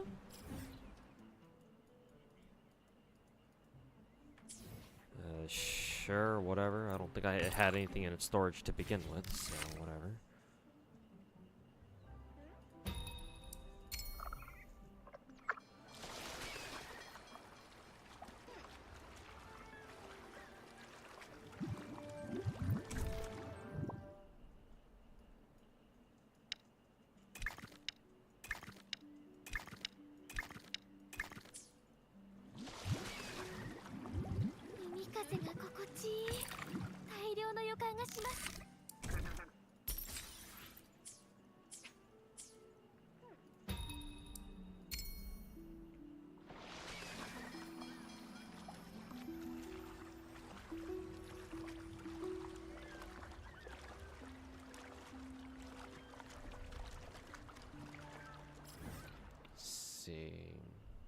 This one's literally right next to that one harbor. Huh. Interesting.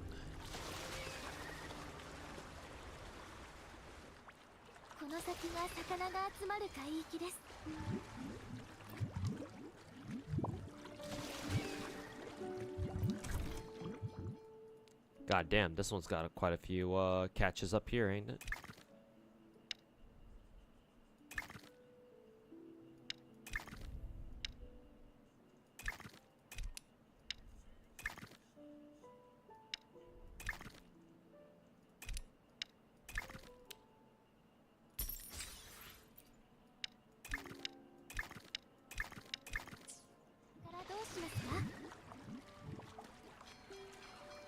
So we need to buy one of those puffer fish or whatever.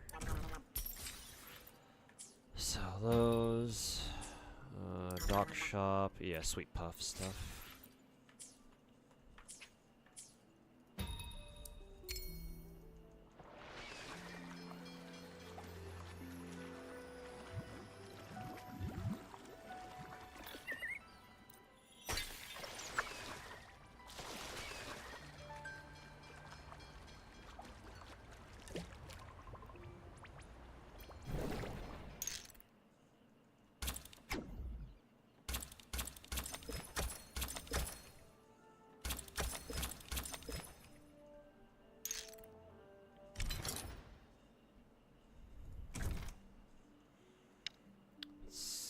Salp.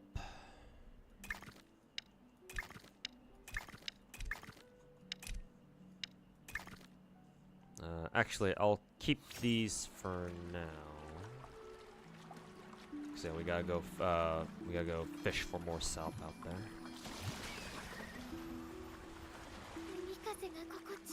Event is twice as long as it should have been. Well, everyone knows you can't have a fishing event that also isn't tedious as fuck.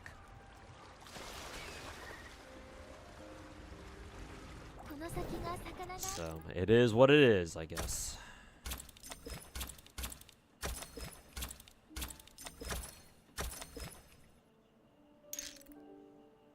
Is it possible to finish the fishing event one day? Apparently, no. The reason why is because apparently in order to get all the limited rewards, you need to have at least a 5-day buffer because you have to do apparently like what 5 premium daily fishing missions or some shit like that. So the latest you can procrastinate, according to somebody earlier in my YouTube chat, was that you can procrastinate up to 5 days before, but once you have 5 days left, you have to do it every single day. So no, it is not possible to catch up with the entire event in just one day. So if you haven't started the fishing event yet, then you probably should. At least that's what I've been told, so. Better to be on the safe side than sorry.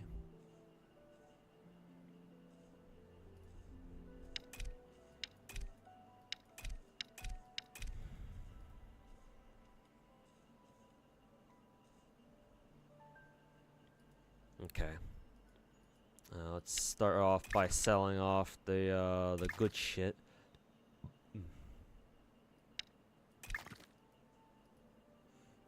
There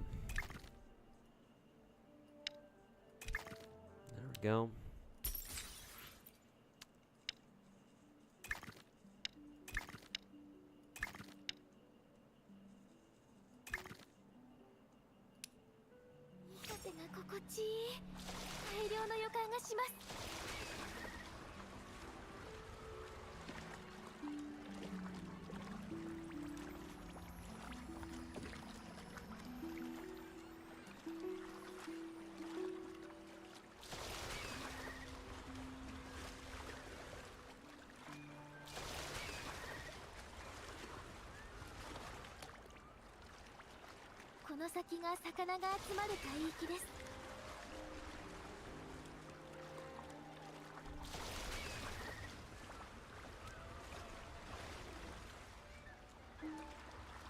Am I going all the way around? I guess I am.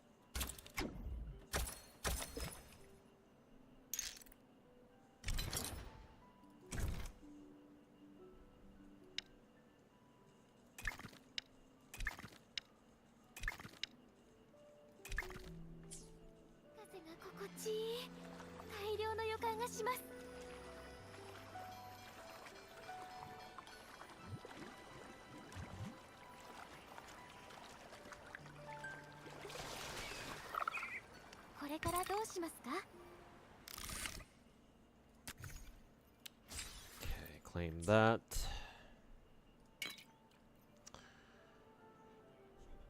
So we just need to redeem the Salp. But first, I want to sell the ones that are high values. So we sell this one. This is 316, 318, 309, 536. Actually, no. We still need 2 Salps. So yeah. Deliver those. Thank you. Sell the rest.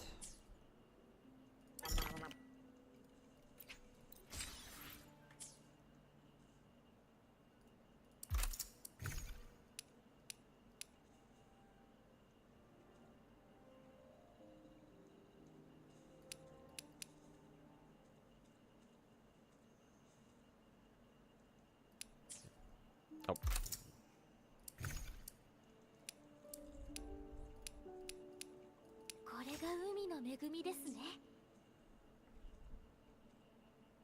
Ow, fuck.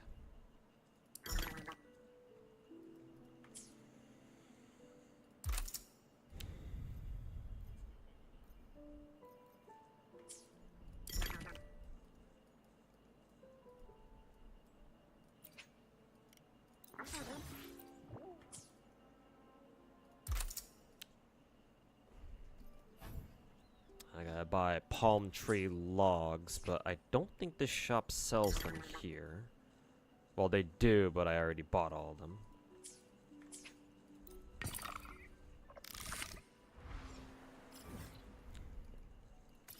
Let's go back to the first port, see if they still got palm trees that I can buy. Female rovers back. Neuron activation.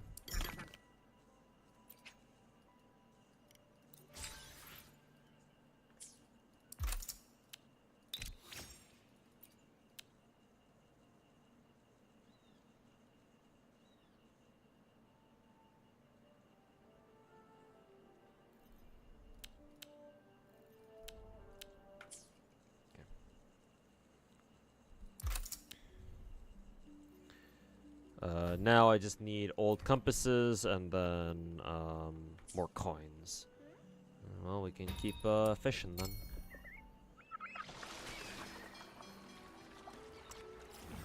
$376. Oh god, it's all the way out there.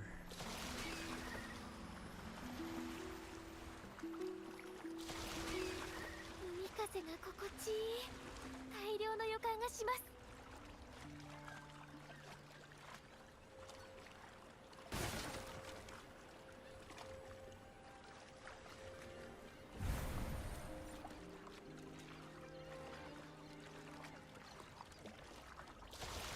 この先が魚が集まる海域です。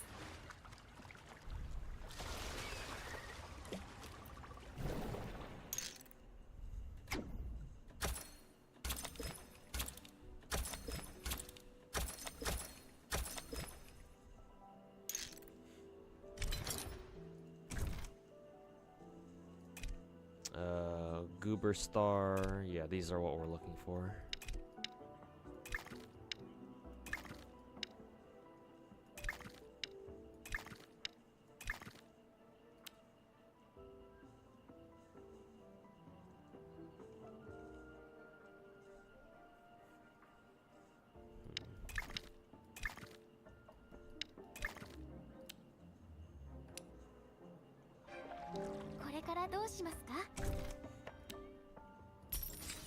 Quick sale. Oh, nice. Right next to us.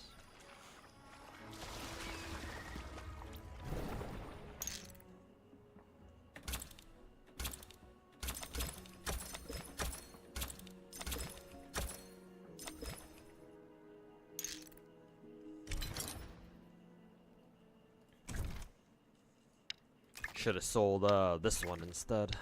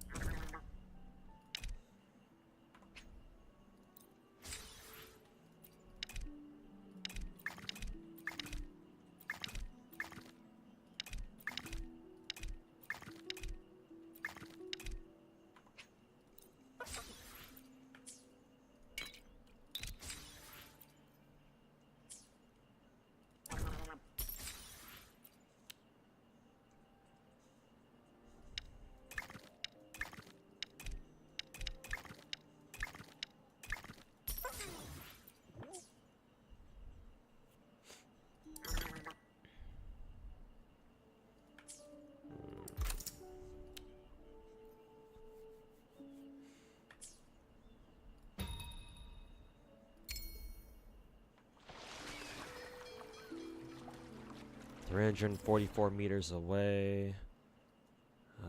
It's closer over there, so I'll just teleport over there, actually.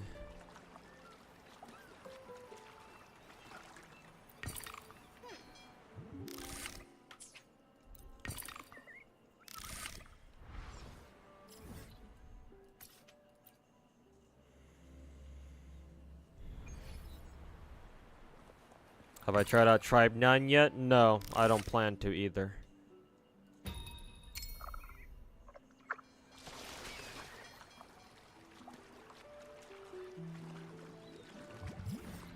Why is it all of a sudden different? Wasn't the last one supposed to be over here? 海風が心地いい。大量の予感がします。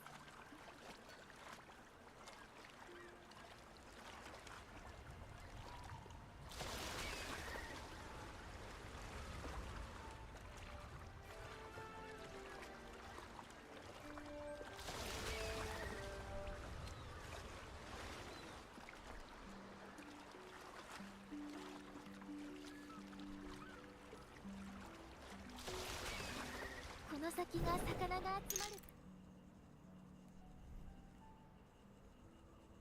Oh.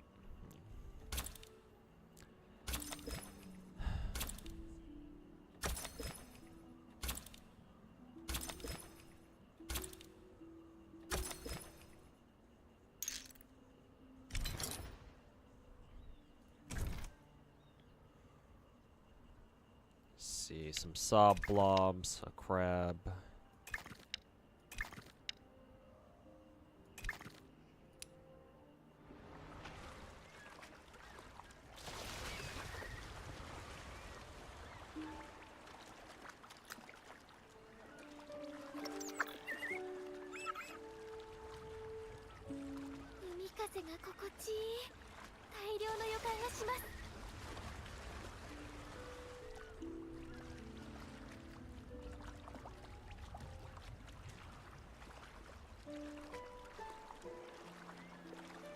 Careful with Steam. If you get a message about getting an invitation to a sand game, don't click it. Yeah, I don't usually click on random shit. Especially not over Steam. Though I say that, and then recently I got my Discord account got hacked because I joined a couple random fucking Discord servers.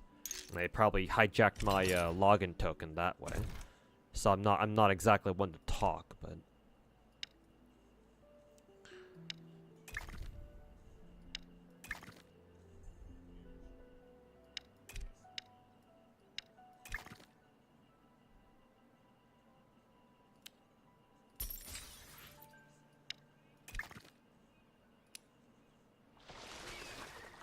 But yeah, thanks for the heads up. Anyway, though, Bubba. 366 meters away. Oh, it's on the other side now.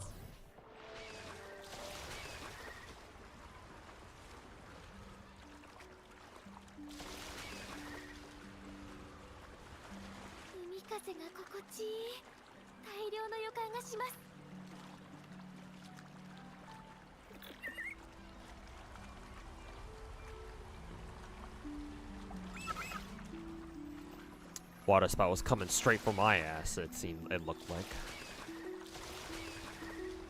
At least for a second there.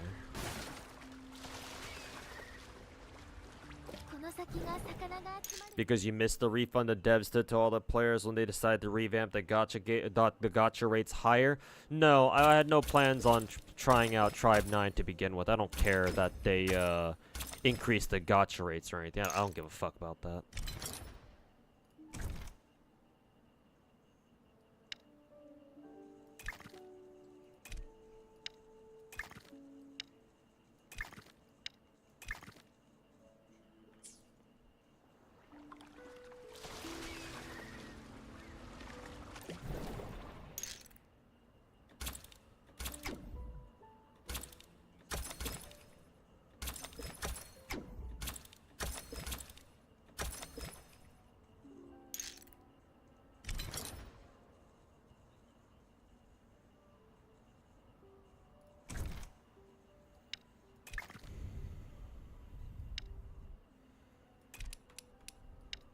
Oh boy, I can't carry back all of these now, can I?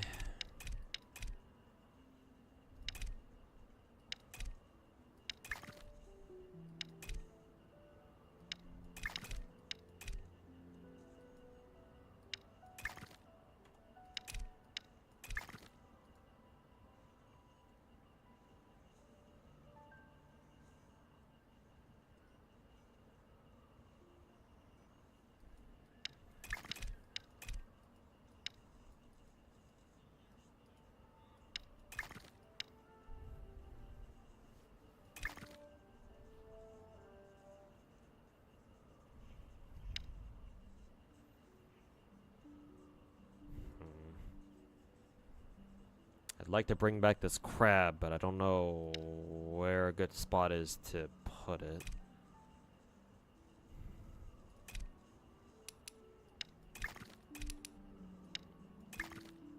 Wonder if I say just ditch the crab and then just do this maybe. Yeah, I think that's what we have to do. 風が心地いい。大量の予感がします。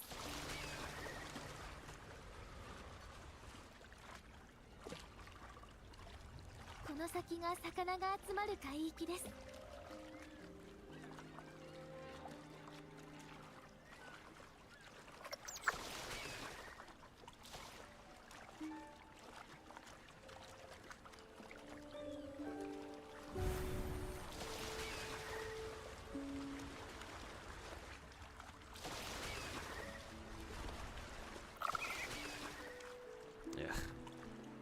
Fucking hate bumping into the into shore.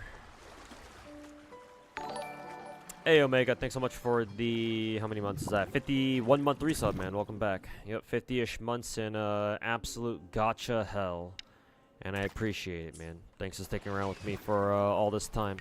これからどうしますか? Okay, so 2 sad blobs and 2 yarn eels.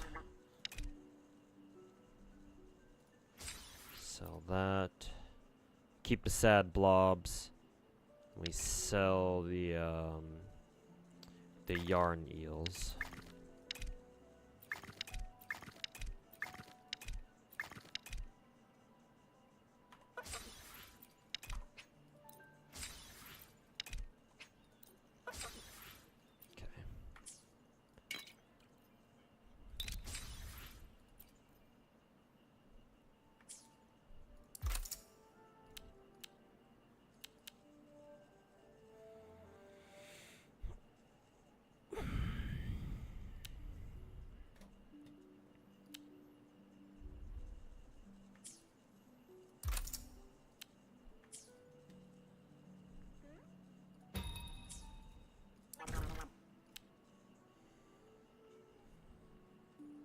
Well, where did these crabs come from?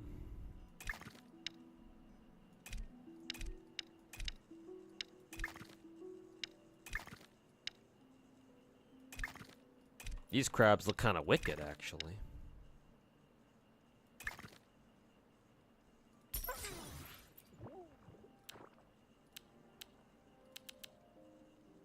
Oh, I'm assuming he just sold everything then.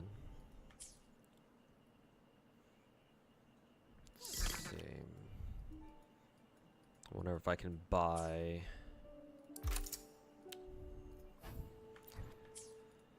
Does this shop have compasses? No, I already bought out everything from here. Let's see if we can go buy some over at this village.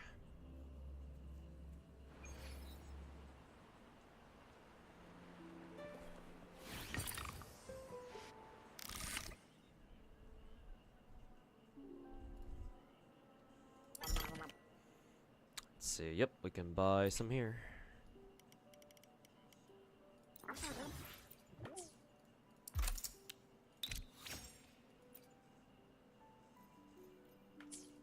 So we can buy 60 compasses here.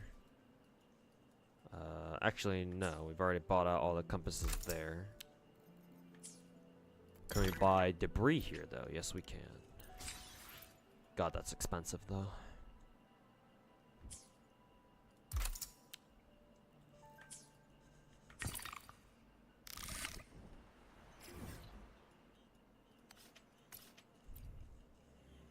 Hey, Aqua. I'm assuming I can just call you Aqua. Welcome to the stream, man. Just saw your video with Psyche. Actually about to go back to listening to the full video, but just wanted to say you thought it was great. Your perspective was refreshing. And one you often feel is missing in the Western gacha space. Hey, thanks for the compliments, my dude. And, yeah. That's exactly what I think, too. How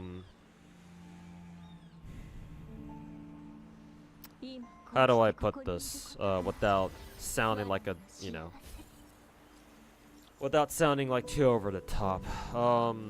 Yeah, I agree that we don't have enough people like me out there talking about gacha in the way that I do. The West, especially out here in the West, gacha content creation content, or gacha content just devolves into fucking drama farming and clickbaiting for views.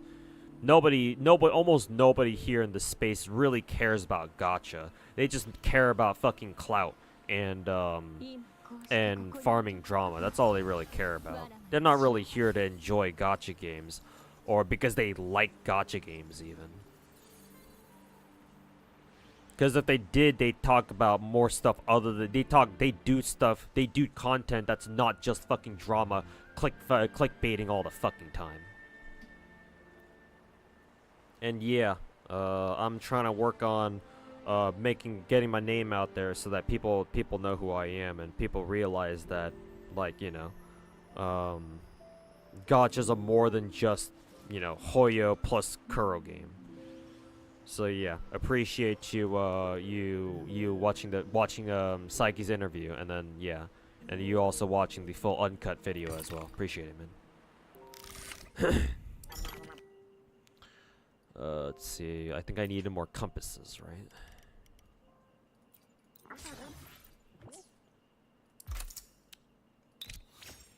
Alright, fully upgraded speed. I think now we have to work on the rest of that shit. So, here we go. Back to fishing. Let's see what this has got for us. Let's see. Oh, kind of a decent catch, actually. Well, we only got one, but whatever.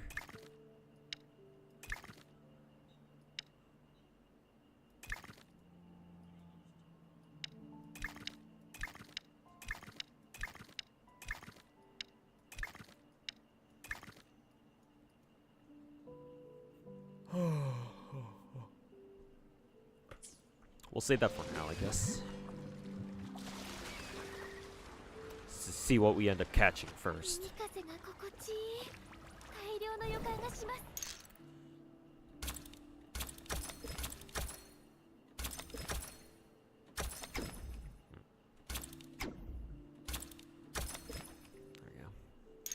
go. Ooh, I think I found another pearl. Very good. That'll go for a lot.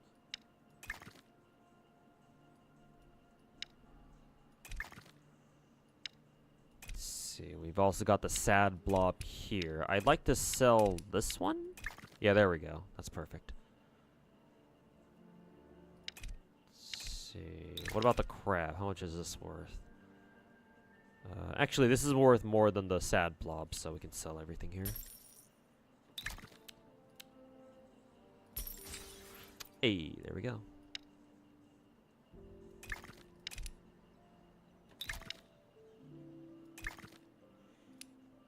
Finish. Okay. It's strange, isn't it? Maybe it's because you played gacha games pre-Genshin. Nothing against because you love Genshin, but you feel it wasn't always like that. Well, here's the thing, and you know, shoutouts to a fellow gacha player who played before, you know, Genshin made it popular, or Genshin made gacha games mainstream. The reason why it wasn't always like that is because gacha games are still very niche back in our day, back when we first started playing gacha games pre-2020. I don't know when exactly you played or when you started, but you probably already know this because I mentioned it at the beginning of my interview or at the beginning of PSEYCHIE's interview video. But I started playing gacha back at the start of 2017, or not at the start, but in the middle of 2017 with the NAFGO server. And I can tell you that, yeah, the gacha content creation scene was not like this, because gacha games just weren't as big back then. And then Genshin comes along towards the end of 2020, and yeah, it just kind of causes the gacha genre to, like, explode. Let's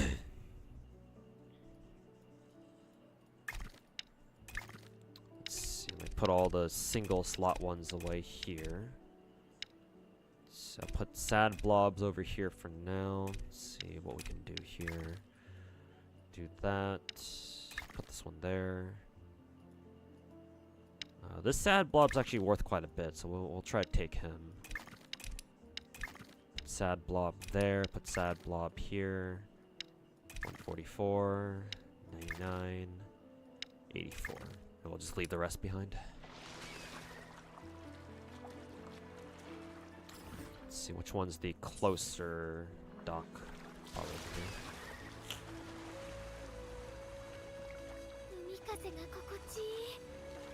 But yeah, gacha games are now, you know, quote-unquote popular thanks to Genshin and other like big production gacha games.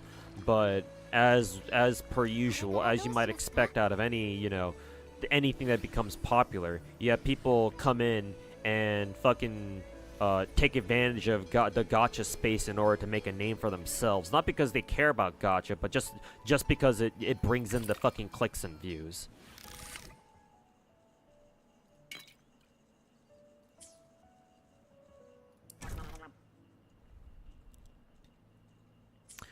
Oh, let's see. What did this request ask for? Feather stars. Okay.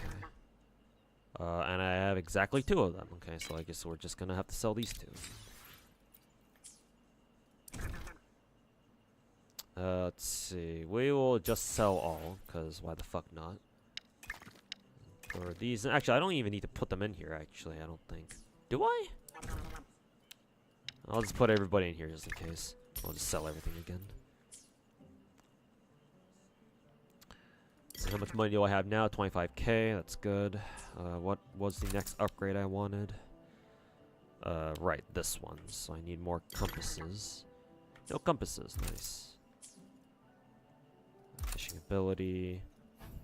Need more coastal flax though. Let's see if they sell them. Yep. And we need more compasses, so I gotta go to a different dock for that.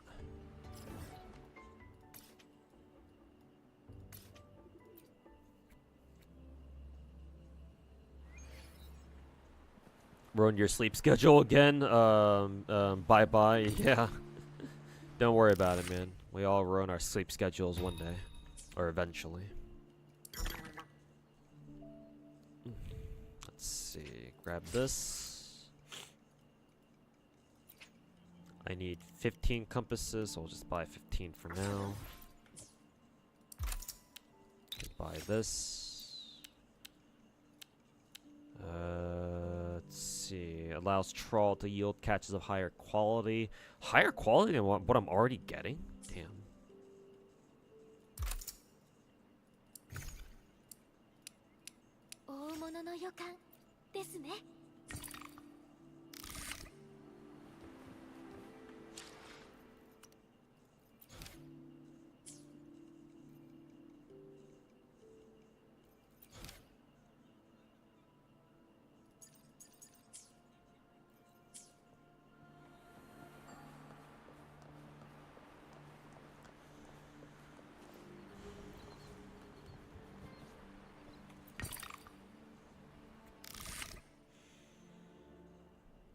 Man, getting to level 10 fame is gonna take God knows how long.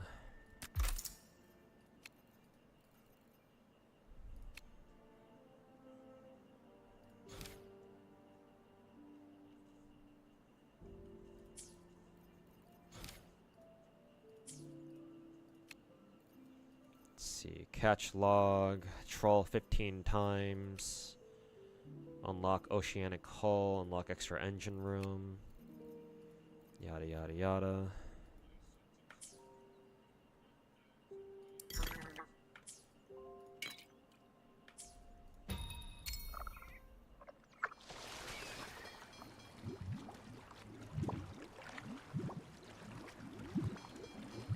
Let's check the wonder bubble.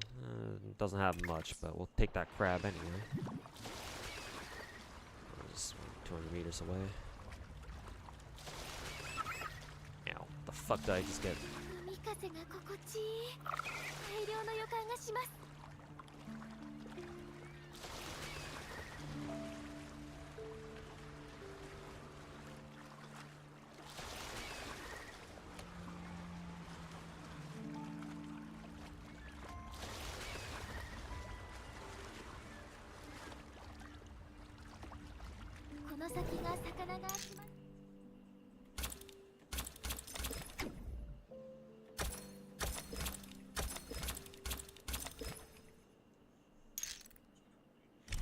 How does my computer not explode with multiple games on? Well, my PC is pretty good. Mainly it's the RAM and the CPU. If you want to play multiple games at once, I advise you to have a good CPU and a good RAM. So that's how it doesn't explode.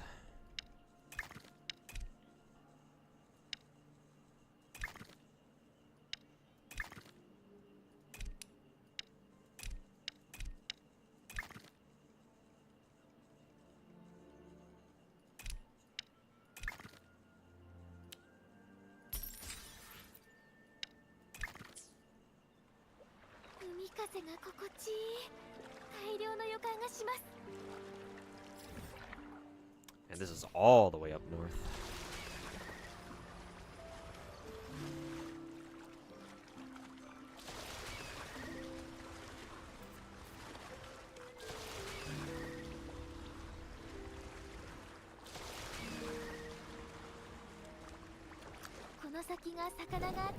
In a few years, you can probably make a gacha game fishing tier list. True.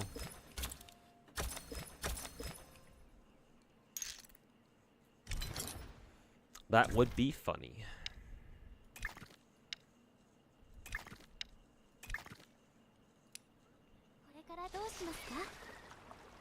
Holy crap, that one's really far away. Well, it's not like I can teleport there, I don't think. Let's see. Yeah, I can't tell. Once you're in the boat, you can't teleport over there, so I have to get down there the old-fashioned way.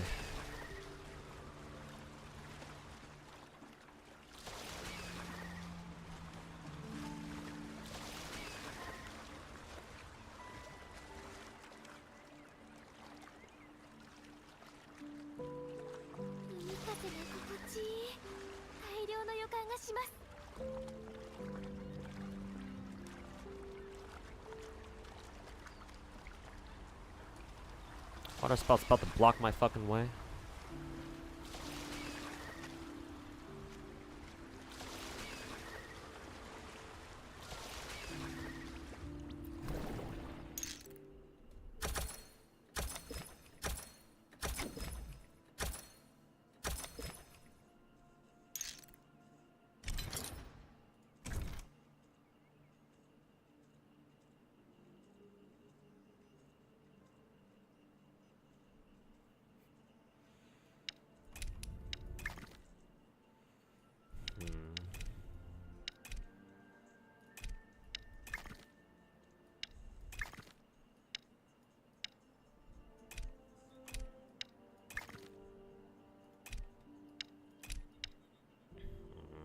That's unfortunate.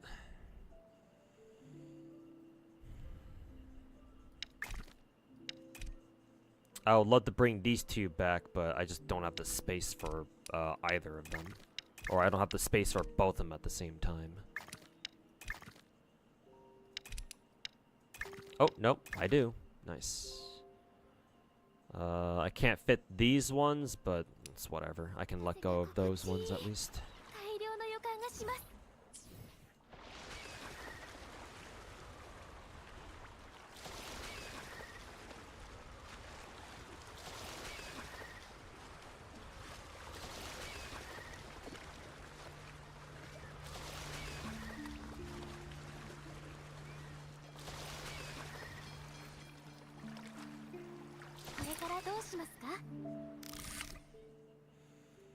See, two of the dead man's gaze.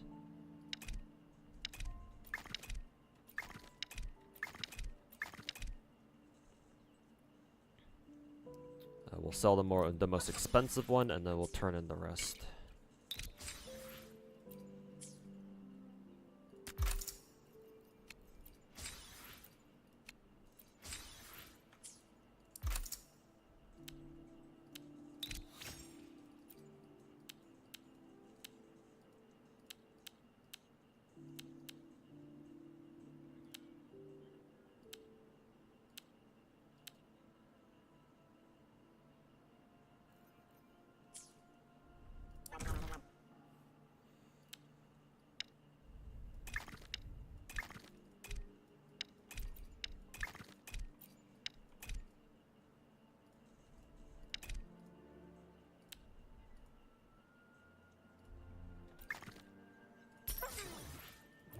Sell all. Okay, yeah, so it does sell all the stuff in your troll net as well.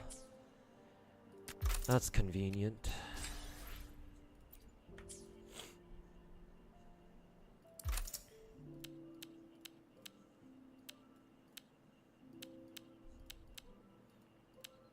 I would like to upgrade the troll though. That would be nice.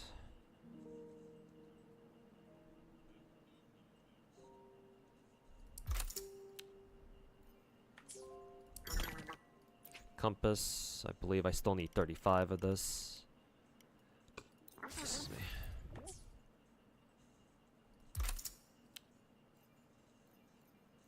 Still need 20k coins though. And then some palm trees.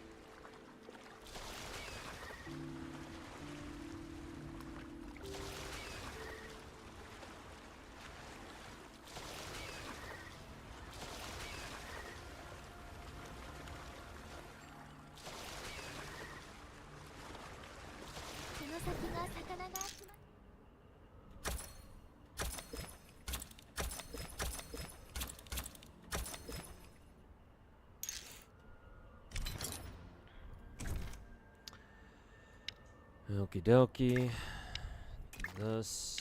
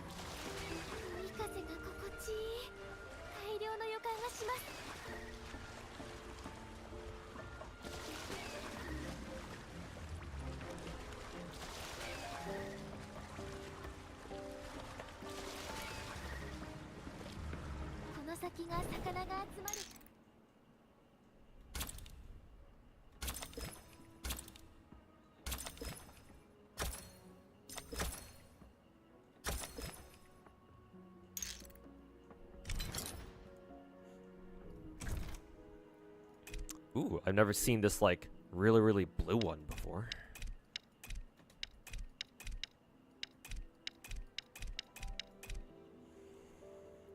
You ever had any issues running GFL2 and Star at the same time? Because every time you have those two on, they're both at really low FPS. No, that's never happened to me before. So unfortunately, I don't know if I can help you with that because I've never had any issues with like those two games in particular.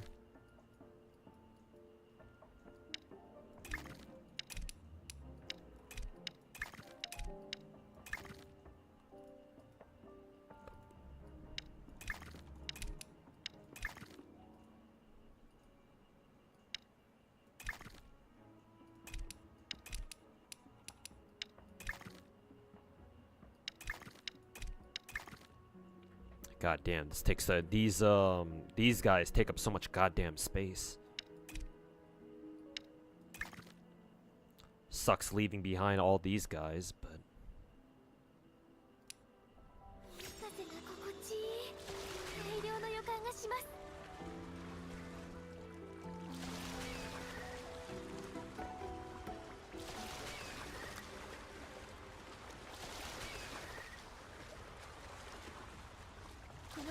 魚が集まる海域です。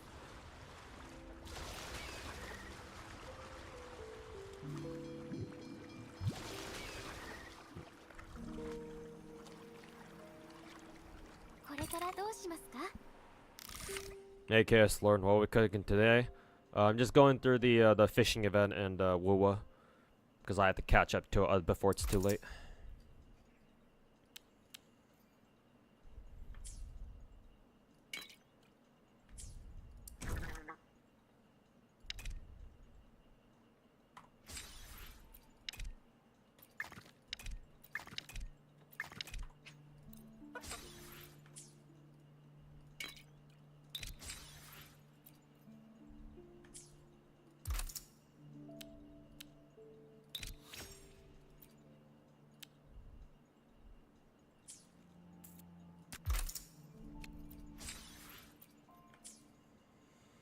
Okay, making steady progress.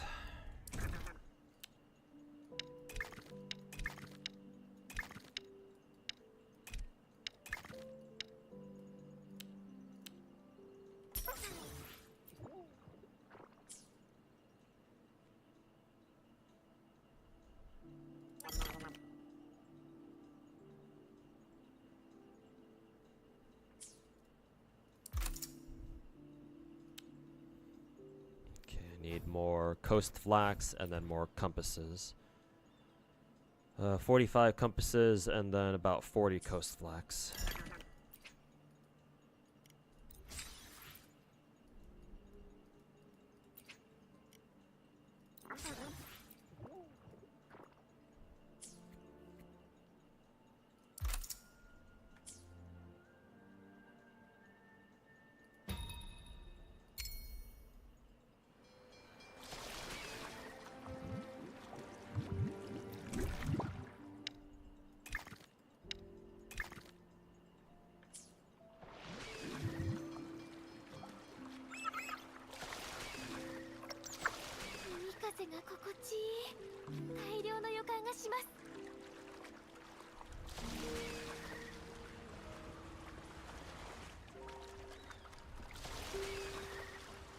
Are you planning for V3 or V6 416 next patch? Neither. How about V0?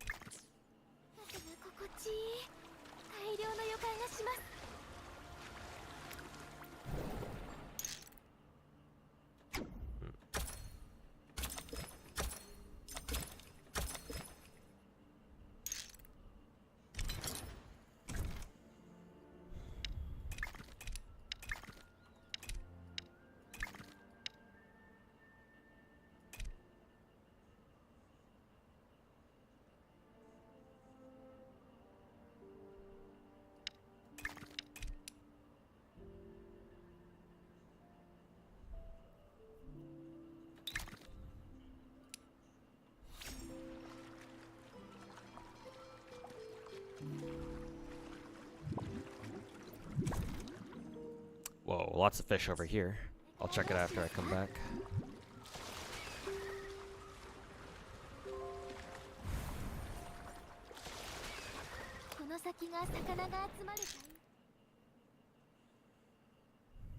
Oh.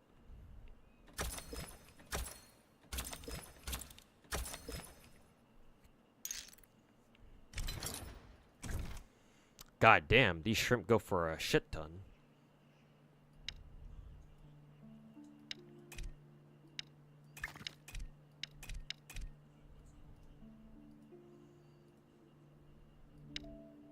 Definitely taking that bad boy.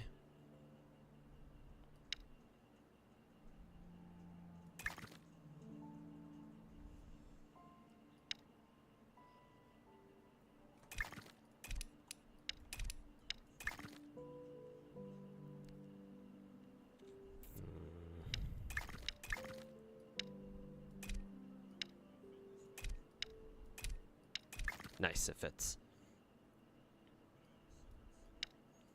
Sucks that we can't take this other shrimp, but whatever. 風が心地いい。大量の予感がします。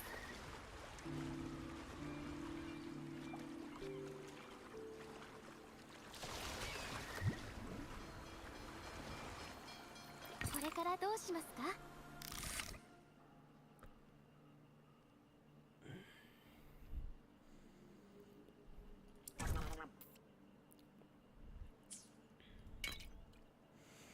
Let's see, just one of each, right? Okay.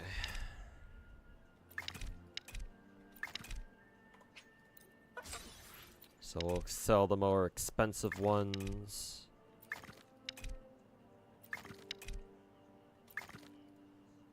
Huh. This is a gold rarity, but then the purple rarity is a better sell. That's interesting.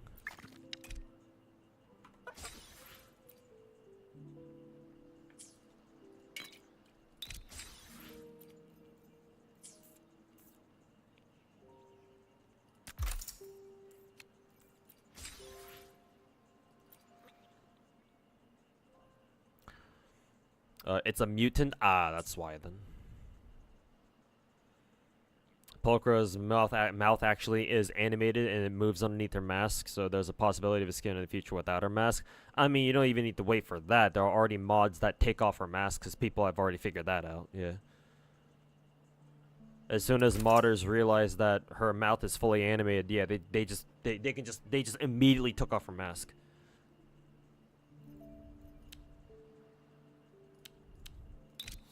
Okay, we can upgrade the trawl finally, and then now we can just sell everything else. Another sunfish.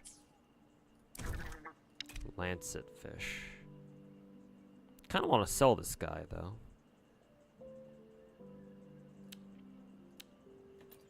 Yeah, fuck it, we'll just sell everything. Sell all. Actually, we do have another lancet fish here. This is a lancet fish, isn't it? Yeah. I guess we can try keeping that one.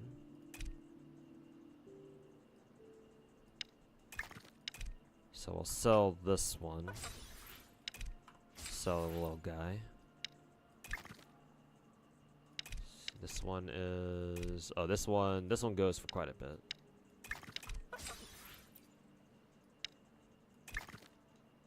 Is that a sunfish? Yeah.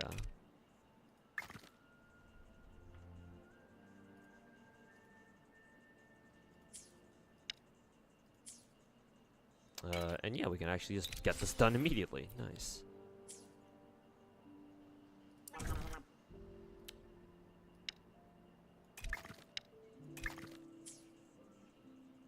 Let's see. Astrite crab. We have 2 of them. We could sell this one.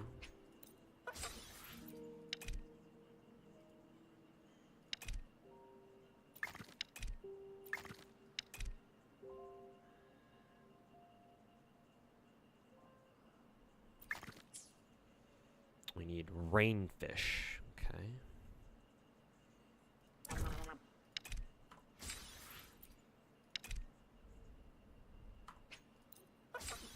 Okay, we'll keep the astrite crab because we need that for our next request.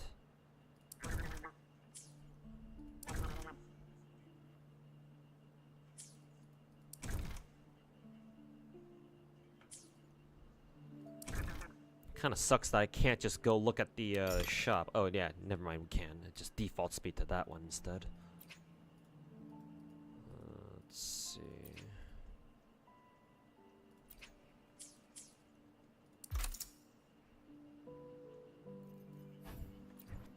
25 old compasses.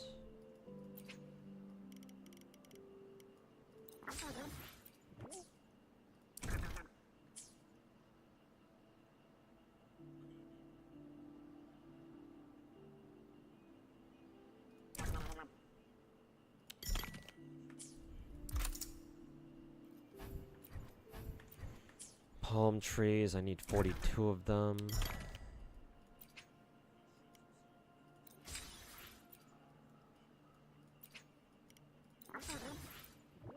Oh, ran out of money.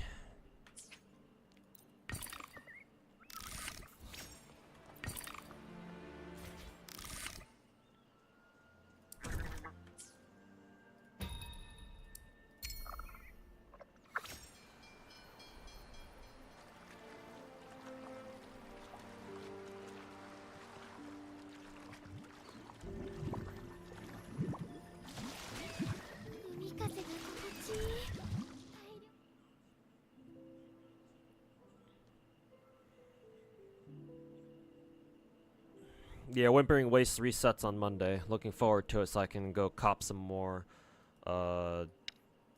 Stellar Jades. Or Stellar Jades, what is this game? Fucking Star Rail.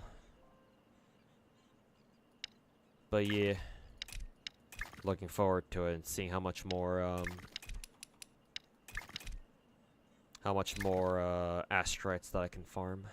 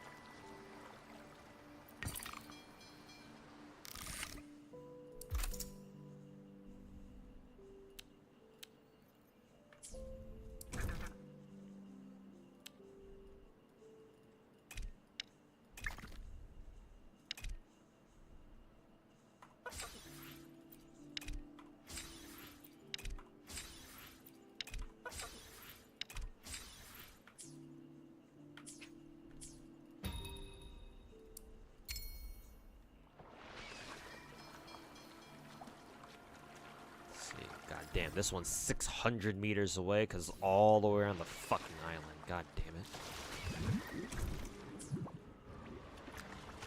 海風が心地いい。大量の予感がします。この先が魚が集まる海域です。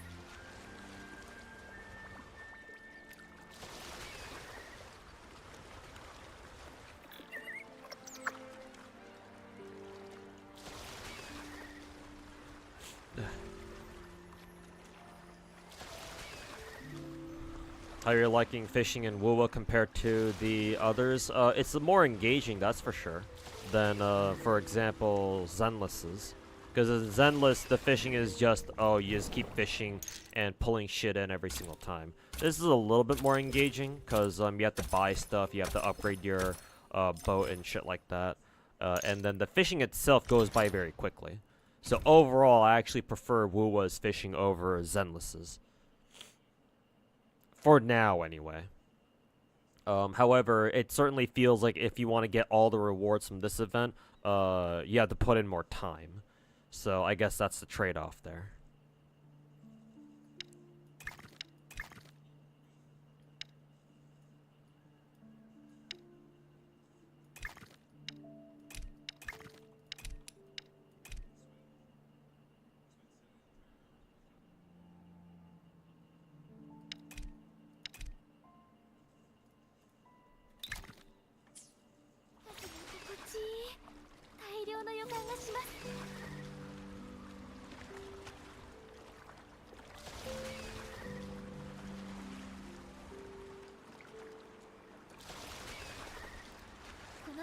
So yeah, so far with what I've played of this Wuwa fishing event so far, I prefer this over whatever the fuck Zenless's fishing was.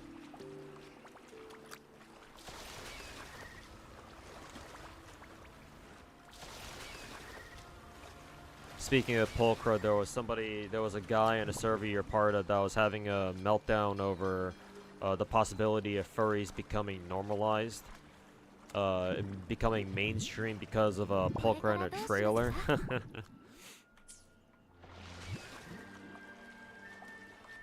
Something about potentially normalizing doing sus things with one's dog or some shit like that.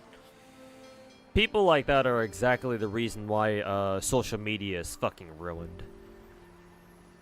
People like him are the fucking problem. The people who can't seem to understand that there's a very clear boundary between reality and fantasy.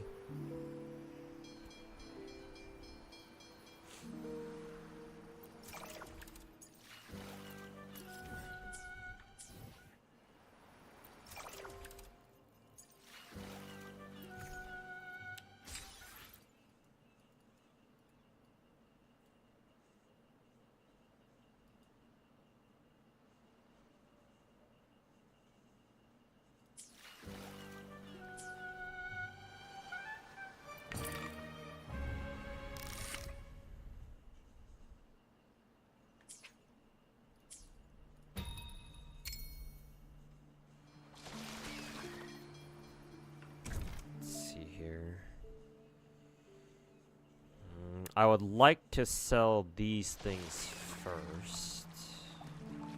Maybe I can fish somewhere real quick and see what I can scrounge up, I guess. Wonder if I can fish at these, the gold nodes. The gold fishing nodes yet. Maybe not quite. Nope, I can't.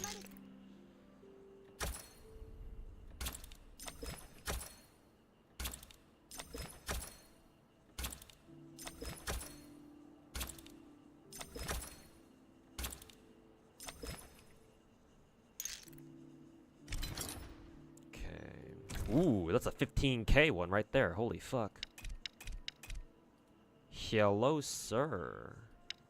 Money, money, money. This dude looks pretty wicked, actually.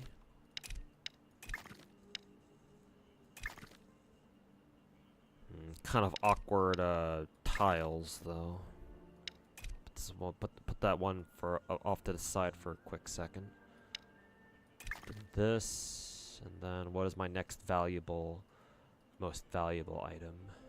I think this guy. Can I make him fit, though? Is the problem. Oh, yeah, barely. Nice. Perfect. We can sell these guys immediately. Throw everybody back in there. Weird fucking tiles, man. What the fuck?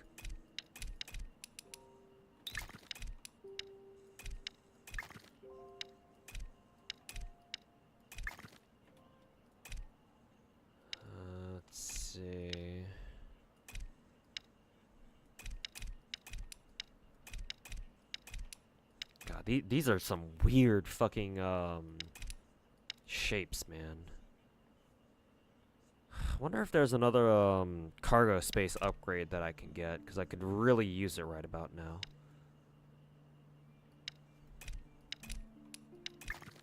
Can at least fit that guy there. I guess we'll have to leave these guys behind, unfortunately. That sucks.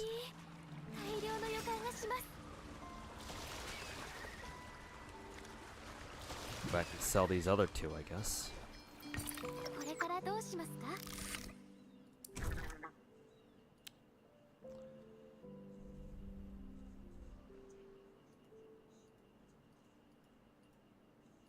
Holy crap, the trawl brings in so much fucking good shit.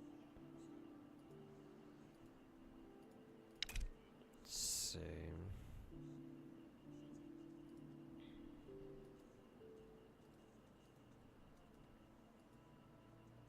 Actually, what was the request even for? Rainfish. Did my trawl pick up a rainfish at some point?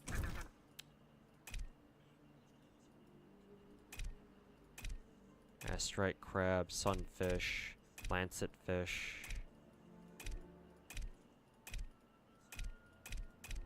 No rainfish, unfortunately. Kind of wonder if I should just fucking sell everything here, and I'll just eventually be able to get another astrite crabs from somewhere. Sure. Sure, fuck it, just sell everything.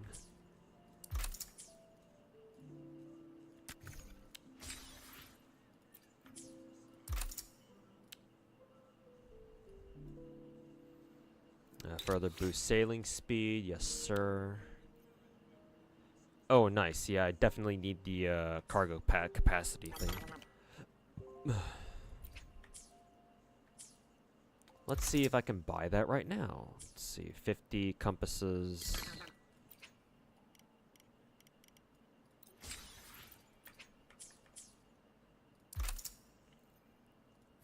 And then a couple more metal debris.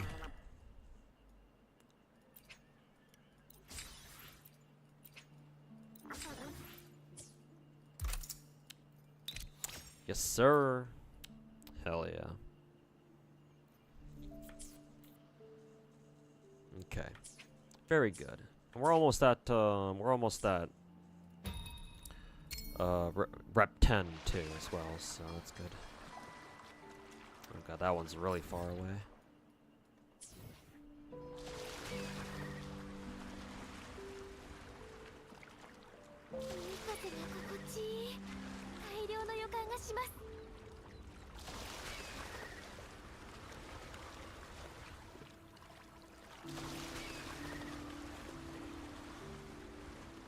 You can fish all of the gold nodes. The respawn time is quite long though. I know that you need to have like a certain upgrade in order to be able to fish gold nodes, because I tried doing that before without the upgrade, and the game wouldn't let me. Ow.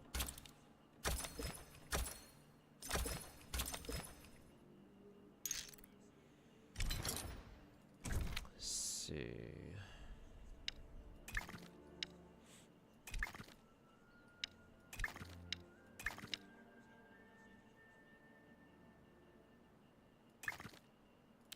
We'll just sell these ones for now.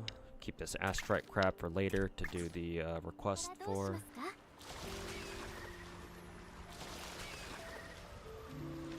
Bro, that guy needs to go touch grass. I know, right? Like, holy fuck, dude.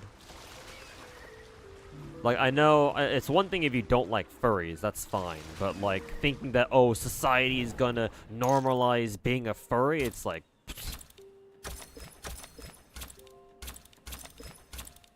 Like, careful, careful, he's gonna start sounding like a fucking politician if he's not careful.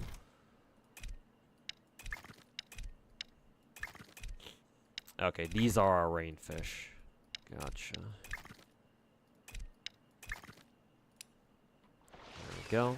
We can go back and turn in our request.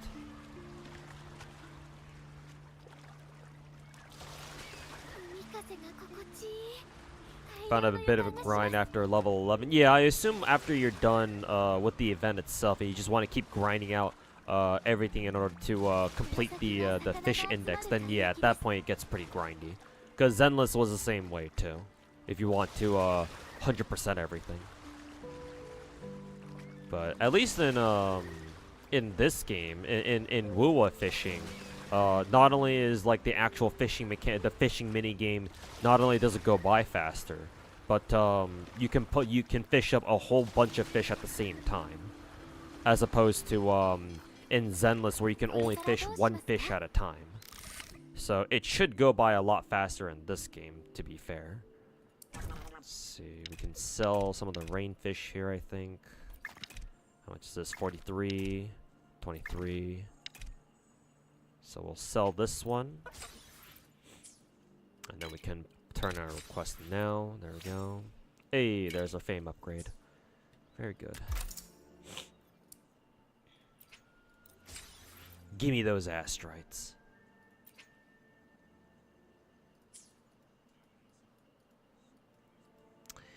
Gimme that shit.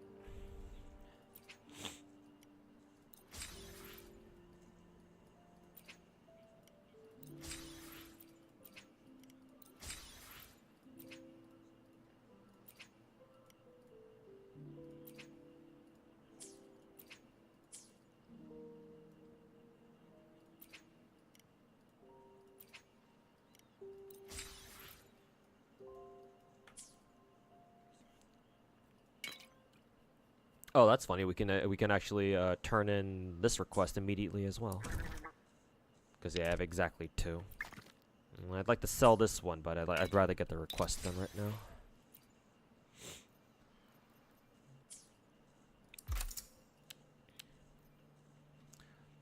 Further boosts fishing progress of each attempt.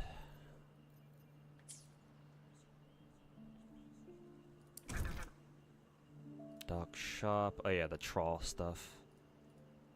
Let's see.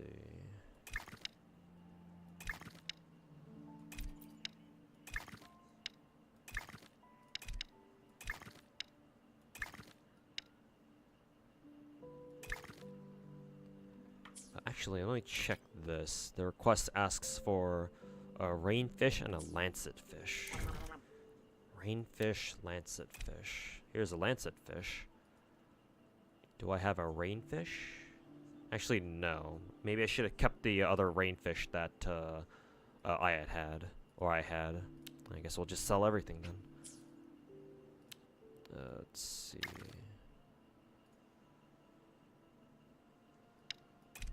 Sell all.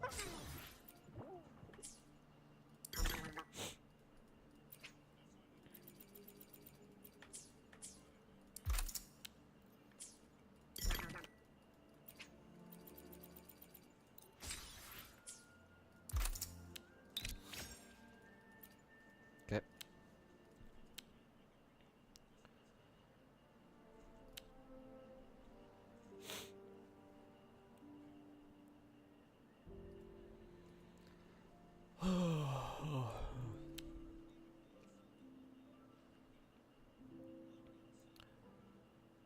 Okay. Now we just need to farm up coins in order to buy the extra engine room, which would be pretty nice.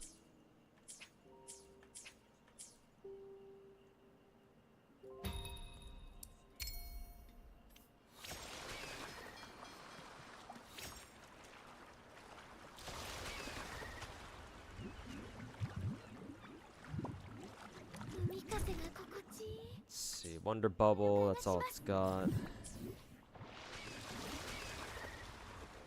I want to go check all of my other Wonder Bubble fish traps to see if to see what the other ones got.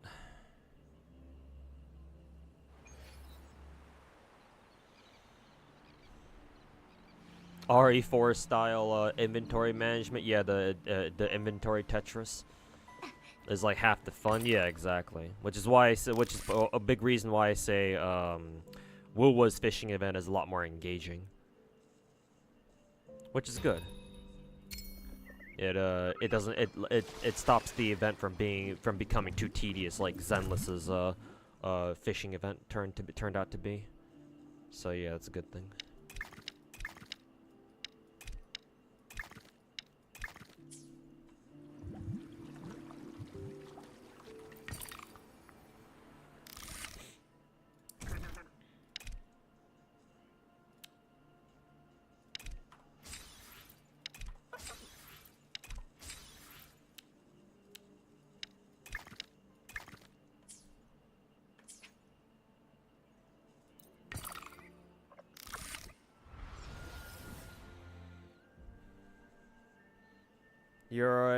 You were a Hoyo shield turned into a Kurobot.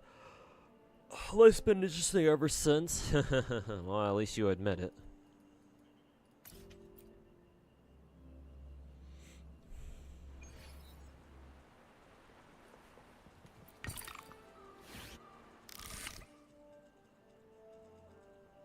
Let's see, what was the... I think it's right here. Yeah. Hey, this one's got some good stuff.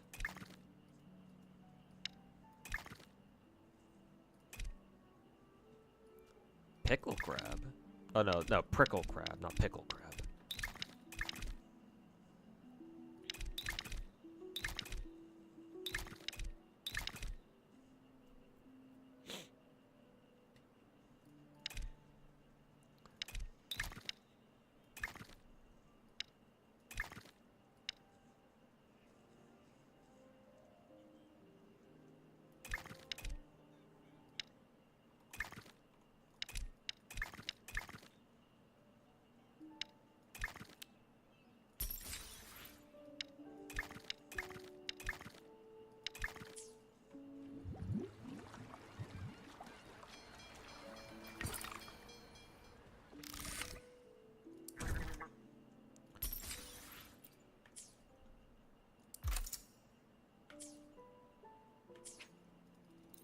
check the very first dock for the Wonder Bubble. See how well that's going.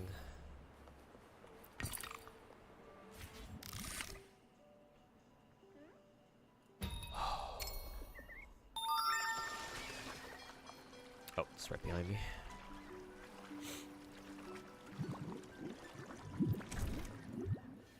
And not much over here, but that's fine.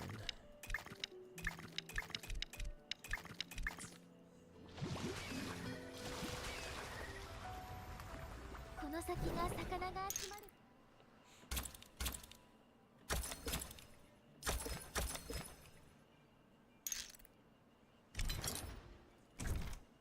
Yeah. Nothing too good, unfortunately.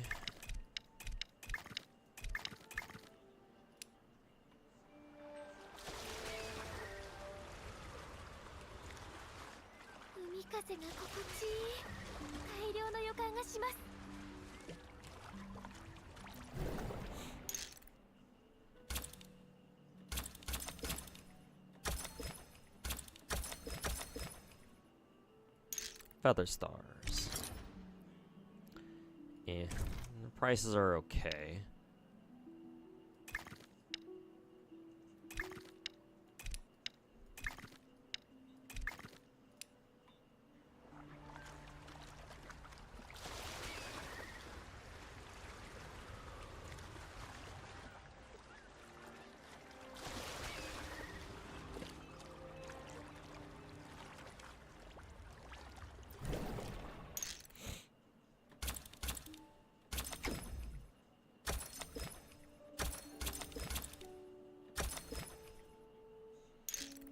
Some more prickle crabs. Yeah, these ones' prices aren't very good.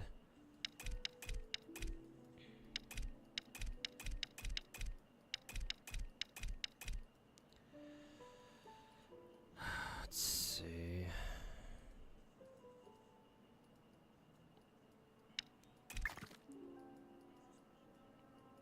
Sad blob.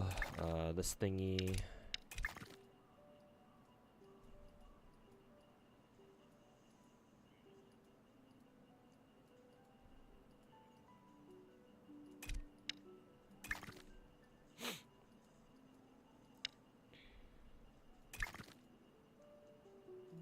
How much was this again? 630? Okay.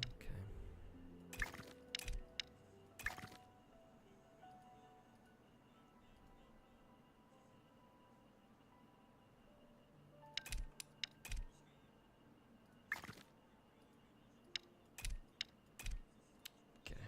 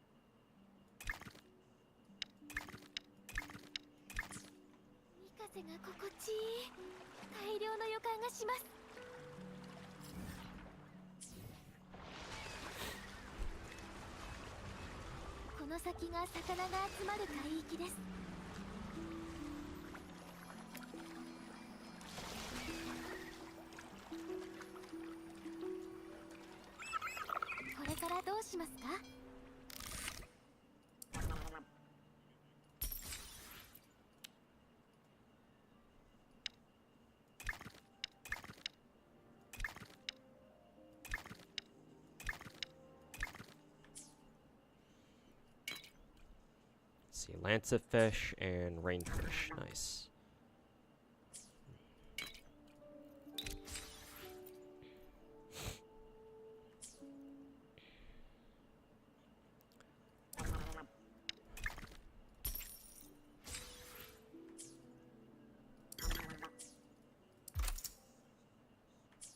Not quite 80k yet. I'm gonna finish the main quest though. Now that we're at fame level 10.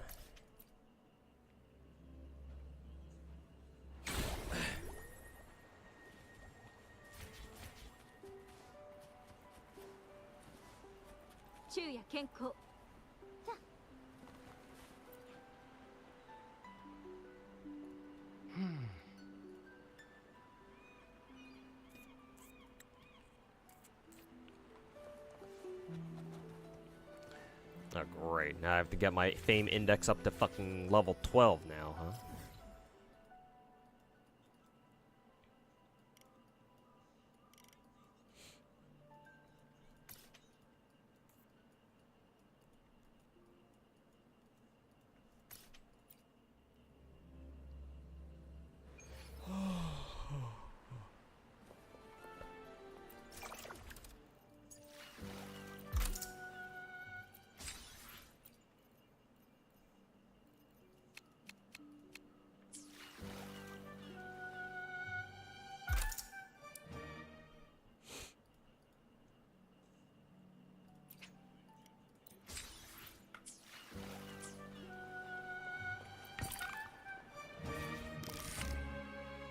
Uh, 12 is max, so that's a plus at least? Okay. If it's the last one, then I guess I can live with that.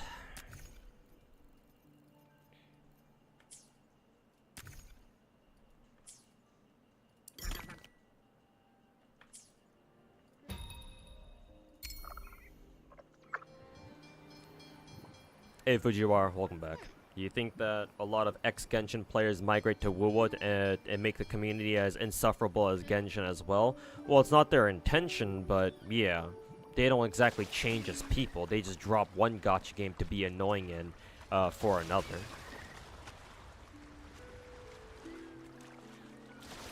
海風が心地いい。大量の予感がします。この先が魚が集まる海域です。 Like, I can give those people the benefit of the doubt that, like, it's not their intention to make the WoW community insufferable like they did with the Genshin community, but, like, it's still gonna happen regardless, you know? Because, again, those kinds of people don't change. All they've done is just shed one game for another. And they're going to be just as annoying, if not more annoying, as they were before. Because now that they've jumped ship from one game over to the other, now they're just going to be even more fucking annoying, being like, oh, Genshin could never do this or could never do that, blah blah blah.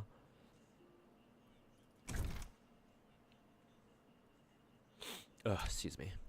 This is a tripod fish. Ooh, nice. We got another one of those pearl things.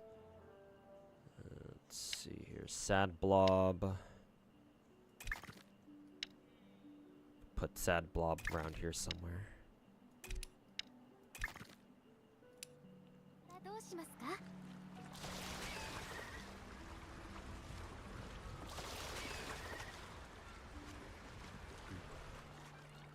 海風が心地いい。大量の予感がします。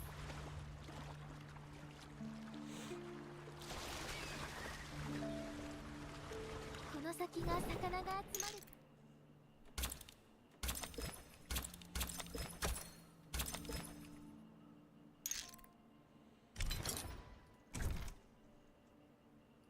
I believe this is a shrimp, yeah. Only got one of them though. I kind of want to sell it, so put sad blob back up there.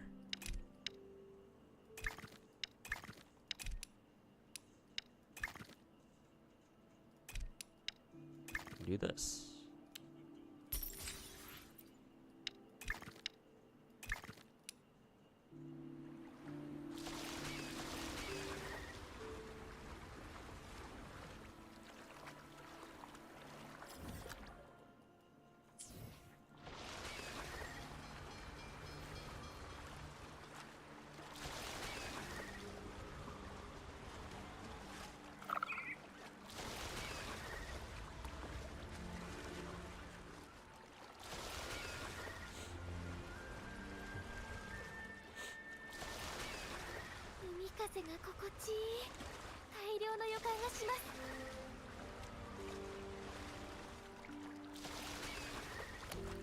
You believe gacha games are invented mainly as a social experiment, not solely for gaming?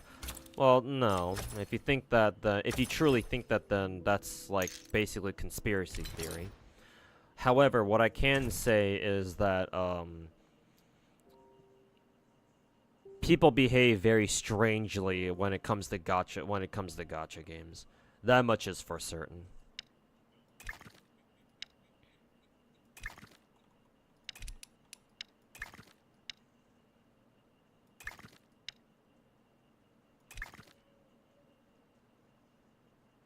Huh, I still don't have a shrimpy.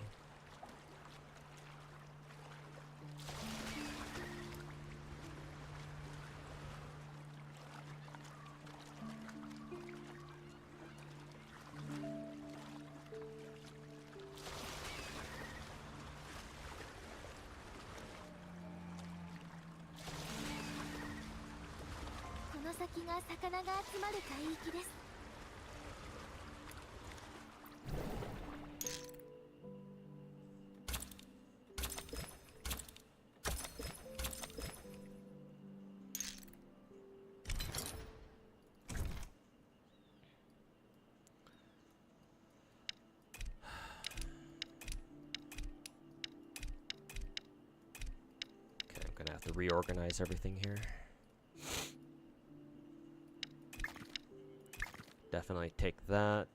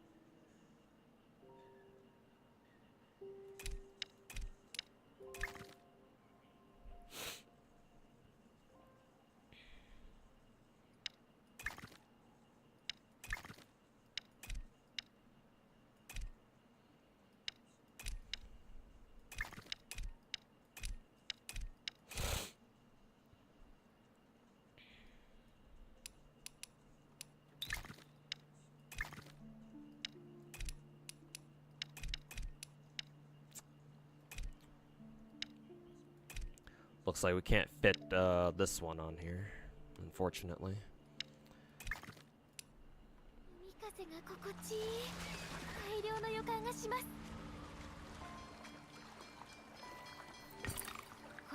Hey, AK, how's it going, man?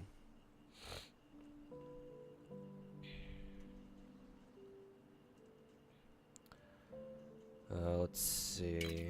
So deliver this. One shrimp, one tripod. I think I only have one tripod. Sell this. Deliver that. Okay, can now buy that. Very good. I think the next thing I want to work on now is the sweet puff tube, so we can insta farm or insta fish.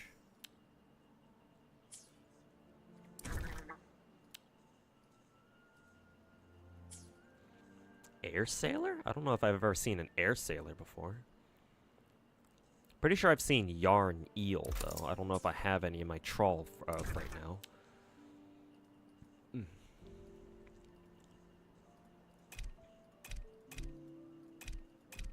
Yeah, I don't think so. That's fine, we can just sell everything then.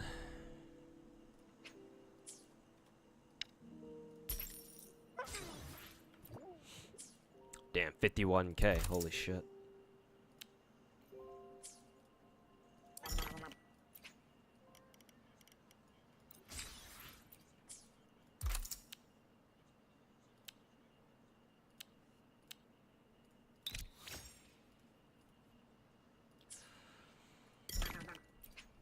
Buy a couple of these.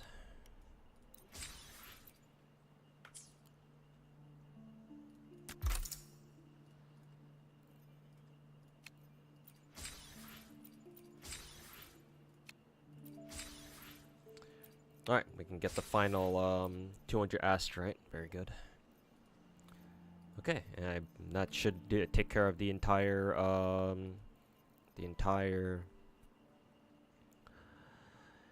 event ladder at least.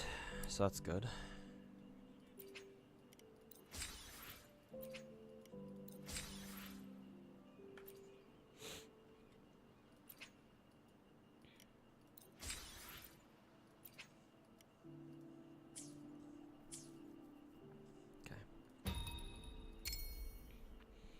Do you think Wuwa needs to new function unlocked, use it while bored, blah blah blah? Yeah. Okay. 紙を用意しますか？ Apparently I have to use it on the weapon wheel? Yeah, like this. Okay. What was that on before? Nautical light? What was nautical light even? Oh, I guess you use that when you're in the what is it? When you're out in deep water or something. Fast travel to dock. This would have been nice to have. Or that would have been nice to know about. I must have completely fucking forgot about it then. Let's see, this one is all the way down there. We might as well just teleport down to この先が魚が集まる海域です。 the other dock 風 then. が心地いい。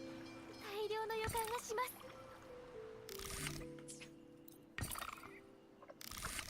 Do you think Will we need to step up the story? You think it's just too plain and bland? Yes, but that's never gonna happen because the Chinese players fucking hated the closed beta version of Wuwa's story, and so we're never gonna see an actual interesting Wuwa story ever again. So you can blame the Chinese for that one.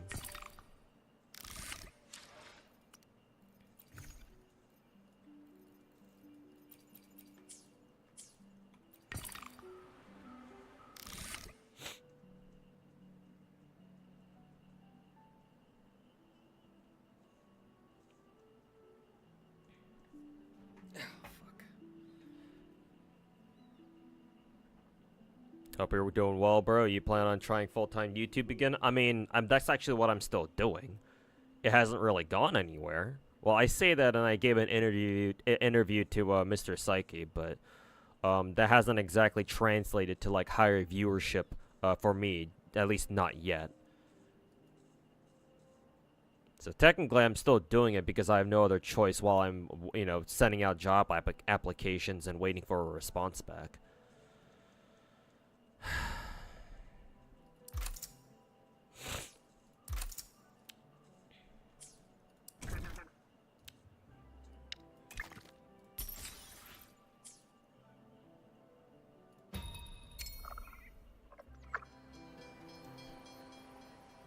So yeah, if I happen to get lucky and strike gold, doing YouTube the way I'm doing it right now, then yeah, obviously it'd be great. But at the moment, I'm not exactly counting on that.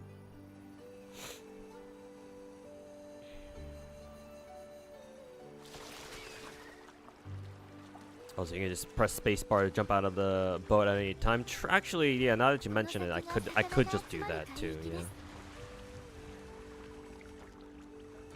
I think the issue with that is that if you teleport to a new dock location, if you have any cargo on board, the game asks you, you're going to lose all your cargo, so are you sure about teleporting here? So I guess that's the one bad thing.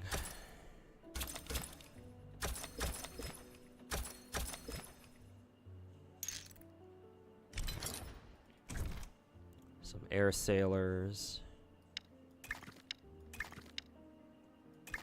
I think air sailors are new. I don't think I've ever caught them before. That's cool.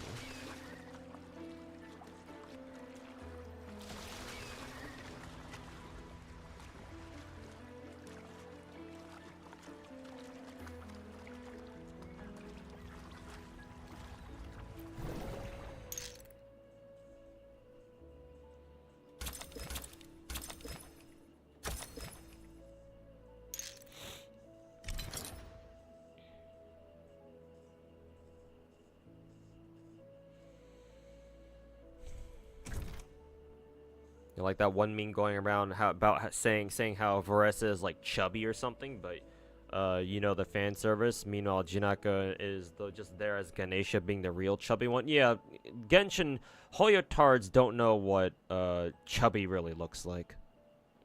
If they think Veressa is chubby, then yeah, God forbid they see what a real chubby person looks like.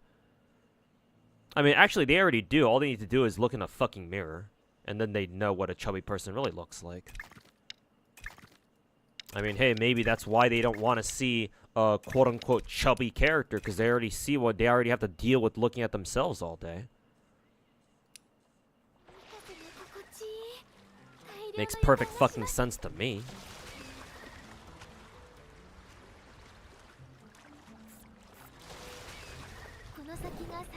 I mean, they do say video games, people use video games as a way to escape real life, so hey, I'm not surprised.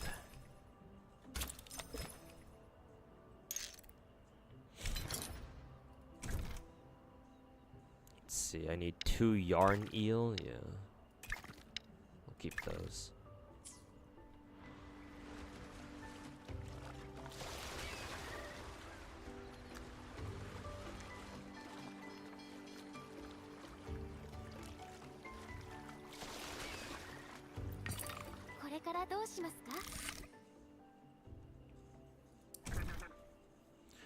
What was our request again? 4 air sailors and then 2 yarn eels. I think I have exactly enough.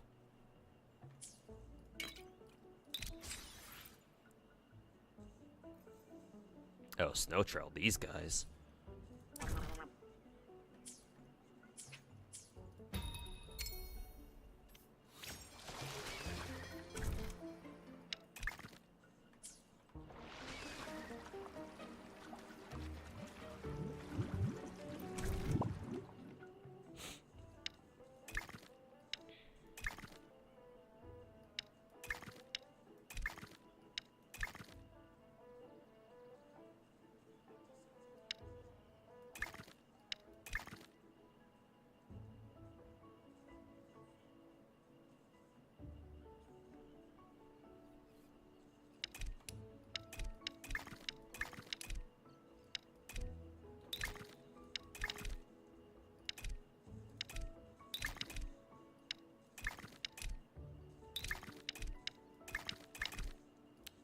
This isn't really gonna get me much, but...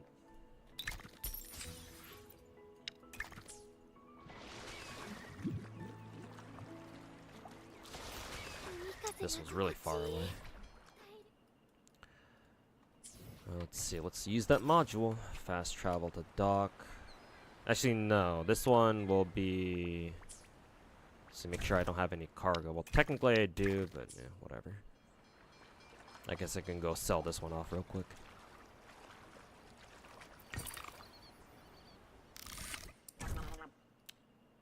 Oh, my troll got some more stuff.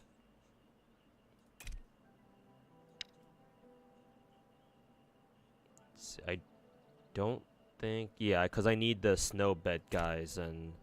Yeah, none of them are snowbed fishies, so...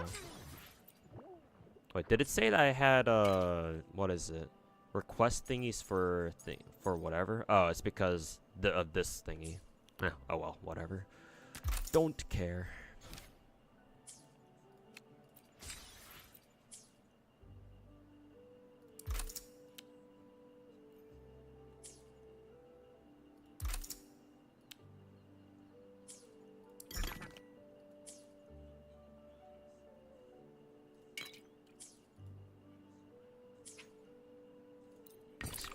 Dock. Teleport over here to Serene Bay. Chill too. Don't hurt their feelings. Nah, man. Nah, bruh. I ain't got no chill.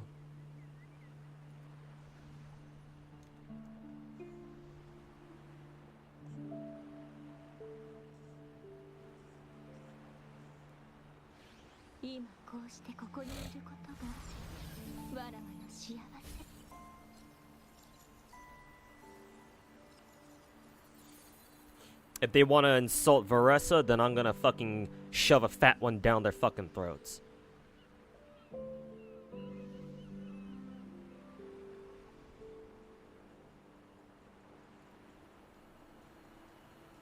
They can fucking eat it. On Twitch, it looking good? What, in terms of viewership? Hell no. I mean, I appreciate that you think that I'm doing pretty well for myself, and to be fair, 65 viewers is still more than the vast majority of other streamers out there, but still. That's not exactly, you know, pay the bills kind of, I can pay the bills with this kind of viewership, unfortunately.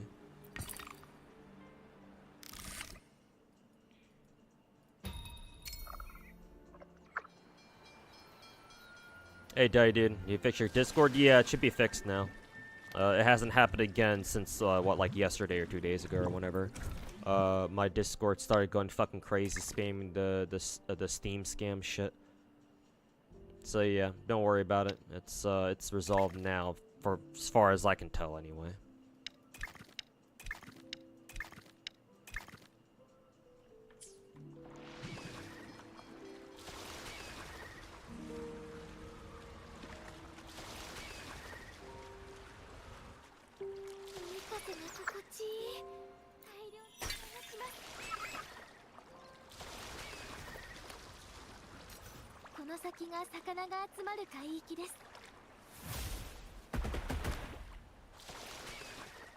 Did it even fucking do anything?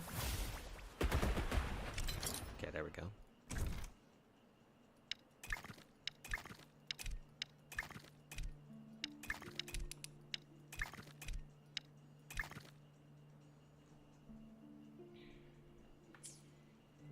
Insult Varessa, I dare you.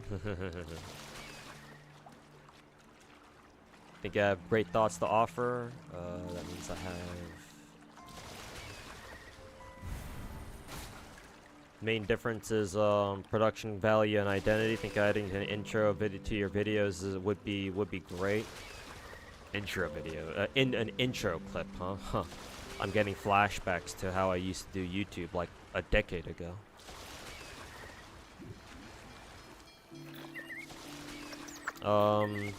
Personally, I don't really feel like doing an intro. I think having an outro is good enough, to be honest. Okay,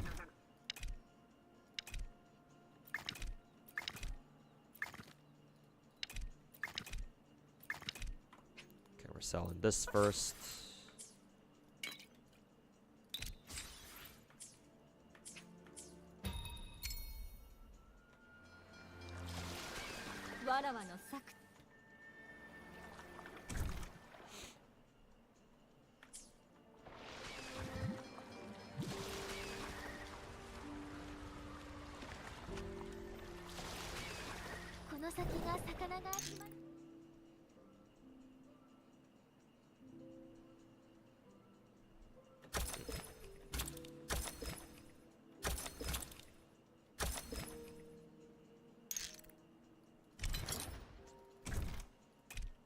The stars. This one goes for quite a bit. This one is 1900. Put that there. It's also 1900.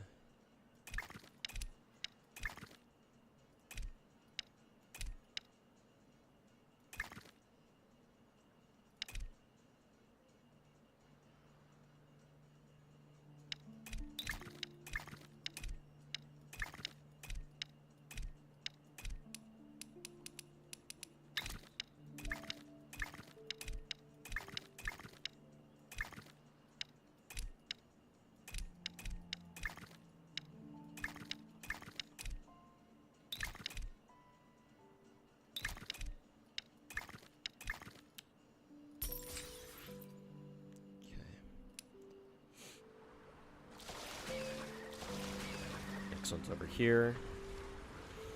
World of Woo got some weird ass marine life. I mean, basically any game that has like a fishing mini game comes up with some all sorts of weird fucking fishies.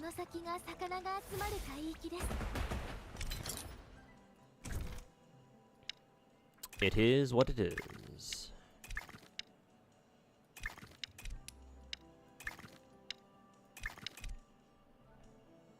Got a mutant sad blob, though.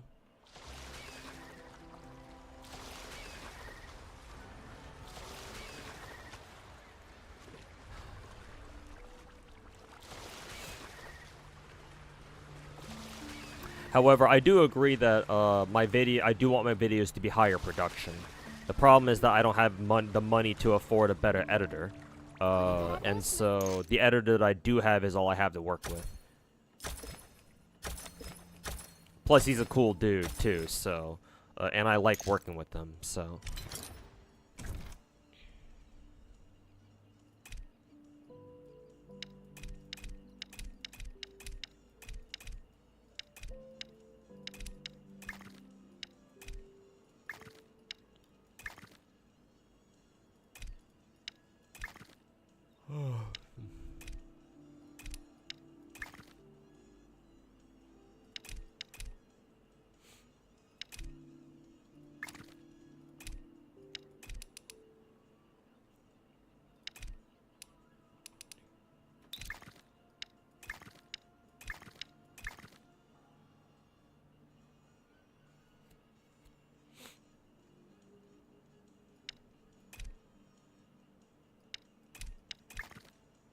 Yeah, looks like we're gonna have to leave the sad blob behind.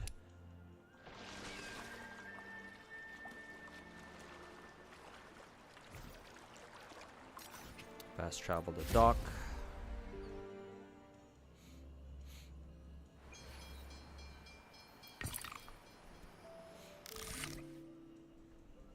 How do you deal with the sunk cost fallacy when you have to quit one of my gacha games?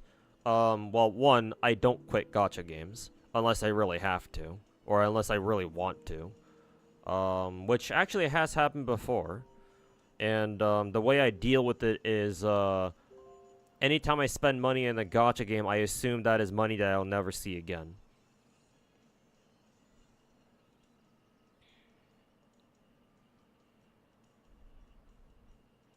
So I don't give a fuck. Last year there was a gacha game. There's a gacha game called Girls Frontline 1 that I quit last year because the game, I just didn't want to have to deal with that game's grind anymore. I played that game for like 6 years beforehand, so I was like, nah, bruh, this shit ain't for me anymore. So I finally quit. I still have access to the account, so I can bring up my account whenever I want. But I stopped playing that game. And that game I dropped a good several $1,000 on just to buy skins.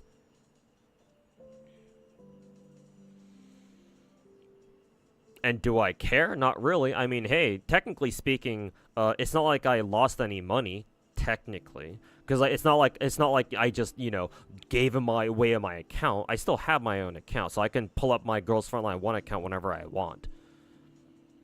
If I really want to just go back and stare at the old skins that I still have. So honestly, here's an even better example. Back in the day, I used to play this game called Combat Arms like over a decade and a half ago. I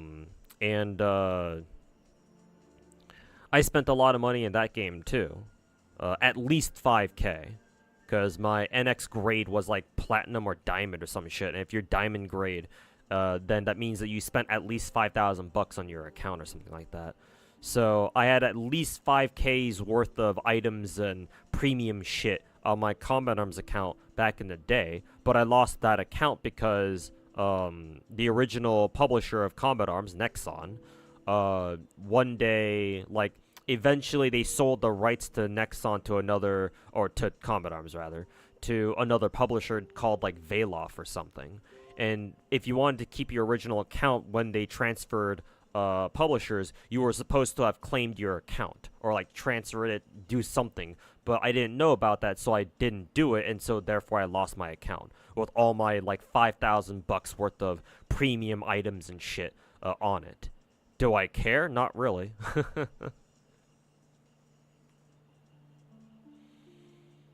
Like, sunk cost fallacy is not really a thing for me. Mainly because, again, as I mentioned in the beginning, I assume that any money that I spend on gacha or video games in general is money that I will never see again. It's like, once I spend it, that's it. I don't want that money back, per se.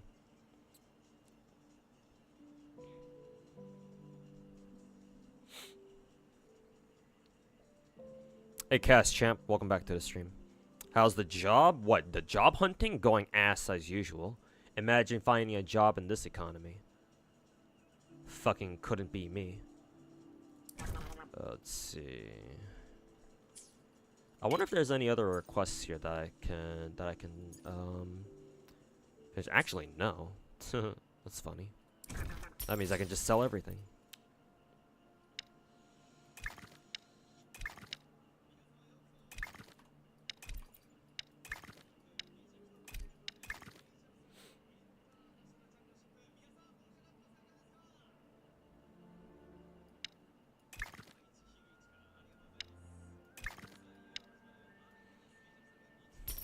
Let's see. Okay, I do have requested items here.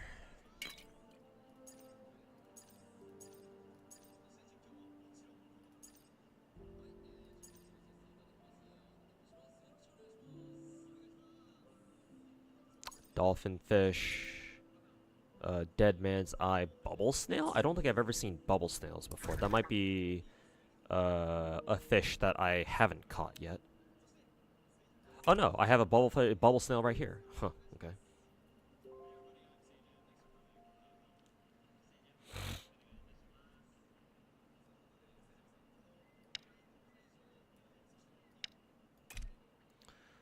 Well, I would like to sell everything except for the bubble snail.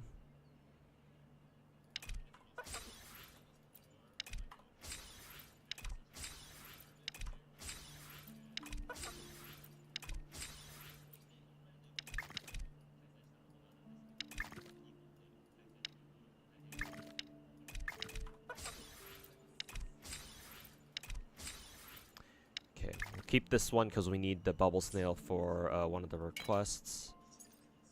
Actually, matter of fact, let's just go start tracking that one. Actually,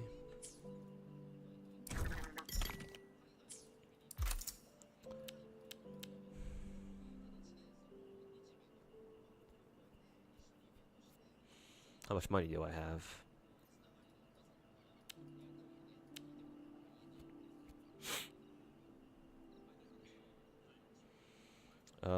This ability seems pretty good too.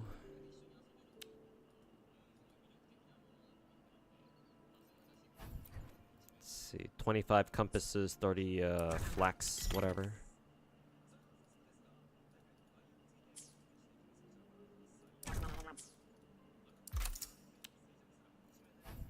Yeah, coast flax, okay.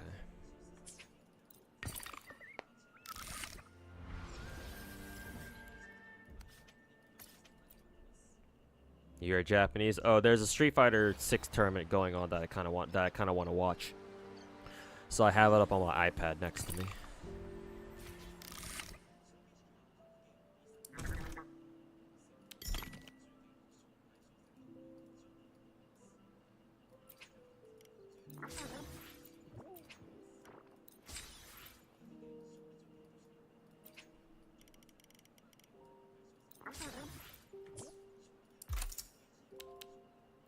Oh, I need 10 more.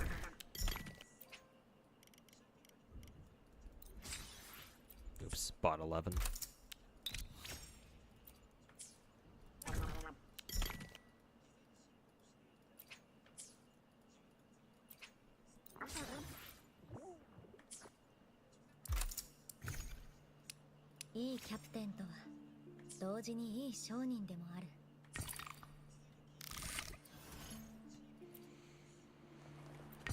Alright, unlocked this baiting thing.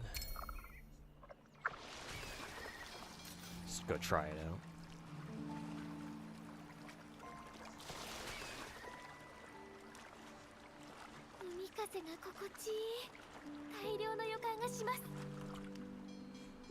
Insufficient sandworms, so you gotta fucking buy something.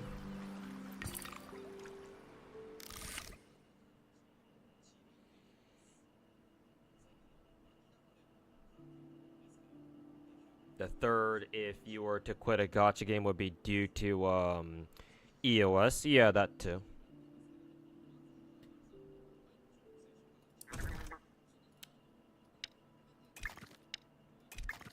I wonder if one of my requests asks for a rainfish. No, the dolphin fish. Okay, so something different. Let's see, dock shop. Where do I buy? Oh, literally right here. Sure, we'll fucking buy everything, I guess.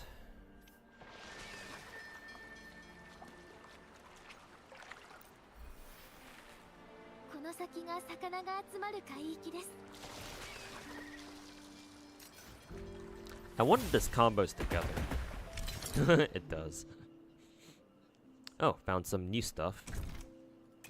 Yeah, I've never seen this guy before. The anglerfish. And the mutant octopus clam, they're new.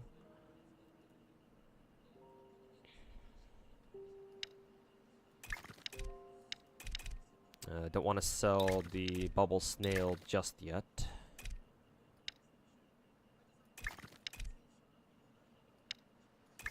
Anglerfish, trombone, ammonoid, or whatever it's called.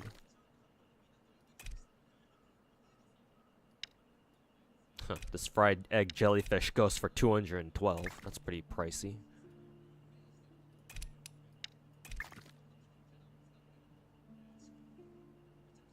Let's see here.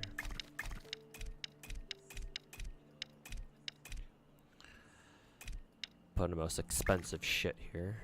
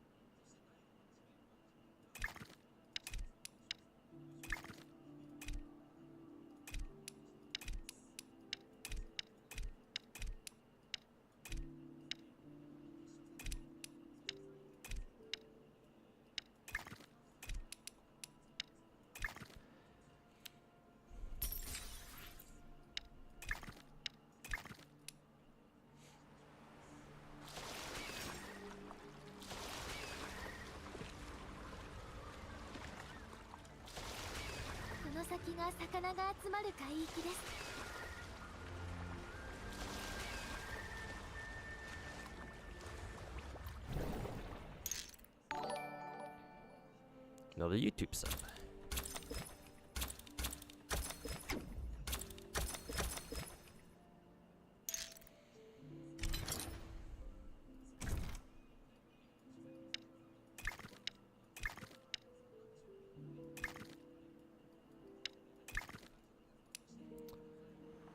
Still need to grab another bubble snail.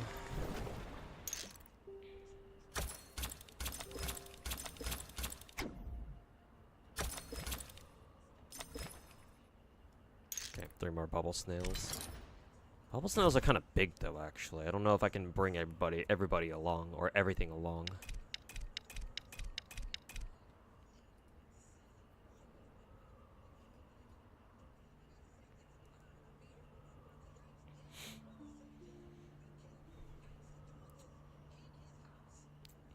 Will you pick up the next Magia record game? Yeah, they announced Star Rail. I mean, it basically is Star Rail. They announced that Exedra will come out on the 27th, so I'll pick that up when it comes out.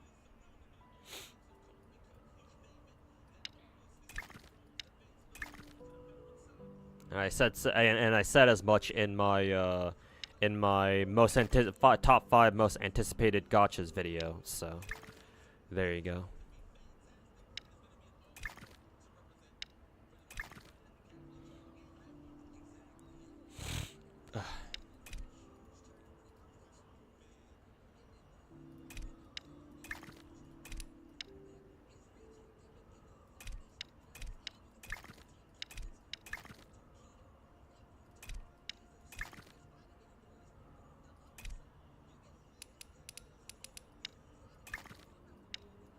Okay, that's actually not bad.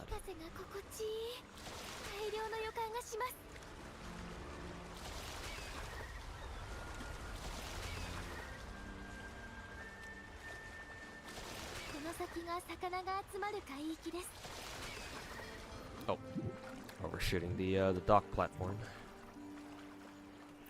からどうし That ま means す I'll か pick up 5 more gotchas this year. Yeah, that's the plan. Let's see, 2 and 2. Okay. I'll sell the most expensive one first.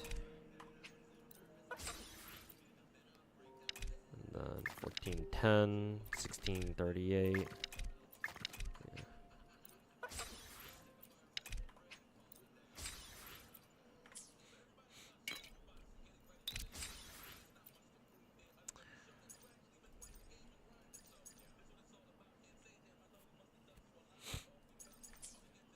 Let's see, for my requests, I got one fried egg jellyfish. Oh, the fried egg jellyfish is the only one that I have to keep.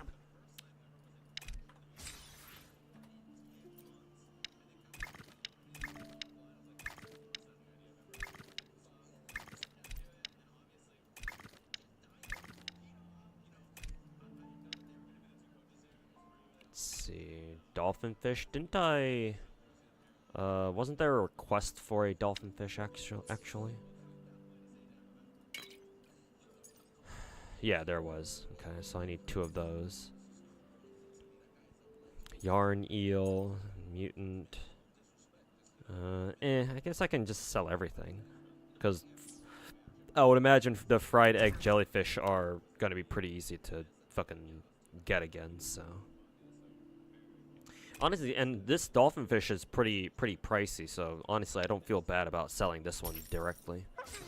Like that.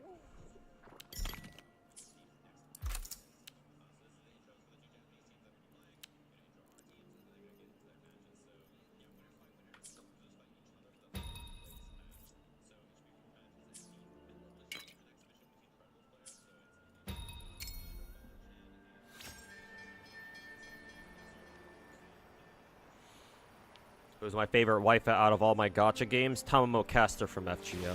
Or just from Fate in general.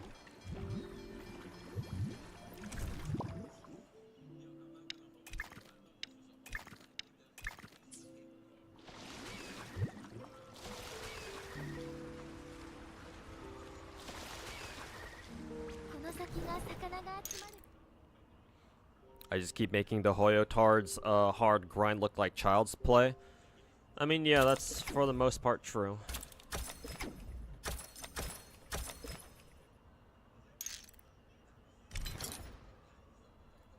Also, I keep forgetting that I can just use the explosive bait in order to fucking farm instantly, but whatever.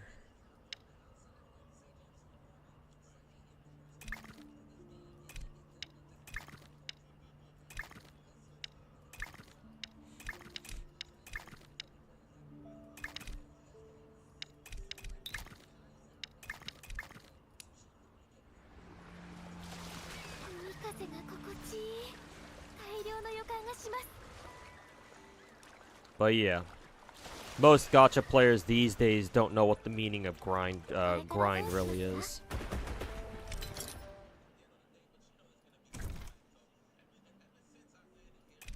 And still no mutant star feathers? Why is this one so hard to why is this one so hard to get anyway?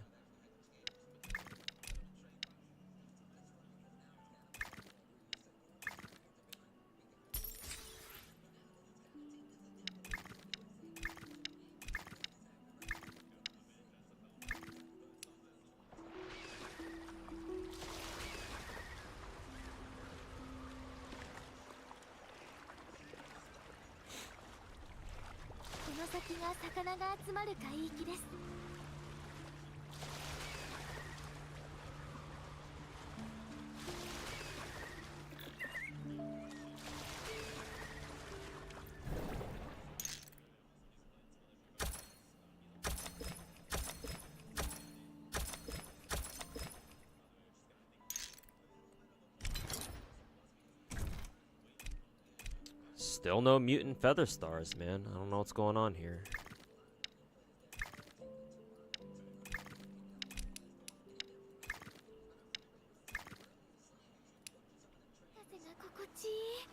God, and that one's literally a kilometer away.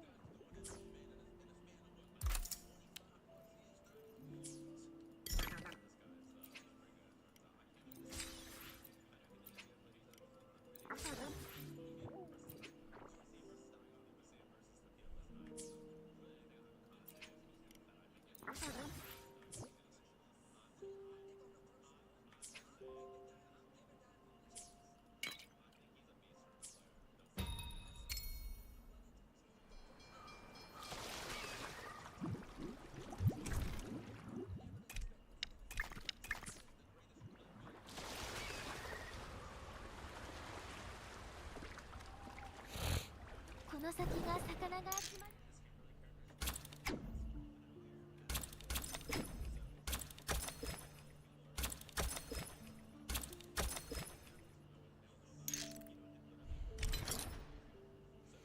Is this a mutant finally? Yes, it is. Thank God.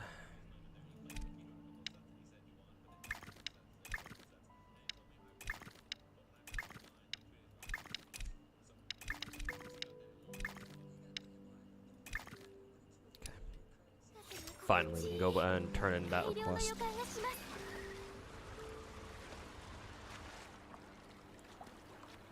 You know that feeling that people say they know Fate because of Echio Mimo, there's actual people who know the older days when there are others asking for H scenes to return in remastered VN for FSN, which is which you ask why.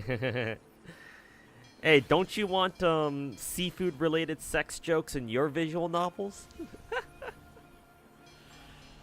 Oh god, that's a classic.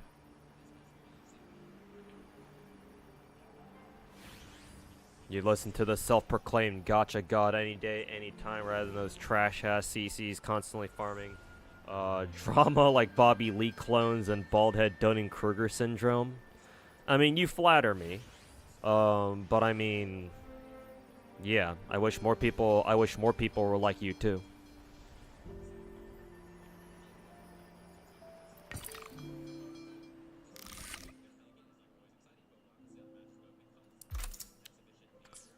Let's see, let's turn this one in first real quick, first and foremost. Oh, I actually already have 2 feathered stars. Let's go track that one instead.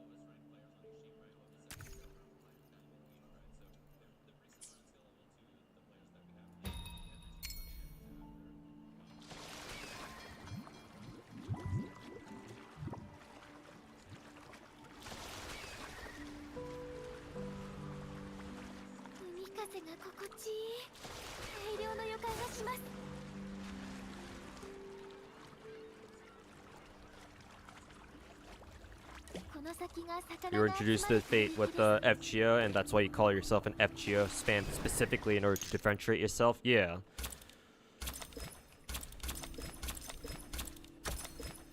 And that's understandable.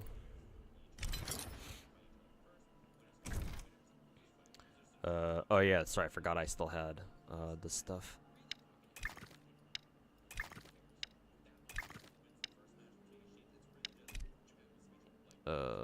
Let's see, how do I...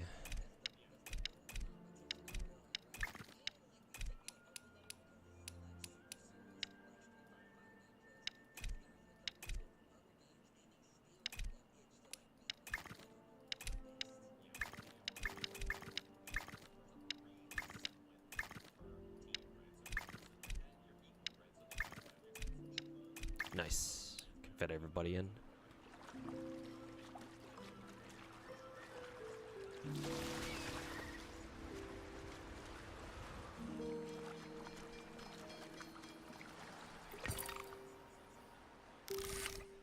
Let's see. 2 feathered star trombones, or trombone ammonoids, and 2 feathered stars, right? Yeah, we're good.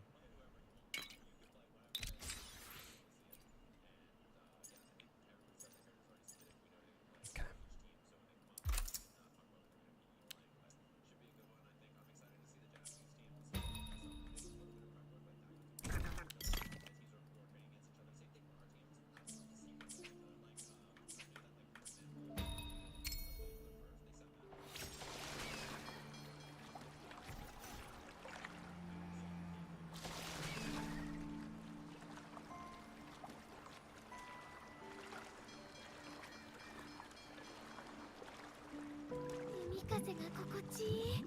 大量の予感がします。 This one's a big one.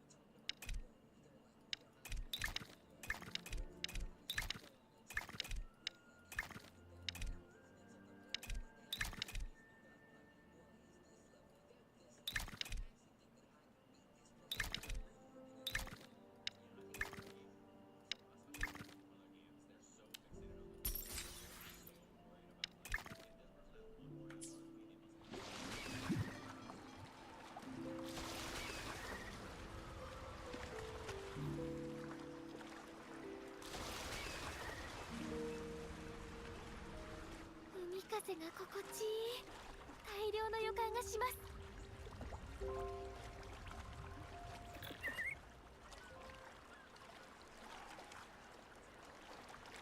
これからどうしますか？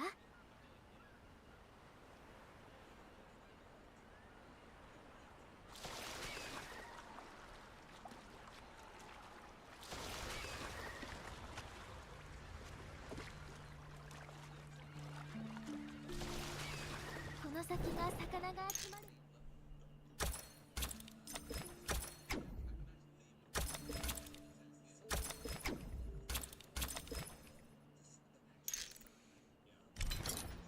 Huh, got a new mutant air sailor. Nice.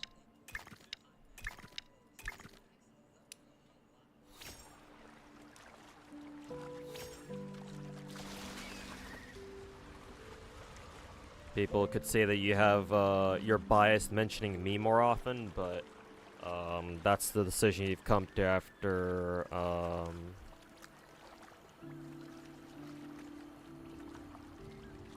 thinking about it real carefully. I mean, here's the thing. I don't really consider myself to be a particularly smart person. I don't really think that I'm that intelligent of a person, to be honest. I know people who are far more intelligent than I will ever be. I think I mentioned this before, but I'm not normally the type of person to go out there and fucking, you know, fucking inflate my own ego about how much I play fucking dumbass gacha games. But normally that's not what I like doing. It's just everything that I say about gacha games isn't you know, coming from me thinking that I'm smart or that I'm just bullshitting people and just making shit up. It's like, no, like I've been doing this shit for a long time. So, like, more so than most other gacha content creators, if not, you know, more so than everyone else, I tend to know what I'm talking about.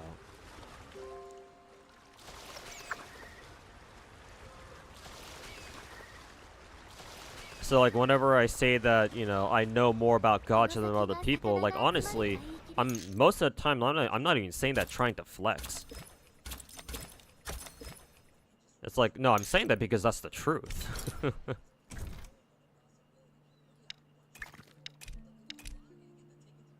Like you can I understand if you listen to somebody say something like that and you know, the first thing you think is, oh man, this guy's so fucking full of himself, which is fine. But like, you know, try to prove me wrong. I'd love to see you try, you know?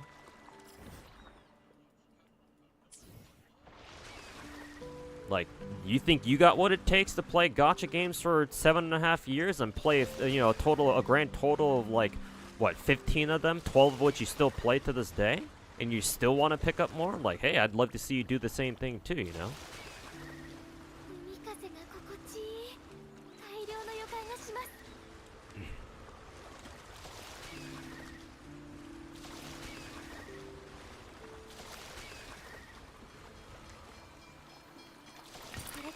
しますか？ Oh, I didn't mean to turn in the request that fast. I wanted to sell some stuff. Actually, no. I think it might auto sell like your least valuable ones, and it leaves the more valuable ones for you to sell for more profit. Cause yeah, left alone this one, and this is the most expensive one that I had.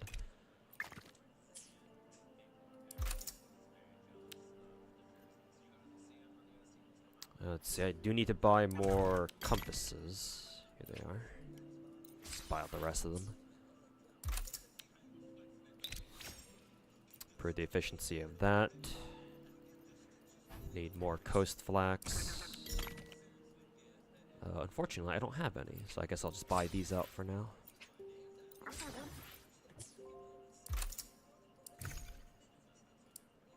これでより多くの魚を取れるでしょう。大物の予感ですね。 Let's see. So 4 different requests. Sad blob, Dumbo octopus, bell crab, whatever, I'm just gonna sell everything. Let's see.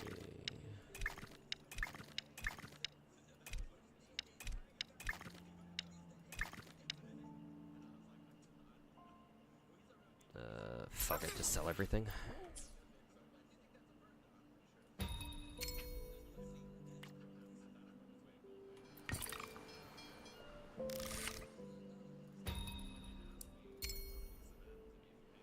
Does the shop reset? The normal shop? I don't think so. Like, this shop right here? No, I'm pretty sure it doesn't. Everything you see here is just a one-time purchase.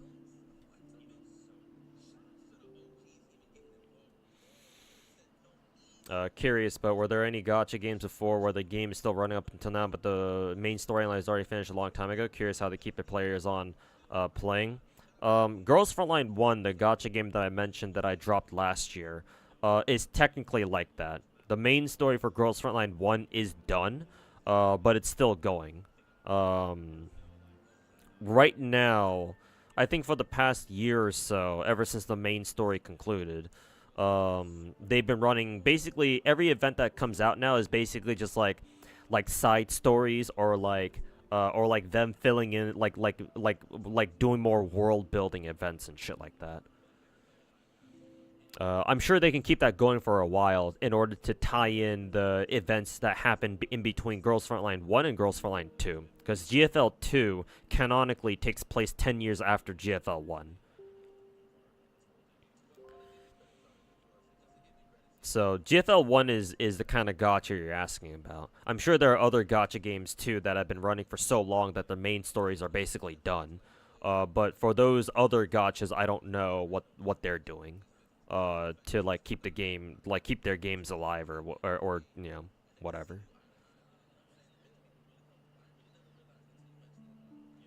No, bro, M-Dash is way smarter than me at gachas. That's why he's helping make a gacha game. Yeah. True, and guess what? That gacha game is gonna end up being fucking dog shit. Dog shit content creator, dog shit gacha game. What the fuck did you expect?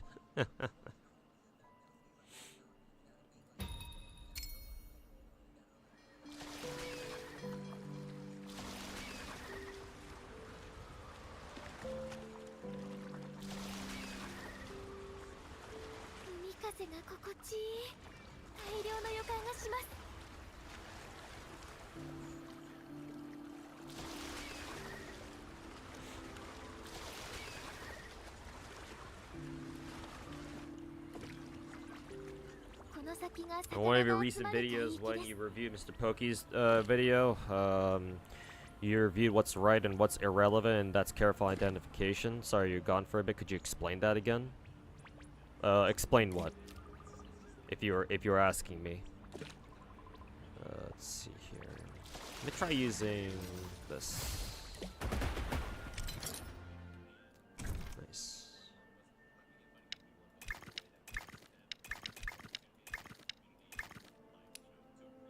Now I gotta go go catch some yarn eel. Actually, let me go use a bait.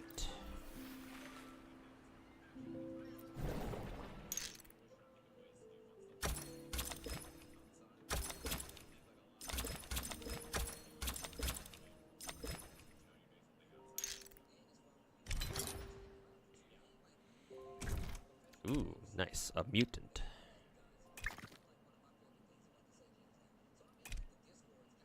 Even a mutant pickle crab, too.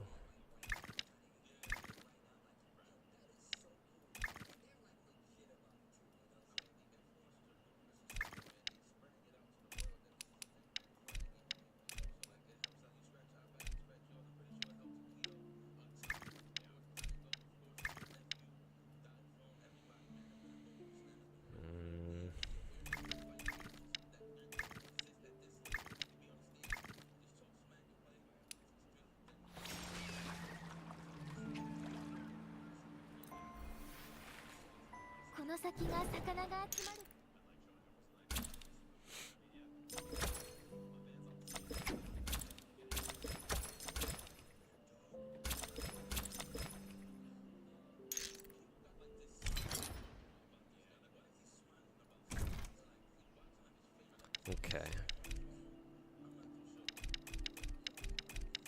Toss everything back here. Let's see. Let's try selling the most expensive stuff.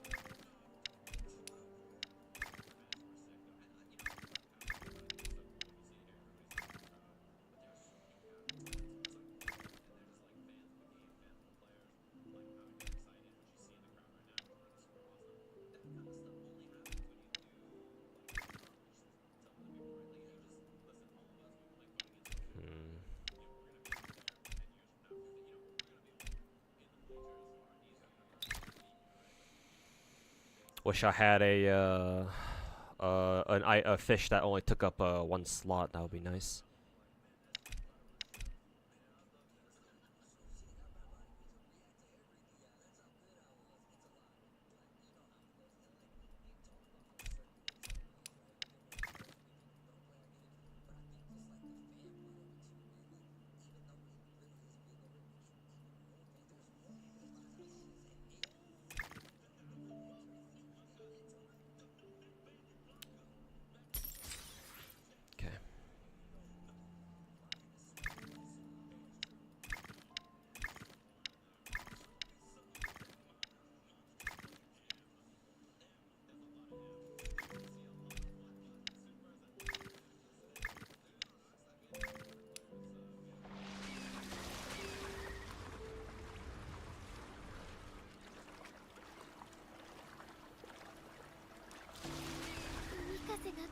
Roxy is cute and all, but you can't get over the how her hair looks like taffy. Don't eat it now.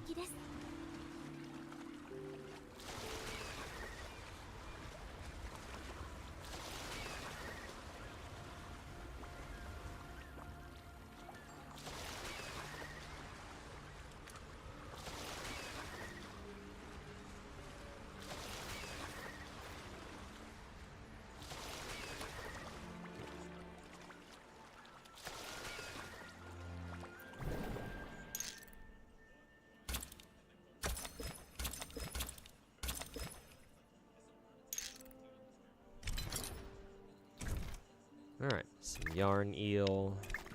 Unfortunately, I can't take everything back.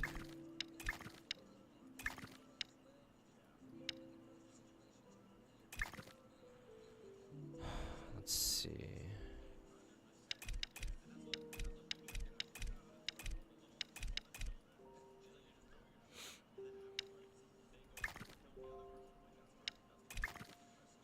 Need to bring those back.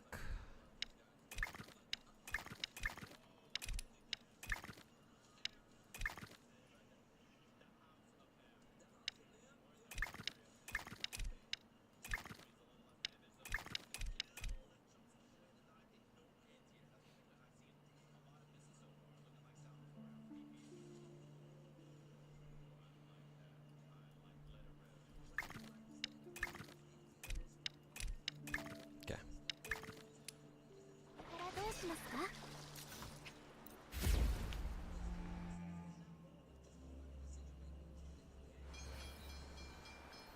They should have just taken Atlantis/Olympus and made that the Amphorius story. What you mean from FGO? Well, I mean, they can't. It's called plagiarism.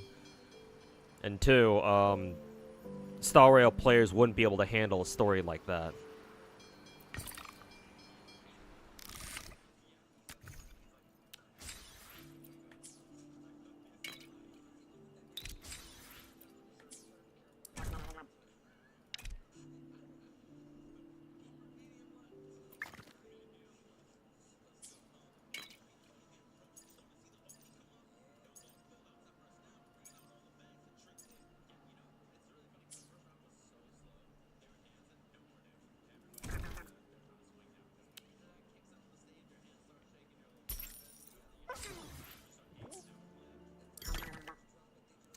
Damn, I'm rich.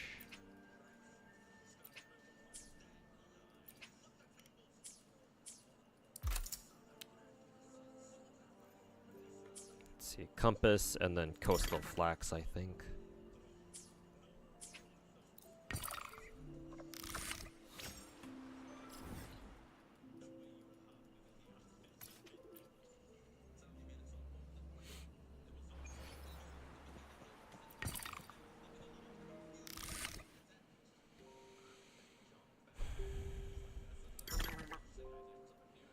Check the store. Huh, surprising. I already bought out everything from that store. I'm not missing another dock now, am I?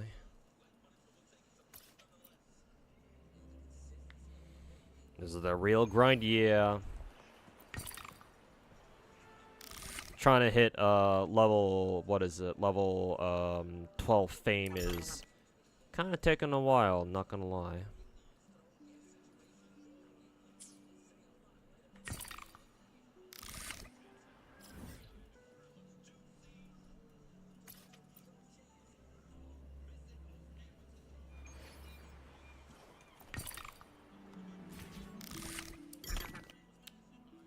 But seems like I can't buy more compasses. Maybe the shops do refresh? Or maybe you physically can't upgrade your gondolas all the way? That'd be kind of fucking stupid.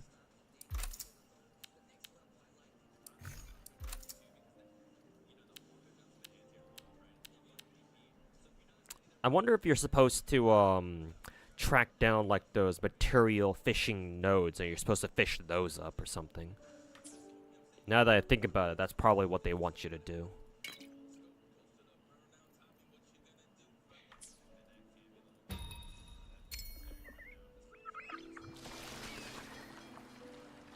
Okay, where's this next fishing node? 海風が心地いい。大量の予感がします。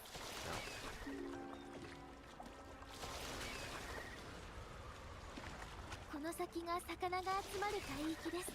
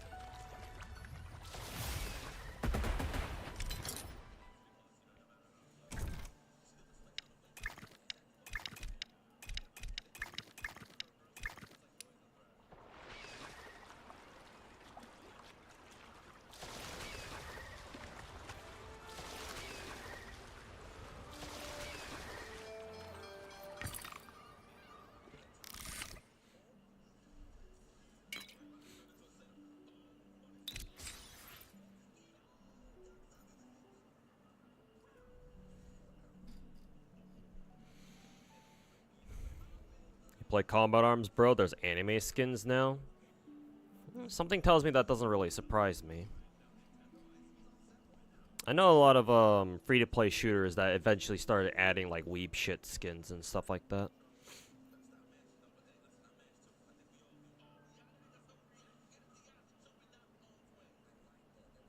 What kind of virgin stream is this? LMFAO, kill yourself? Oh, that's funny. A virgin ass Twitch chatter calling another person a virgin over the internet. Ah, yes, your irony never ceases to amaze me.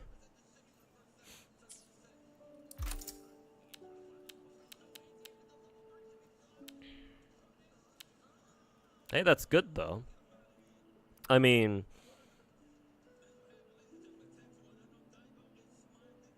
we've been getting more trolls in the chat actually. I think, I don't know, maybe call me delusional, but this means that my name is people are starting to know who I am, or more people are starting to know who I am.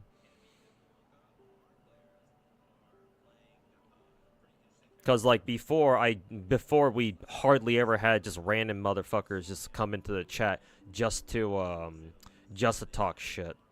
But now we're seeing a little bit more. We're seeing more of them as of late.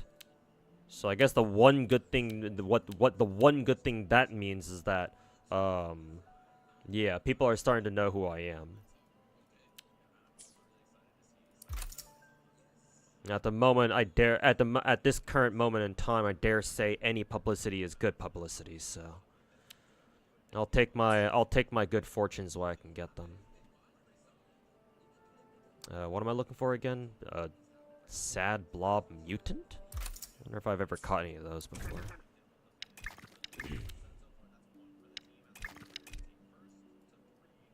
I'll just sell everything. Fuck it. I don't really give a shit.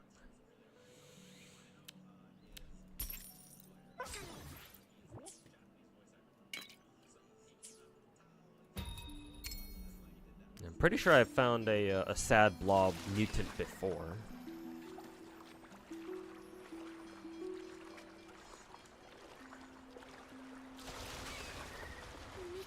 That means you're getting more popular. Popular isn't the right word for it. Not popular yet anyway. I didn't want to do this, but whatever.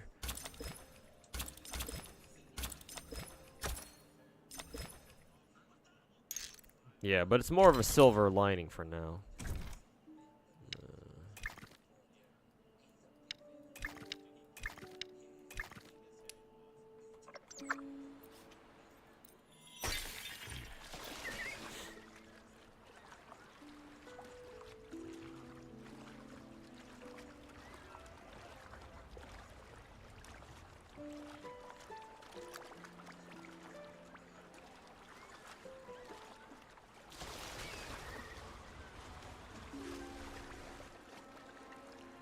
You love ad block? I mean, you didn't even spell it right, first of all.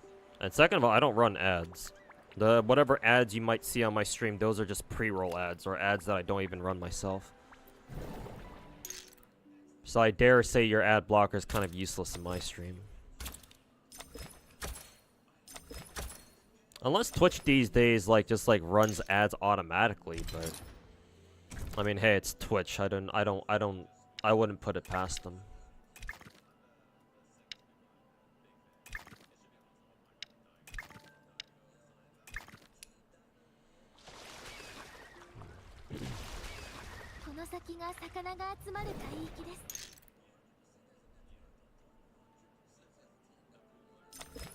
And Finon have been talking for the last 3 minutes. Oh yeah, speaking of which, this account is offline. did I spend so long just staring at my computer screen or my Star Rail screen that I just automatically logged my account off?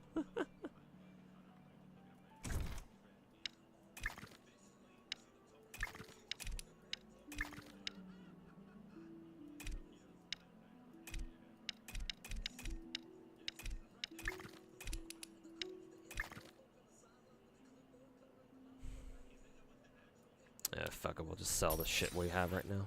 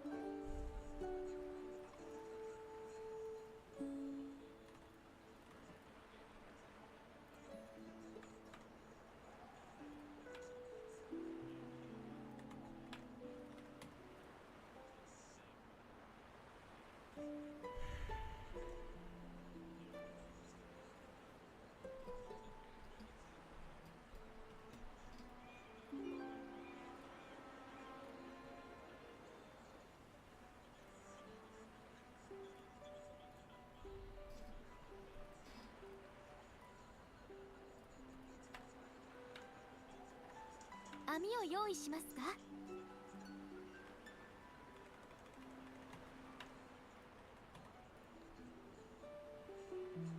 この先が魚が集まる海域です。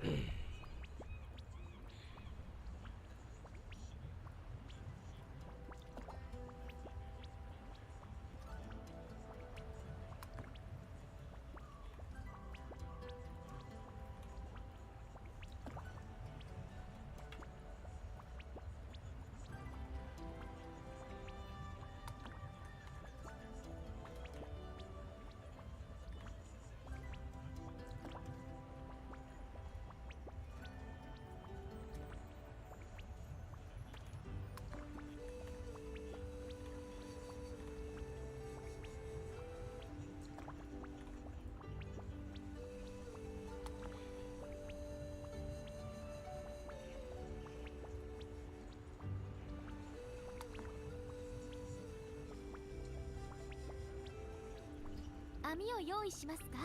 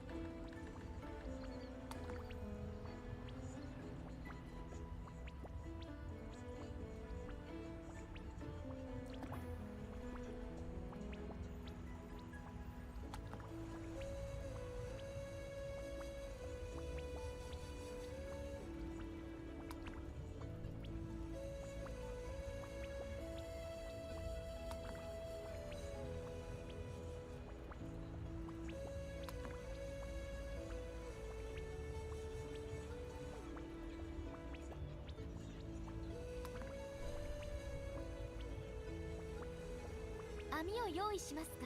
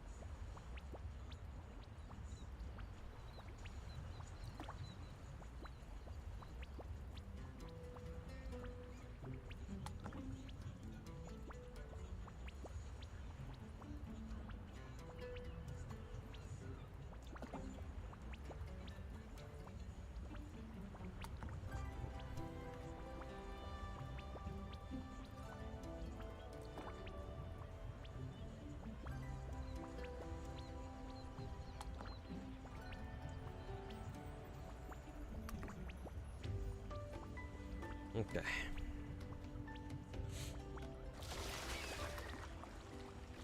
Where do I need to go next? Oh yeah, right. I have to try to find a mutant sad blob. 海風が心地いい。大量の予感がします。 Just noticed the 10-hour stream time. Overworking! 魚が集まる海域です。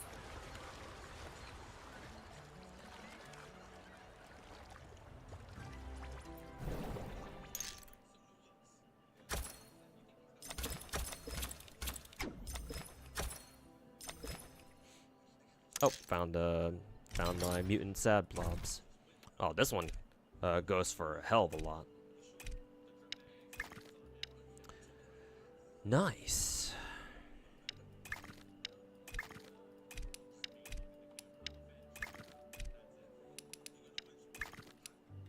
からどうしますか？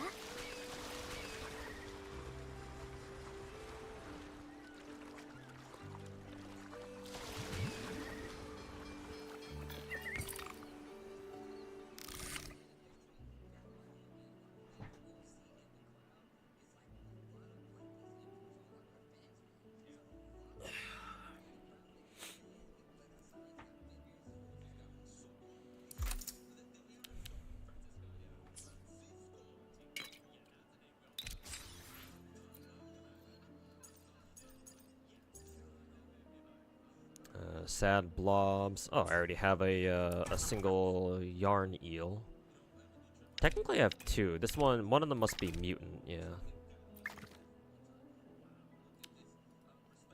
Too bad I don't have another regular yarn eel, so I can just immediately get that request done.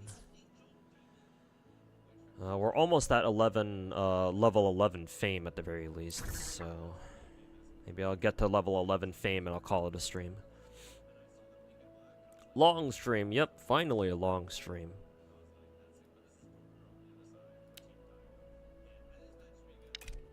Let's see, we'll sell the mutant blob.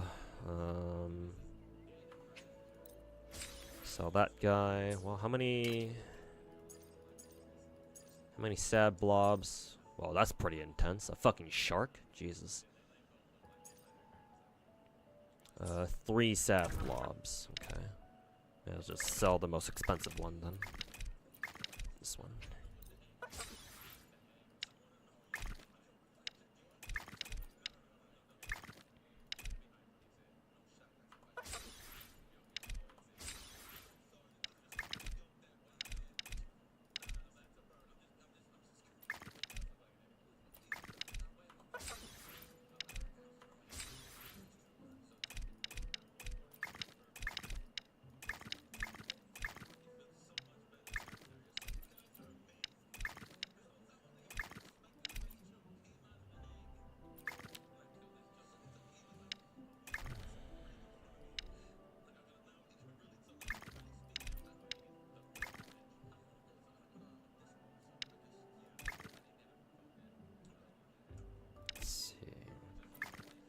I wonder if any of my requests ask for the shrimp. Actually, yes, it does. Okay. Let's see, we'll sell this. Sell this.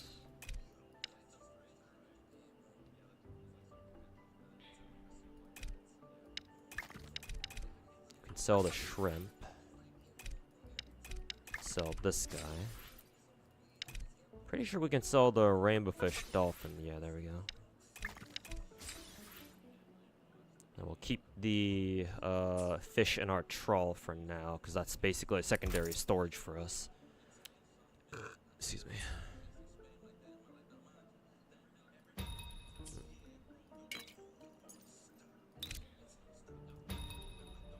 Let's track that one. Unfortunately, no Zenless. Yeah. I got too engrossed in the fishing bullshit that I forgot to play Zenless today, even though I said I would. So we'll have to delay Zenless until tomorrow. I don't even know what I'm gonna play tomorrow in Zenless. What, maybe get some of the events done, perhaps?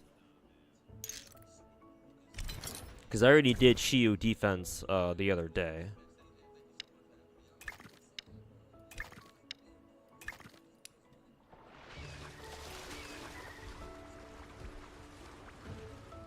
Maybe I could actually finally reach floor 30 on Battle Tower, because I've been neglecting Tower for a long time.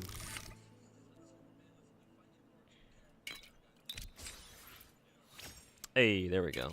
Finally. Level 11.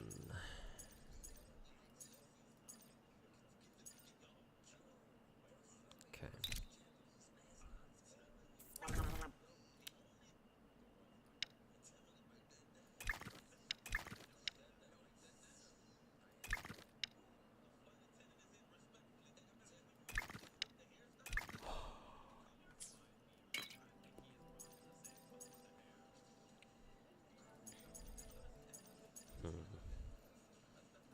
Actually, let me go track these guys, see if I can grab some astrite crabs.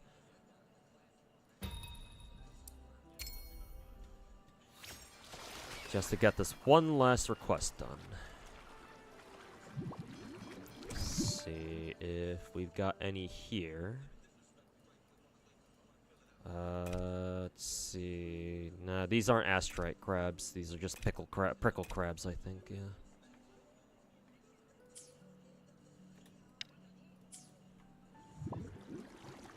Ugh, that one's so far away, though. Why is this one all the way down to the south? What the fuck? 風が心地いい。大量の予感がします。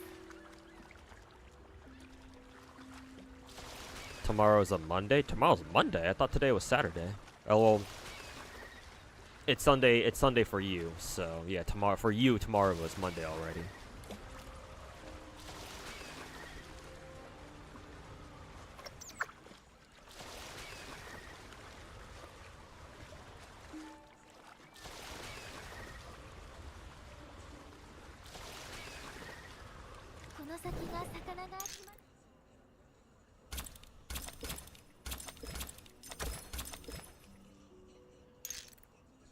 Oh, nice. I think I got an extra pearl. Yep.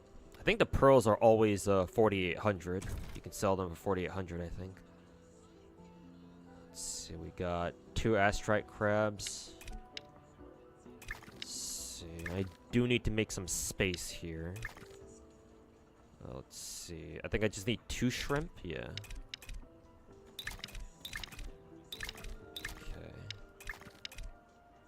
I want to keep the yarn eel because I believe I still need one. I want to say.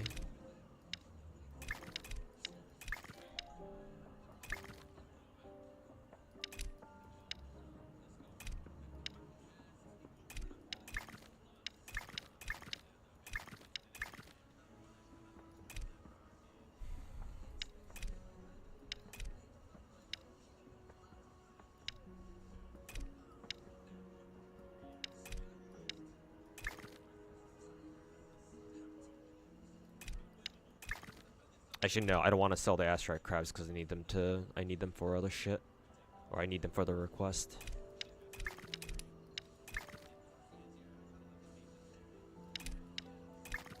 Okay.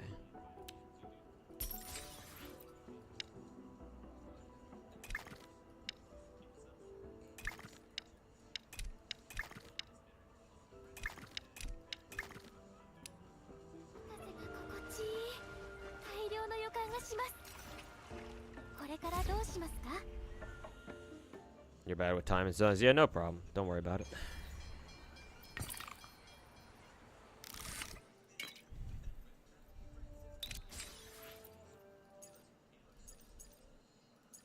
Let's see. Yeah, I do need my yarn eel guy.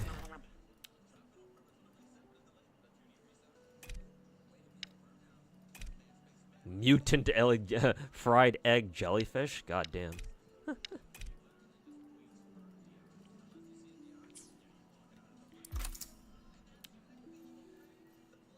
see. Higher quality bait. Sure, we can get that. Okay.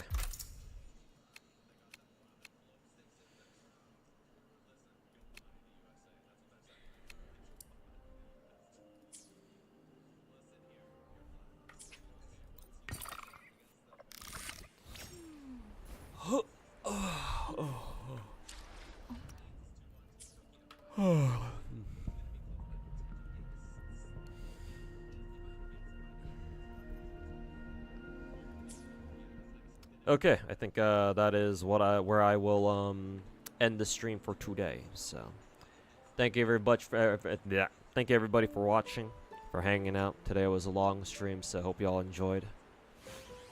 I'm gonna go grab some food.